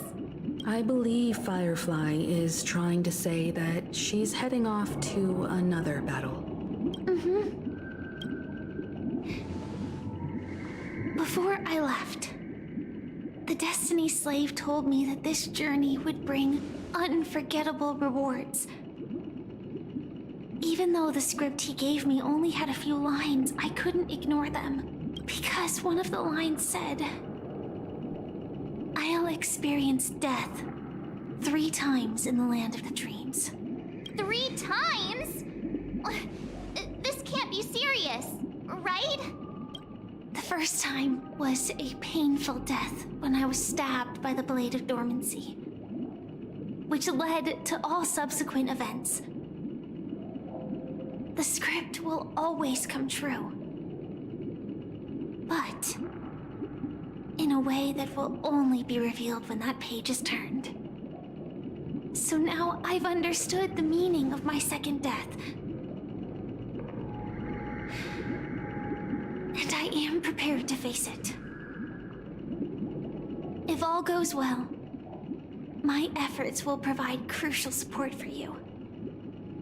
Only by achieving victory in this battle can we secure a future for Penacony. And only then,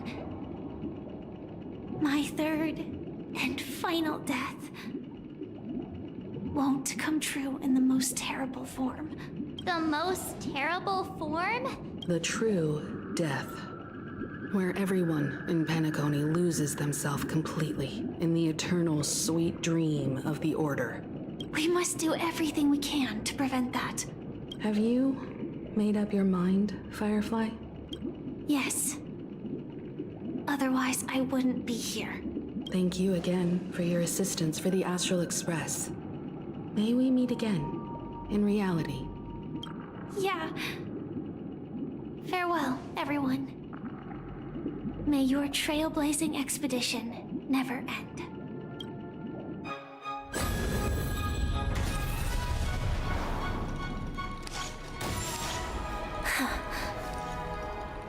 I dreamed of a scorched earth. Everyone, are you ready?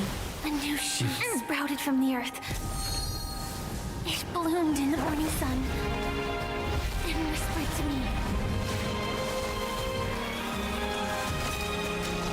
Like fireflies to a flame, life begets death. May we meet again in reality.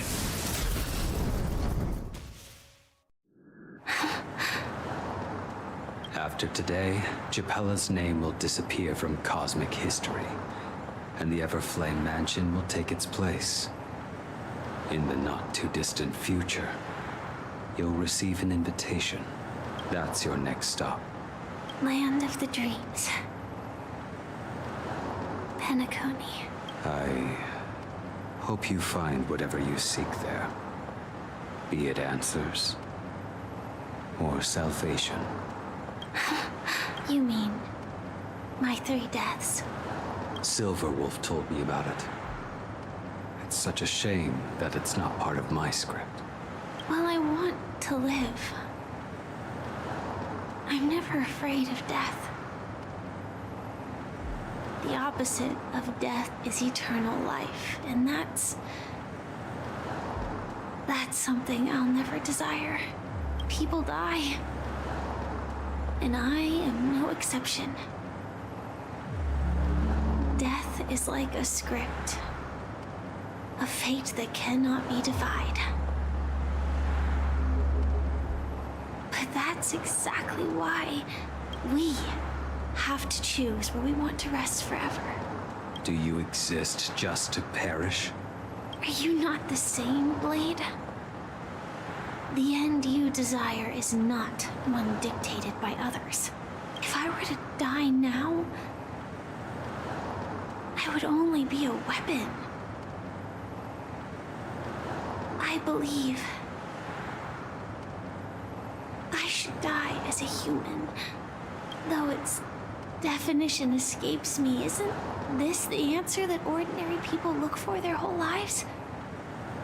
A name that can be carved onto their tombstone. The tombstone that belongs to me once bore the inscription, Glamoth's Iron Cavalry. Then it changed to Stellaron Hunter. But one day, it will bear the name Firefly. And all the brilliance she showed at the end of her life.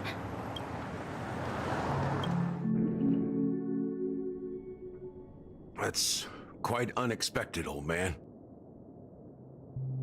Who would have thought your crazy plan would actually work? Do all you nameless fools just act on a whim? I can sense that this false sweet dream is coming to an end.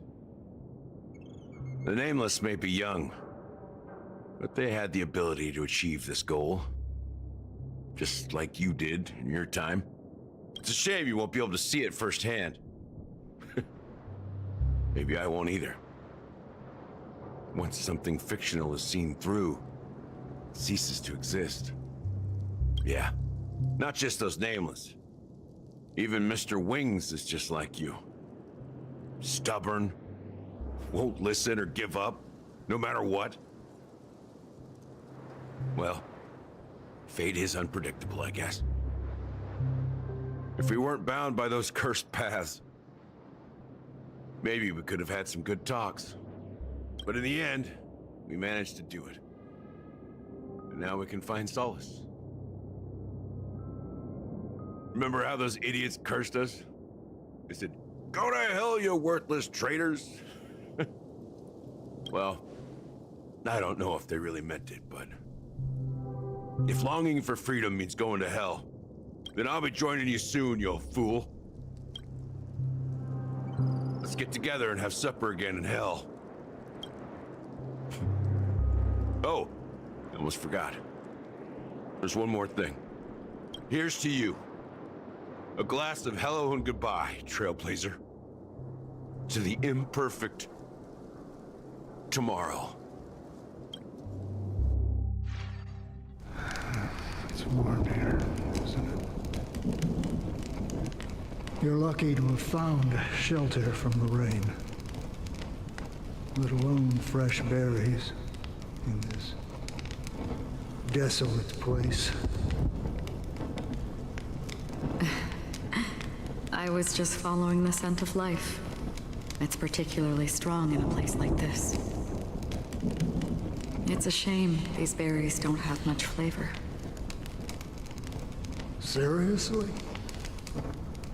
In case you didn't know, this fruit is pretty juicy.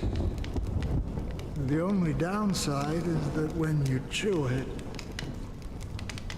it becomes extremely spicy.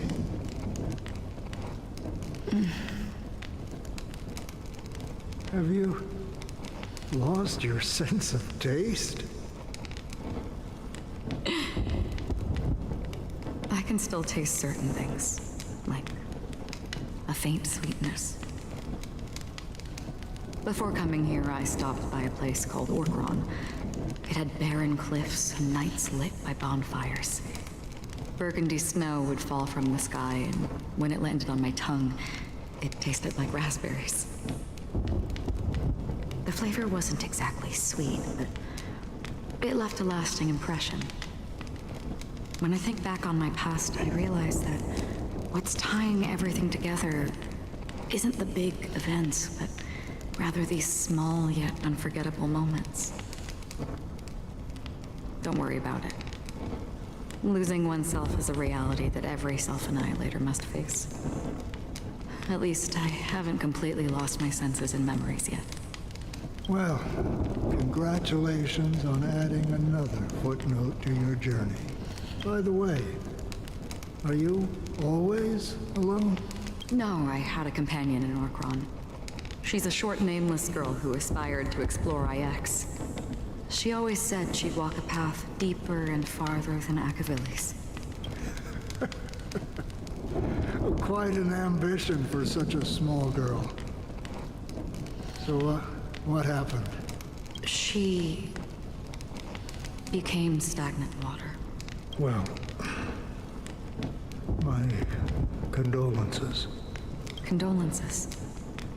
I don't need them. The girl left with a smile. She never regretted her choice and most definitely wanted me to say goodbye with a smile. So, that's what I did. That's proof that you're grieving for her. Or perhaps I'm just afraid. Afraid? I rarely sense that emotion from you. What do you fear? I'm afraid I'll forget the 30 days I spent with her. Just like all the other days in my life. Most of them have already washed away with the rain, disappearing into an unseen realm. I fear that those vivid red memories will fade away too. There isn't much color left. And besides this faint, warm red, there's almost nothing. Hard to imagine. A ranger accustomed to bloodshed, destruction, and chaos finding warmth in the red color. Because I have experienced this warmth many times. Long ago, I promised someone that I'd bring it to more people. And that for every remaining moment of my life, I'd strive for a better ending for all. As long as this red color still lingers, I have a chance to fulfill that promise. It represents a burning fire, a blooming flower, the berries in this cave, and life itself, fleeting yet still dazzling. In the end, it will lead me beyond the horizon of existence. And on the other side, I will cut off Nihility. The one blessed by the sleeping and shapeless is considering how to kill them. That's truly pure nihility. But you're right about one thing. After spending so much time near this stagnant water, only when I look at this vibrant red fire do I realize that I'm still alive. When will this rain ever stop? Perhaps when the sorrows of the departed have finally quieted down, the sky will clear up.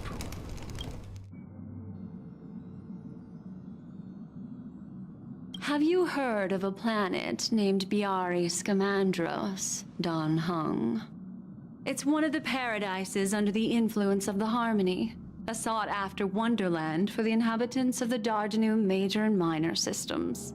Half an amber era ago, the family held an unprecedented festival there. And after that, everyone on the planet became part of the family. Do you think the same thing will happen on Penacony? Yes. Or how else can we explain it? The family deliberately used the Watchmaker's invitation to keep all the Pathstriders here, but banished the emanator of the Nihility. Because of the Nihility, I'm rarely affected by the power of other paths, but somehow I can unconsciously infiltrate them. Maybe that's the risk they're trying to avoid. I would disagree. Biari Scamandros is not part of the credit system or connected to the Silver Rail. It's nothing more than a remote civilization sheltered by the Harmony. But Penacony is different. If the family messes with Penacony, that would be like declaring war on almost half of the factions in the cosmos. They have no reason to do that. No, they don't. If they truly serve the Harmony, that is. What do you mean? The path in Penacony is impure. The Harmony here has impurities. Do you remember the Ancient Swarm disaster?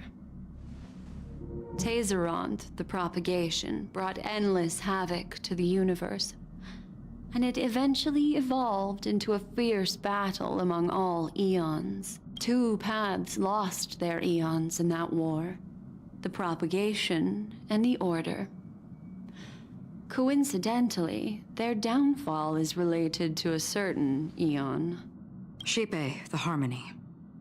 Legend has it that they participated in the crusade against the Imperator Insectorum and devoured Anna the Order for unknown reasons. Holy forgaroni. So you're saying that the 2 leaderless paths are working behind the scenes? But I don't see any descendants of the propagation in Penacony. Could it be that the remnants of Beyond the Sky Choir are hiding within the family, trying to resurrect a fallen eon?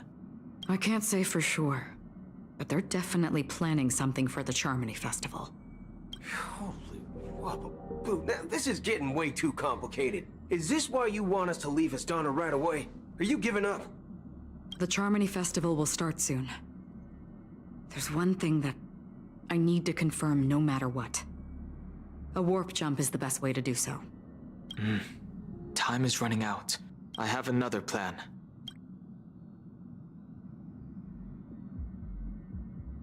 Hold on. Are you thinking of using the Jade Abacus of Allying Oath? Exactly. The assistance from the Lawful Cloud Knights would be enough. Think it over carefully. You can only use that once in your lifetime. I have considered it thoroughly. My companions are... they're also once-in-a-lifetime treasures.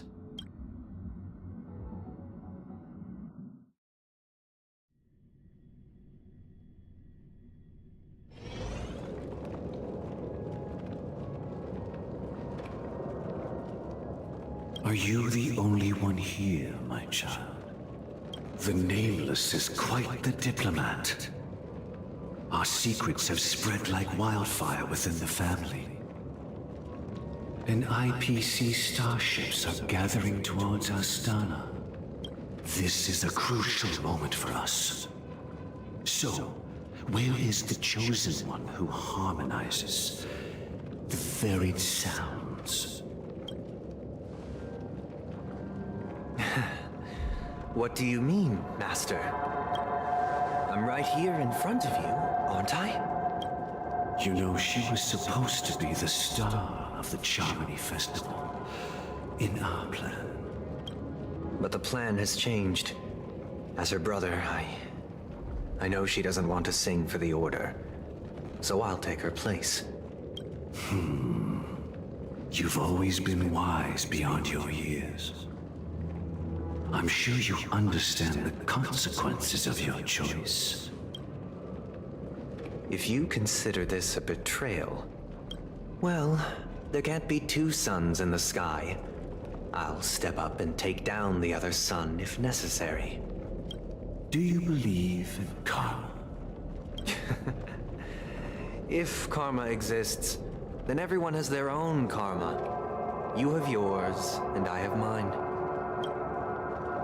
And my karma has nothing to do with you, Mr. Gopherwood.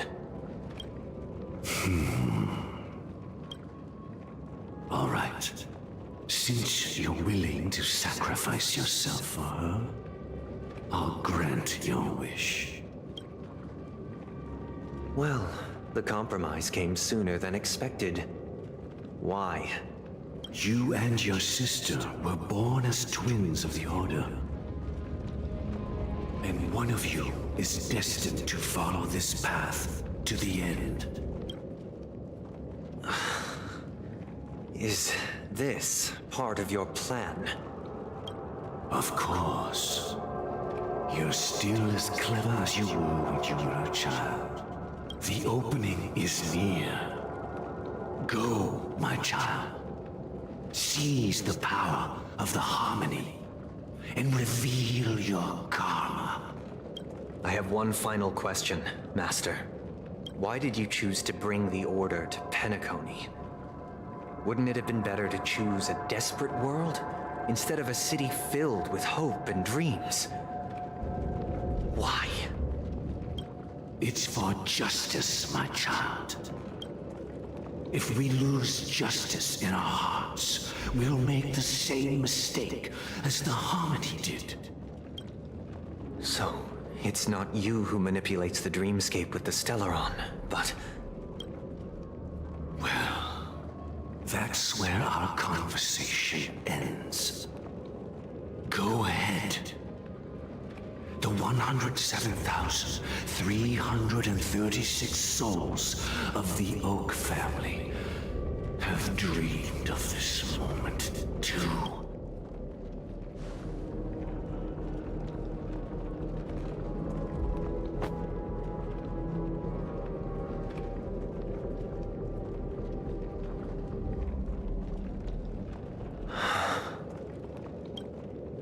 I shall ascend to the heavens, becoming the scorching sun. Bathed in my light, my people shall flourish, while all evil shall be eradicated. This is the interior of the Penacony Grand Theater. It's quite exhilarating to be flushed into the air by Soulglad.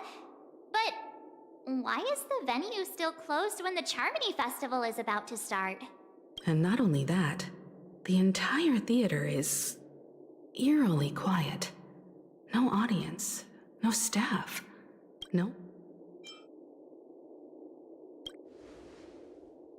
Yeah, I wonder how many tickets... Let's explore around. Be careful, everyone.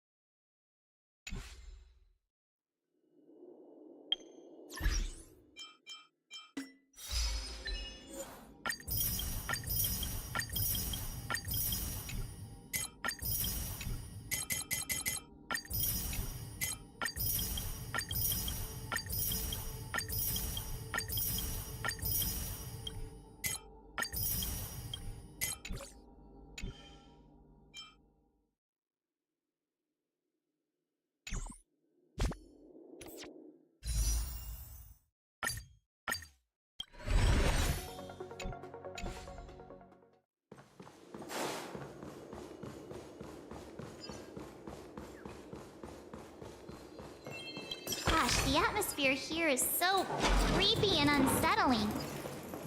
Even if there's no audience yet, there should be some staff around.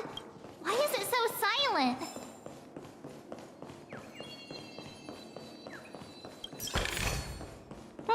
This will keep us well stocked.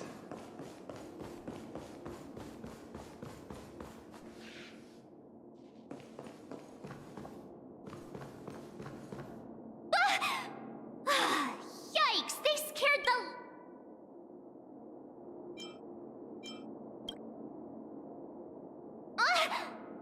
Are these puppets part of the stage?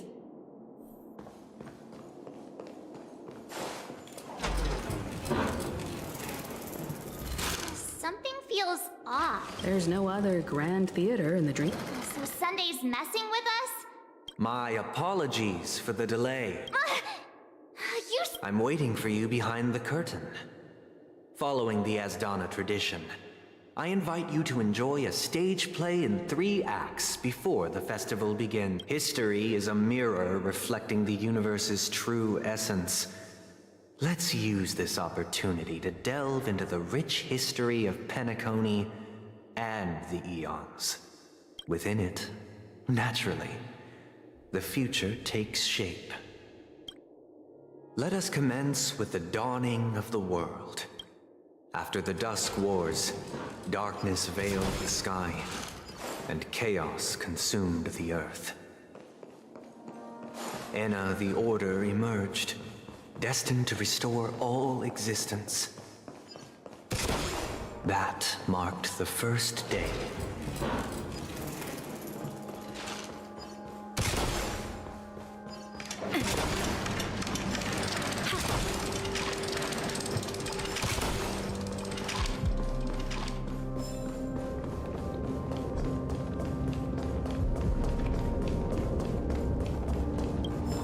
Gathered nebulae and forged them into picks, thus creating a grand lyre with black and white keys. Strike the white keys and the sun rose. Strike the black keys and the moon rose. And so, the cycle of day and night arose. That marked the second day. The puppets are gathering around the frame. Are they expecting us to...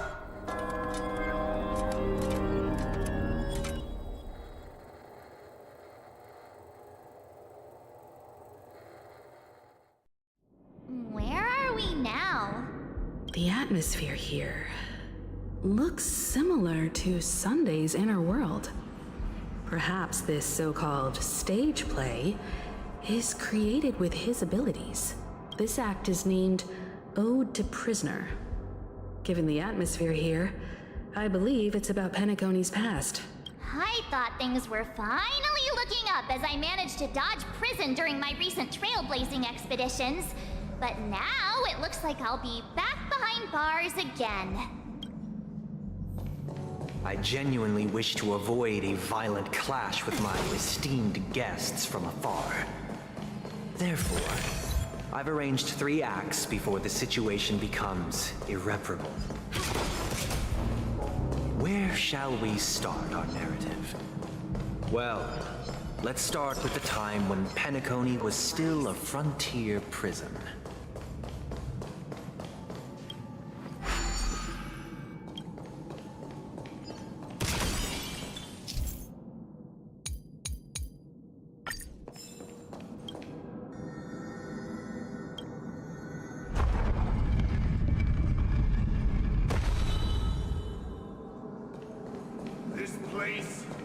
In 2147 AE, a prisoner named Hanun ignited a struggle for liberty and emerged triumphant. IPC referred to it as the War of the Frontier, while the Asdanians dubbed it the War of Independence.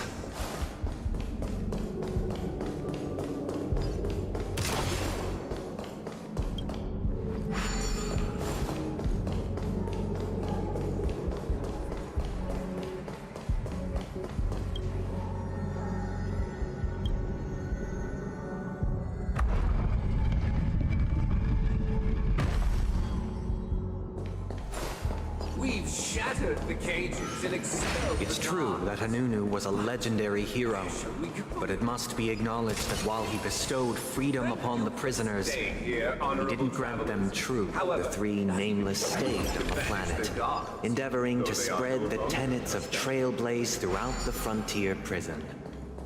Alas, their efforts proved futile.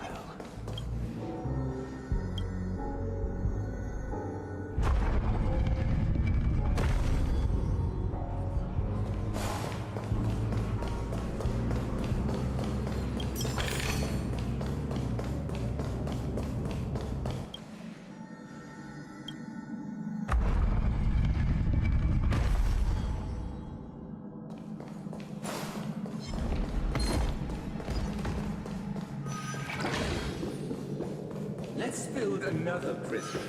Once again, as Donna was engulfed in war, this time the enemies originating from within.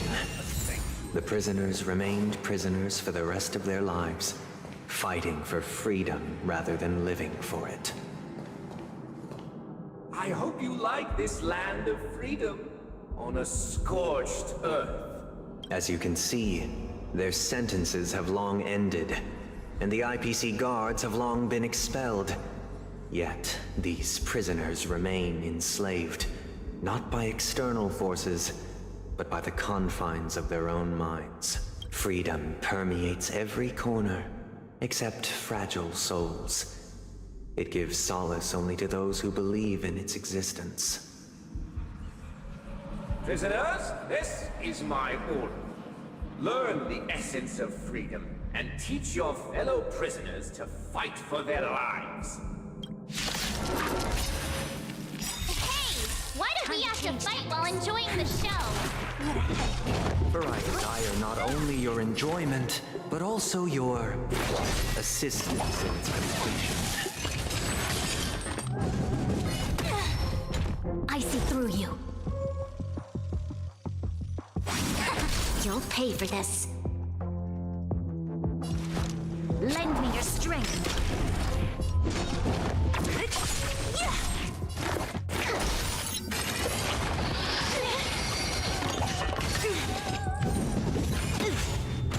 A quick divination. All things human creations.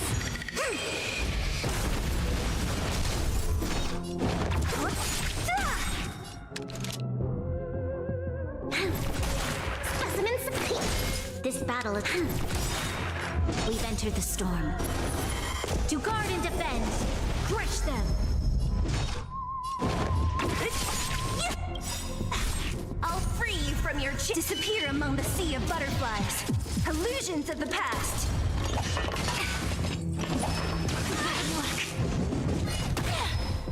I see through you. Converge and awaken. You'll pay for this. Don't mess with me. Commencing to travel far away. Reciprocity. Excellent.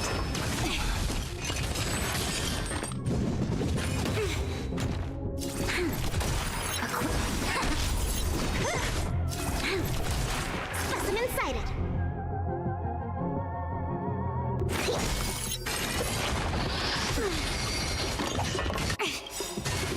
All things human creations.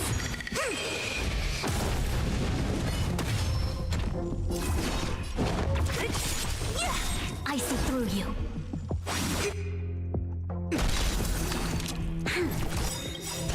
We've entered the storm. To guard and defend, crush them. I'll free you. Disappear among the sea of butterflies. Illusions of the past.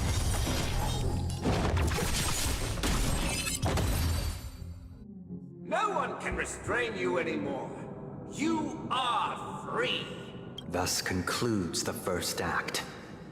Amidst a raging war, the frontier prison headed toward becoming Land of the Exiles. This must be how Penacony was constructed. With the aid of outsiders, the prisoners were finally liberated and established the Land of the Exiles. However, it appears that Sunday aims to convey the spiritual plight of the prisoners more than the physical aspects of imprisonment. This show is a bit too literary for my taste. But the battle part is quite easy to understand. Anyway. These puppets. Where are they guiding us this time? They transmuted streams of stars into inked nibs, creating symbols to be pronounced and counted. They molded stardust into flowing rivers, assigning the righteous upstream and the unjust downstream. Thus, all things were marked, and the world learned to discern between good and evil. That marked the third and fourth days.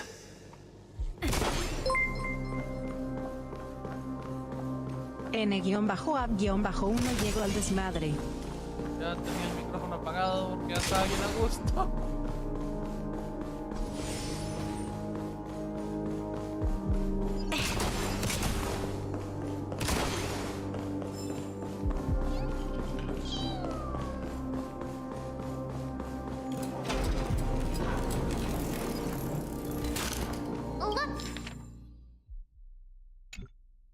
Look, another frame.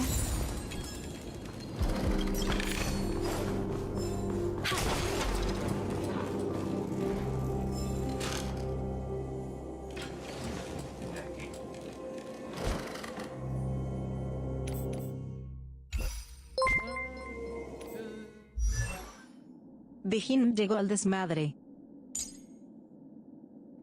Huevo, más falosito. Ya quedándome casi dormido, son las 6 de la mañana, tengo fácil casi 10 horas de stream.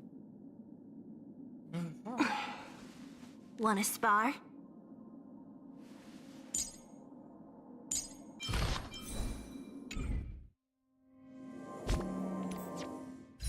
¿Es suficiente? Yo.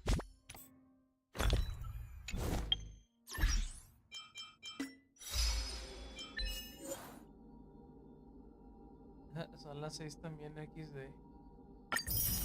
No manches. Ya me ando cayendo del sueño.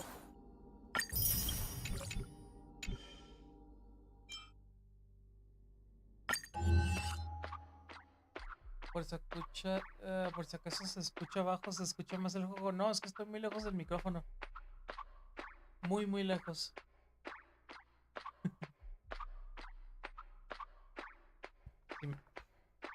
Si me acerco al micrófono ya se ve chido, pero pues no, ya me ando quedando dormido. De hecho, ya el micrófono lo tenía apagado en el OBS.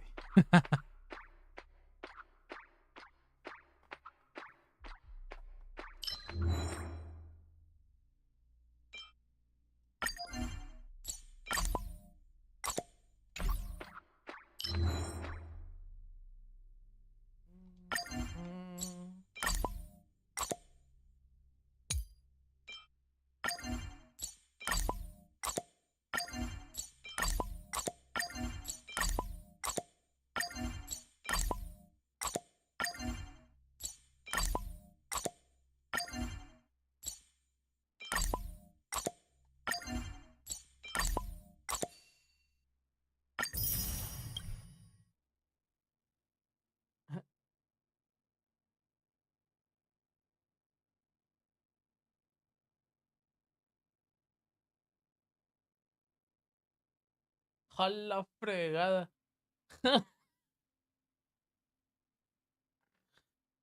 La tercera pierna está muy grande.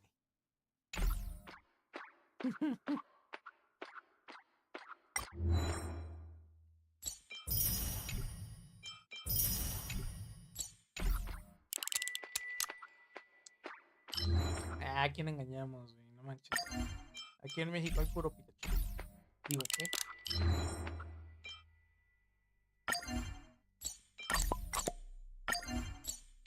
Como chiste de Franco Escamilla. Así somos todos.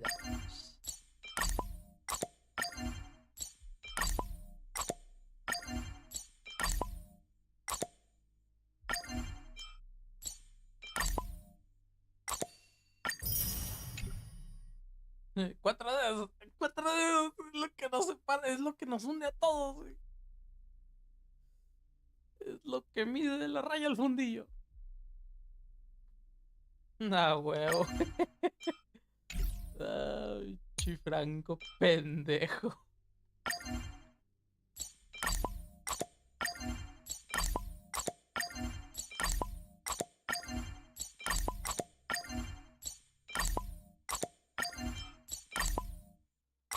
Y me queda 10%, qué culero.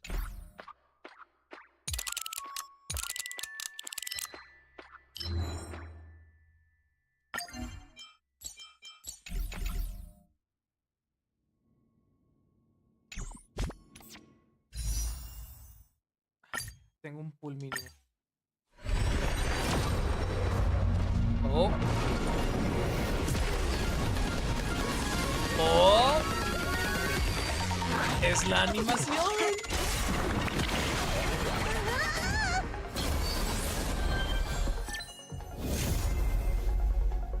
Por fin. No la pulié cuando salió originalmente. Gracias.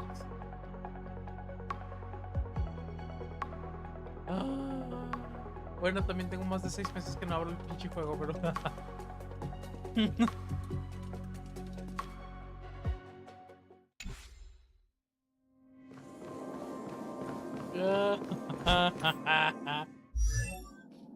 ya se requería.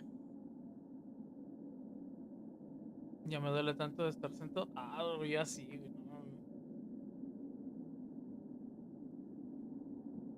Entendible. Forma chido. Descansa a gusto. Levántese a las 2 de la tarde.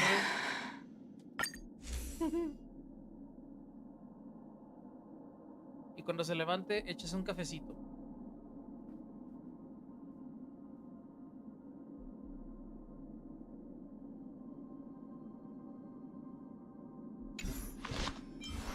Ok, Nihility. Muerte, perdición.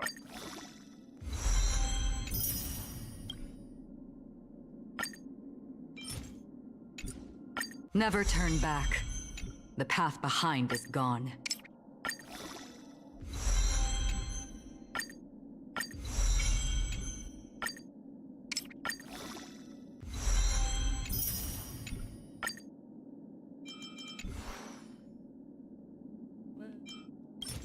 Algo es algo.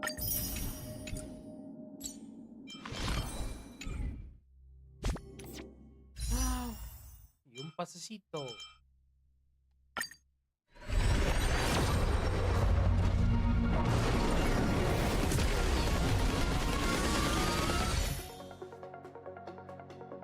Yo veo que tenía sentimientos por ello. ¿Cuáles sentimientos me arriba de la... ¿Qué? ¿Y qué pedo con el chorro de agua en el culo? Otro gran chiste de Frank. La experiencia japonesa. Bueno, buena suerte. Cuídense y les deseo lo mejor, güey. Nos vemos. Gracias. Ode to Fool. This must be the second act.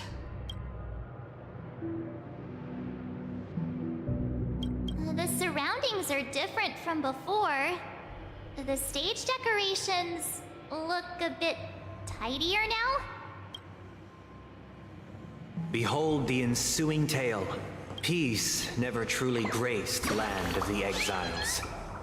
The history in this era is rich and intricate, so please allow me to present it in allegorical form.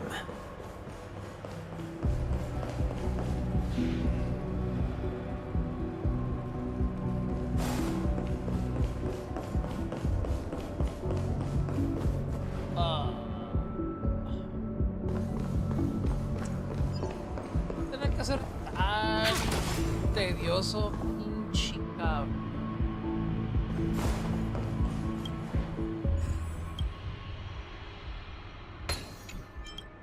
Pinche Sunday. Abajo.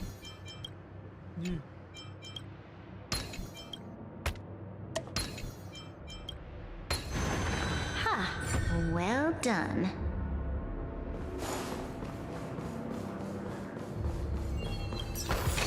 Welcome to this mansion, dear.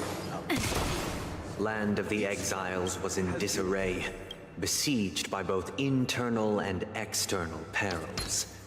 Though the 7 major lineages appeared united on the surface, each harbored their own ambitions, leading to ceaseless conflict. Design is exquisite. Accountant! We are the pillars of this mansion. The Black Plum family was the first to fall. They withered away in the White Desert event, orchestrated by the Alfalfa. The leader of the Alfalfa family sought to defect to the IPC, trading freedom for survival.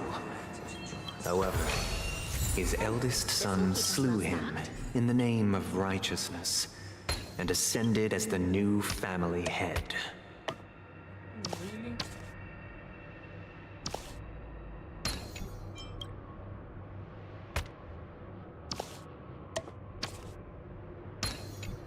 Jesus fucking Christ, esto no tiene nada de ordenado.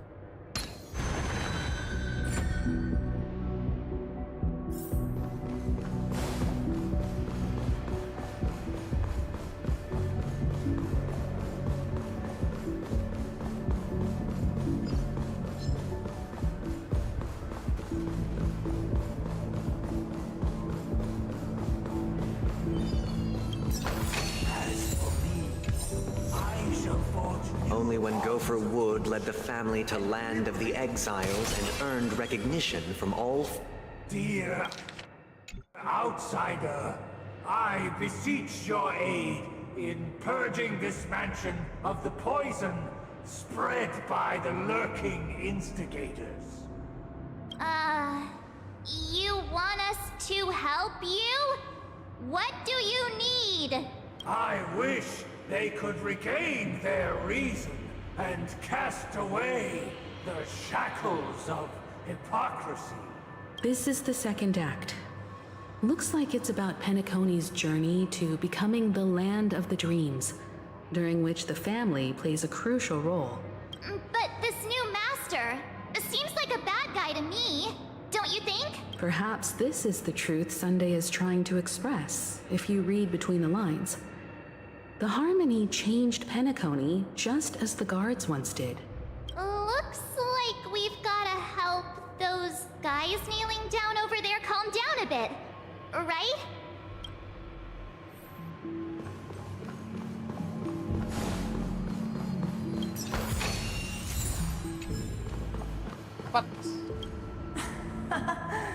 In the absence of my master, I am free. But without their guidance, for whom shall I sing?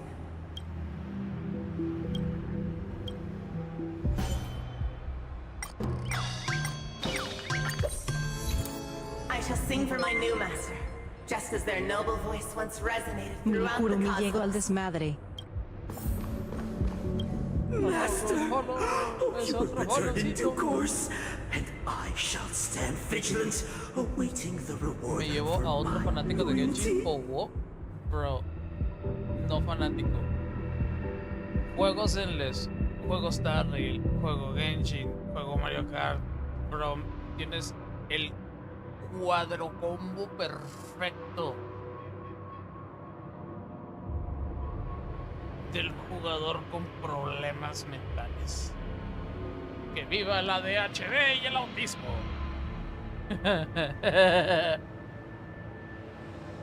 Si juegas ese game de Genshin en un día completo eres fanático, bro, no soy fanático, soy viciado. Y el primer paso es aceptarlo. Tengo 10 horas en Star Rail.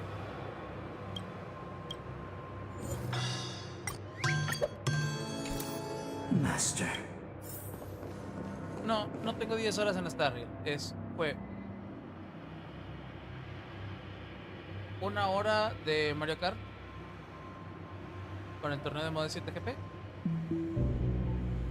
y 8 horas y cachito de Star Rail.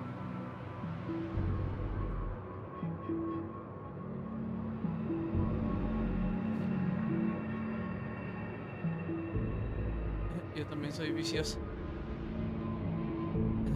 de un game. Yo soy viciado de varios. A mí me agarra una historia. A mí me ponen un juego con historia. Ya valió madre. Ahí me tienen. Once, I stood as the most loyal guard among all the servants. Now...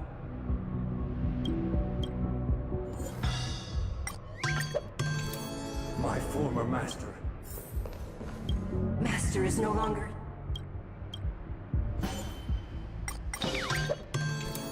Master is no longer... Either I shall...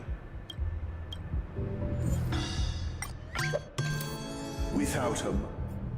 Thank you, dear outsiders.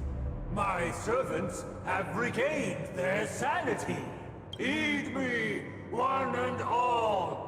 Your former master shall not return. It is through righteousness and unwavering support for one another that we shall attain true perfection. Cast aside the veils of hypocrisy and embrace one another. Get ready. Looks like another fight is about to begin. Listen, the snow blankets all of Azana. The sky trembles, and the earth teeters on the brink of collapse. At the end of the silver universe, the first one smells the rising sun. I think something bit me. It mustn't fall. I see through you. Cargo el puño tipo Donkey Kong. Together as one. What a headache.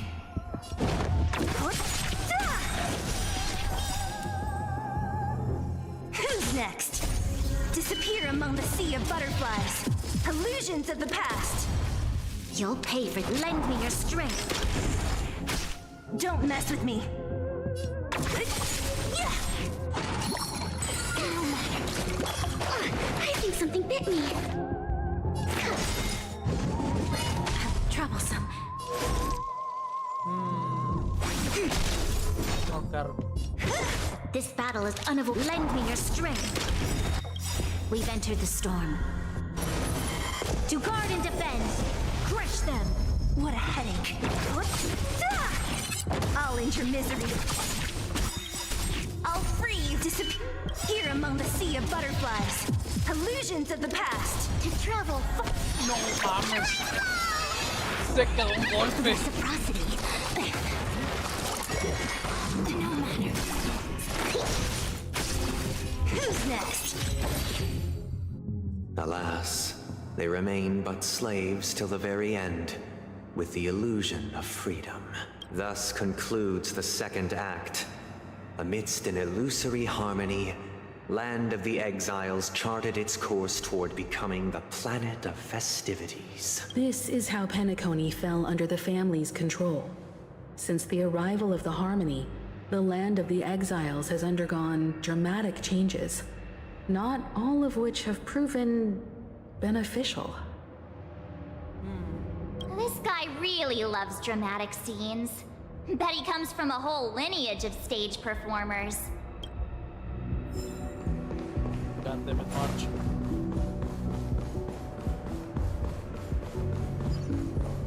Aha!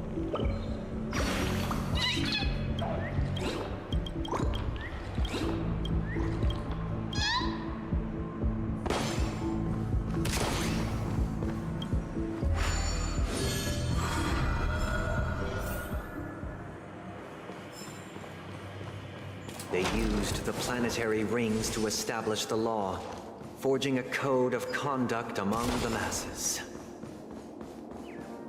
A grand lyre with black and white keys served as an instrument, while symbols of articulation and numerical notation took the form of musical notes. The downward flowing river became a melody, and the canon of law dictated the form. This guy is really into these puppets. Oh,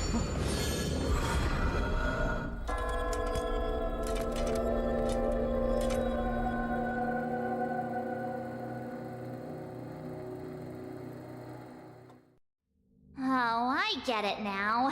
The last scene is all about singing the praises of the Order. And the atmosphere here is completely different from the previous two scenes. This is the concluding act of this play. I have showcased the past and present of Penacony, hoping that my desire for change resonates within you. And now, I shall reveal its future to you. If the people are refused, we will make choices on their behalf. We shall support one another. Ample supplies. Standing against the mighty.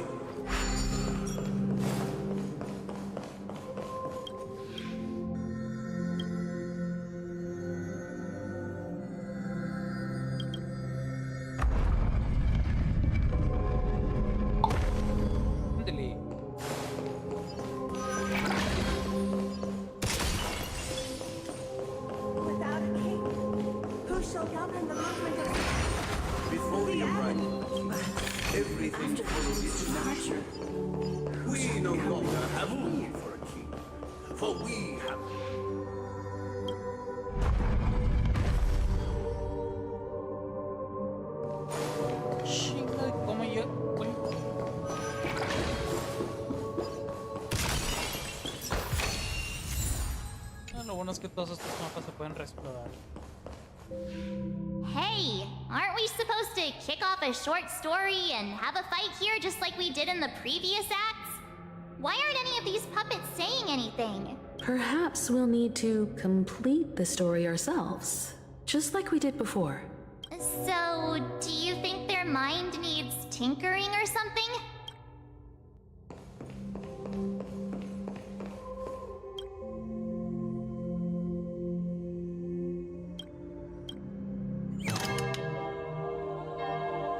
God damn!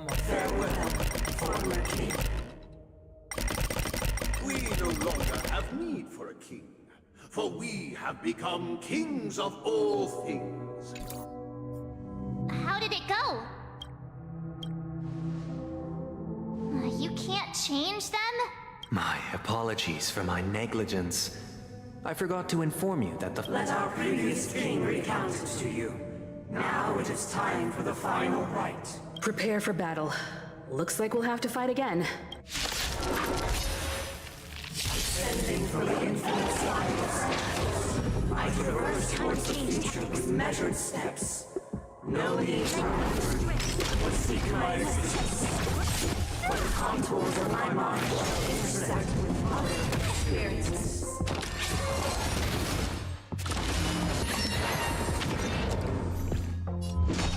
Oh, fuck. Lend me your strength. Ah, prefiero hacerle más daño.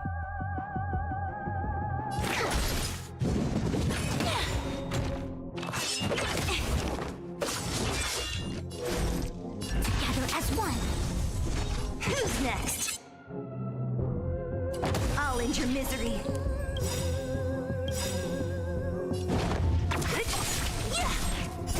Disappear among the sea of butterflies. Illusions of the past. All things must human creations. You'll pay for this. Don't mess with what?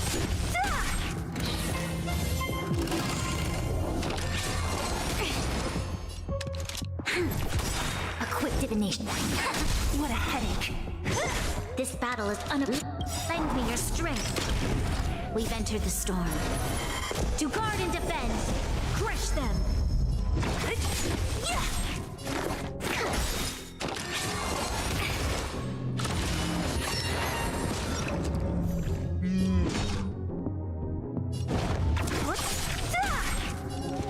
Lend me your strength. Converge and awaken. I think something bit me. Don't mess with me.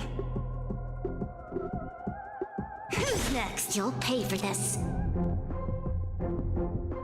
I see. What a headache. Disappear among the sea of butterflies. Illusions of the past! This battle is unavoidable. You'll pay for this. Lend me your strength. Don't mess with me. The storm. To guard and defend. Crush them. Together as one. All things human creations. Here, try this. Reciprocity. Excellent, no matter.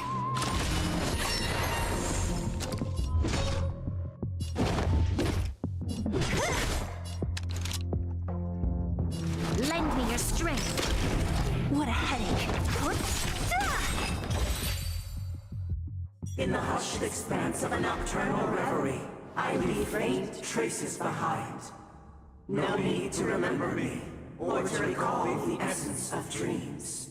What is mine shall wane, while you shall transcend its delicate nature. This is the final scene. It's much more straightforward. He wants to expel the harmony and establish an empire based on the order. Let's go. Once this stage play concludes, it'll be time for the main event, the Charmony Festival.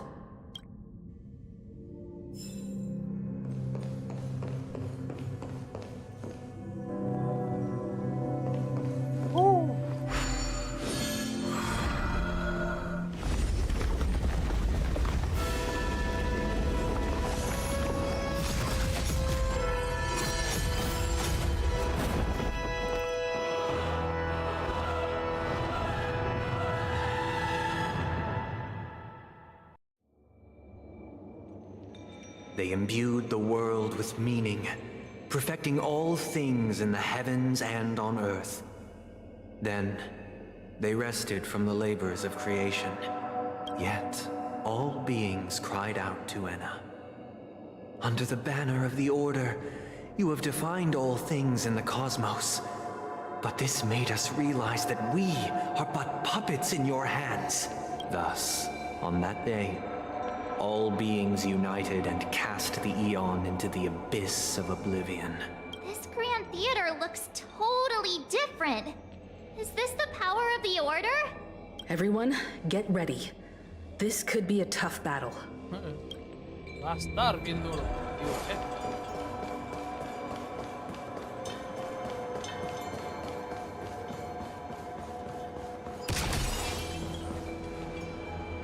That marked the seventh day. Cheers and chants reverberated in the hills. Show your courage. Infallible.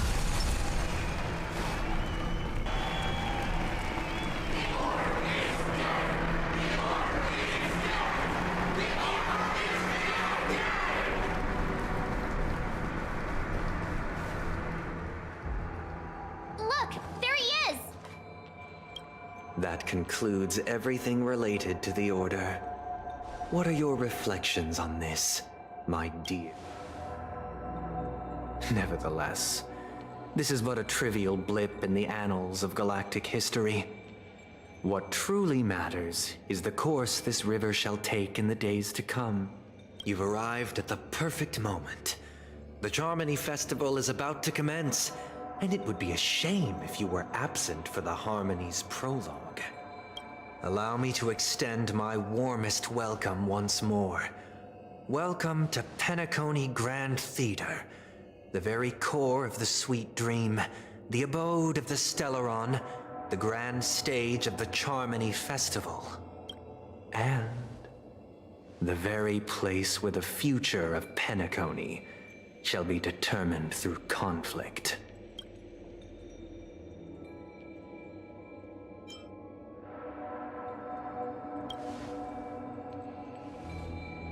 Because our shared goals give equal weight to the beliefs we strive for.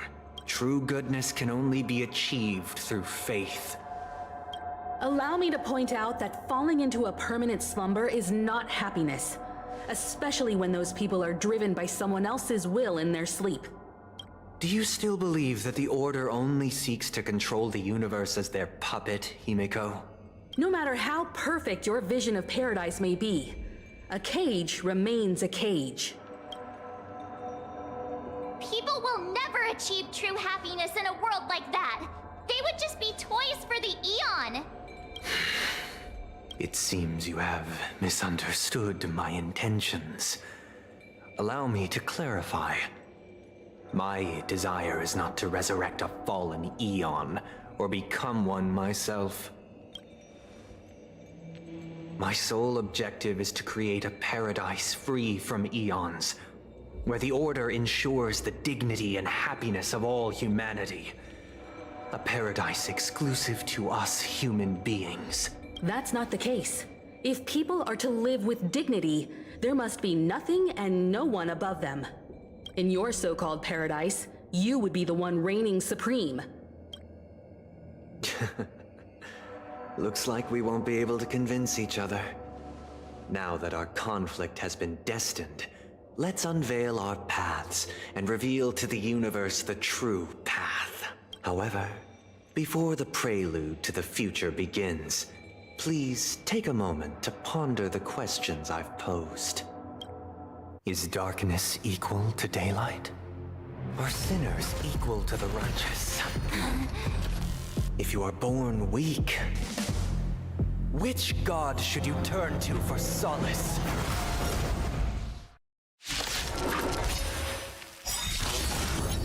Time to The change Eon tactics. with great might.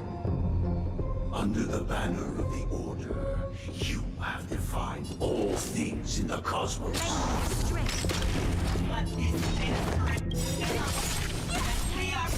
Disappearing on the sea of butterflies. Illusions of the past.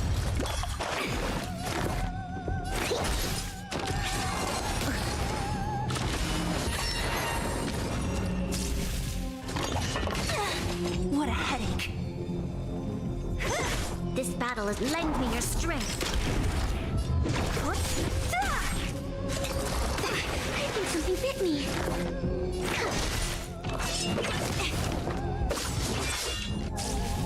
Converge and awaken.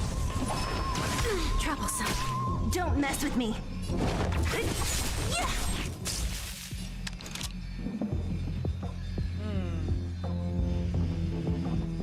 We've entered the storm. To guard and defend. Crush them. What a headache. Who's next?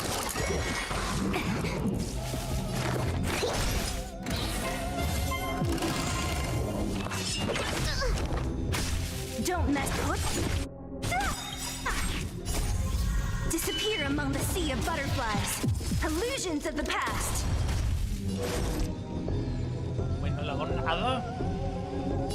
Together as one. You'll pay for them.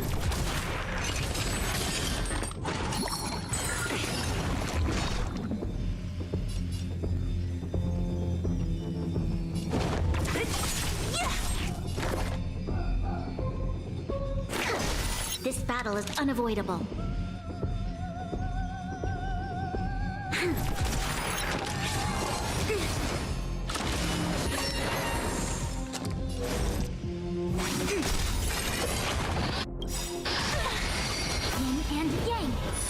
All things in human creations. What a headache.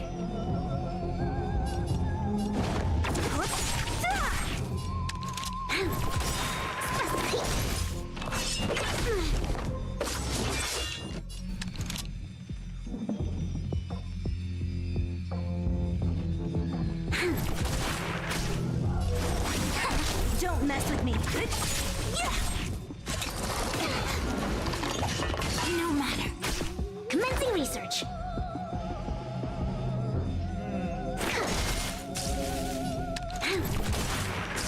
What a headache. To travel. Thanks.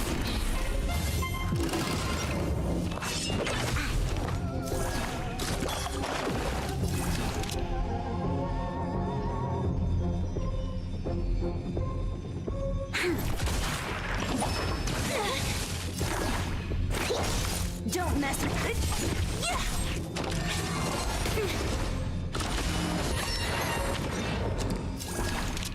Búscala pues. Lend me your strength. I see through converge and awaken. What a headache.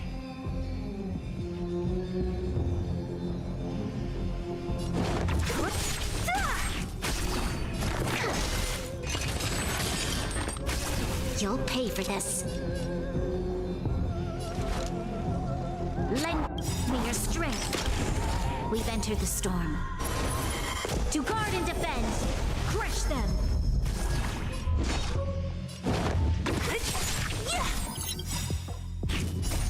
Disappear among the sea of butterflies. Illusions of the past. A quick divination. Don't mess with me.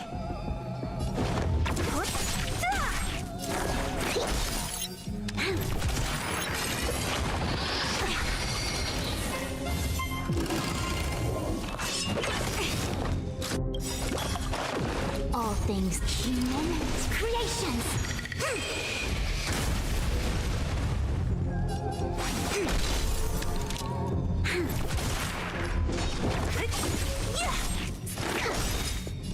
Lend me your strength.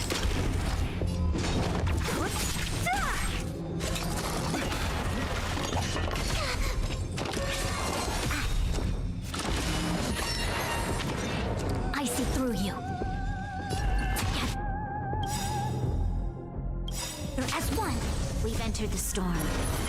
To guard and defend, crush them. To travel far. Resistance is timely.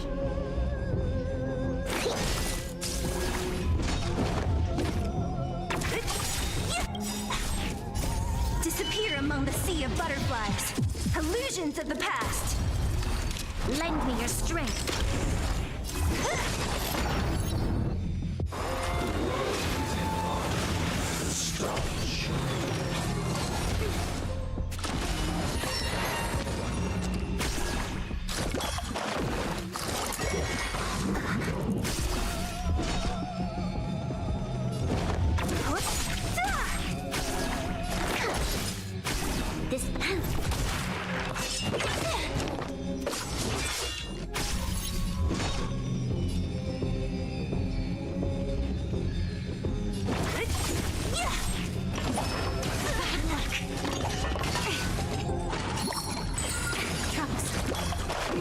You'll pay for this.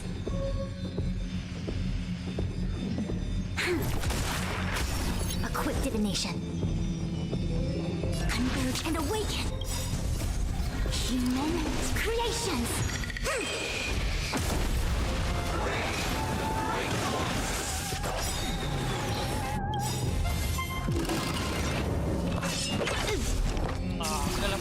We've entered the storm. To guard and defend, crush them. Here, try this. To travel. Resistance is timely. I'll free you. Disappear among the sea of butterflies. Illusions of the past. I think something bit me.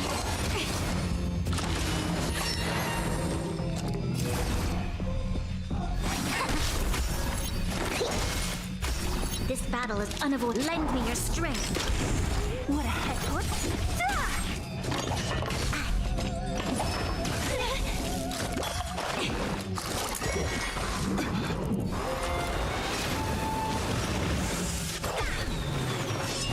No matter. Don't mess with me. Who's next? We've entered the storm. To guard and defend, crush them. Specimen sighted.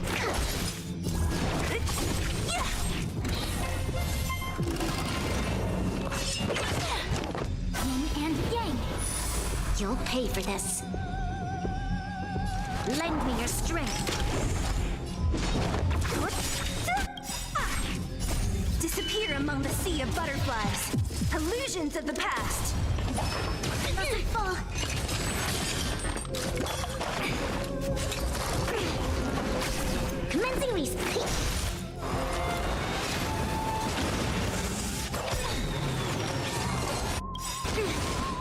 things and creations to travel far away. Thanks. What a headache.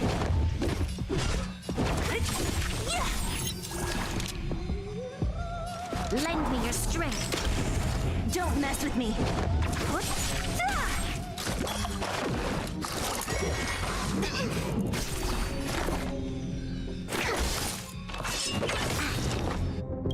We've entered the storm.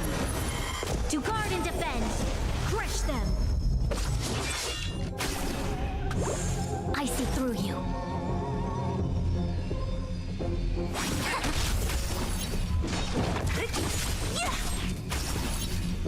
Lend me your strength.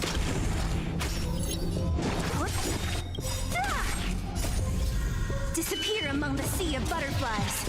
Illusions of the past.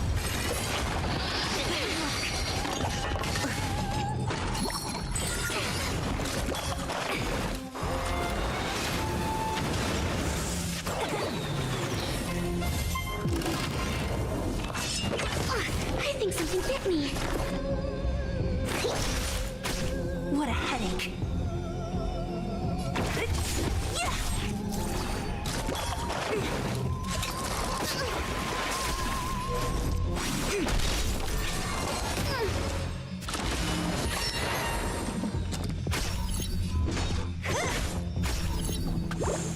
This battle is specimen sighted. Here, try this. Thanks. To travel. Reciprocity, no matter.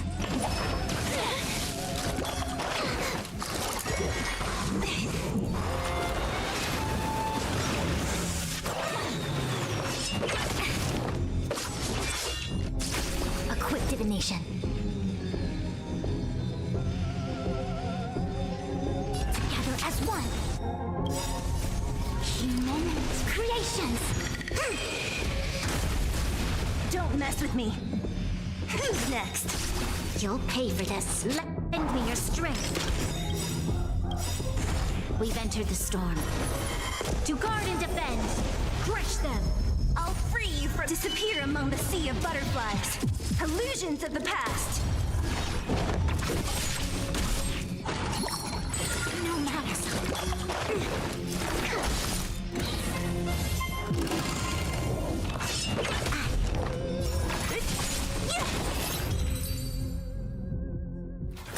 I already know your decision. I now permit you to gaze into the sun. On these 107,336 stones, the almighty and powerful springs of harmony are at my disposal. Supreme tuner, harmonious choir, favoritos.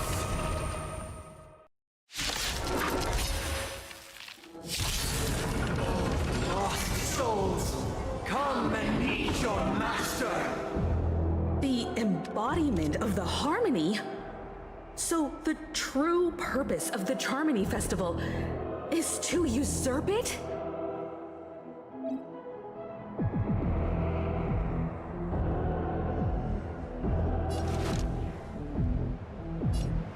The time is now. Lend me your strength. I see through you. Converge and awaken. Don't mess with me. Commencing research. Verga, güey, ¿qué pedo con esta pinche chingadera, güey?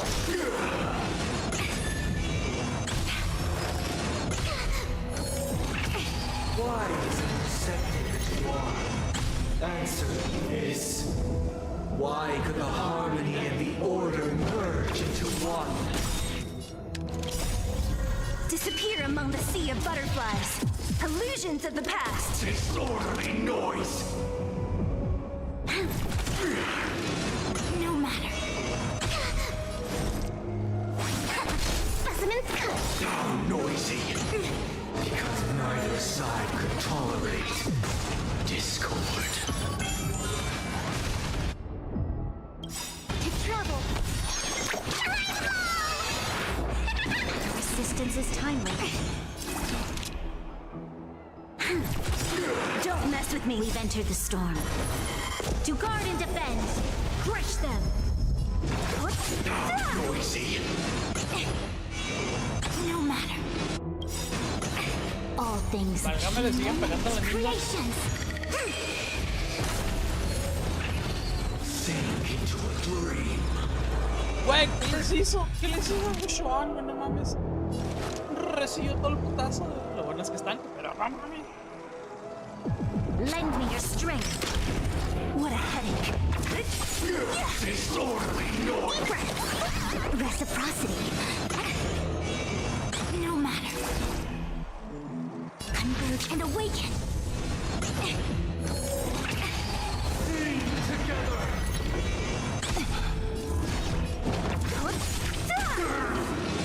No matter. This battle of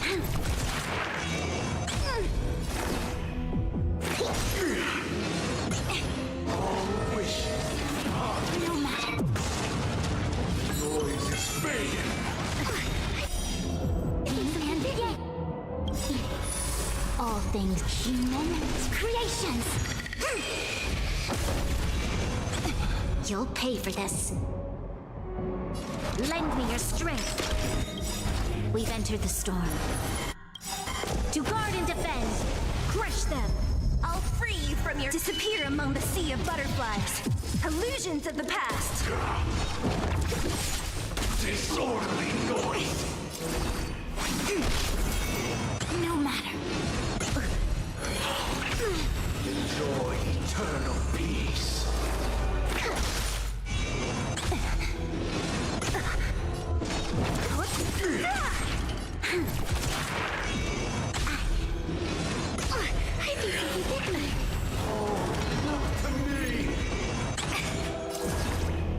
Together as one.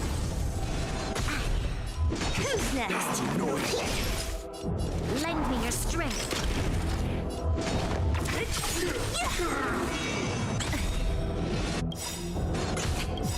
We've entered the storm.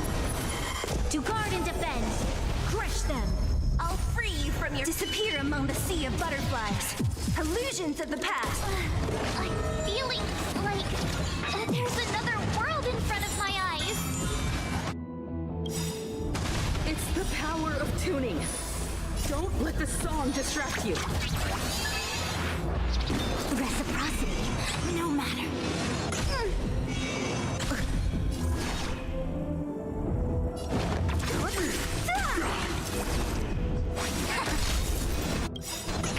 All things human creations.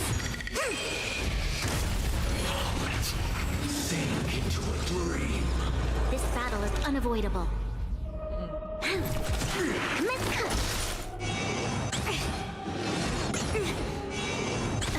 Don't mess with me. No matter. Together. You'll pay for this. Lend me your strength. What a headache. Disorderly noise.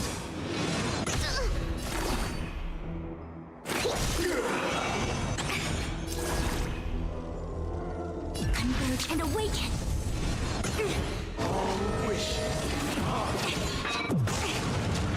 Noise is fading. Yin and yang. All things human creations. Don't who's next? This battle is lend me your strength. We've entered the storm. To guard and defend. Crush them. I'll free you. Disappear among the sea of butterflies. Illusions of the past.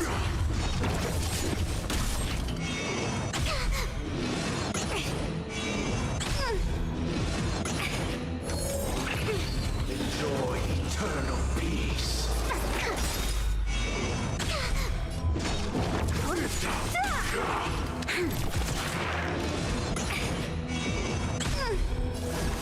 Together as one. To travel. Thanks. No matter. You'll pay for that. Don't mess with me. Noisy. all things of human creations. The time has come. Creation will be reborn from the remains of the gods. Danhong?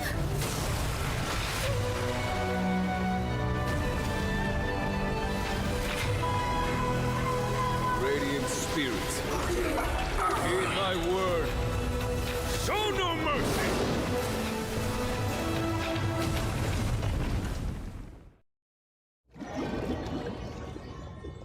¡Qué vergazo le metió! Wake up! Wake up! Hey, wake up! The sun's frying your butt! Are you alright? Can you hear me? Do you remember your name?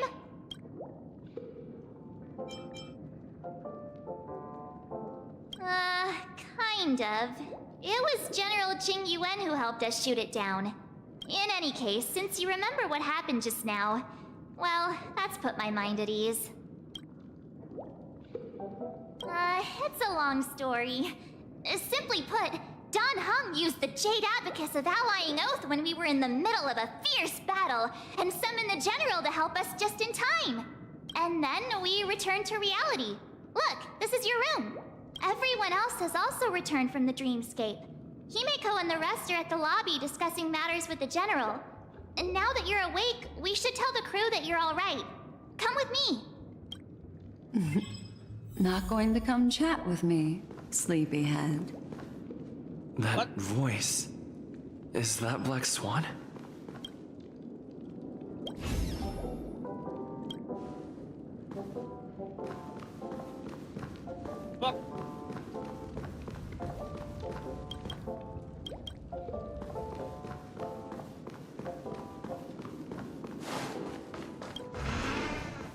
Hey, where are you going? Hey, we meet again, sleepyhead. What's Miss Black Swan doing here? Nothing, Miss March. I noticed he was awake and wanted to check to see how he was doing. Though the strike from the General was timely, its destruction was also immense. When emanators collide, ordinary people inevitably suffer. But, luckily for them, the dreamscape is my home turf. Thankfully, I managed to get everyone out before the harmonious choir collapsed. Oh, so that's what happened! Thank you, Miss Black Swan! Don't mention it. After all, I wouldn't want to see such precious memories vanish. You're heading to see your friends, aren't you? Would it bother you if I walked with you for a short while? Of course not. But you're not planning on doing something like last time, are you? Why would you think that? I've never harbored any ill intentions. Well, not when you were around, anyway. Himeko and Mr. Yang are probably still busy. Let's go look for Don Hung first!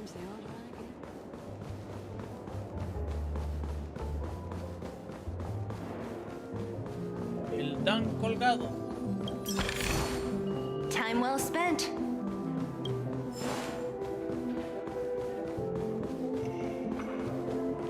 Look, he's still talking to that cowboy. You're awake. How do you feel? Well, fork me. You must be that Stellaron they were talking about.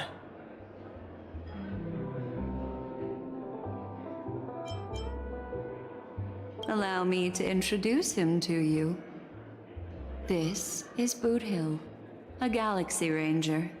During our pursuit of a certain person, we crossed paths and just so happened to uncover a shocking plot being concocted by Mr. Sunday. Which is why we sought you out, to help the Astral Express save the world together. No need for thanks. The Galaxy Ranger's principle is correct every injustice one sees. That's how you lot in the Xianzhou put it, right, Don Hung? More or less. Wait, hold on a sec. This is the first time I'm hearing about this certain person. Who are you chasing? And why would that lead you to the Express? Good question. It's, who was it again? Don Hung. Do you remember? No, that ain't it. I just can't seem to recall. Weird. My neurochip hasn't registered any malfunctions. I can't seem to remember either. What's going on? Heck. Forget about it.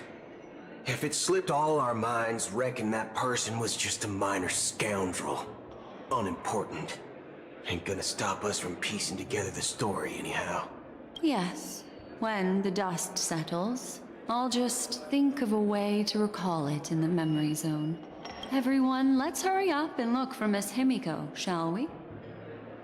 He's now a minor star on Penacony, and the entire hotel's concerned about his well-being. You're right. Let's head to the lobby then. Each soul glad, shaken, not stirred.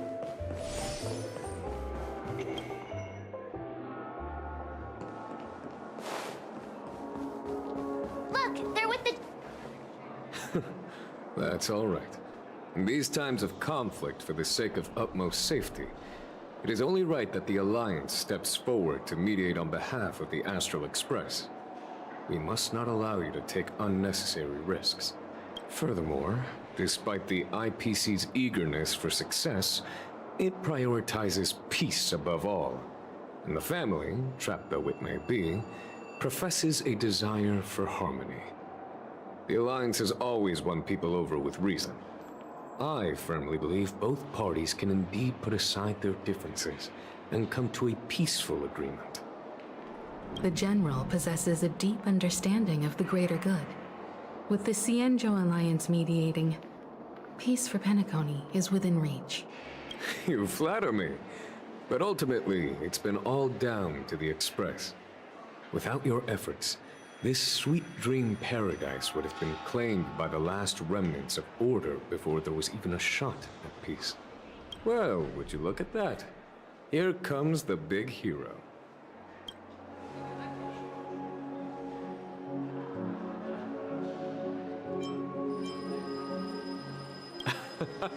If it isn't the galactic baseballer, a hero with unparalleled insight. Are you okay? I heard you couldn't wake up. Are you feeling unwell? Don't worry, Mr. Yang. There is nothing wrong with him. He practically burned through a lifetime's worth of jokes on the way here. What about you, Mr. Yang? I heard that even Miss Robin wasn't spared. And that guy locked you both up. It's a long story. But at least Mr. Sunday took it easy on us. He used an ability called tuning to connect our consciousnesses with his. In other words, he imprisoned us within his consciousness.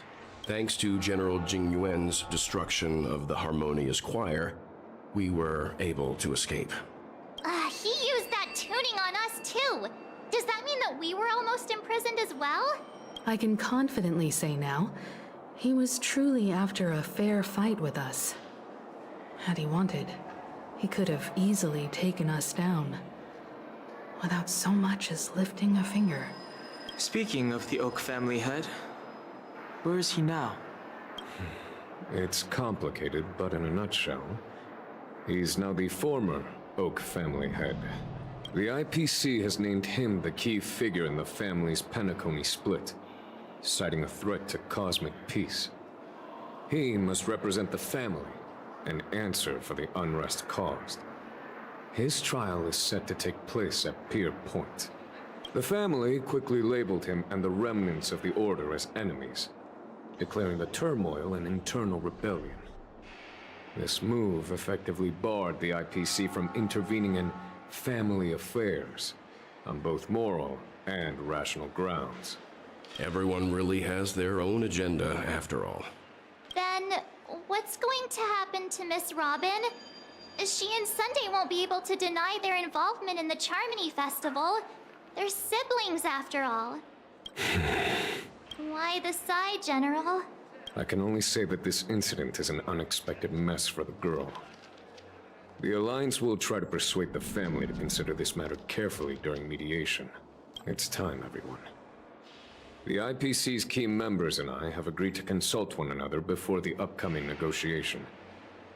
Do any of you wish to sit in? Given the General's invitation and the matter's significance to the universe, the crew will naturally accept. However, if the IPC has any reservations... Why, of course you're welcome. They've mentioned that your team is a trusted ally of the IPC in Penacony, so there's no reason not to welcome you. Besides, if there can be reliable observers from the Astral Express present, discussions will go more smoothly. So, what do you all think? Well then, we shall oblige. I'm kind of allergic to those types of situations. I think I'll just head back to my room and start packing. Not to worry. Himiko and I will take care of things. I'm afraid I'll also have to return to the Express first. The conductor is worried about us. It's best I go and explain the situation. Thank you. What about you, Will you join Welt and me? Or have you got other plans? Great. Although I'm not too sure of the reason. The representatives from the IPC have insisted on his presence. Allow me to lead the way. Follow me. The negotiation will commence at the hotel lobby. Everyone, please follow me.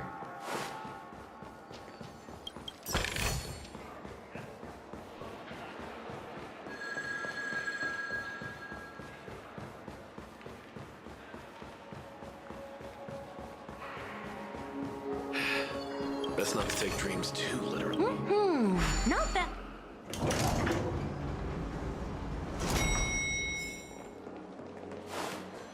I'm a little clock. Mr. Aventurine and Miss Topaz are here too. It's been a while, my Astral Express friends. I would also extend my sincere thanks to you, General of the Lawfu. The presence of everyone here assures that the talks will likely reach a conclusion that satisfies all sides. Oh. Looks like everyone has come with expectations. Care to share? Of course. Topaz, if you please. Sure, leave it to me. In summary, it's good news. After much deliberation from the Strategic Investment Department's Council, the absolute majority of members have agreed to the following resolutions. In light of long-term considerations for interastral peace, and by authority of Pierpoint HQ, the Strategic Investment Department, on behalf of the Interastral Peace Corporation, will permanently relinquish its claim on Penacony sovereignty and offer unconditional support of the family's rebuilding efforts on Penacony.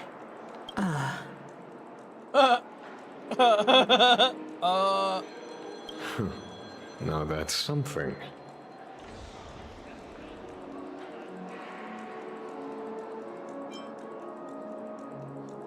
To be honest, it does nothing to benefit the IPC. But it is extremely beneficial to the long-term development of the entire universe. Has the IPC finished sharing all its thoughts?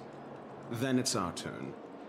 The Guild, much like the Genius Society, has taken a keen interest in the recent calamity in Penacony. Ultimately, both parties have agreed to a comprehensive collaboration, offering technical support for the reconstruction of Penacony. The floor is yours for the finer points, Mr. Screwlum. Enlighten us, please. Organic life's unrelenting search to understand the realm of inner spirituality is something I both admire and envy. Inorganic life has no mechanism to evoke dreams. But when my mechanical impulses are activated, my inspiration circuits will start to operate, and I will enter a state defined as imagination. Every time, within the realm of imagination, there emerges a fire from the shadows. It is warm, bright. I frequently ponder this flame might represent the essence of intelligence. A cluster of inspiration ignited by high temperatures. The future direction of the universe may well lie within it. Alas, they are nothing but projections of my thought system to me. Desired, but unattainable. But after learning of Penacony's accomplishments, I have come to realize that the flame is not beyond my grasp. After deliberations with my partners, we have decided to defer the progress of the Simulated Universe project, and instead assist the Intelligentsia Guild as technological consultants in the research of the Dreamscape and Memory Zone, so that these assets may be better used to serve humanity. Not only that, we've also established contact with the Garden of Recollection through the IPC, and they've pledged their support for our research endeavors. I'm truly happy for the Dream Chasers on Penacony. The cosmos' brightest and, let's admit, dimmer intellects are now at their service.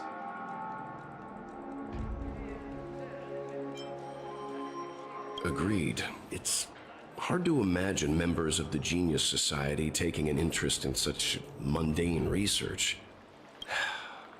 Never mind. At the end of the day, this is a positive outcome. No wonder everyone insisted that he be there. It heartens me to learn that everyone is willing to put aside their differences for Penacony's plight. I trust that everyone will surely reach consensus in the upcoming negotiations. Looks like Penacony's future is decided. I'm wondering, is there anything else the crew is concerned about? Peace is our greatest wish. Beyond that, we desire nothing else. Well, that's good. Now that everyone's minds are at ease, I shall take my leave. You may now depart with peace of mind. The Alliance will deal with all subsequent procedures. If that's the case, it appears that we have nothing else to worry about on Penacony. Looks like it's time for us to embark on a new voyage. Sounds good to me. You two head back to the Express first. I'll pick up March and deal with the checkout procedure. Oh, also, Miss Black Swan, you have a matter to discuss with me, yes? Nothing escapes your attention, Miss Navigator. You've been with us this whole time, huh? In any case, he and I will be waiting for you and March on the Express. Let's go. Our time on Penacony has come to a fruitful end. Penacony's journey ends here. I guess it was pretty fruitful.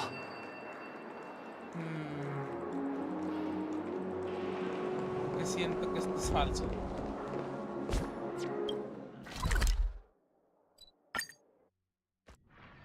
The navigation meeting is about to start. We're all waiting for you. Ahem. Looks like everyone's present. Let the navigation meeting commence then. This a meeting to decide our next stop? How we doing this? A show of hands. Hold your horses, cowboy. It's for those to decide.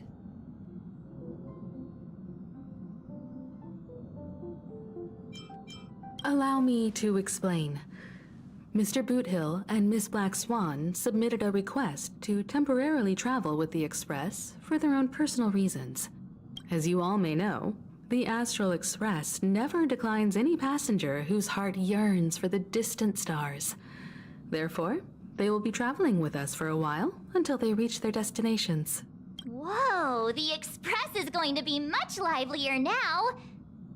But, Miss Black Swan, you better not use your memo keeper abilities to pull any pranks. Understood, Miss March.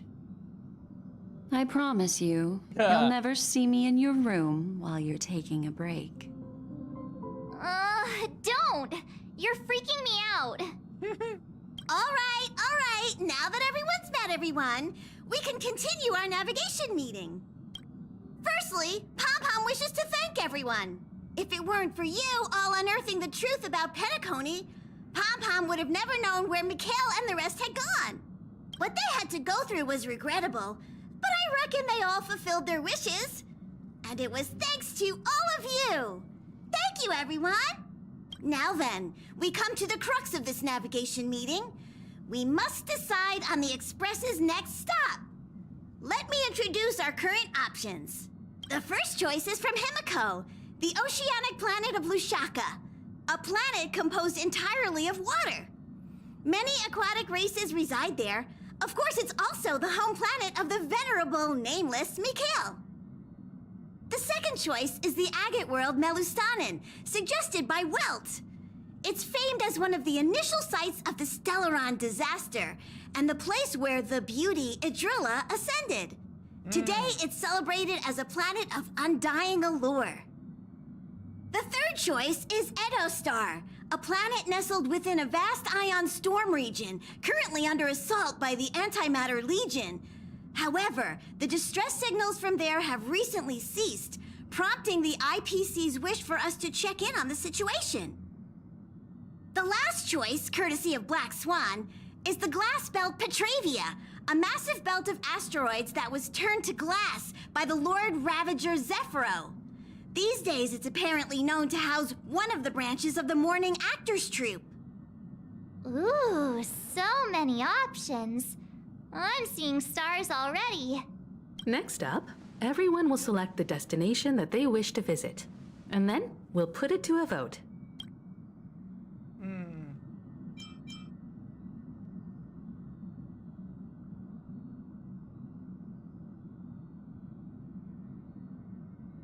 Though the fact that the distress signals have ceased means we're probably too late.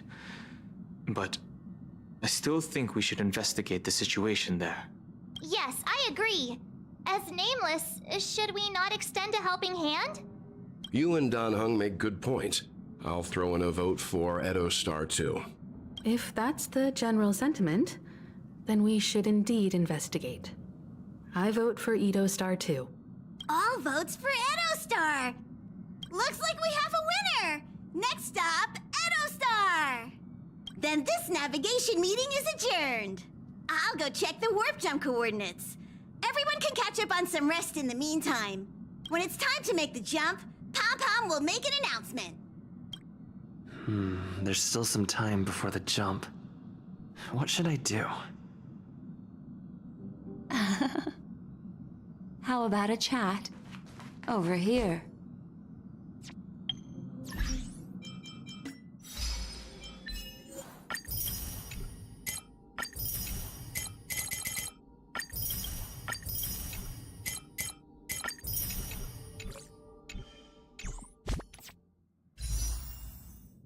Ah, whoa.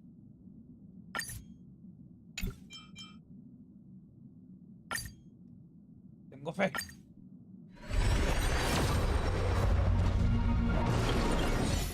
Perdí la fe.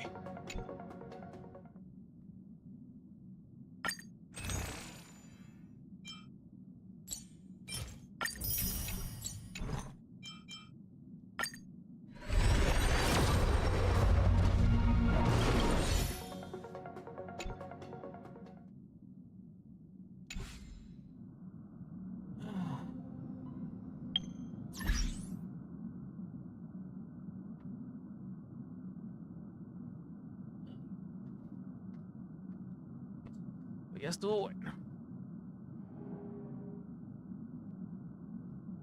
Vámonos a dormir ahora sí ya.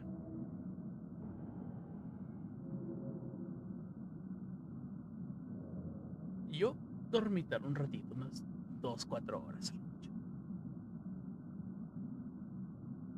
Ya es muy noche. O más bien dicho, ya es muy temprano. Ya vámonos a la fregada.